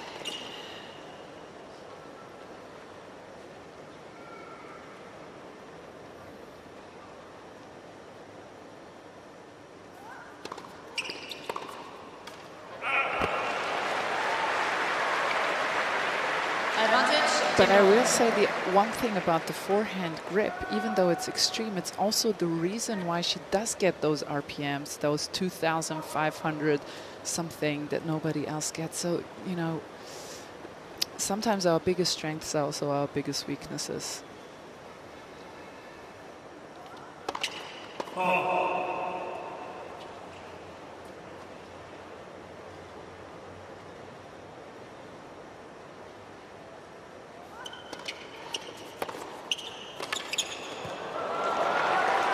Relentless, doesn't matter if it's still a game point to her opponent. She plays every single point on its merit, and she'll still continue to try and win points. There's no letting up.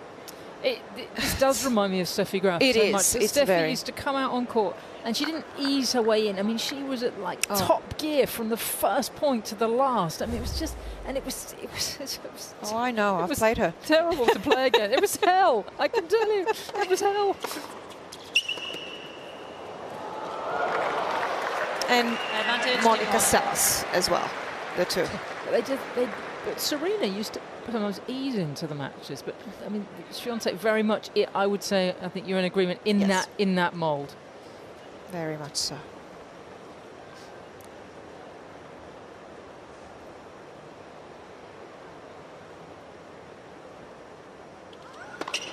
Oh yes. 6 deuces now in this game, longest of the match. Oh, we waited long enough for a deuce game. We might as well have a decent one.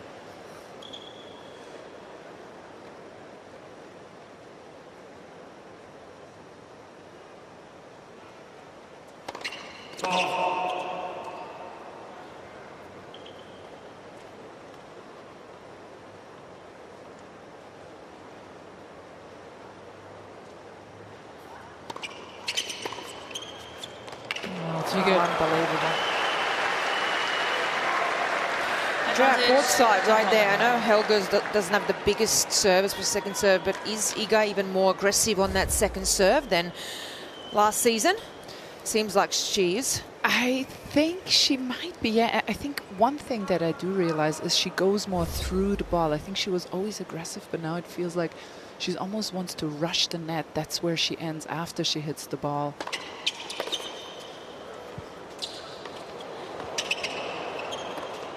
Oh, a really gutsy service game, but Helga comes away empty-handed. Poland forging ahead now in the second set. Team Poland leads by 3 games to none.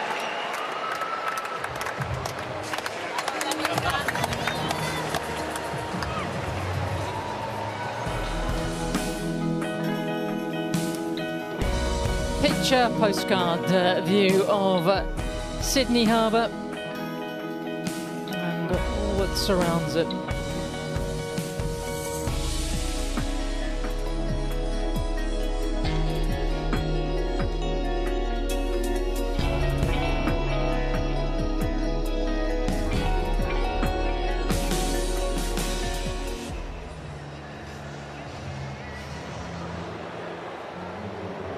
Turned into a gorgeous evening, hasn't it? Oh, we've had quite a few, haven't we, during this tournament? What a beautiful stadium that is.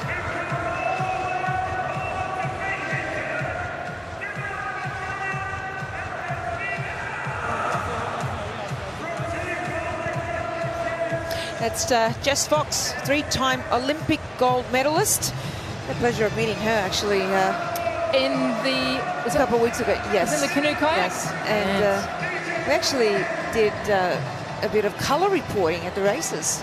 Okay, yeah, for Channel 9. Good to see the stars out at the tennis. So lovely, so humble, and yeah, she'll be at the Australian Open as well. What Olympics that was in Paris. Oh. Goodness me. Well, it's going to be in Australia. 2032? 2032 in Brisbane.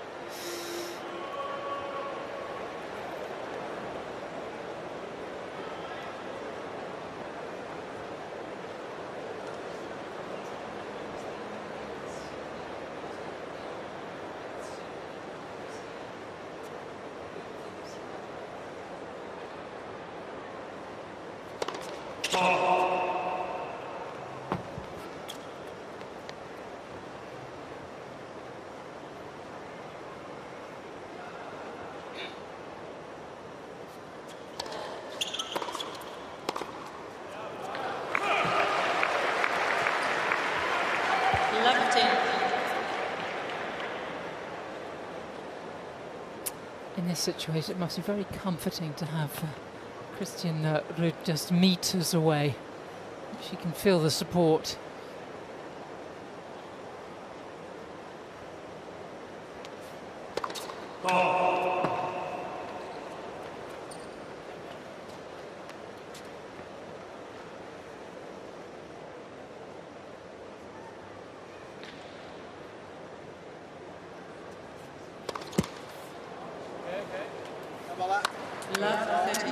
Third double.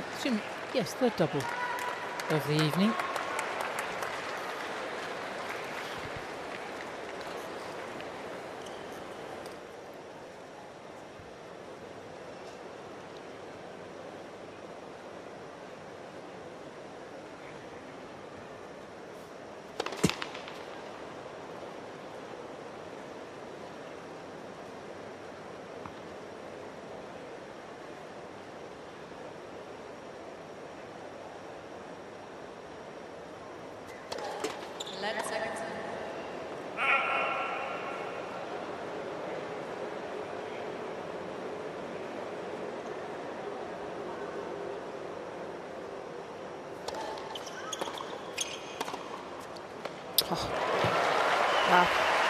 Just the ability to be ready for the first shot after the serve as well. She gets into position quickly with her feet, whether it's the forehand or the backhand.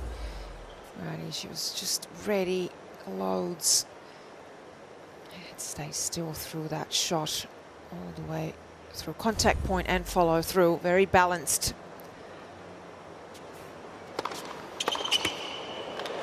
30.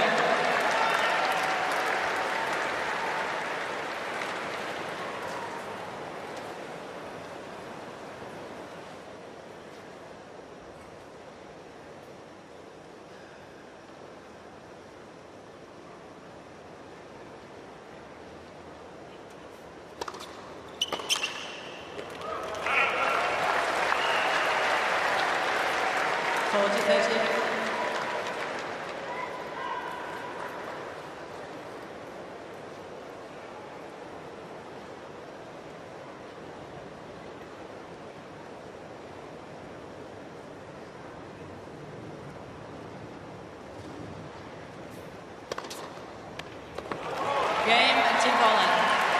Very good service game from that 30. Team Poland leads. Does Jess play by tennis? 4 games to none. Sorry, does she play tennis? No. Okay. Might have to have a hit. Take her on the Yeah, court. I will. Next up, it's the men's singles. Hurkacz taking on Casper Ruud. Hurkacz also with a new coach, Nicolas Massu. Quick look here. We've talked about the Swiatek return. Hit point. Have a look at this in this match right here. The first serve, but especially the second serve.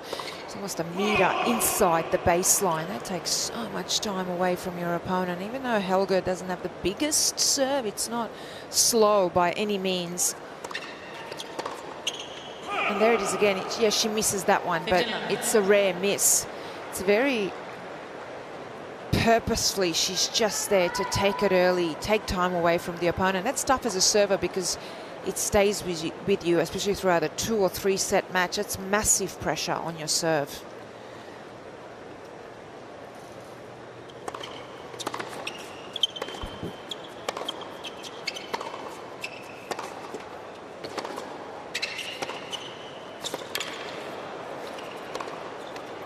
And that's the problem if she's got time on the forehand. The power, but also the ability to have the heaviness, the topspin, gives her so much margin for error while it's still such an aggressive shot. Look at that margin, the height over the net and going over the higher part of the net down the line, and then even the cross court. No way she was going to miss that.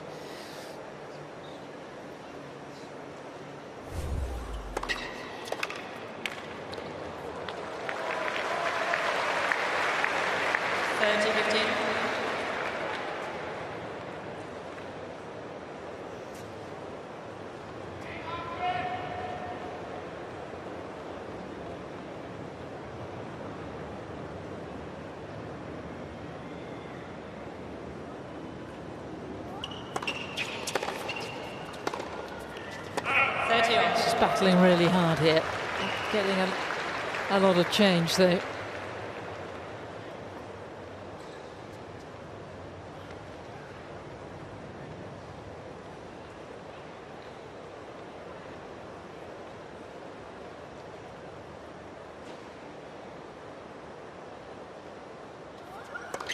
Let first serve.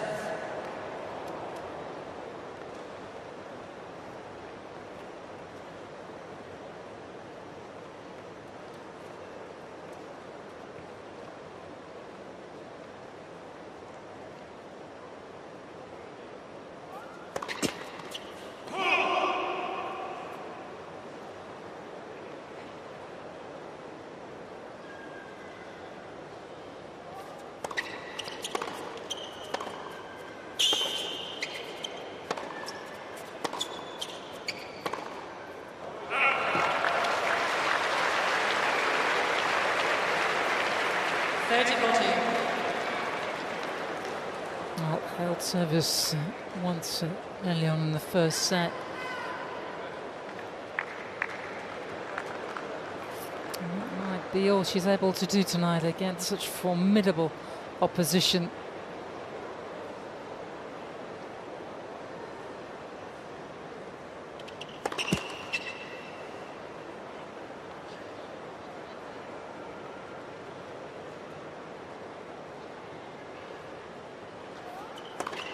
Oh, yes.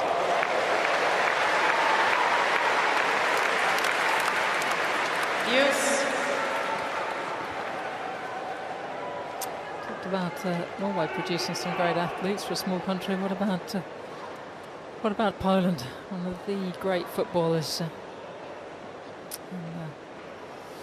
in the Bundesliga for Bayern Munich?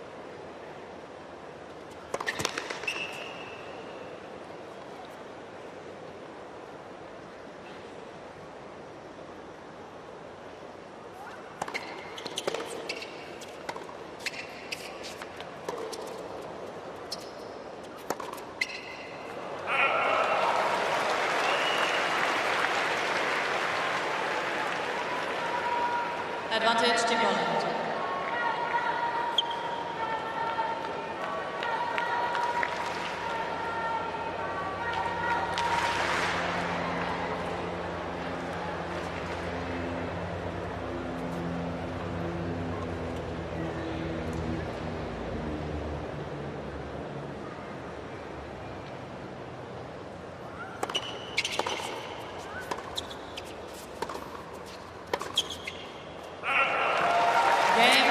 It's another break, and Team Poland 1 game away from the opening win. Team Poland leads by 5 games to 11.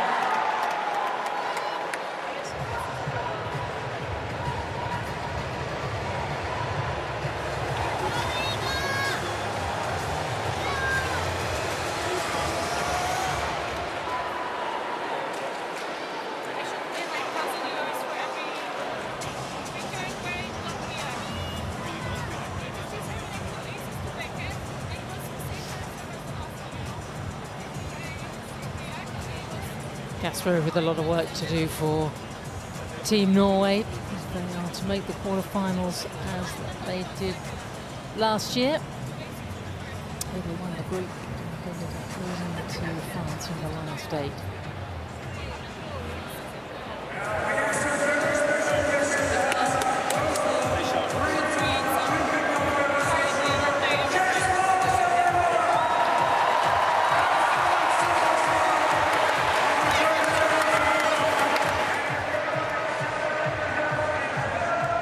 Sydney Olympic Park is the stage for the 3rd edition of the United Cup, and I have to say it's a clever piece of kit, the Ken Rosewall Arena tent, because they put the awnings down right at the back and the right of your picture there to block out the late evening sun. It has all been thought of, and this covering, which I believe cost over 30 million Australian dollars a few years ago, has transformed this arena, hasn't it? You played on it without it, and it's a very, very different stage now. Yeah, it sure has, because it can get very hot and humid here. I've played here quite a few times, not just the Olympics, but the tournament in itself. And yeah, it was it's hot and humid. I like the heat, but it was hot and humid.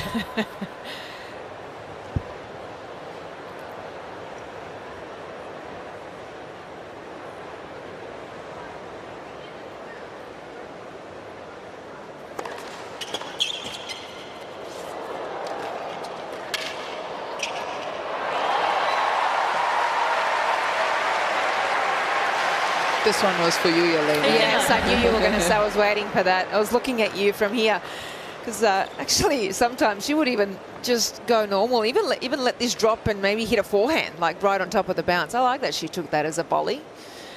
Really good. That was confident too. Love it.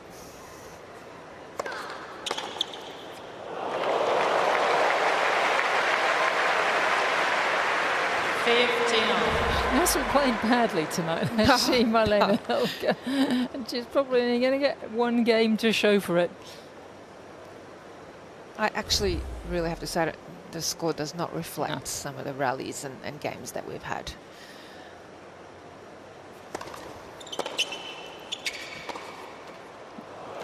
And I will just, as a reminder, Iga Swiatek had 2 1-4 starers and 12 winners in the first set alone. So she's hasn't played Iga Swiatek, she's just played also an Iga Swiatek that's really on tonight as well.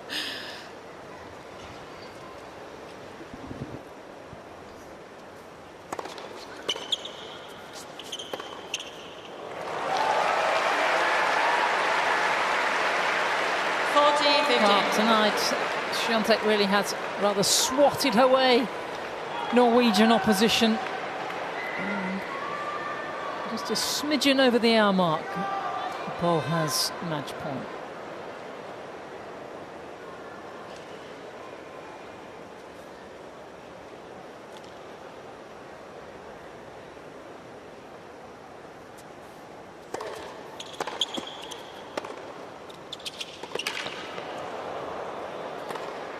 It's a hot start for Team Poland. Team Poland.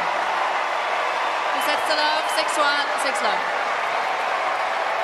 Iga Swiatek just ripping up the court this evening. Straight sets over Marlene Helge. 6-1, 6-love. It doesn't get much more emphatic. A job done, and she puts Poland in the lead in this three-match battle between Poland and Norway.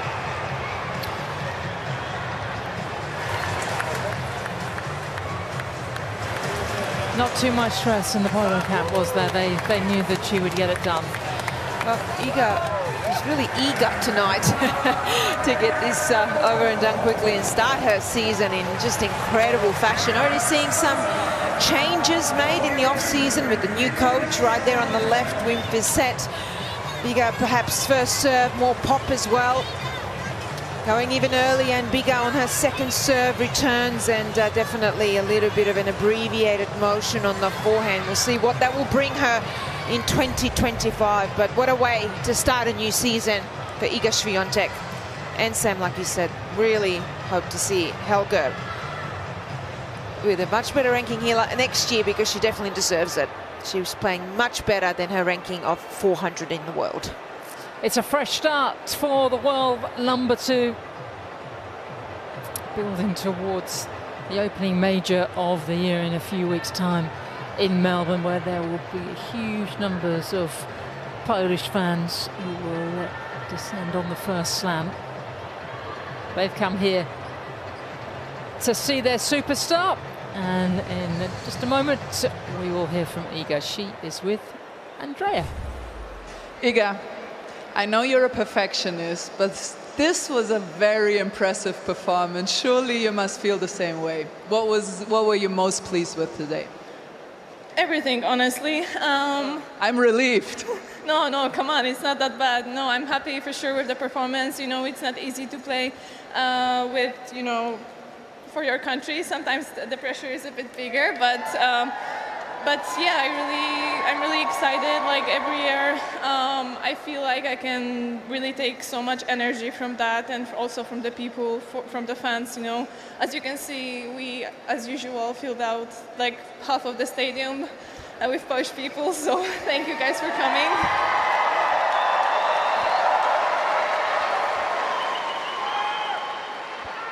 You really are box office here. You fill the stadium like nobody else.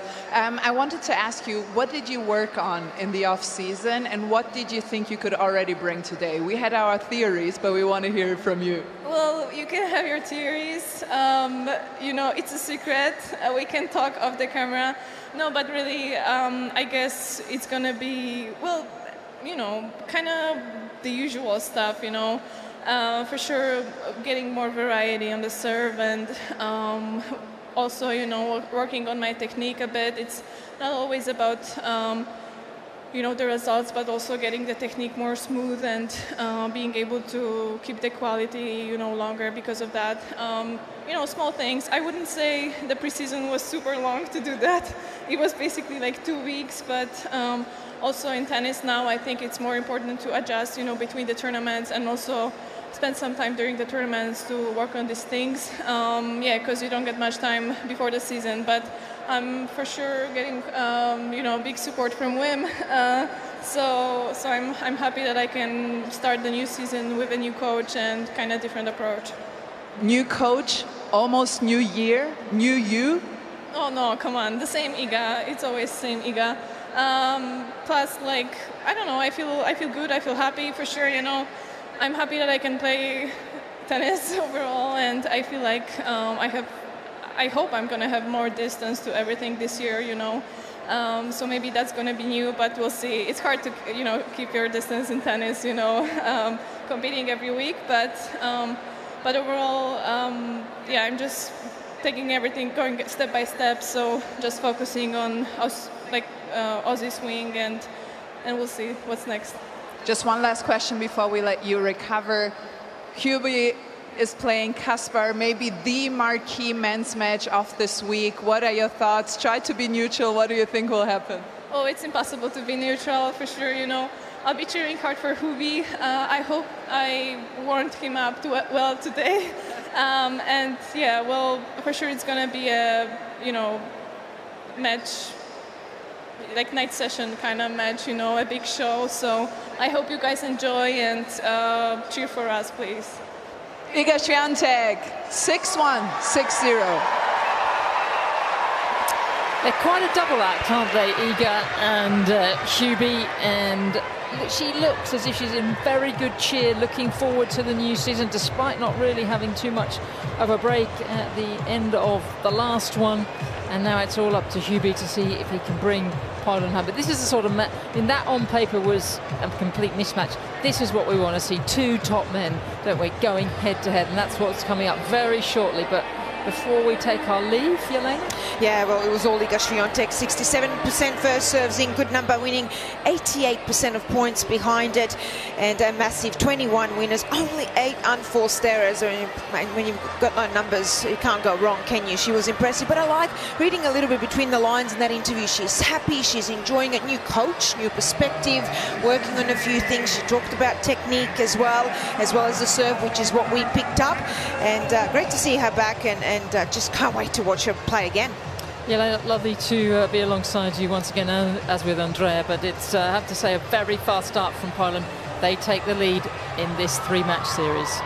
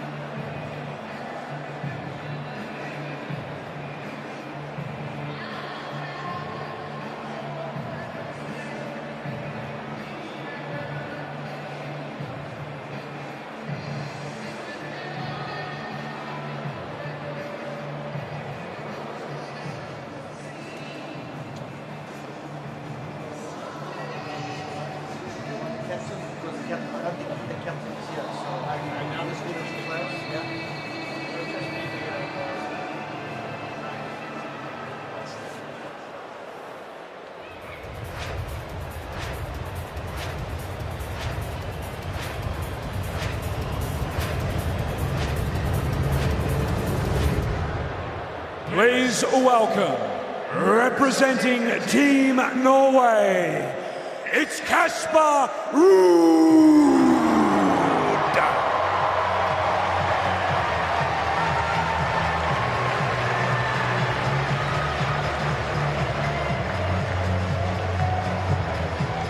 And please welcome, representing Poland, Hurkacz.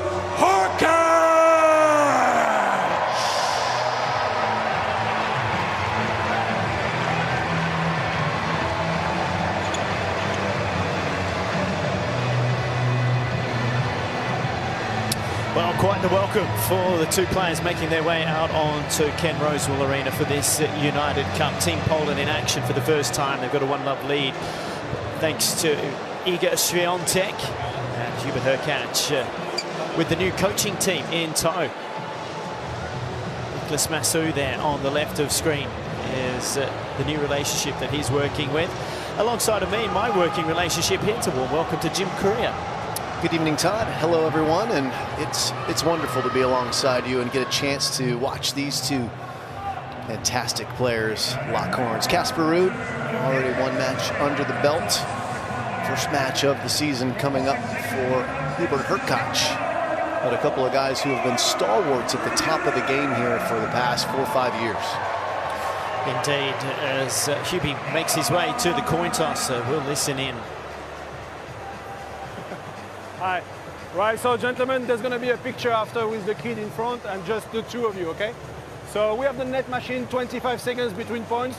Towels, you have the 4 boxes, but you have also the 2 assistants in the corner. They can bring the towel with the box, okay? Do you have any questions? No? It's going to be a choice, John Newcomb or AO? John Newcomb. Here we go, you can. AO. Serve? Yeah. Stay. Picture, please. So Casper wins the toss and elects to serve, and serve's going to be crucial in this match between these two very fine players indeed. Hubert Hurkacz, 27 years of age, currently the world number 16. He's been as high as number 6. A good win-loss ratio, 40 wins and 19 losses in 2024. 8 titles to his name. And, as mentioned, making a new start this year with a new coaching team after spending a long time. Craig Boynton has teamed up with Nicolas Massou and also Ivan Lendl.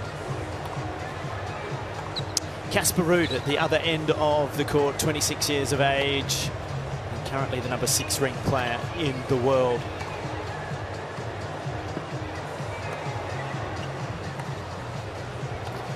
Has had a match under his belt, as you mentioned, Jim, and that should certainly help here tonight to have a really good feel of what this court is like, particularly when you're coming up against such a big game as what Hubie possesses. Yeah, he had to grind in that victory over Tomas Hurkacz. It was a 3-set win yesterday. Opted not to play in the mixed doubles on the back end of that, so that will give him a chance to be a little bit more rested.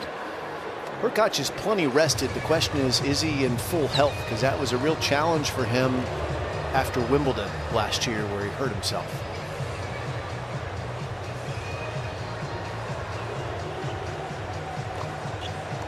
Three minutes. Well, these two have played on 3 occasions. Casper Ruud leads the head-to-head 2-1. Both of those meetings were on clay, one at Roland Garros in 2022 in the round of 16 and the second in Monte Carlo last year. But when they played on a hard court in Montreal in 22, Hurkacz won that one in 3 sets. And I think that's kind of what you would expect between the matchup. Yeah, like I think traditionally Casper more comfortable on the clay, although Hurkacz has gotten much better on that surface over the years. But Casper Ruud, also a finalist at the US Open, can play well on the quicker courts. How's he going to return the big man serve? That's a big question. Hurkacz, one of the great first serves in men's tennis historically. Pretty reliable serve, and he played some awfully strong tennis here at the United Cup last year.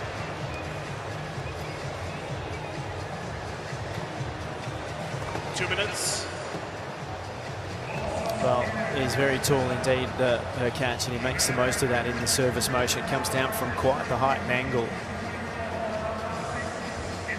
Two very different motions. A quick, short, sharp motion of Casper Ruud and a lanky, long motion for the Pole.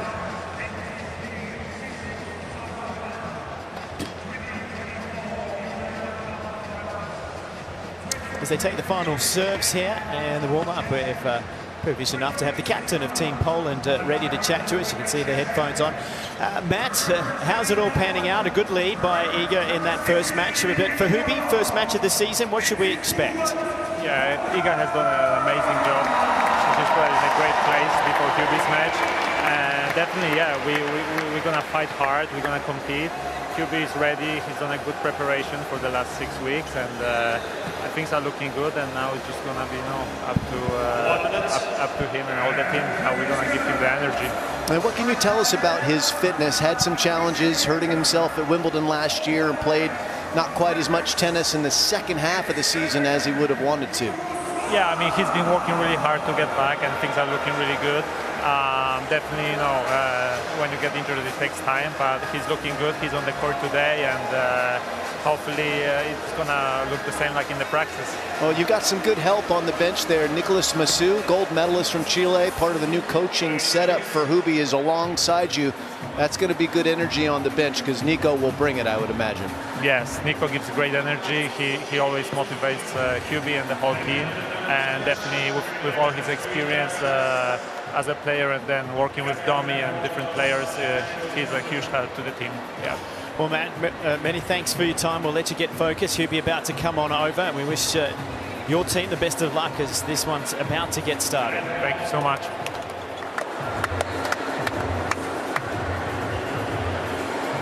See the last swig of the drink for both players as they get ready. Captain of Team Norway, Casper's dad, Christian.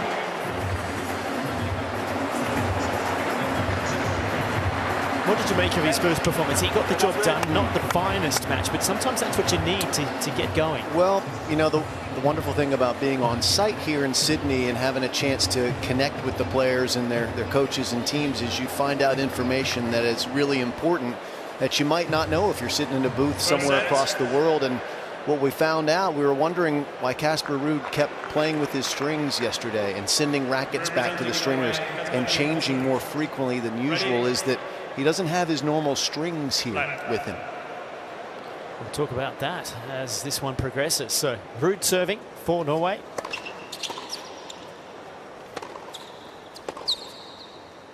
Okay, do tell. Yeah, so Mark Petchy and I were just having a chat with Casper and Christian Ruud a couple hours ago, and I asked him, you know, what was going on with the strings yesterday? You were changing at odd times. And he says, well, you know, I get my strings sent in advance to the tournaments where I'm playing, and they sent the wrong string. So it's a thinner string, so the ball explodes off of it, and it also breaks quicker.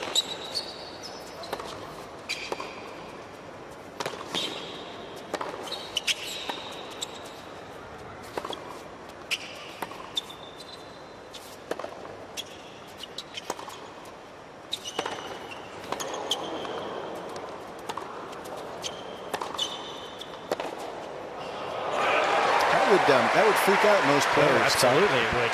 So it's in essence, it was a great mental performance for him to keep in there, because he actually broke strings during the match, which you don't normally see, and really did have a few issues with finding the court a couple of times off the most solid shot in his repertoire, the forehand. Yeah, so he ended up having to string it tighter to get more control, because the thinner string was giving him a little more power than he was accustomed to.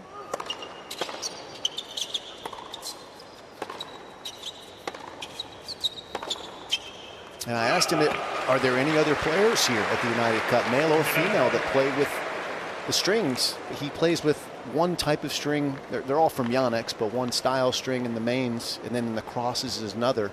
So what he uses, the yellow string in his racket, that's common. A lot of players play with that one, but he's got a blue string in there, and that one no one else really plays with here. So he's stuck. But by Melbourne, there will be a new shipment that will arrive, and he'll be back to normal. I would hope in another 24 hours it could be here. Would have thought.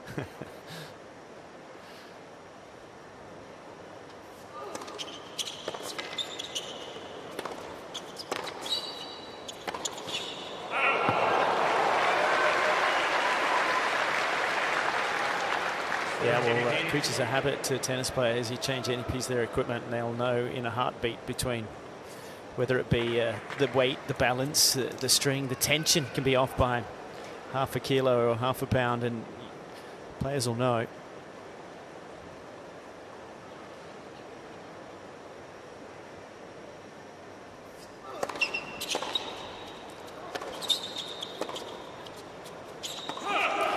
So a comfortable opening hold of serve for Casper Ruud, Team Norway, with a 1-love lead as players change ends. Mark Pitchy's found his way to courtside. Good evening to you, Mark. Evening, Tom. I'm sure you're looking forward to this one. I always like to get the conditions report. I mean, I know you've just sat down, but what it's like inside a Ken Rosal Arena down there. Yeah, I'm just getting myself around Masu and Mahu, who I think I just called him on the programme, Hubie's new coach. So just recovering from that little faux pas. Perfect night. It couldn't be better. Absolutely ideal. Not much humidity in the air at all. The ball's going to skip through the court, which both players will enjoy, particularly Hubie on the flat hit. But even for Casper, he's going to get a little bit more acceleration off this court surface. And given the length of the match that Casper played, I think he's going to be absolutely thrilled with how the conditions are. Petch, before you sat down, I was relaying the information to Todd Woodbridge and our audience about the string situation for Casper, and that he's playing with a different setup than he usually will, and the one that he will play with by the time he gets to Melbourne, just because he got the wrong shipment here. So we've already relayed that info out there. It's fascinating, though.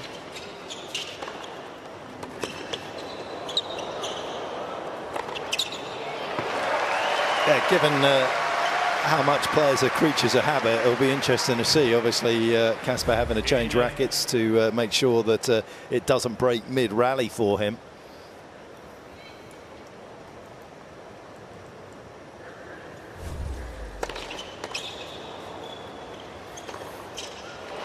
Good start for Hurkacz as he gets his season underway. And I think just one more thought on Casper, kind of a getaway on that, is he is in the 1% of players who would not lose their mud on the court about that in real time. He kept it so together. Something that he had nothing to do with effectively could have such a big impact. And here's talk about a shot with impact. This serve is massive. Yeah, so many free points per match per year. There's another one. So a love game for Hubie. And we're at 1-1. I once had a situation on tour. I was playing a smaller challenger tournament, and I was using a demo type of frame. I had 2 of them. I was traveling with my older racket as well. I had half a dozen of those. But I had played for 3 weeks with 2 rackets, so in and out of the stringing the whole time. So I'd made a final of a challenger, put them into the stringer, and I turned up for the final in the morning. My rackets had been stolen. Oh boy.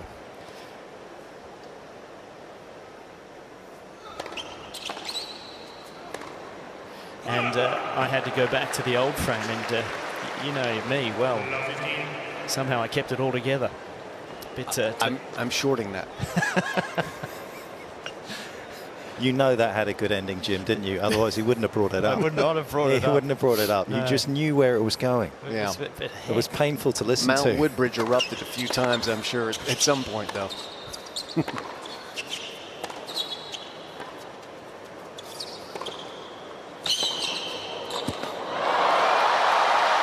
Tentative on that first volley.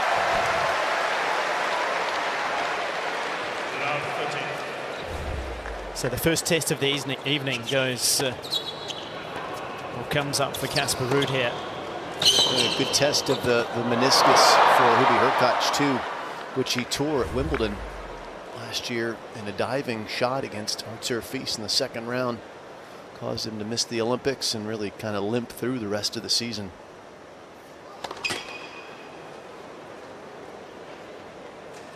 Open stance slide on that last point. That'll give you some confidence.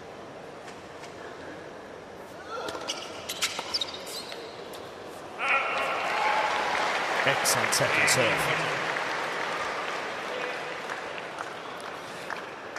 In Casper's previous match, we talked quite a lot about his returning, and we'll do that in a little while. What about the return of serve of Hurkacz? What should we expect from him? He's got plenty of width, doesn't he? A lot of wingspan, so it's difficult to get the ball by him.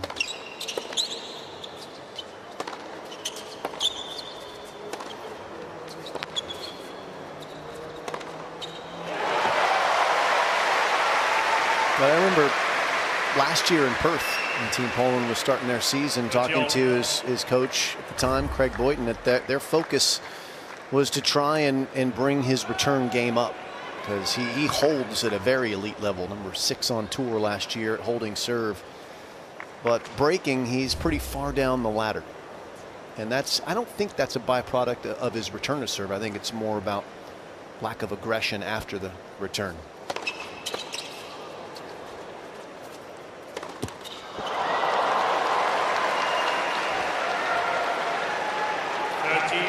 Well, he stabs at that return. It comes back floating with no pace, and Ruud, unable to generate his own, smothers the ball, and here is the first break point of the evening.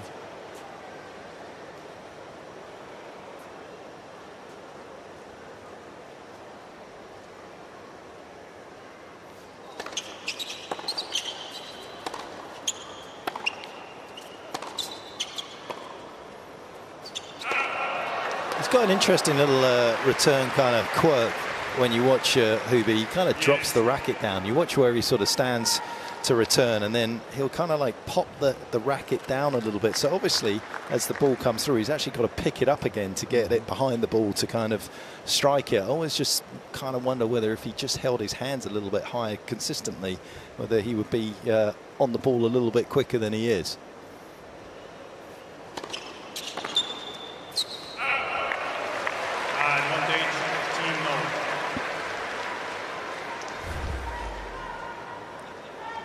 Not much, but it's just enough, and it's particularly on the backhand side. I feel he has to kind of take both arms up, and he's just, you know, this game's of fractions of seconds. If you can make it easy for yourself, why not?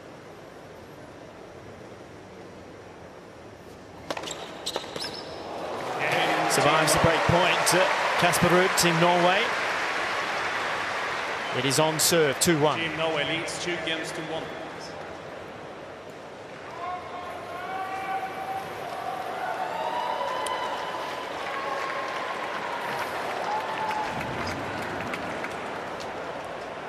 Well, it has been a magnificent day weather-wise in Sydney. Very pleasant all round. And when you look at Sydney, it is famous for that harbour bridge, the coat hanger, as it's called. Just on 11 million people visit Sydney a year. The Sydney Opera House, the harbour bridge, and the foreshore, all leading into that famous Bondi Beach. Good time of year, summer in Australia. And Iga Swiatek, she's done her work. What did you call it a little earlier? The bagel and breadstick shop has opened for the year? Yeah, the bakery. I didn't come up with that. Some journalists came up with that. But Iga's Bakery open for business. So Iga taking a few notes about what she did today, and it was an impressive start for her season. Just on an hour to dispatch on her Norwegian opponent. Ken Rosewall Arena, you can see the covered roof. Approximately 10,000 seats for spectators, and a very good crowd in tonight for the clash of Group B between Norway and Poland. Jim, Todd, is Hubie using a new racket? He's certainly got no stencil on it, has he?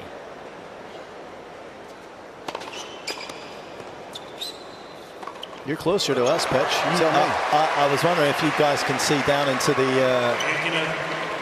the Polish team end and see a thermo bag in there, because obviously he used to be using the Yonex V Core. He used to be a head prestige guy, and I mean, I'm looking at that head shape. That doesn't look like a Yonex to me. I agree with that. Looks more like an oval shape. Is that a Wilson? It's a Wilson, yeah. It's a Wilson. We've just got a little close-up there from our cameraman. They're going to try and find another angle if we can, but that was a Wilson. It's a good pickup. Look like a type of Wilson blade, that would be. So that's more of a control frame.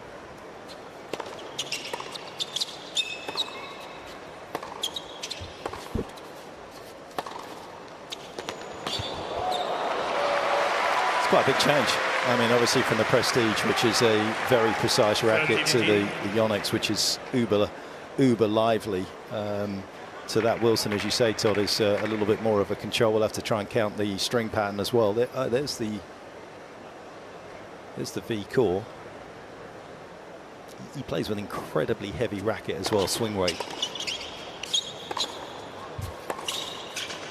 Well, he's also changed clothing from Yonex, so he's gone away from Yonex. He has Adidas on now, so a lot of different things happening for him, but the clothes don't matter nearly as much as the shoes do matter, but the racket that's a big change.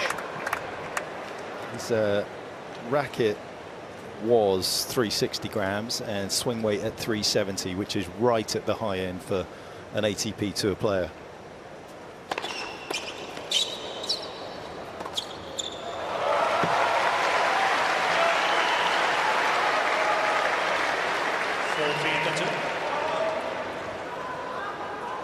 No logo on that racket, so it doesn't appear that he's signed a contract with Wilson, but he must like it.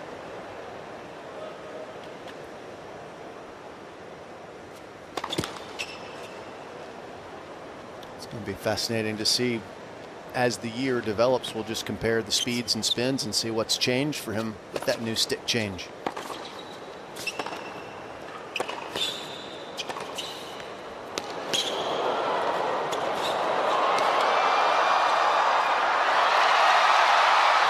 Almost got it back.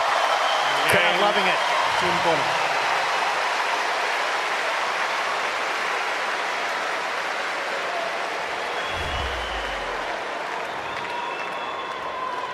Two against all. Great technique on the volley. You can see it got through the court nicely. Goes for the slam dunk. Doesn't quite capture it.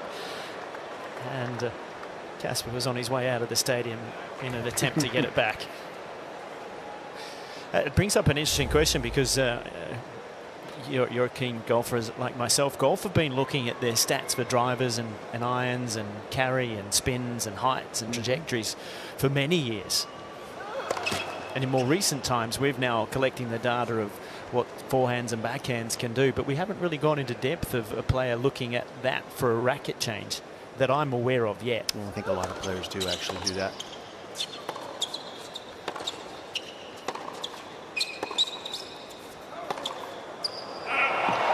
Are they doing? Didn't Andy Murray do quite a bit of testing like that at the National Tennis Center, Petch, when he was trying to change rackets and compare what was happening? Yep, he did. He got Hawkeye. We've got a Hawkeye court at the National Tennis Center, and he was on the Hawkeye court measuring service speeds and all of those things. Yes. Yeah, I think it's available at many academies around the world as well these days.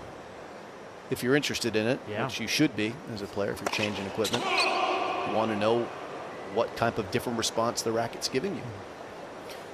And to be fair, some of this can also just be straight commercial too, right? If Yonex decides they don't want to pay him what he thinks he's worth, he might take a better deal from Adidas and then start looking for another racket.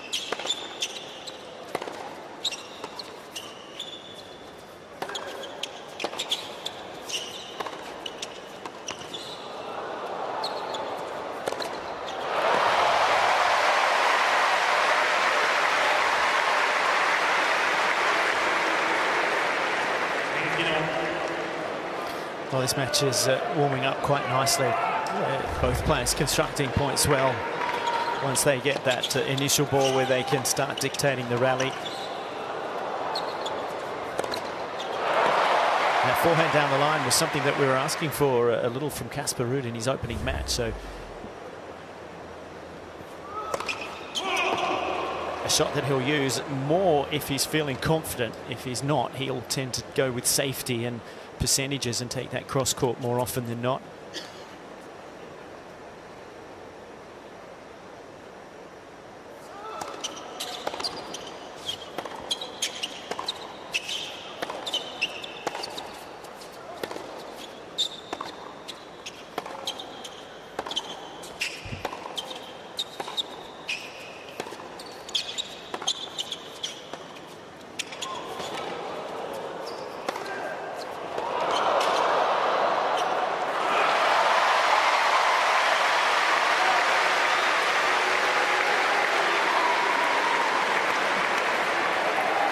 We'll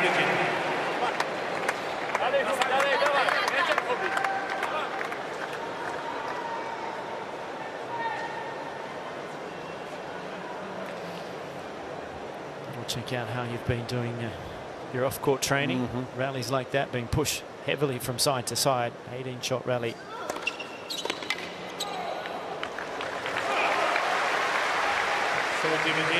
Did you get your bench presses in this morning, Todd? You're telling us you were working on your chest the other day. Did a couple of push-ups in the room.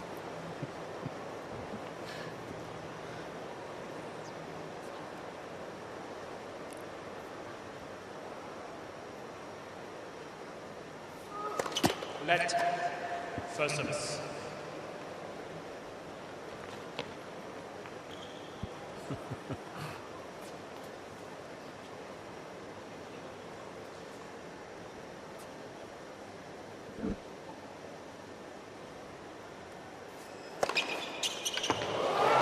And an ace for Casper Ruud to clean up his service game.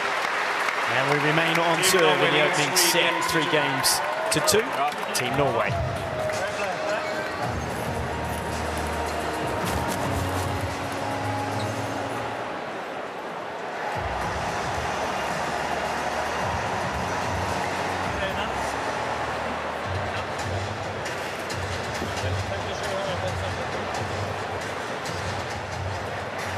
Already sending one of Casper's rackets back to the stringer just now.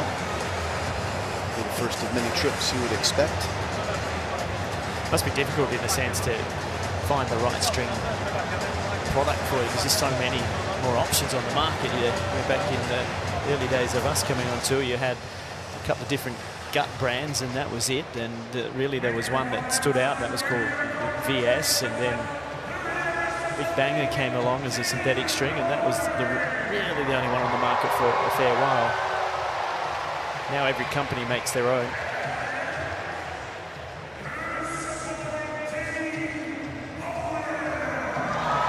It's another beautiful evening in Sydney, Ken Rosewell Arena. And a good crowd as well as the sun starts to set on the penultimate day of 2024. And it's been a very good start to this match too. Casper Ruud coming out a lot sharper than he did in his opening match. And I guess you know you have to against a player like Hurkacz. You can't be slow out of the blocks, get down a break, because that's it. It's out of the way too quickly.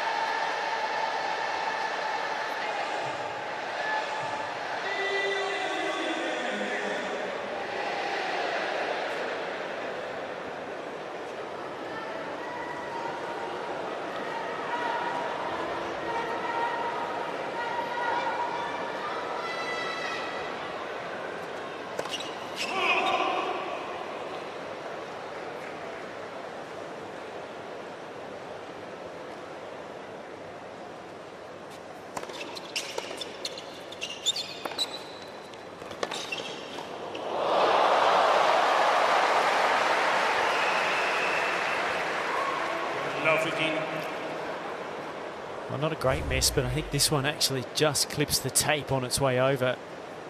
Get a good look at it here. Yeah, it does, and that's enough to put Hubie off. Catches it on his frame.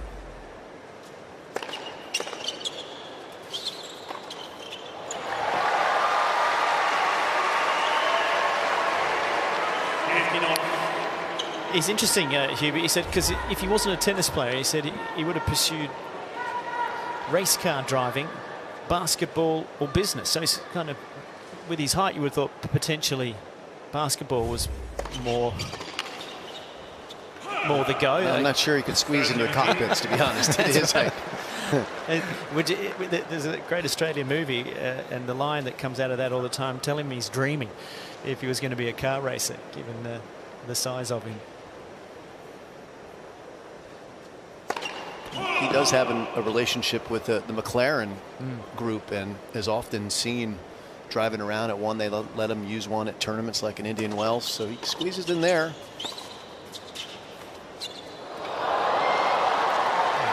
Ruud not able to squeeze that drop shot into the court. So it's another comfortable hold for Hurkacz.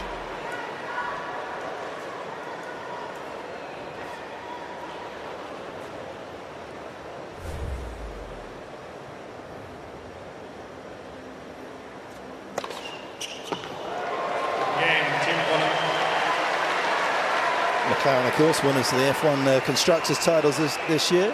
I know that Andrea Stella, the team principal, is a big tennis fan and enjoys playing himself.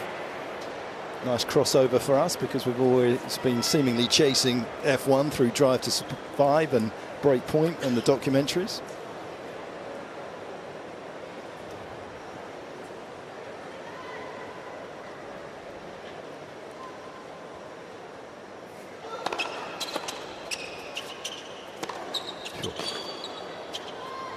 Jim, that reminded me of your forehand. I had a fair bit of oomph behind it, didn't it? Thank you for the compliment, Petch. Well deserved.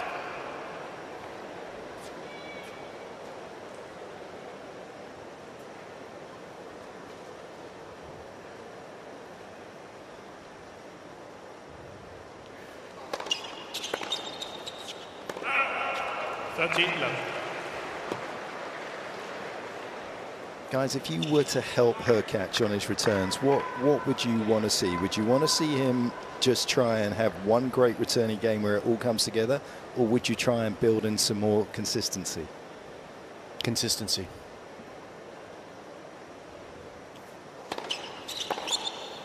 You? Yeah, I'd love to see him just hit every single first serve return through the middle of the court. Yeah. He's such a flat hitter of the ball. I'd want to go over the low part of the net, not give up any of the geometry of the court for angles for their +1. And see, he's a great athlete. Stay in the point.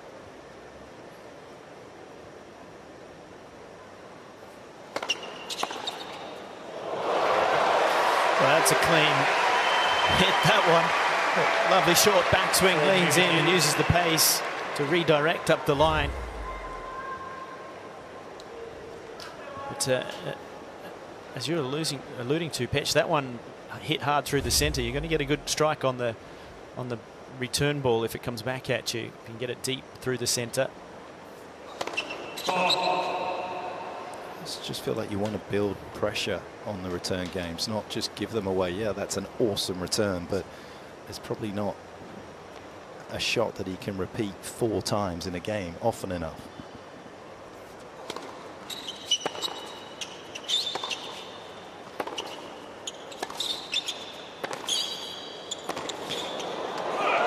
But there's a point in case right there for you.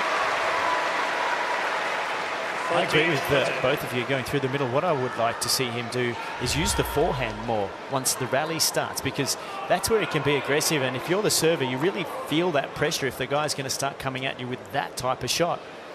Often he uses too many rally balls and keeps it just going.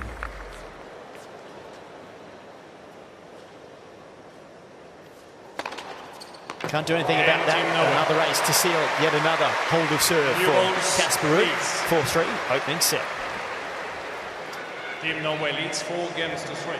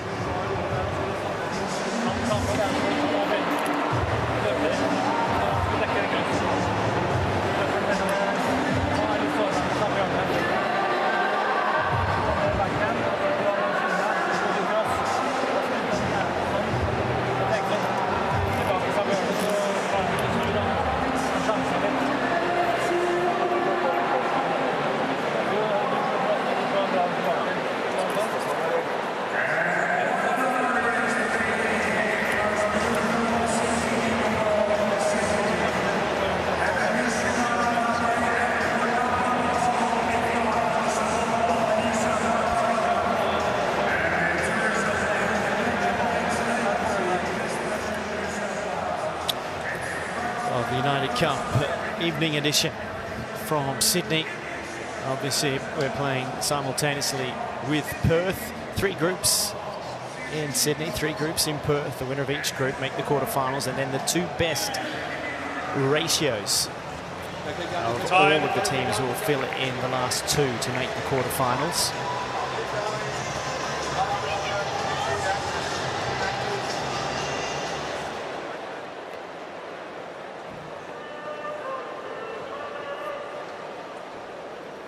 So new balls here for Hurkacz, serving 3-4.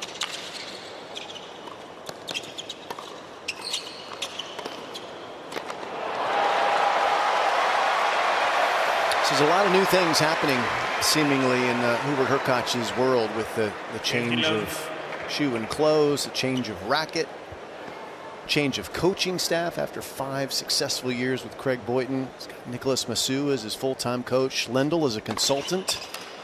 That's a lot of turnover, and it's going to be interesting to see what changes come from that. He's a pretty mild-mannered guy. Massou is a hype machine. He is energetic. Craig Boyton far more mild-mannered. This guy, at least when he was with Dominic Thiem in their successful time together, he was a cheerleader in chief, as well as obviously a great technician and tactician for Domi, but he was also providing energy for his player. Let's see if he tones that down to match Hubert's temperament.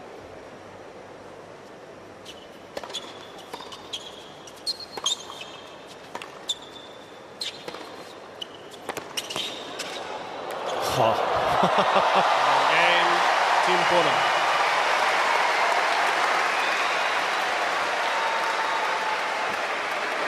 Well, that was pretty pitch. Yeah, that was a little special. Big wingspan, obviously. Casper does a great job there. He knew exactly what he was doing, Hurkacz. He's got some trick shots up his sleeve. This is a very neat one. Going back to that point you're making, Jim, I thought Craig was unbelievable with Hubie as well, not just on the normal coaching, but he would just run with the fluctuations in a match that Hurkacz had. I mean, 2023, over half of Hubie's matches went to a third set. I mean, they weren't easy watching, and they weren't easy to sit as a coach and just keep that kind of calmness that he was going to get through it, because they were tumultuous. So that's going to be something that's going to be very interesting to see, the dynamic, as you say, between Nicholas, a very different character.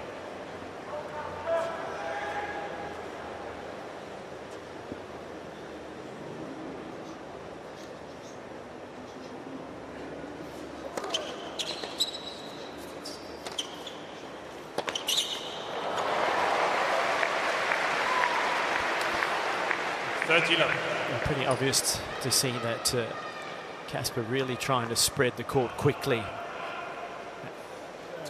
against Hubie to get him on the run, get him into those corners. He's got good reach, but the movement and his shoe moves well for his size, I think would be fair to say, wouldn't it? Oh, very much so.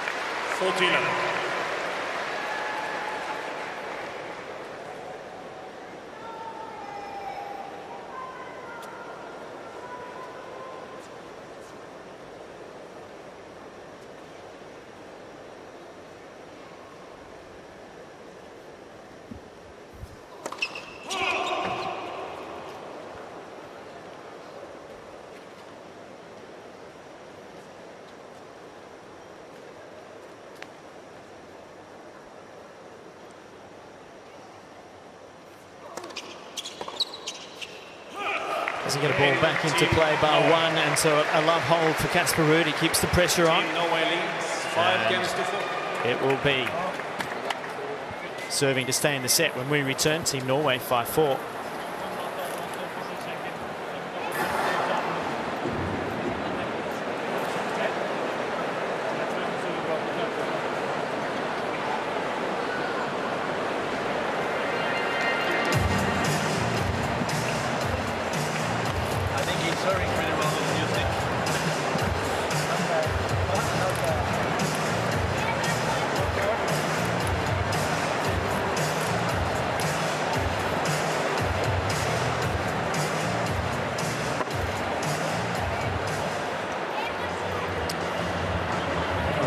On the day off, players have been pottering around, seeing all the sights and sound. They won't have seen this, though. This is ID Sydney. It began back in 2009, a 3-week festival of lights across the Sydney Harbour and the surrounding areas.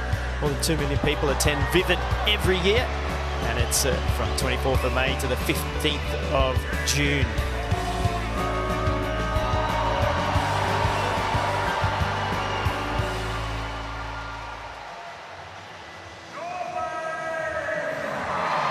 So Hubert Hurkacz about to come on out and serve to stay in this set. There's only been one break point. And that was on Ruud's serve back in the third game. He survived that, but otherwise server has dominated this opening set.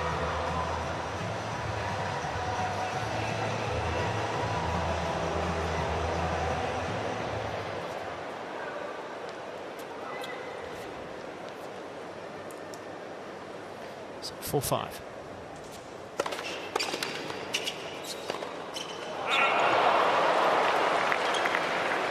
Love 15. Putting his own pressure on himself, loose with the drive volley. He's such a good server. He can get down in the count and get himself out of trouble pretty comfortably. That one just misses the mark. Good look for Casper Ruud at that pass. A little safe on that approach shot. Short in the court, not much weight behind it either. Got away with it. 30-15. That's the sort of point I'd love to see him play more on his return games, because that just builds pressure. You don't actually sometimes don't have to overplay, but that coming forward to say, okay, can you come up with passes when the scoreline starts to get a little tighter towards the end of a set?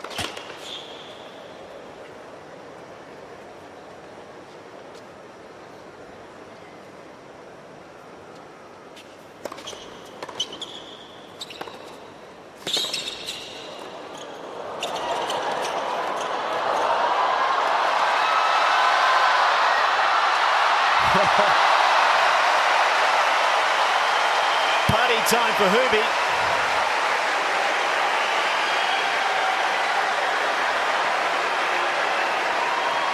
Hurkacz is the unofficial king of the tweeners in men's tennis, and he's not going to lose a point when Casper hits a tweener, is he? No, sir. Great run onto the ball from the Norwegian, but this dunk just a little bit out of reach.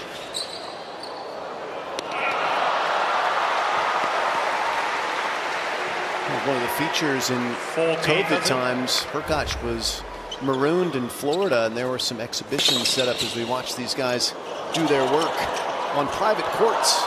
And Hurkacz participated in quite a few of them, and he showcased all of his hot shot talents, and he has some of the most amazing skill. Game, Team Poland.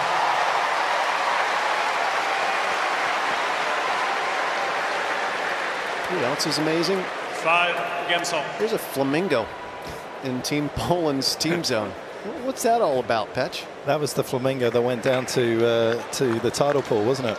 I guess it's become the lucky mascot. It was, yeah. That was on page 3 of the Sydney paper today with Swiatek latching onto it in the water. Page 3 has changed over the years. Different. I can't say it.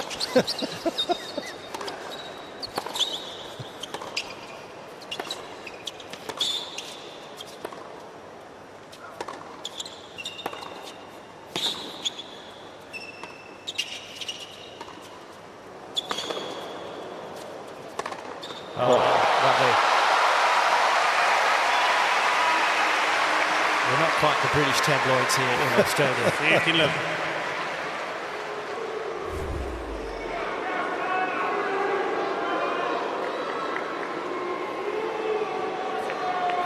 Everything in Ruud's game tonight a lot sharper.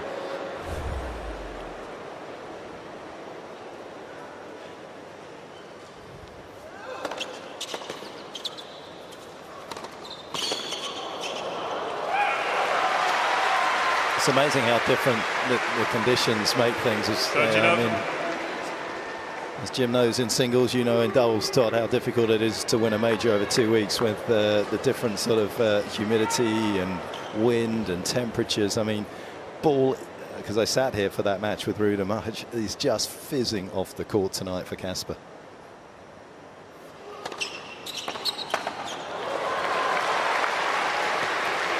only have you got to get 14 past 7 different styles of player to win a major. You've also got to deal with that on top of everything.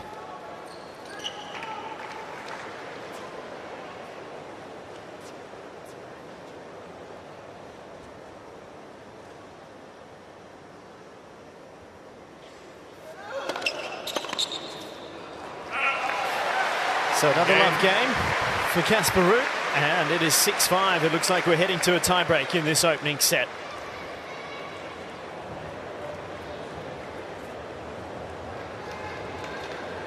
Team Norway.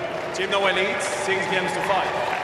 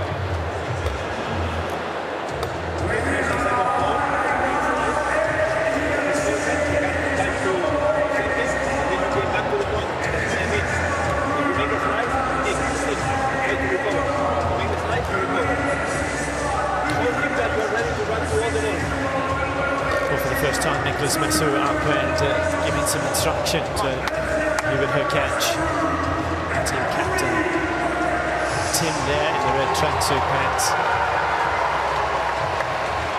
That's the uniqueness of this cup as well. You can have a captain who can give all the information, but a player's regular coach can sit in there as well, and it's a complete team unit. You can draw upon every bit of resource possible to find a way to get through. All the technology sitting down there in tablets for them to get real-time stats from the match. So Hurkacz, Team Poland, 5-6.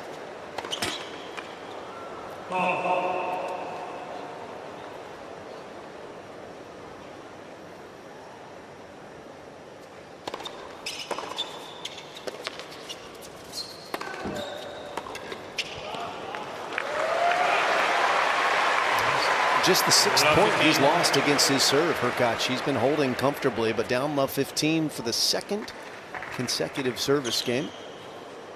Ruud applying some pressure here at the tail end of the opening set and going really deep for this first return.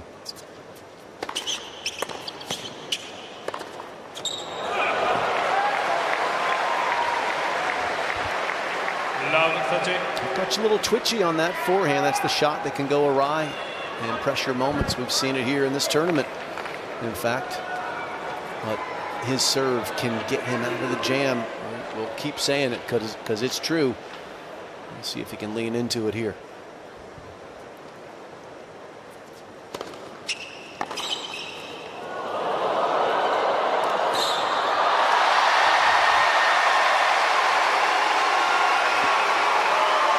Great anticipation on the return from Casper Ruud. He was out looking for that forehand early and throws a heavy topspin return straight down at the feet. Made it difficult. Gets the pass and now has 3 set points. And Ruud's the deep return position working beautifully for him in this game. And oddly, when the ball toss went up there, he rushed forward back to his normal up-close return position.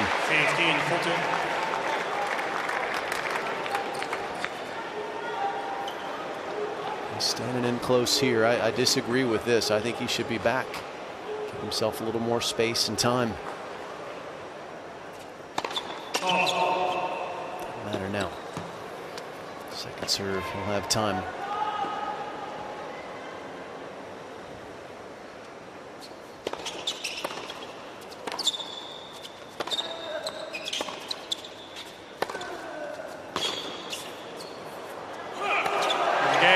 What a return game from Casper Ruud. Sharp as attack tonight. And he takes the opening set in 42 minutes. 7 games to 5. 7 games to 5.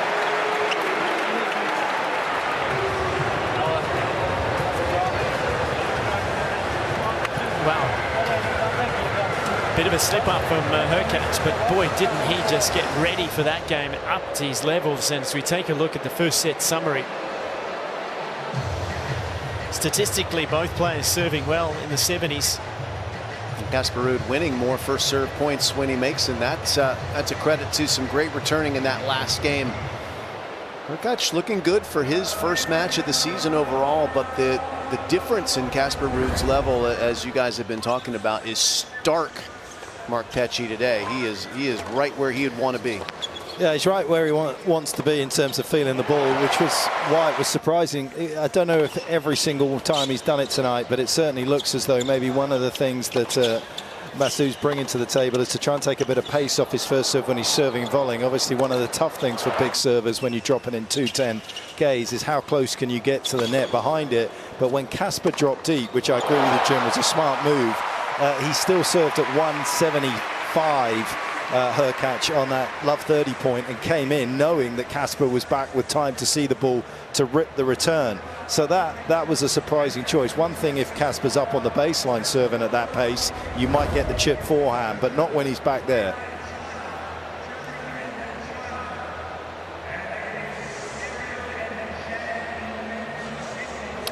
Well, Team Poland got off to the great start courtesy of Iga Swiatek winning comfortably in the women's singles. And it's up to Casper Ruud to see if he can try and level for Team Norway. And after that opening set, he is looking in good shape. And when you look at the statistics, Casper Ruud is 33-6 after winning the first set against ATP top 20 opponents. Second set. The last time he played one of those and came through was against Carlos Alcaraz in the ATP finals at the end of, well, it's still this year, 2024 season.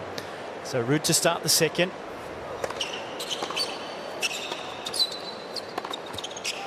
On the flip side too, Hurkacz is 5-22 after losing the first set against a top 10 opponent. The last time he came back from a set down to beat a top 10 player was actually against Casper Ruud in Montreal back in 2022. Let first service.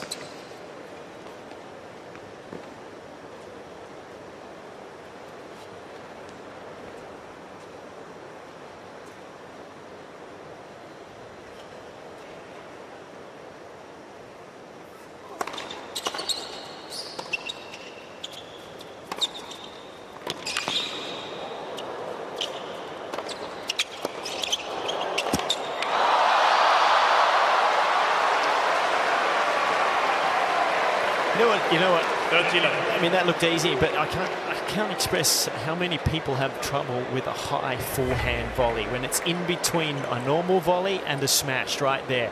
And you see the issue right there? See where his racket was? It was up high. You have to come through it like a drive volley in that position. And he came with a flapping swing, pays the price, pulling it down into the net. Yeah, a little too much wrist involvement, a little more body work, a little more leg movement probably would have helped him, right? As soon as you get the racket head pointing to the sky, you're in trouble. You have to have it pointing out to your right if you're a right-hander, or if left-hander out towards the left. 14 love. And that will really dent your confidence, missing one like that.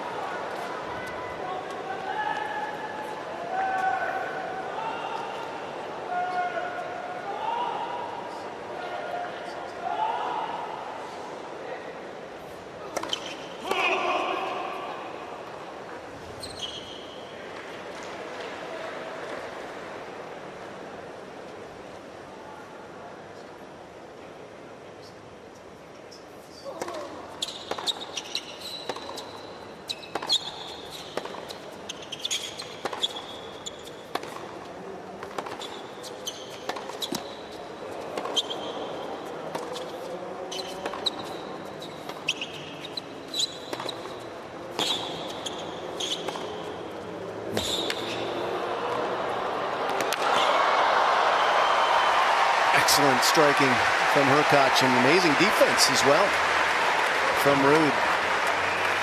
That breaks a 12-point run of points and serve for Ruud. Yeah, after saving that break point at 1-all in the opening set, he's been on quite a run with his serve as Casper Ruud. Predictor shifting in his favor, expected after that opening set goes in his pocket.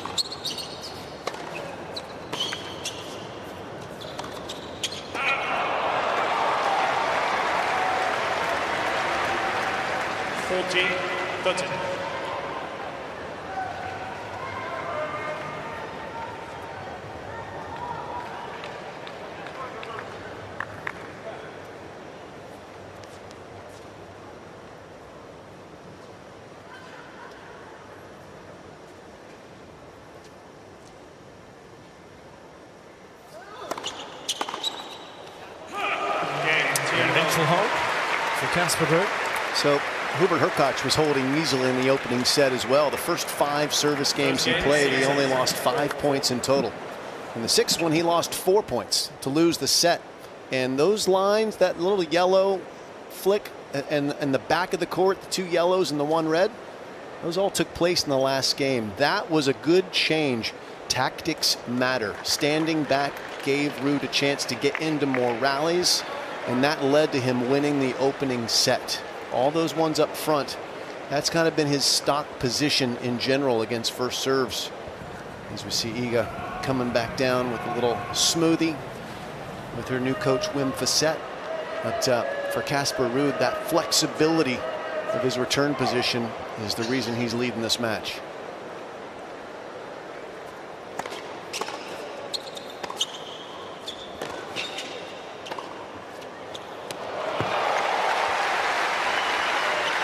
You just want to make returns, and you want to get back to even in the rally if you can, and that's difficult against Hurkacz's awesome first serve delivery.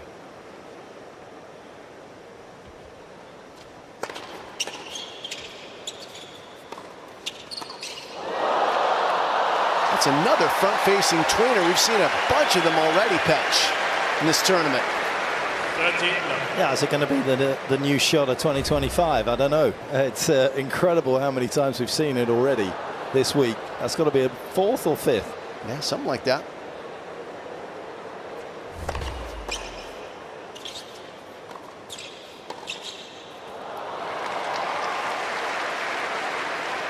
Good example there, Jim, of what you were talking about the other day about Casper's backhand, how early he takes it compared to some of the other double-handers who can then flick that ball kind of from the side of them across. He just doesn't really have that short angle cross on the pass.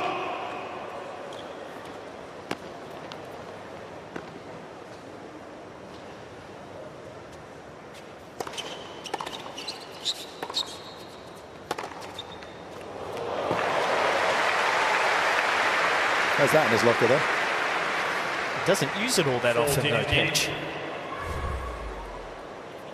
Yeah, I just feel like he doesn't feel like he needs to necessarily use it that often, because he builds the point cross court and then finally gets his forehand into play against the majority of players. But maybe, as you say, Todd, a little higher frequency in even matches like this, he can feel more comfortable when he's taking on the likes of Jannik and Carlos and Novak. Agree.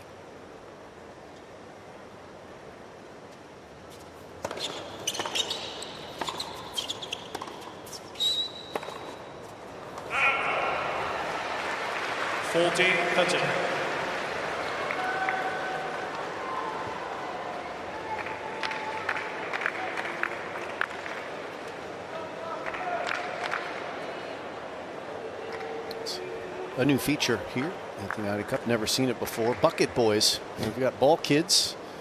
We've got bucket kids now transporting towels in a more sanitary fashion out to the players. Game team quality. Catches the corner of both lines, that ace. Why doesn't Hurkacz return from deeper, Jim? Well, I think the easy answer would be that because he doesn't hit the ball particularly hard or with not a lot of spin, that maybe it's uncomfortable for him. But that doesn't explain why Daniil Medvedev is so good at it, right? Medvedev doesn't hit the ball particularly hard or with spin either, but he's a wizard at it. I think it's certainly worth exploring, if that's what you're asking. When you break serve among the lowest in men's tennis, which is where he's been the last several years, how do you fix that? How do you make improvements?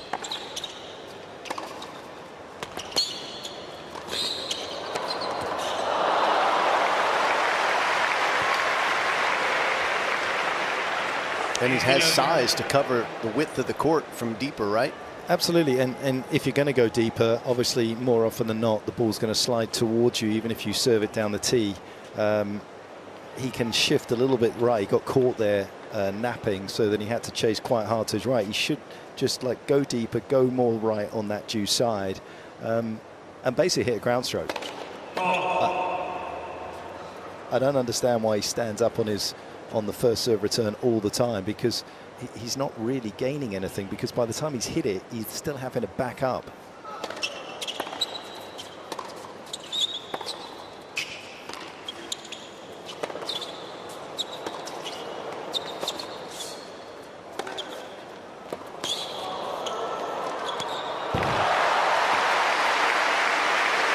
Different player than what he was 2 days ago.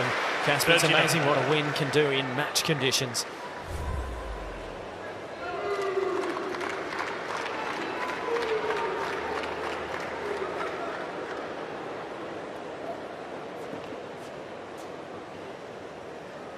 It's been a long year. It was yesterday.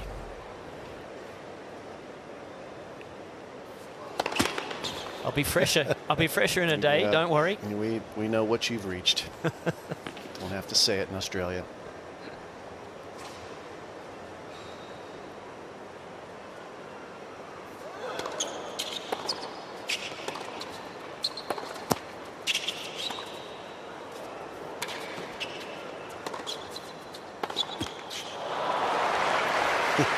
Casper thought about hitting another front-facing tweener there when the ball clipped the tape and changed direction. And he got his legs out of the way and was able to hit a standard forehand, but the creativity is certainly there tonight. Success rate high, too, for Ruud.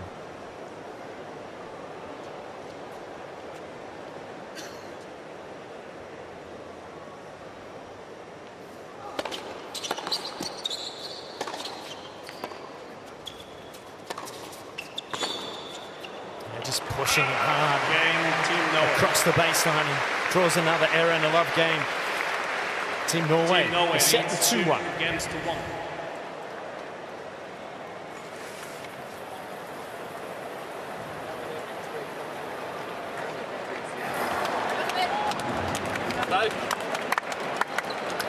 When you were chatting to Team Ruud, did you ask at all, like he looked a little fatigued towards the end of the first match? Was there any of that involved, or was just the conditions? And No, we chatted about that as well. He's super open and friendly, as you would expect, and he said, the humidity really got him. And also, first competitive match, he's been playing exhibition matches en route to this recently, but the first competitive match is just different, and he was feeling the extra adrenaline and the tension from that. Sure. And acclimatization makes a big difference, doesn't it? Those extra days and experiencing it.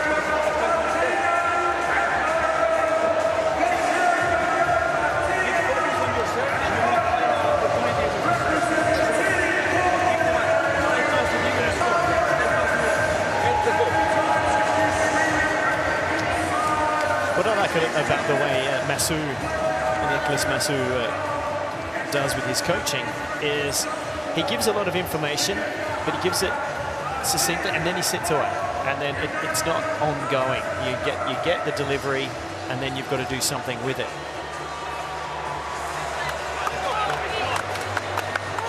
Time. It's going to be fun to see how this new partnership works out and what changes might come from it. Hurkacz has been a consistent top 10 player for some time now, has fallen out of the top 10 due to the knee tear, a meniscal tear he suffered at Wimbledon last year. His ranking dropped down to 16 in the world, but if he's healthy for a full season, he'll be single digits, you would think.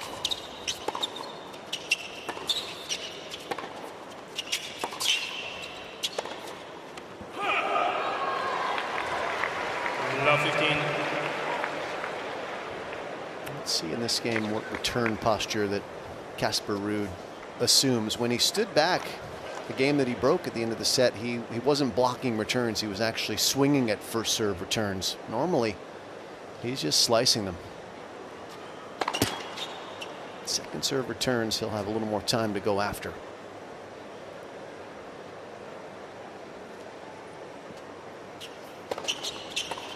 He didn't on that one, had to slice that as well on a second serve, but on the first serve, 2/3 of the time or so, he's slicing those returns. As you can see on that bottom right, Casper Ruud. And on the backhand side, he's coming over. That 37% is probably almost all on backhand returns, Todd. Slices almost every first serve return when he's standing in close on the forehand.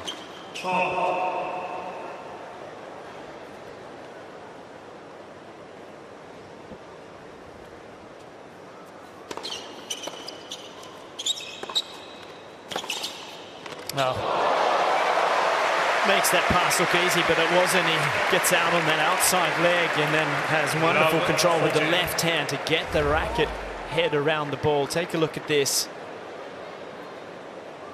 Such strength in the movement. So Hurkacz in big trouble again. Love 40.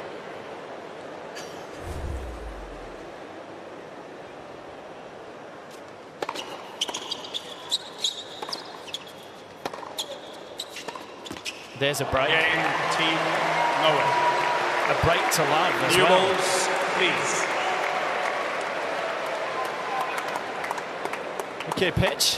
Where to from here for Poland? Team Norway leads 3-1. Well, I would ban Hubie from going down the line, number one for the time being, because he's not feeling the ball particularly well, and he does love to go, particularly with his backhand, strangely down the line very quickly, which obviously opens him up for Casper's forehand cross court. And to be honest, if I was in Masu's shoes for the next couple of months, I would ban that shot, because watching him against the great players, he puts himself at a deficit. When he's red hot and he's redlining it, it's great, but it's just high risk tennis. I think he's got to figure out a way to stay in the rallies for a little bit longer.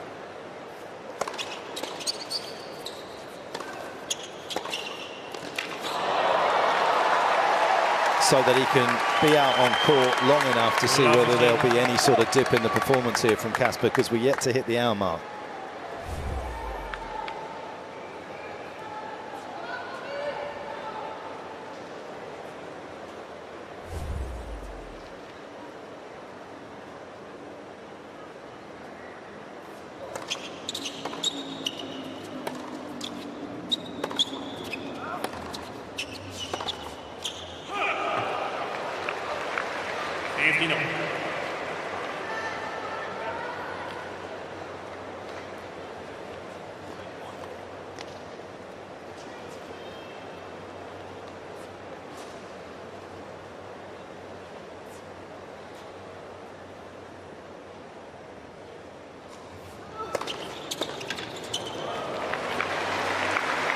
It's the kind of return you feel as though if he was further back, he would make 30–40% more often. Yep, agree. Ruud doing better when he makes first serves is really more of a reflection on the return, because he doesn't serve it as well. So he's having a good night serving tonight, and that +1 forehand is devastating. And it's getting late early for Hurkacz's singles chances, but of course mixed doubles would certainly favor Team Poland.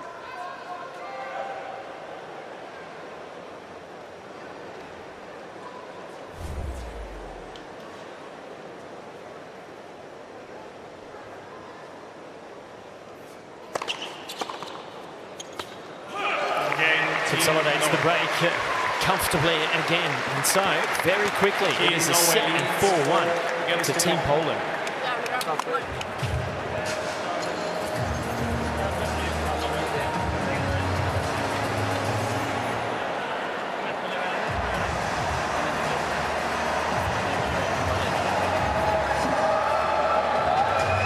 Well, this was a shot that I must admit, I don't think I ever played once in my career, and it's become a stock in everybody's repertoire. We were never allowed to have a crack at a tweener like this.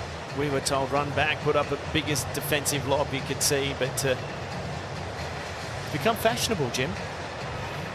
First player I ever saw do it was Yannick Noah. He did it in the U.S. Open many, many years ago against a player named Aaron Krickstein. It wasn't a front-facing tweener like that one. And then Gabriela Sabatini, the Argentine superstar, well, she started to hit the Sabatini. And that's when it became a thing.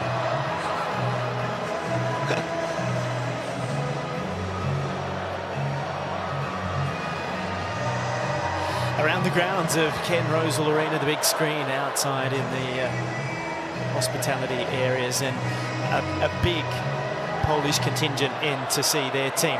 Iga Swiatek did what they expected in the opening match. She won comfortably and took the opening point against Malin Helgo. It's the first meeting for them. And she'll be prepping, I think, for a mixed doubles to come. It has to be a quick turnaround if Hurkacz is going to win this match. There's been no signs of any let-off at all from Casper Ruud. He's been exceptional. So many of the matches here at the United Cup for 2025 have gone down to the wire with the mixed doubles. Earlier today, Great Britain defeated Argentina in a very, very tight mixed doubles. 2-1. They'll take Great Britain take on Australia in that group. It's still wide open.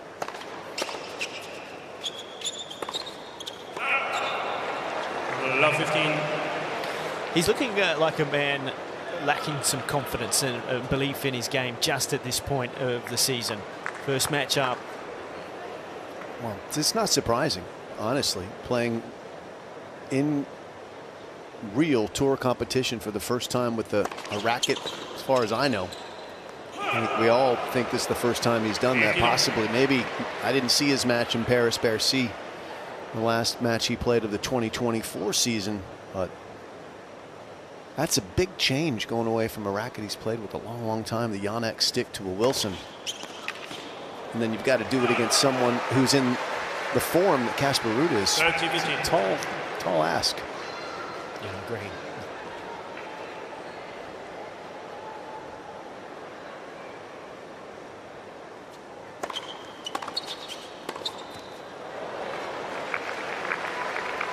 Many players that have been at the top level that change mid-career often find it hard to find the belief in a new frame. And you'll see them maybe stick with it for a year or two, and then all of a sudden the old one's back in the hand. There's been many a player that have done that.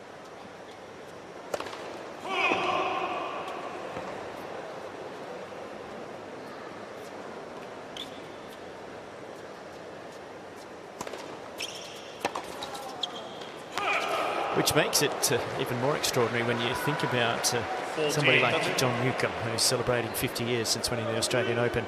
He would have a different racket contract for a different country or continent, so he would play with an aluminium racket in the United States, then hop over from the States to Wimbledon and play with a Slazenger wooden racket.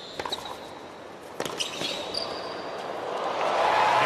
Team Poland. And seem to be able to do it. I guess that's what talent can do for you. Luke is pretty awesome. And so was that volley from Hurkacz to hold serve. And he stays somewhat in touch here. And he needs to figure out a way to get more returns through the middle of the court and go to work and try and manufacture a break a serve. Hasn't had a break point in quite some time, since the third game of the match, in fact.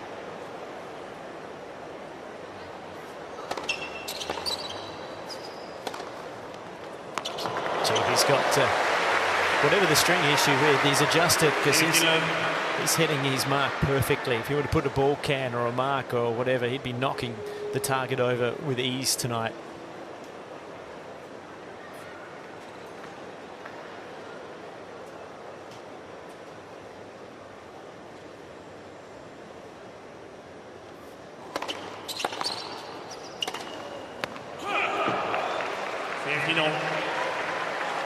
I guess the question here, Petch, is does he start thinking about it? Everybody seems to do that, no matter how good they are, and this is that time where it might just come off his level. Yeah, I'm not feeling that at the moment. I mean, it can obviously happen. A lot will depend on how many sort of solid returns that Hubie can make through the middle to a decent length and keep Casper's forehand quiet. But he's been playing pretty well against the game's best players in recent times, says Casper.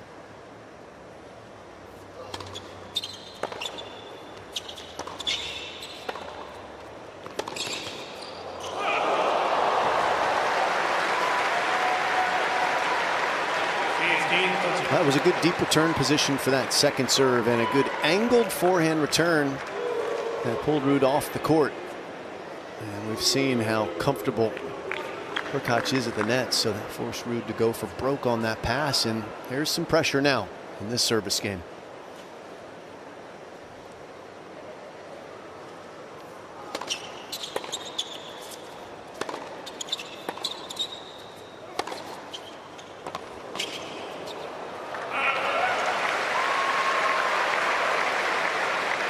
And I say that because he's gone 7-4 against top tenors this year. Casper, he started off his career with a little light on wins against the very best, and that's understandable for the majority of players. Just 4 wins out of his first 19 matches against top tenors, so he certainly stepped up in that department. He'll be outside the world's top 10, I know, at the moment, but certainly fully fit. You would expect him to be back in there soon.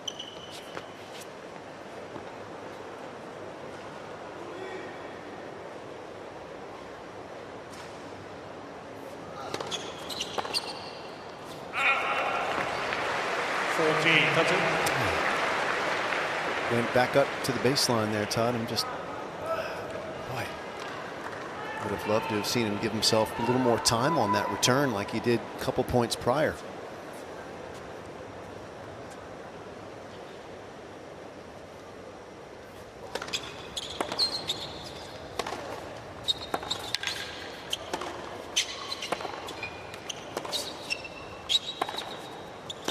Well, when you talk about time, it is running out for Hurkacz.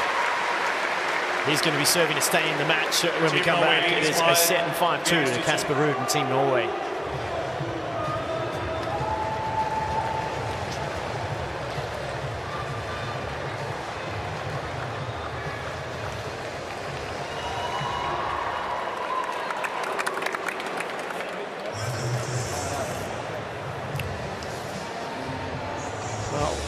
We've seen Vivid and we've been to the zoo, and we spoke about this the other day, Jim, the old seaplane. You can catch these out of the Rose Bay area in Sydney, take off and do some sightseeing around the wonderful coastline. I was watching out of my hotel room earlier today, and there was one zipping through the bay and over the harbor bridge. Someone was enjoying that view. Pretty good view here over Kinrose Wall Arena as well.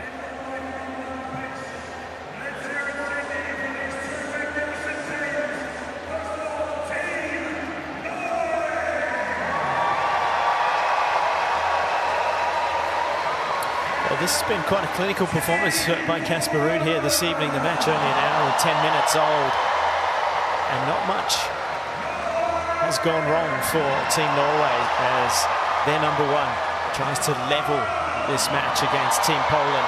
Time.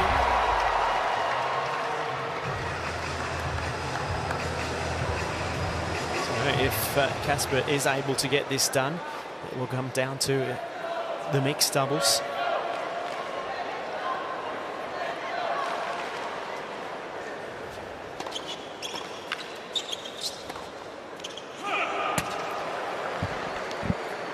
Interesting to see as the year goes through, and I know Ivan is a consultant with Hubie, one of the things he did with Andy Murray when he came on his bag was he wanted Andy to play much more parallel in the middle of the court, front foot forward, particularly on the short balls, but more in the kind of centre.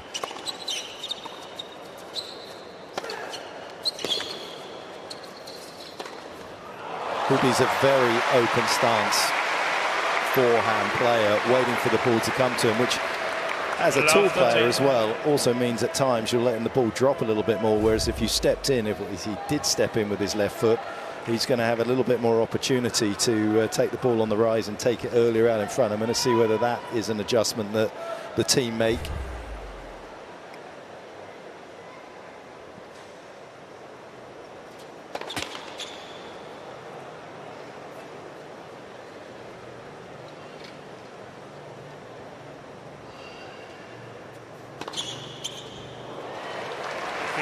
Turns in with a second serve ace. Czechia, the other team in Group B, who had a victory over Norway 2-1. And there's Jess Fox, triple gold Olympian for Australia.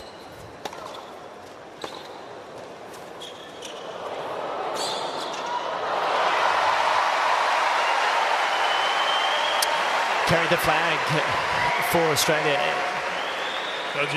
at the Paris Olympics, then went and competed the very next day after the opening ceremony and won gold in the kayak. So yeah, she didn't mind getting wet. No. And that opening ceremony was a little moist.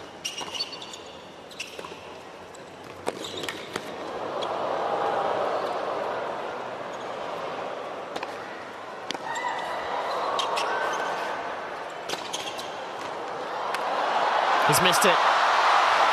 Wonderful defense from Casper Ruud.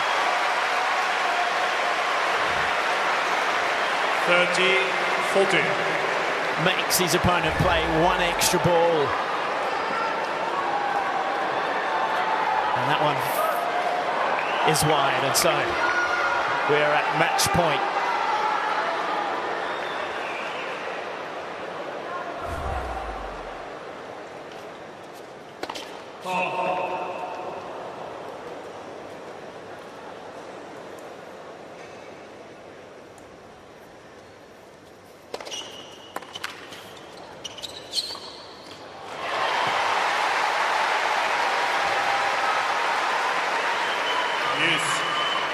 Great kicking second serve. Allows Hurkacz to hang in a little longer.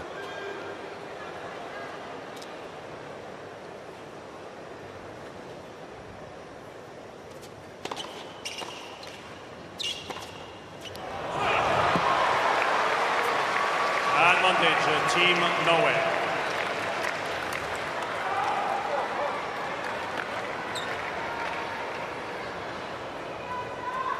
Doesn't have the patience off the ground tonight, Hurkacz.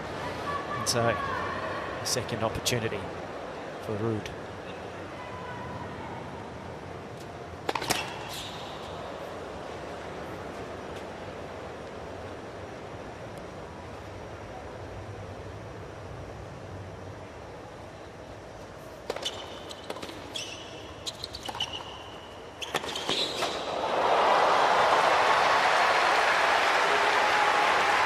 Another good kick serve from Hurkacz. This time, Casper Ruud chose to try and slice the backhand, and this was a good offensive approach from Hubie. This forehand was dangerous, though. It clipped the tape. It would have been tough to handle. But the net did the job for Hubie.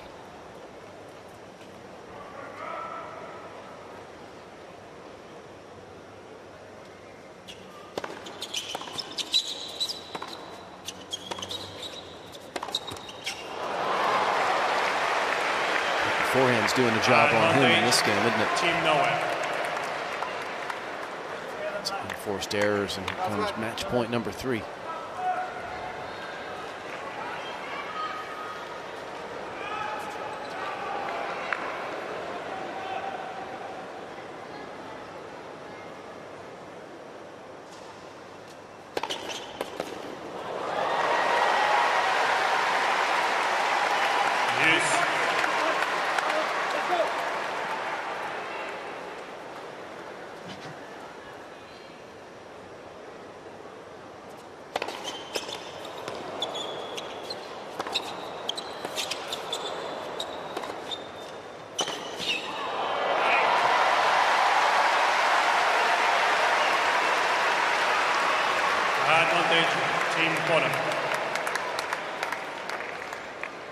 Well, from 3 match points, it's a game point. He's pretty loose here. The arm's free. So he escapes, and he puts the pressure back on to Casper Ruud to see whether he can serve it out.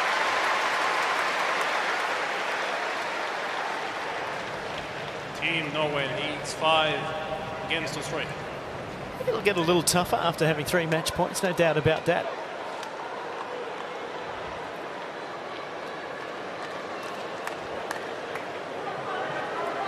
I suppose he's been holding comfortably this set. He's only lost 5 points en route to this spot on his serve.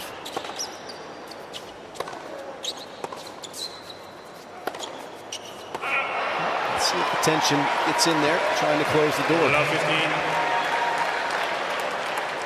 Shakiest forehand he's probably hit all match. Yep. He was down 15-30 in the previous game.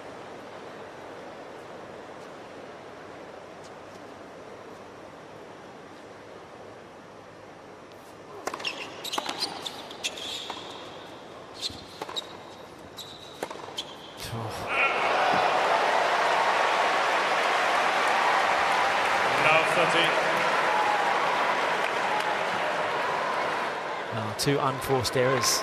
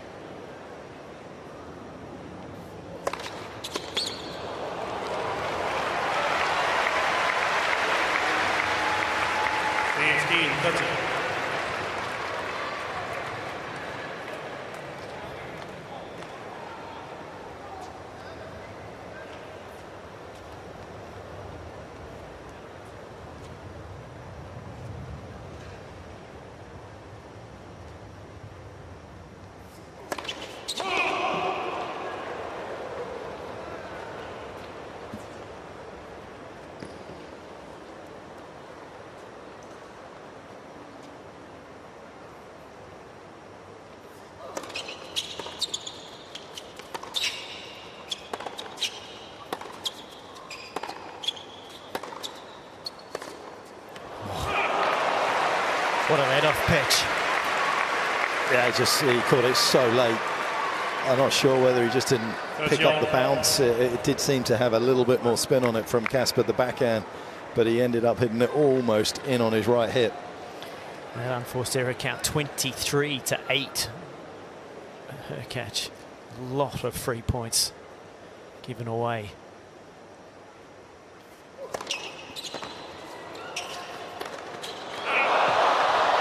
Didn't have to be that good. 30-14. He's tried to paint the line and missed it.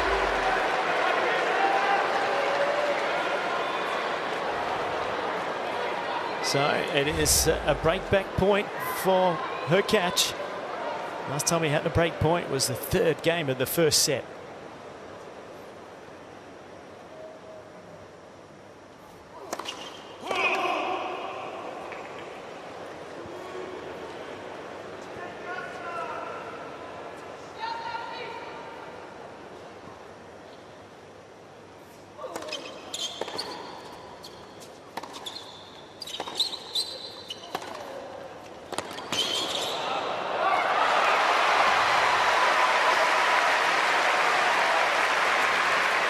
Casper's fiance, the lone supporter up in that section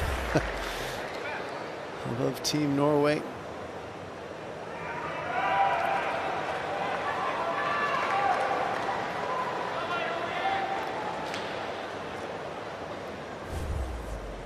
So break point save, back to Juice. Yeah, here comes match point.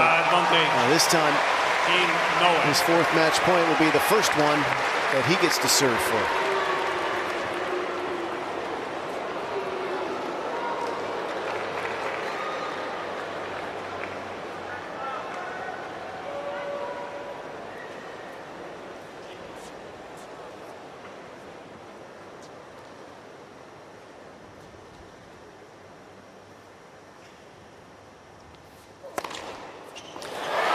finishes it with a nice Ruud. Too good. 2 sets to love. 7-5, 6-3.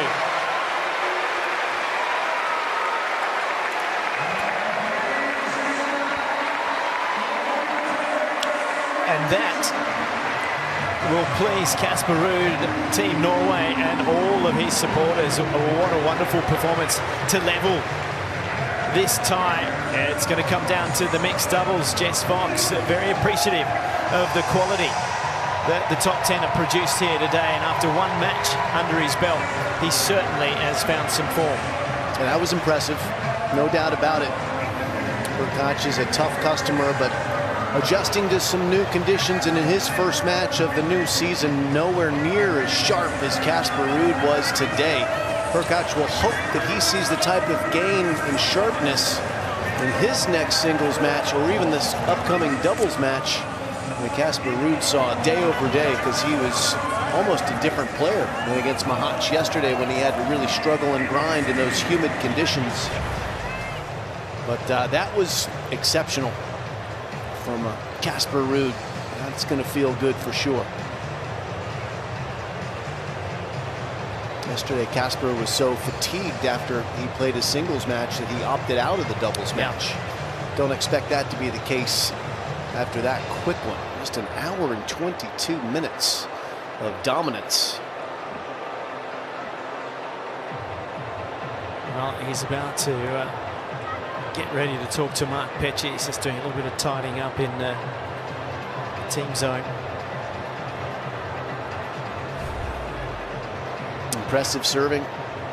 69% first serves in play as the teams head back to regroup. Hurkacz and Masu having a chat there in the hallway as they climb out. And we're going to climb down courtside because Mark Petchey does have the winner. Casper, you're still undefeated as an engaged man. Yeah, if this is the way, I'll be happy. And no, but it's great to play as an engaged man, but also great to play here in Sydney. And a lot of fans came tonight, so thank you. I know it's both Norwegian and Polish, so hope you stay for the last mixed doubles. It's coming up soon, so let's see who can pull it off. I was going to say, great performance, great atmosphere in here tonight. You must have been thrilled with how you hit the ball. Yeah, I think almost kind of errorless match, if that's a word. Not many unforced errors, except for maybe one or two there at the last game, but very happy with my performance. It was solid, with a good game plan. I was able to execute it well, and of course you always go out on the court with a game plan, and you also have to execute it. It's not just given that you will do everything you want to do. So I'm happy that I was able to play well tonight, and I knew I had to against Hubi. He's a great player, and yeah, very happy. I took care of my chances and played very solid from the baseline. I was going to say, just looking at your record against big servers in recent times, you've actually had an excellent record. What is it about it? Do you love the challenge of getting their serve back? Yeah, I kind of take it as a big challenge, of course, and it's kind of like I envision myself as a goalkeeper in a way when I try to return, and you know, you won't be able to swing at that many returns, at least with not with my game style. So I try to kind of chip a lot of returns back and get him to play and see how it goes from there. And sometimes they just play or serve too good. And like today, I had a few chances and I was able to get the breaks when I needed to. And yeah, I'm very happy with the way I returned, even though Hubi is a really good server. I know you've had a few issues with your strings, but how much was the conditions in here a little bit cooler tonight?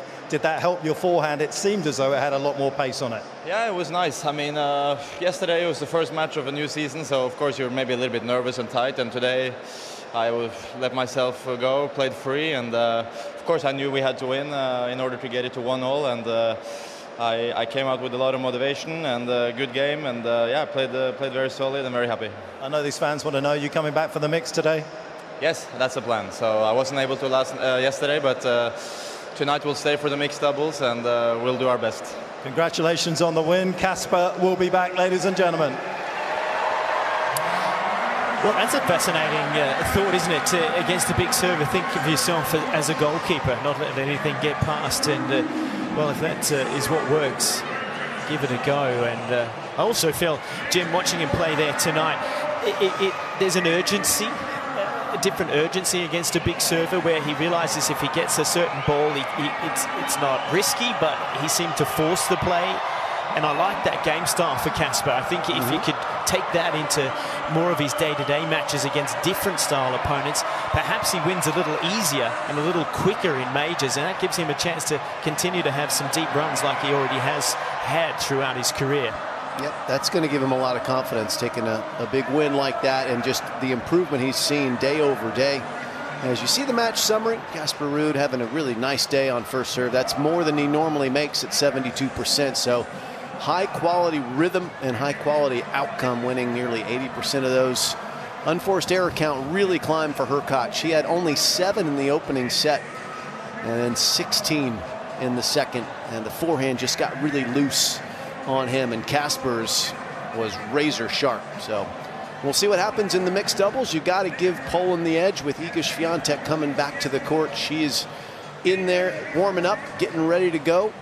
And we will look forward to bringing that to you here probably in about 15 minutes or so. I would say so. I wouldn't expect they'll be too long. You don't want to cool down too much if you're Casper Ruud after playing like that. But that's what's coming up next on Ken Rosewall Arena. It is the decider, the mixed doubles between Team Norway and Team Poland.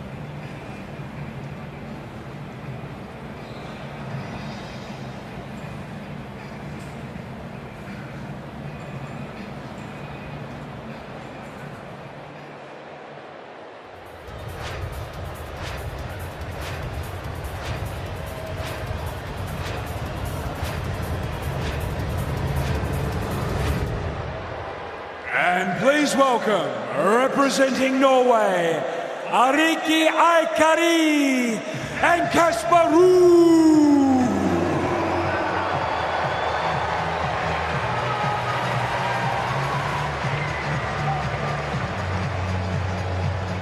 And please welcome, representing Poland, Jan Zielinski and Iga Swiatek.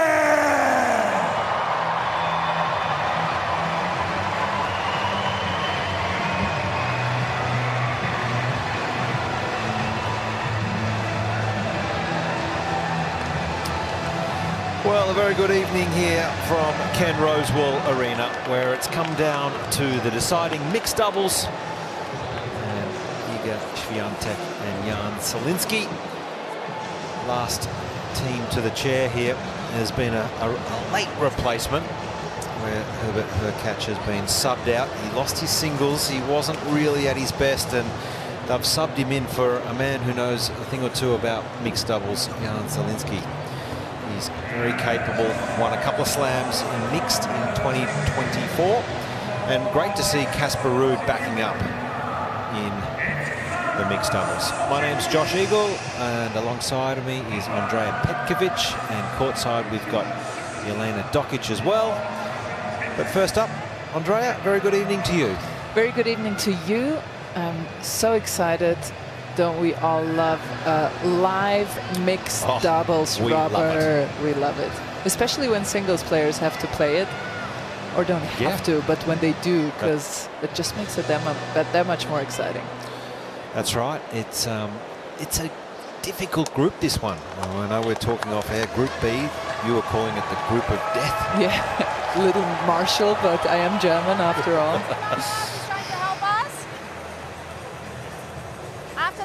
Can we please take 2 photos, one with her and one just the players.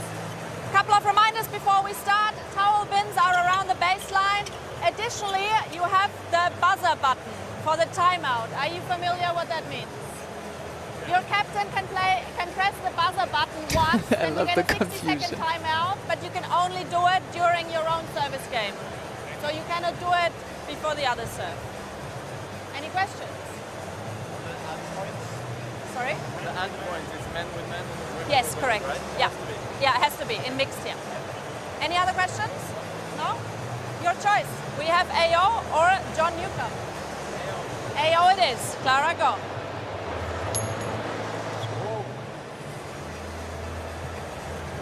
John Newcomb. Serve? You stay? Okay, and the photos, please. John Newcomb has done very well this week. Very well. It's the 50-year anniversary from when he won the Australian Open, so that's why he's on the coin. But every single match I've done, John Newcomb has come up trumps. Absolutely. And I think most of the players have also chosen him. Yeah, I agree. It's good to see, but I was just, I was cracking up at the red buzzer thing, because all the players, there was an instant look of confusion on their faces. Would you care to walk us through the red button? Well, I still haven't seen it used all week. No, and I think I've called every mixed doubles match, and I just still haven't seen it used. So maybe tonight is our night. So let's turn our attention to Ulrike Aikari from Norway. Got to around 200 in singles and has primarily focused on her doubles in the last few seasons. Inside the top 50, around the top 40 in fact, and has been higher than that. Very solid, hard-working young lady. And what you see is what you'll get from Ulrike, I'm sure, tonight. Yeah, absolutely. She is a good doubles player. So you will see she has great awareness, and she actually does better when she has a male partner by her side. The serve is not her greatest strength, so she profits greatly from somebody by her side who can help her a bit out in that regard. Made the final of the French Open in 2022 in mixed. So big result. Yeah, big result for her. Had another semi-final in mixed doubles as well. So it just comes to show you that she definitely knows what she's doing out there on the doubles court, and specifically on the mixed doubles court. Her partner, Casper Ruud, just coming back onto court after a brilliant win in singles. Doesn't play a lot of doubles, of course, or mixed doubles. We know that, but boy, he's a solid top 10 singles player, so he knows his way around a court. This young lady, 5-time Grand Slam champion, certainly is very capable on the doubles court. Well, she played with Hurkacz last year, and of course Jan Zielinski in this event here with 2 separate partners, and they came ever so close to winning the United Cup. So look, I think she'd be desperate to try and get the win tonight because of just how difficult this group is. Yeah, absolutely. I think she knows she has a huge match coming up against Karolina Muchova. And that group, as you mentioned, Czechia, Poland, Norway, feels like all the top 10 players have just gathered in this group. Plenty at stake here at the United Cup. As we mentioned, Zielinski made the final of the Australian Open doubles back in 2023, where they went in as heavy favourites. And in fact, Andre, I know you recall this. They lost to a couple of unknown Australians. Yes, we were just, I said to you, I remember it was a little bit of a random Australian doubles pair, and you were, at first you were offended, but then when you looked up the names, you have to admit it was a little bit random. Jason Kubler and Rinky Hinchikata. What an effort that was. They played lights out. They really did. They had a great energy, especially Rinky really took the audience with them, but just comes to show you that Jan Zielinski too knows what he's doing on a doubles court, a very talented doubles player. So as you see, it's perfect conditions here in Sydney. The weather's been really quite pleasant all week without, you know, a lot of heat, which can be particularly out here in the western suburbs of Sydney. It's very pleasant, particularly under the roof here on Ken Rosewall Arena. And it's come down to a live mixed doubles. Who's your tip? I think I'm going to go with the Polish team just because it's so hard. I wonder what Jelena Dokic has to say, who she picks. You're putting the hard question onto me. Yes, like exactly. What do you think, Jelena? Tough one, but I'm going to go with the Polish team. I just think the weapons are bigger. I think, obviously, both players play a big part, but with the biggest serving and the ability at the net with Zielinski, I think that's going to make a big difference because, yes, Casper's a great player, but doesn't play doubles and mixed doubles, so much so that when there was a coin toss, he wasn't even sure that on the deciding point, is it female to female, male to male serving. So I just think that experience and just the bigger weapons and Zielinski being such a good doubles and mixed doubles player will decide this one for me. All right, so you're both going with Team Poland. Rightly so, I would have thought, given form.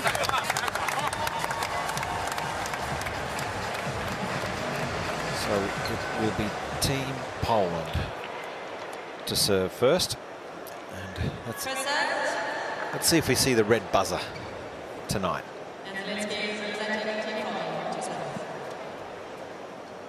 Play.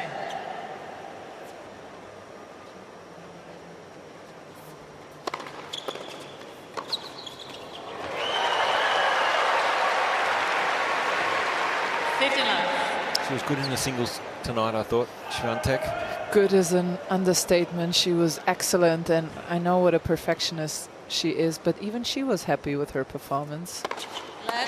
So it just underlines how well she played today.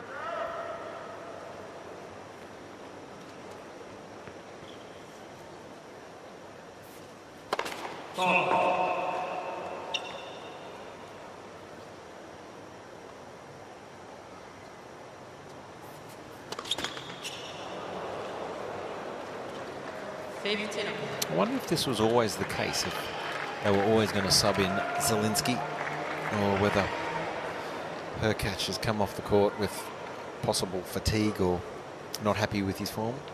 But that's the beauty. You can make substitutions. Oh, that's nicely done.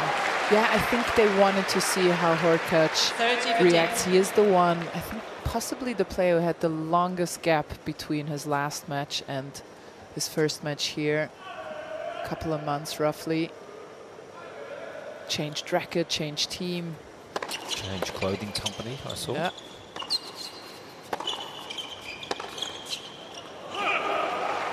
Sometimes you just have to do that. Midway through your career, you see players do it and can go one of two ways. Let's hope it goes the right way for Hurkacz. He's got Ivan Lendl, also part of that coaching team.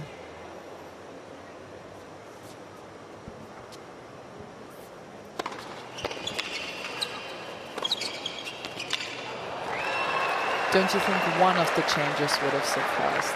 Do you think it should have been all three at the same time? Things happen in threes, as they say.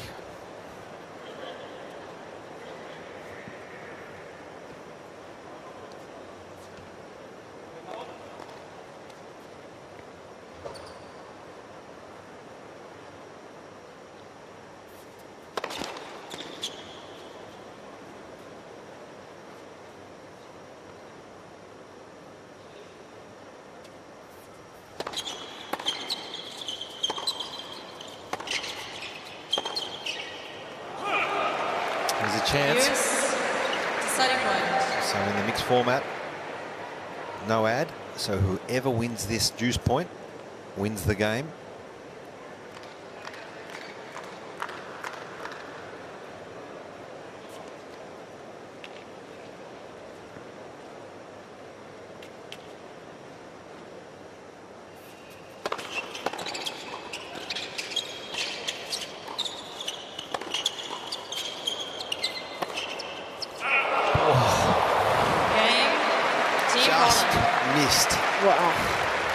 First game.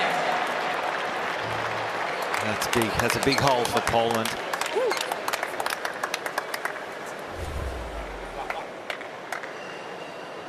Doesn't miss too many of these once he gets a forehand with time. A lot of tension up here in the booth, Jelena. Tension down there on the court as well. Yeah, definitely. And Josh, you and I talked about this before the match. Everyone has still a chance in this group to get through, and that's definitely the reason why Casper's playing and Iga, and you've got the best players coming out. But yeah, there is, and already noticing the held serve there for Zielinski. I think, to be honest, got lucky that missed from Casper Ruud, that forehand, but he's not winning straight away these rallies from the back of the court. I think he's going to have to serve and volley, even as an element of surprise, and got to avoid going at Casper, especially at the baseline. He is so solid and such great timing that you got to watch out for Casper Ruud here. I think Zielinski straight away and Iga need to avoid that if they can at all cost.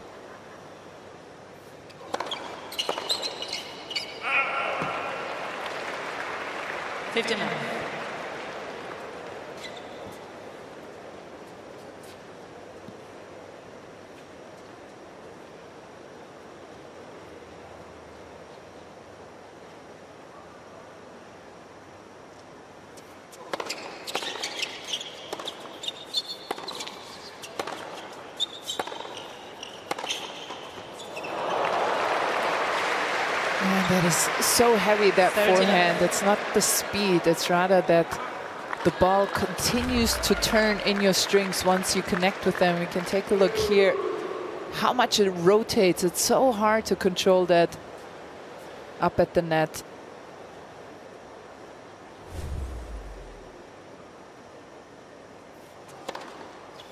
For Tiller.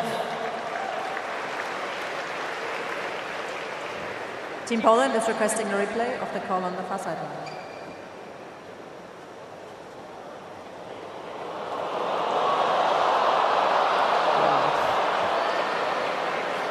Well, the ball leaves a mark, and you know sometimes as a player you're convinced it's in or out. Of course, Iga's convinced it was out.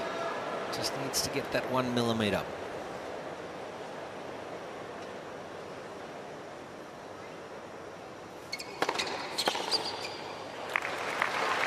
Comfortable hold for the Norwegians. One game.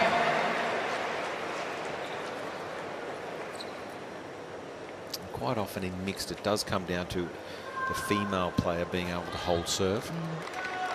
So it's going to be interesting to see representing Team Poland. what transpires. Expect Jan Zielinski to be pretty active up at the net here.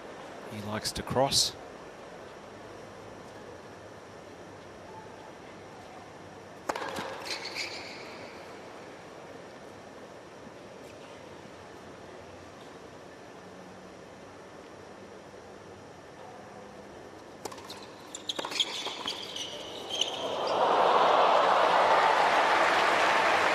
A little lucky there, but that's such a good point, Josh. We had it earlier this week with France and Switzerland, where really Belinda Bencic made the difference in that tie, in that mixed doubles, was the best player on court. So when one of the women has a good day and plays well, they surely can make the difference. And I think if the female player can absorb pace and redirect pace and is strong physically as well, I think that is really beneficial.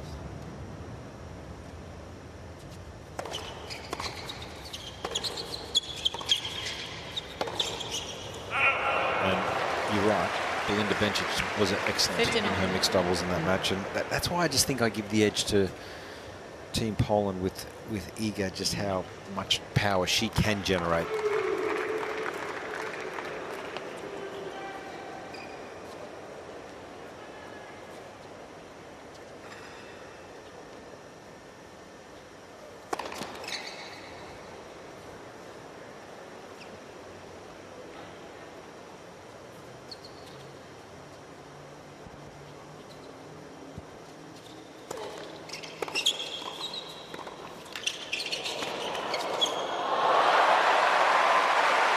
Nicely done here by Etcheverry, shows off her double skills. Very nice approach. Look how close she moves up to this return and then just continues to move forward. Well done.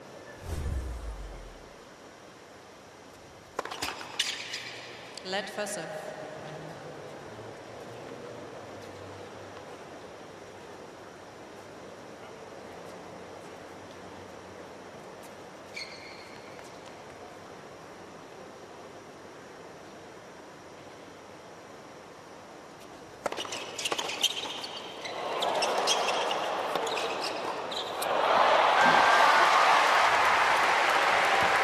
Strong on end range, Iga Swiatek, no problems at all. That was a difficult shot to have to defend against.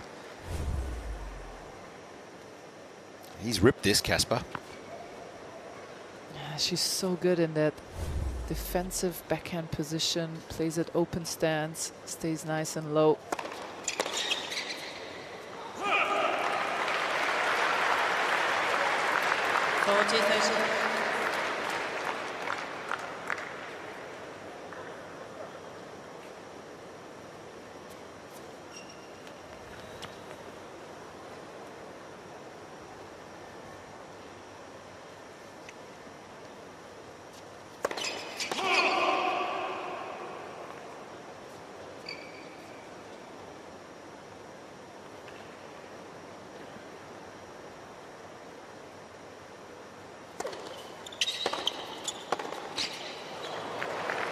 Use the setting point.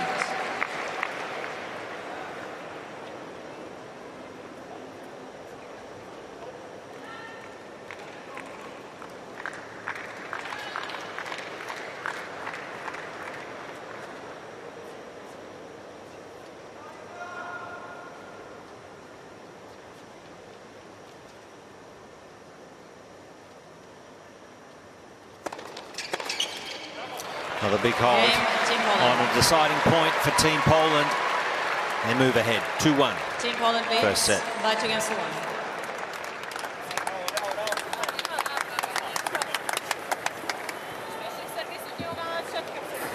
Ja tak samo. Ja też nie trafiłem pierwszy na Ruda. I'm interested in your thoughts on, you said Hurkacz has made 3 changes: racket, coach and clothing, shoe equipment. What's the biggest the most difficult of those three? To me, it's the racket. Of course. That's shocking to me. Yeah, that's a It's really shocking. Yeah, that's what I'm thinking. It's really unusual you see a player change rackets, like who's 10 in the world or that. I find that an enormous change. Yeah, me too. I hope it works out for him. And I'm sure they tested it and went through all the motions. It's just, I always have the bad examples in my head. Like the time Wozniacki changed from Babala to Yonex, dropped to 70 in the world from #1, switched back and rose up the rankings again. It's just such an intimate thing, isn't it? Yes. Your racket. Yeah. It's like, you know, in Harry Potter, have you watched it? The wand picks you and the racket picks you.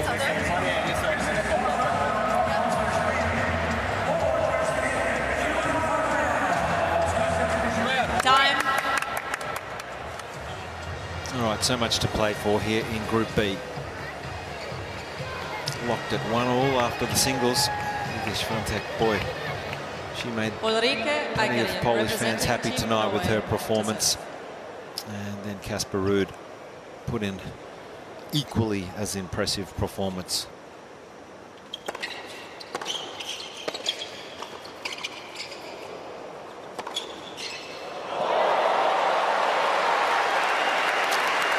Must look pretty good from courtside there, Elena. Oh, it's impressive. Andrea and I had the pleasure of calling the Swiatek match. Andrea, you were courtside now. I've got that position. It's even more impressive here. Just the racket head speed, the foot speed, just the way that she gets in position as well.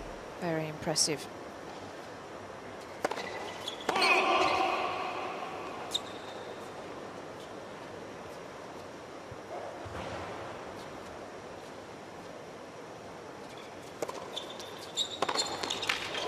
And this is, for me, the most vulnerable spot for the Norwegians, the Etcheverry serve. You see it here, just a bit of an unorthodox technique, doesn't get enough speed on it, only 103 kilometers per hour. And I really like that. This is the first time we've seen it from the Polish team, Zielinski going down the line. You've got to keep the net person honest, so really smart. See, that's just exquisite. Right off the middle, the timing is perfect. Look at the movement going forward, the body weight going forward as well. The follow through as well. Stunning.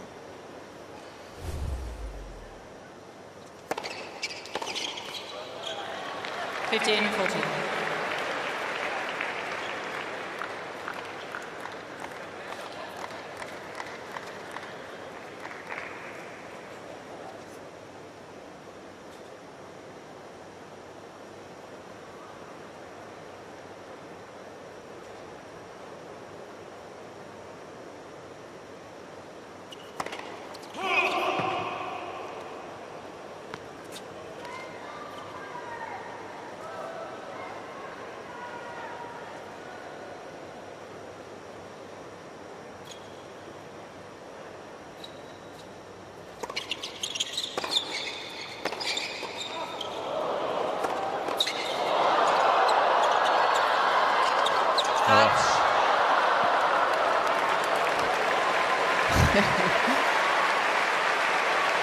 That electrifies the audience.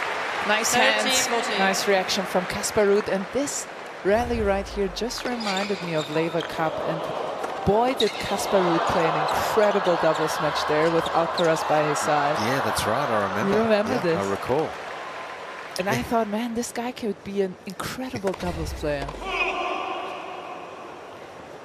He's still got time. He's still got time.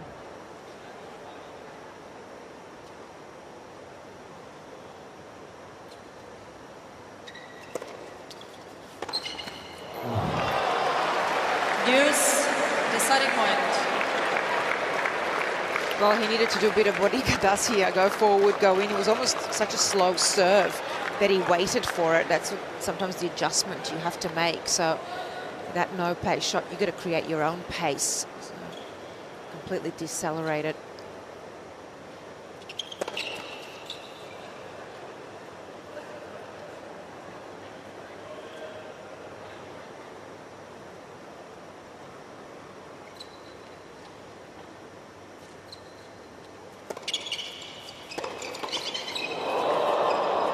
That's a big hold from Love 40. Team Norway. 2 games Ulrika all. Aikiri. That's huge.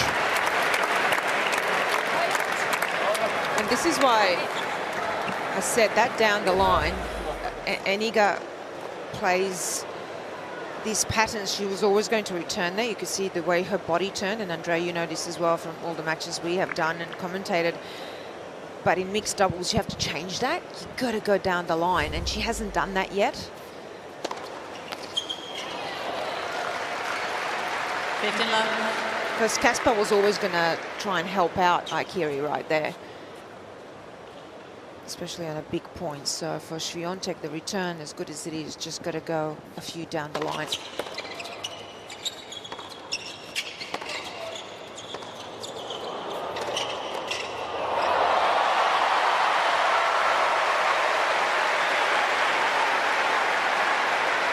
Third Tila.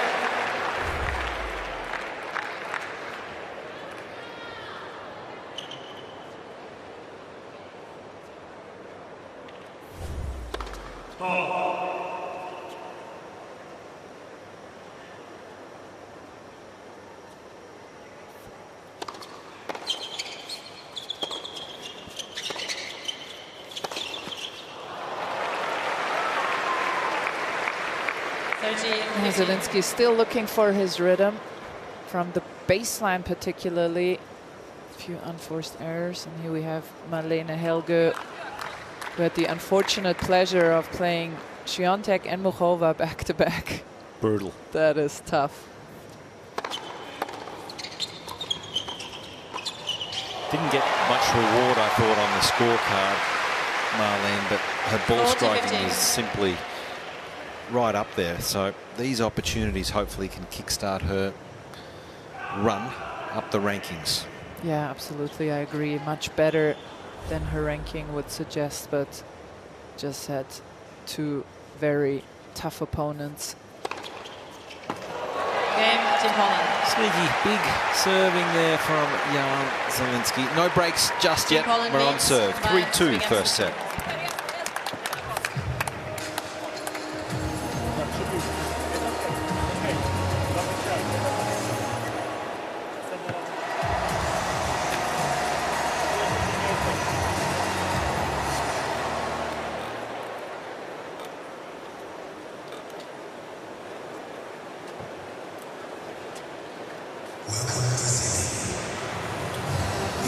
New team, new coach for Iga Swiatek. Wim for set in the box behind. I'm always fascinated to see what changes a new coach can possibly make. It's not that simple. It definitely isn't, especially for somebody who is as set in her ways in some regards like Iga is. She is always willing to learn, which I love about her, but she likes things her way, which also makes her so strong, that stubbornness. A lot of top players have that in common. But we talked about it, Jelena and me already. You could already see a few adjustments, a bit of a shorter take back on the forehand, right?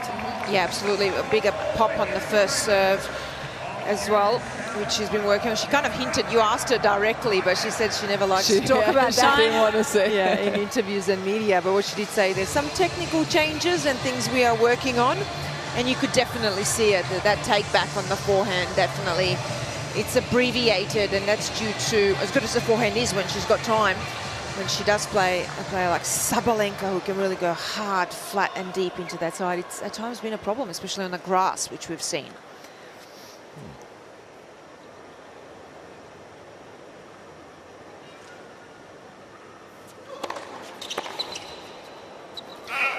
Not easy to make a technical change, though, at this stage of your journey, of your career. Just very slight. I'm sure you can work towards, but I think changing technique is not that easy.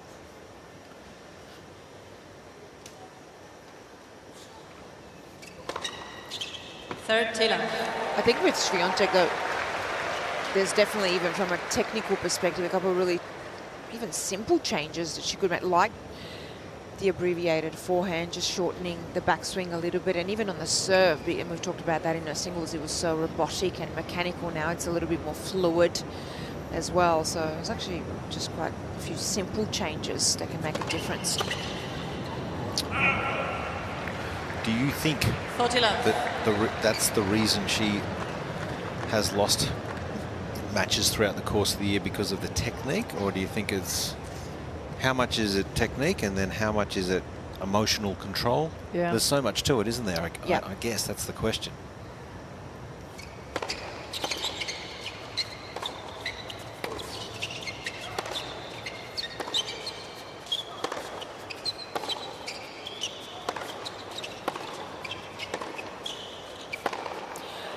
I think there's a combination of things.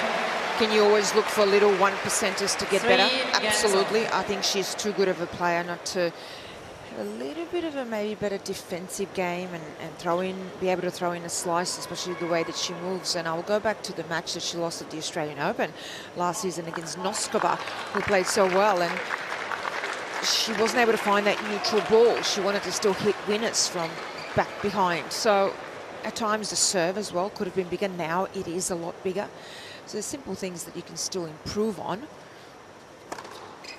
There's no doubt about that. And if you look at who she's struggling with, especially at Grand Slams, it's now who she needs to chase, who's the best player on hardcourt in the world, and that's Sabalenka, who won 2 hardcourt Grand Slams in 2024. She also struggles against Rybakina when Rybakina plays well. Again, another big flat hitter.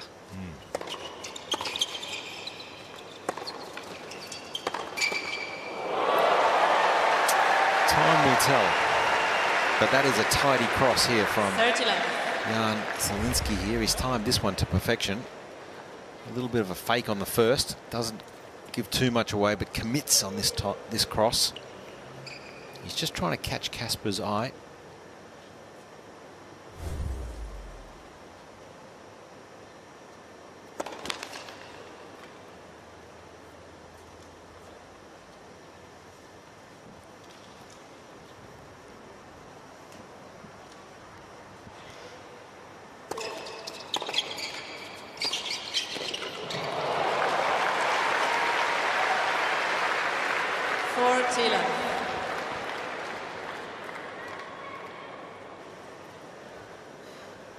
And Andrea, just one more thing, you kind of hinted at the return that you feel like against the big server, that stubbornness of maybe not taking a step back at times, you feel like is I something. definitely agree with that. Yeah.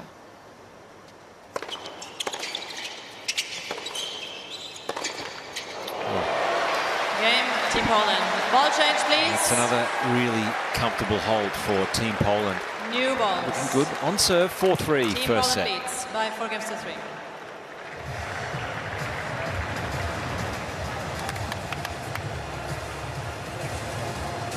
I could talk about Iga's game for 3 hours without pause, just because I love her game, and I think why I love her game so much is that a casual tennis fan won't see her genius, I think, as much as people who have, and I had the pleasure to practice with her, to play with her a lot of times when she was still young and up and coming. And it's so intense, there is so much dedication and so much purpose in her game, and that's why I think it's just beautiful. And I think you hinted at it, Josh. She has sometimes, and she didn't have that today at all, she sometimes has this air of anxiety around her. She gets hectic, she panics, and she didn't have that at all. And whatever gives her that calm on court will bring her back to the top spot. And I agree. Very rarely do I see her lose, and I think, well, that was because of the serve, or it was because of the forehand grip. Yeah, she's managed to repeat that form with a grip that you wouldn't coach or teach. She can repeat that time and time again under pressure. For me, that's not really why she's losing. I think it's the emotional control, where the panic, where she can control everything in every part of her life, but it's when she can't control it, that's when things go a little chaotic mentally and emotionally. And that's what I'm looking forward to see how she is working on that moving forward in this new season.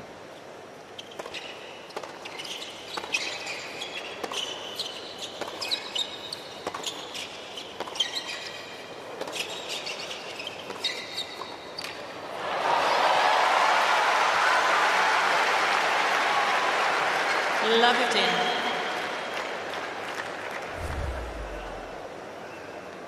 Under pressure again here. Ulrike needs a lot of first serves in this service game.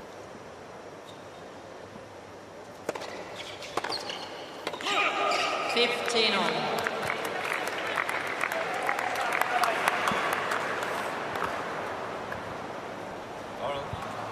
And that miss was earned by Casper Ruud's move earlier on in the previous game when he stole a point there at deuce. Zielinski thought he had to do it just right.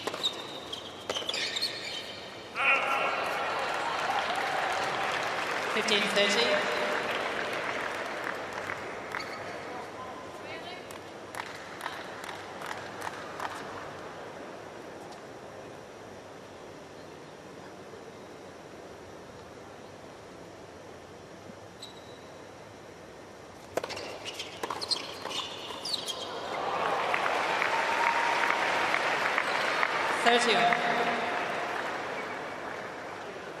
Hasn't quite found his rhythm on the returns, I feel.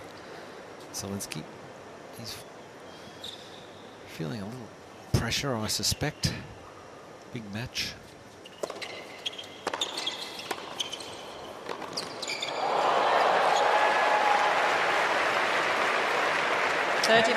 Especially when you're playing with a five-time Grand Slam champion who's a hero from their country.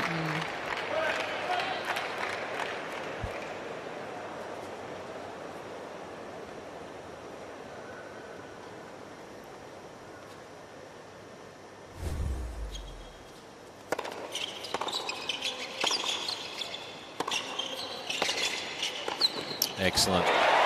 Game, Team Poland. I like what Zielinski's now done in the last couple of games where he's not hanging back to stay in the rallies. And he's looking for the first opportunity he can to come forward, and this was Exhibit A right here. Yeah, it was more measured. He didn't take any part of the line on. It was a big target on the approach shot. Now Team Poland trying to wrap up the first set here.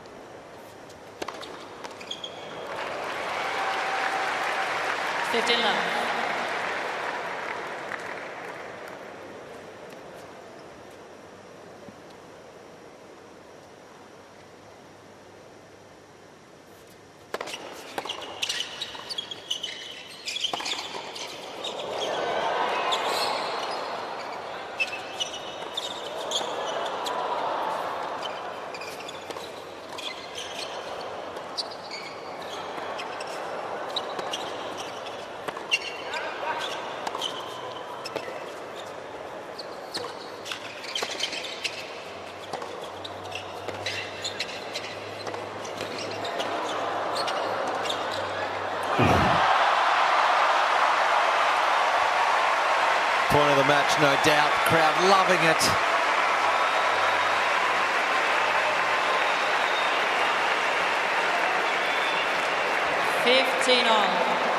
Brilliant point. Gets the cheers and applause. And boy, Casper Ruud is everywhere. The man who covers it all.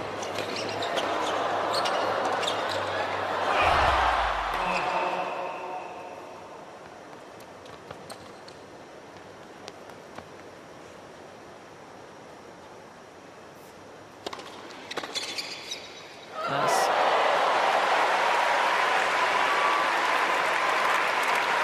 $15-30.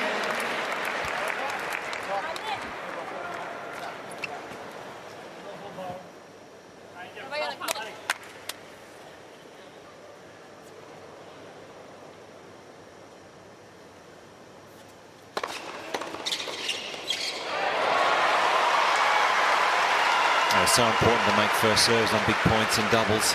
30.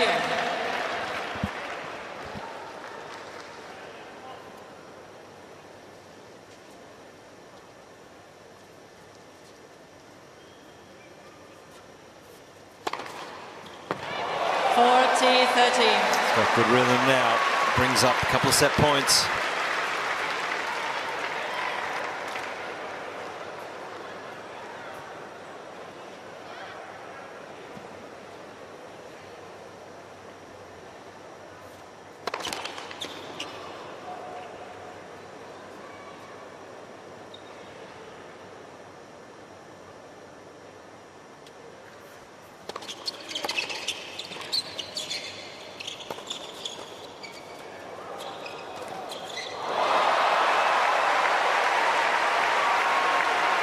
got so much time on the forehand. Yeah. Casper Ruud, it's pretty to Here's watch. the deciding point. And you can't tell at all where he's going to go. He has so many options, can rip it down the line.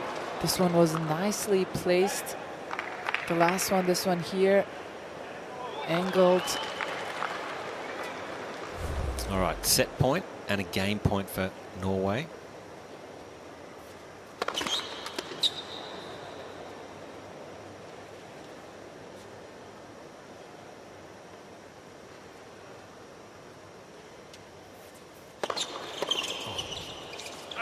She's gone huge. Huge second serve. By 6 games to 3. 190 kilometers per hour, wow. So it's Team Poland just sneaking out the first set, 6 games to 3.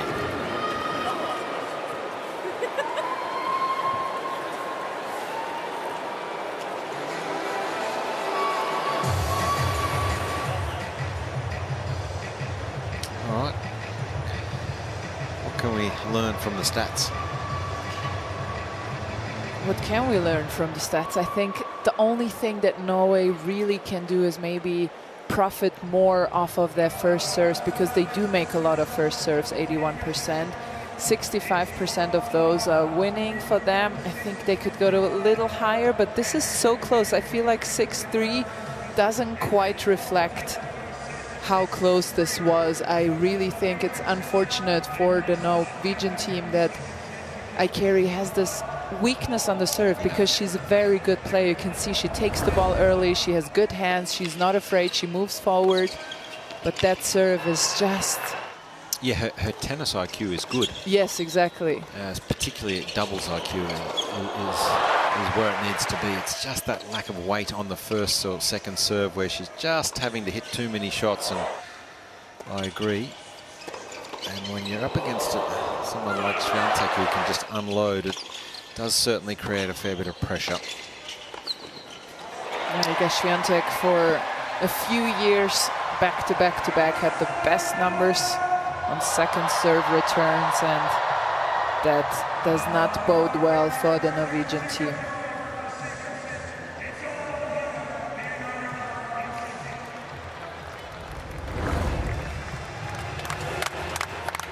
Time. So a great start here for Team Poland in this, a really, really difficult group. Group B.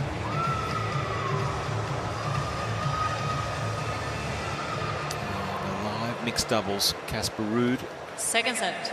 will open proceedings in the second set for Team Norway.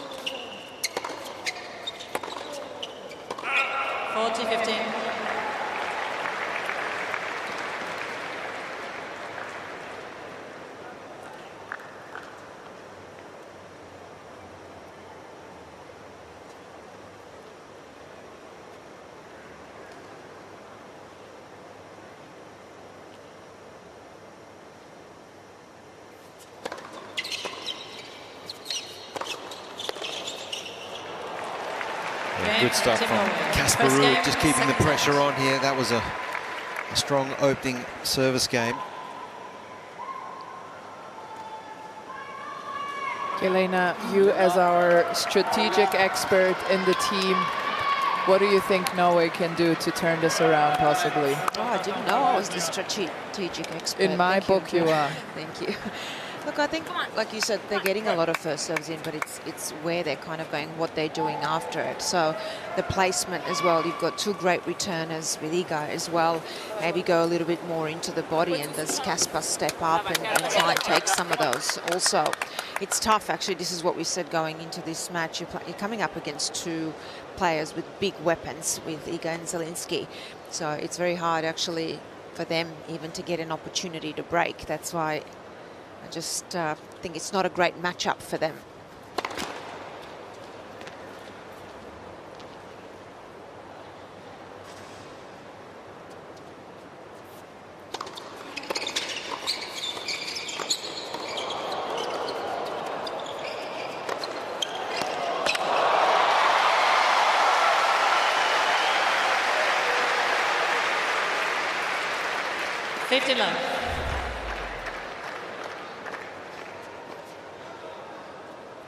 To say, I know that Iga doesn't play doubles at all, but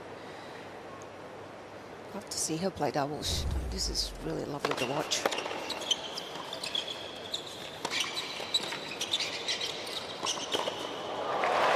I mean, it should really give her confidence, because she's so reluctant in singles to move up to forward. the net. Yeah, exactly. We talked about that in the singles as well, something that she could implement into her game, because she hits so well off the ground, and she's reluctant to come forward at times, even the dry volleys, whereas even Sabalenka has added that to her game.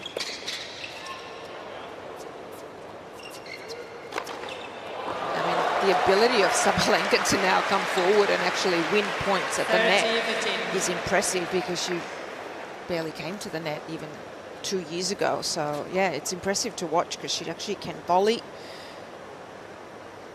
Would really help her singles game. Had another layer. It's about additions, not changes necessarily. 40-15. Do you think that will be on the radar? I don't think it's in the first row of things that are in the notebook, but I think eventually that definitely should be on the radar of Team Swiatek.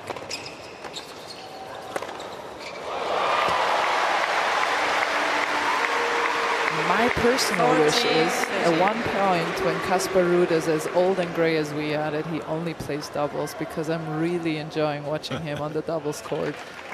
But don't you think that for both of them, actually playing a little bit of doubles here and there, like, it would really help their singles? For Casper, that next step would also have to be to look at Sinner and Alcaraz, who are complete players, and come forward and have that ability to play well at the net, put even more pressure on your opponent. Yeah, it's such a fine line, isn't it? You think it's... if you're a tennis fan, you think, well, why wouldn't they? But there's just so much money in singles and so much at stake in terms of rankings and points, that they want to just commit everything and be fresh. But yet, if you do play doubles, you're getting the benefit of improving. So it's a catch-22. It is, but don't forget, there's been amazing players at the top of the game, like Ash Barty and Coco Gauff, who have done it together with the singles. So you don't have to play every week. You don't maybe even have to play Grand Slams, but here and there, play some tournaments. Correct. All right, that is a break for Team Norway. Team Norway leads 5-2 games. No ad point this time. He's come up with a double fault. Come on, let's get him off, should we? And Petko, this is the game. This is a big game here. If Team Norway can hold Ulrike's serve. Yeah, absolutely. And I'm not as strategically advanced as the Elena is, but this is all about tactics right here, right now. Yeah, they need one or two little set plays Exactly. where they can cover up her weakness, or where they can bring Casper